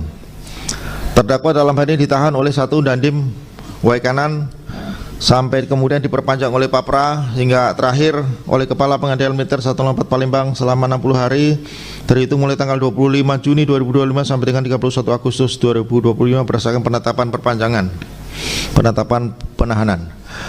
Pengadilan Militer 104 Palembang tersebut membaca berkas perkara Denpom 23 Bandar Lampung nomor berkas perkara 07A06 4 Romawi 2025 tanggal 24 Maret 2025 atas nama terdakwa dalam perkara ini.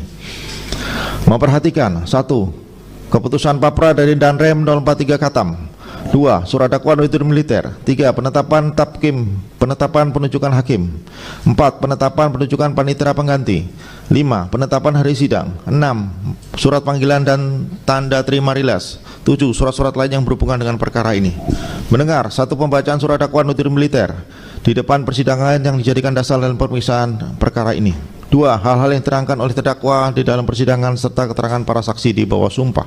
Memperhatikan 1. Tuntutan pidana auditor militer yang diajukan kepada majelis hakim yang pada pokoknya A. Terdakwa terbukti secara sah dan meyakinkan bersalah melakukan tindak pidana. Ke-1 primer, pembunuhan dengan rencana. Dan kedua, memiliki dan menggunakan senjata api serta amunisi.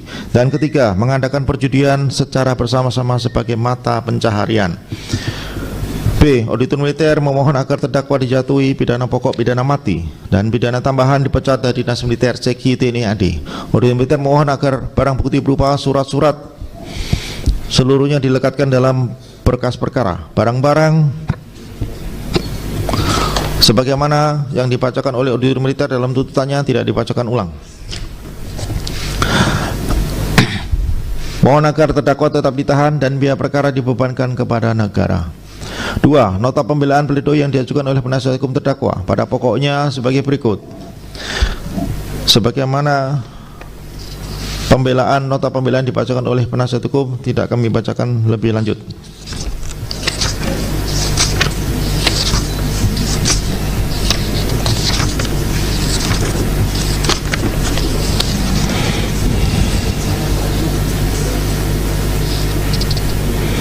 Demikian dengan replik auditor militer yang pada pokoknya sebagaimana kita ikuti bersama dalam persidangan yang lalu tidak dibacakan.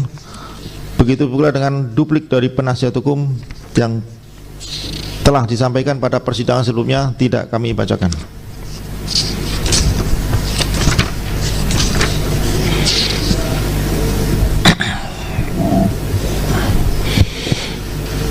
Halaman 28. Menimbang bahwa terdakwa didamping penasihat hukum dari Kumdam 2 Sriwijaya atas nama Amir Welong SA, Kolonel CHK dan kawan-kawan 10 orang berdasarkan surat perintah dari Pangdam 2 Sriwijaya dan surat kuasa khusus dari terdakwa. Menimbang bahwa surat dakwaan auditor militer pada pokoknya bahwa terdakwa sebagaimana dakwaan auditor militer yang disampaikan pada awal persidangan tidak kami bacakan kembali.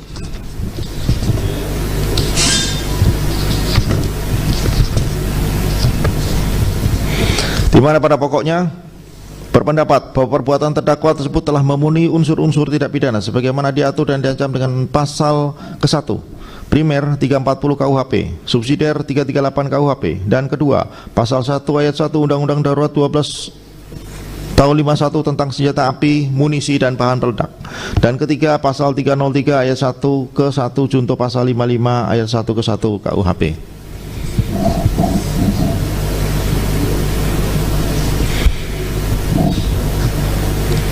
Halaman 76.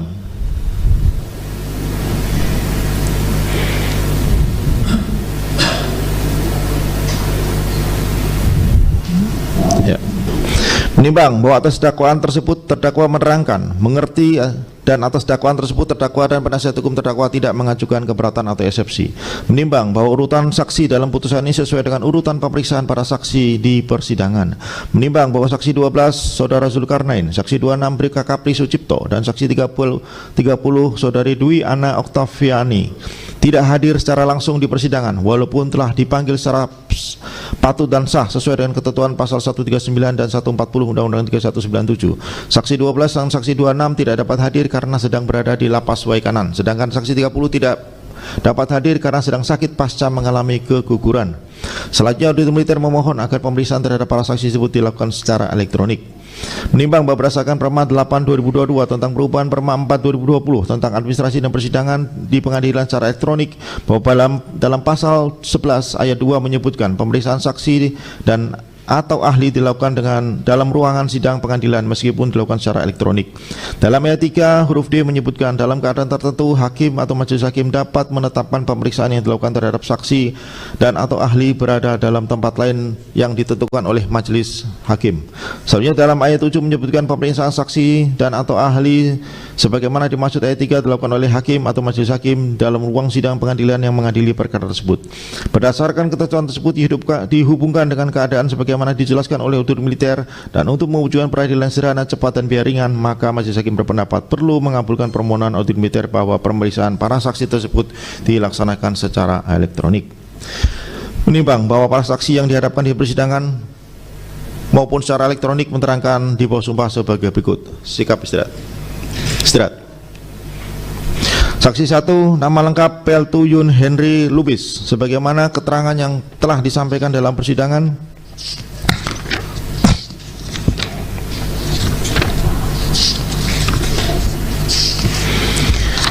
Di mana pada pokoknya keterangan saksi 1 tersebut terdakwa membenarkan seluruhnya. Saksi 2, Kopral 1 Rizal Muhtariantara, sebagaimana keterangan saksi 2 dalam persidangan.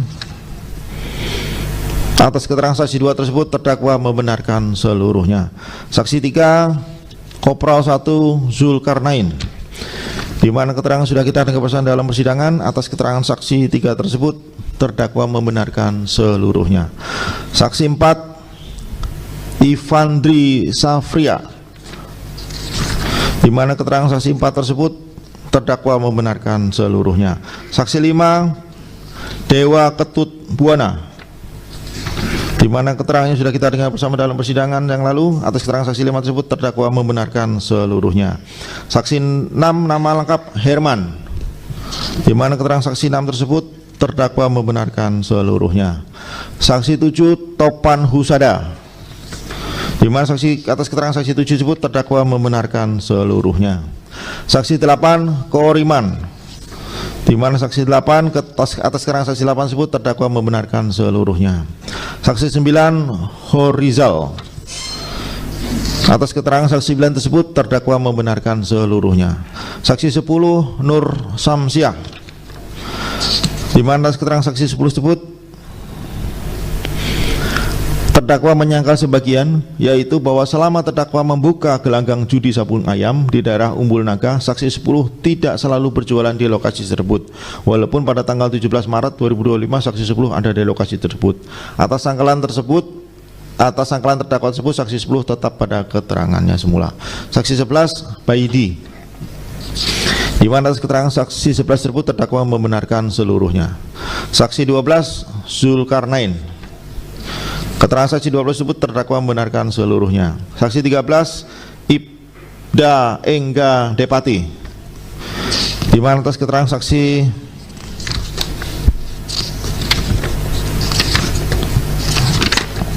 13 tersebut terdakwa membenarkan seluruhnya. Saksi 14, Aibda Wara Andani,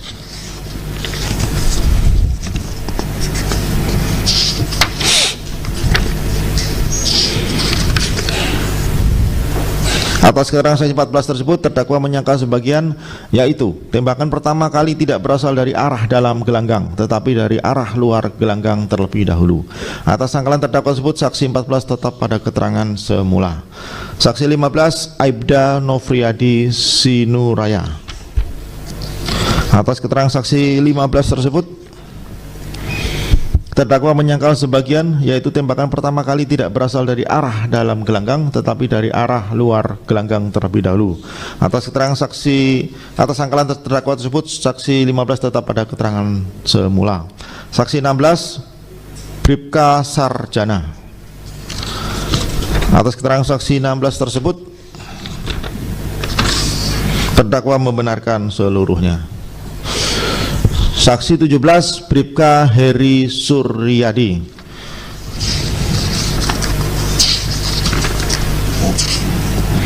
Bahwa atas keterangan saksi 17, terdakwa menyangkal sebagian, yaitu 1. Bahwa tembakan pertama kali tidak berasal dari arah dalam gelanggang tetapi dari arah luar gelanggang terlebih dahulu. 2. Bahwa saksi 17 pernah datang ke gelanggang judi sabung ayam. Atas sangkalan terdakwa tersebut, saksi 17 tetap pada keterangan semula. Saksi 18 Bribka Robert Pardede, di mana atas keterangan saksi 18 ini terdakwa menyangkal sebagian, yaitu 1. Bahwa tembakan pertama berasal dari dalam gelanggang. Ulangi, bahwa tembakan pertama kali tidak berasal dari arah dalam gelanggang tetapi dari arah luar gelanggang terlebih dahulu. 2. Bahwa saksi 18 pernah datang ke gelanggang judi sabung ayam. Atas sangkalan terdakwa tersebut, saksi 18 tetap pada keterangan semula. Saksi 19 Aibda Joko Supriyadi.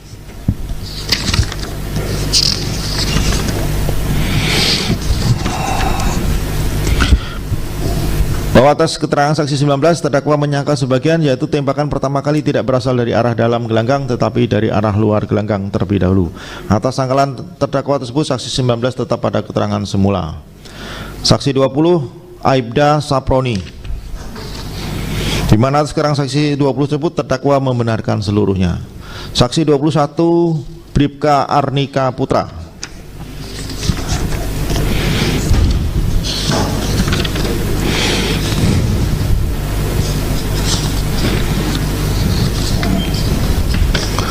Bahwa atas keterangan saksi 21, terdakwa membenarkan seluruhnya. Saksi 22 Brigadir Diren Lumban Kaul.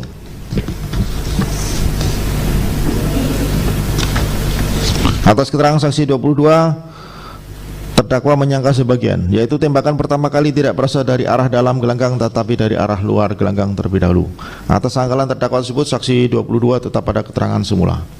Saksi 23 Brigadir Rio Dayel Agusto.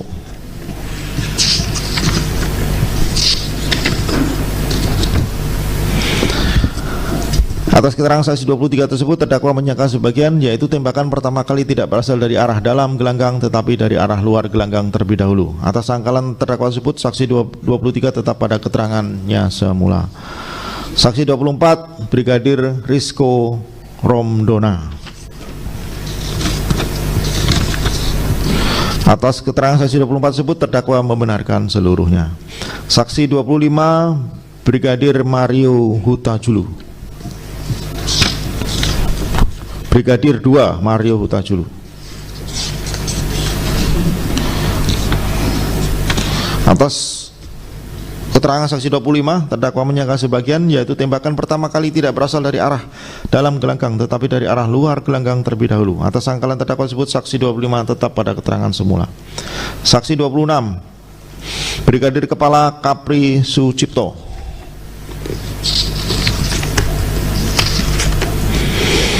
Atas keterangan saksi 26 tersebut, terdakwa membenarkan seluruhnya. Saksi 27 Suherman.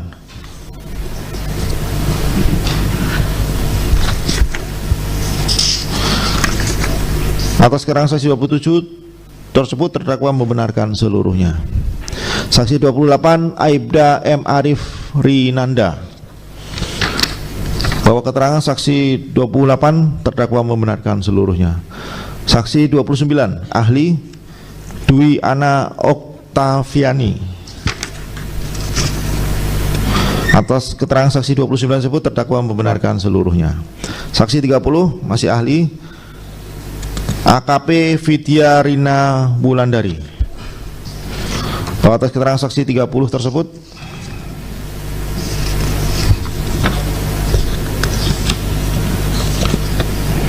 terdakwa membenarkan seluruhnya. Saksi 31 Dr. Katrina Andriani.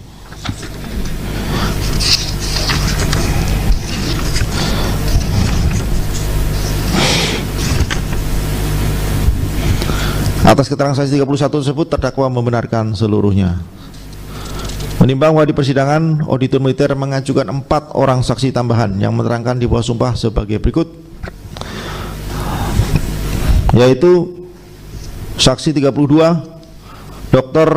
Iputu Suwartama Wiguna, di mana atas keterangan saksi 32 tersebut terdakwa membenarkan seluruhnya. Saksi 33 nama Sasniatun. Atas keterangan saksi 33 tersebut terdakwa membenarkan seluruhnya. Saksi 34 atas nama Milda Dwiyani. Atas keterangan saksi 34 tersebut terdakwa membenarkan seluruhnya. Saksi 35 Suryalina. Atas keterangan saksi 35 tersebut terdakwa membenarkan seluruhnya. Menimbang bahwa di persidangan penasihat hukum terdakwa mengajukan saksi tambahan yang menerangkan di bawah sumpah sebagai berikut, yaitu saksi 36 ahli Reza Indragiri Amril. Atas keterangan saksi 36 tersebut terdakwa membenarkan seluruhnya. Menimbang bahwa di persidangan terdakwa pada pokoknya menerangkan sebagai berikut, sebagaimana yang kita dengar bersama dalam persidangan, keterangan terdakwa tidak kami bacakan lebih lanjut.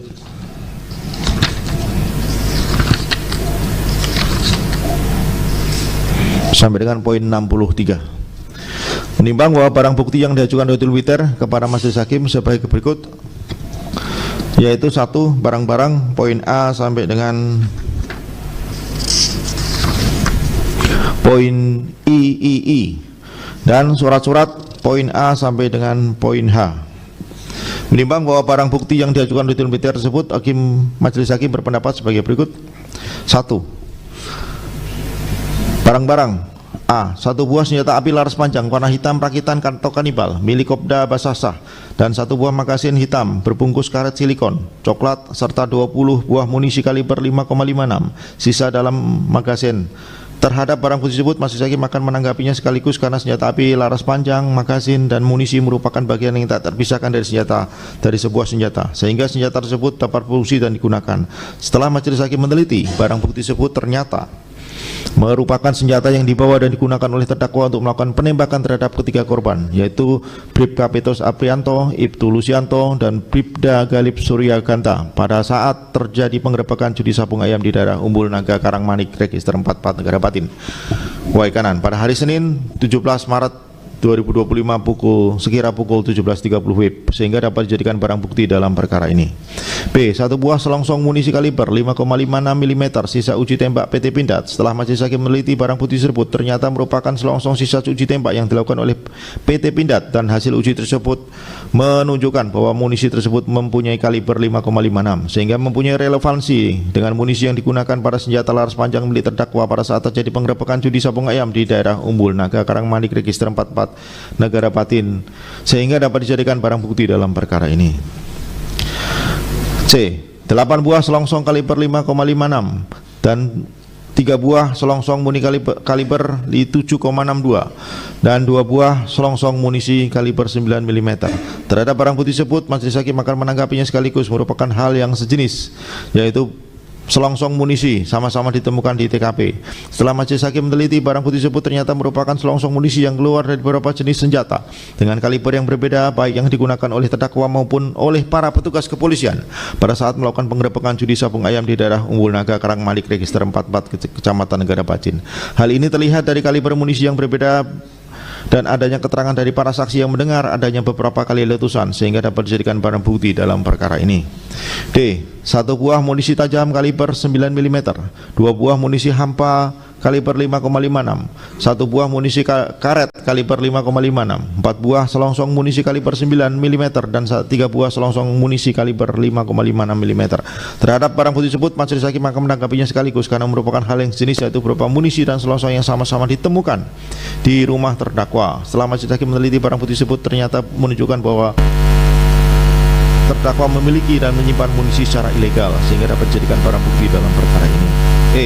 Satu buah mobil Toyota Hilux warna hitam BE Nopol BE 13 AS milik Kopda Basarsah. Setelah majelis hakim meneliti barang bukti tersebut ternyata merupakan kendaraan digunakan terdakwa sebagai sarana transportasi untuk melancarkan kegiatan judi sabung ayam yang selama ini dilakukan oleh terdakwa, serta digunakan oleh terdakwa untuk membawa senjata api laras panjang menuju lokasi judi sabung ayam sehingga dapat dijadikan barang bukti dalam perkara ini.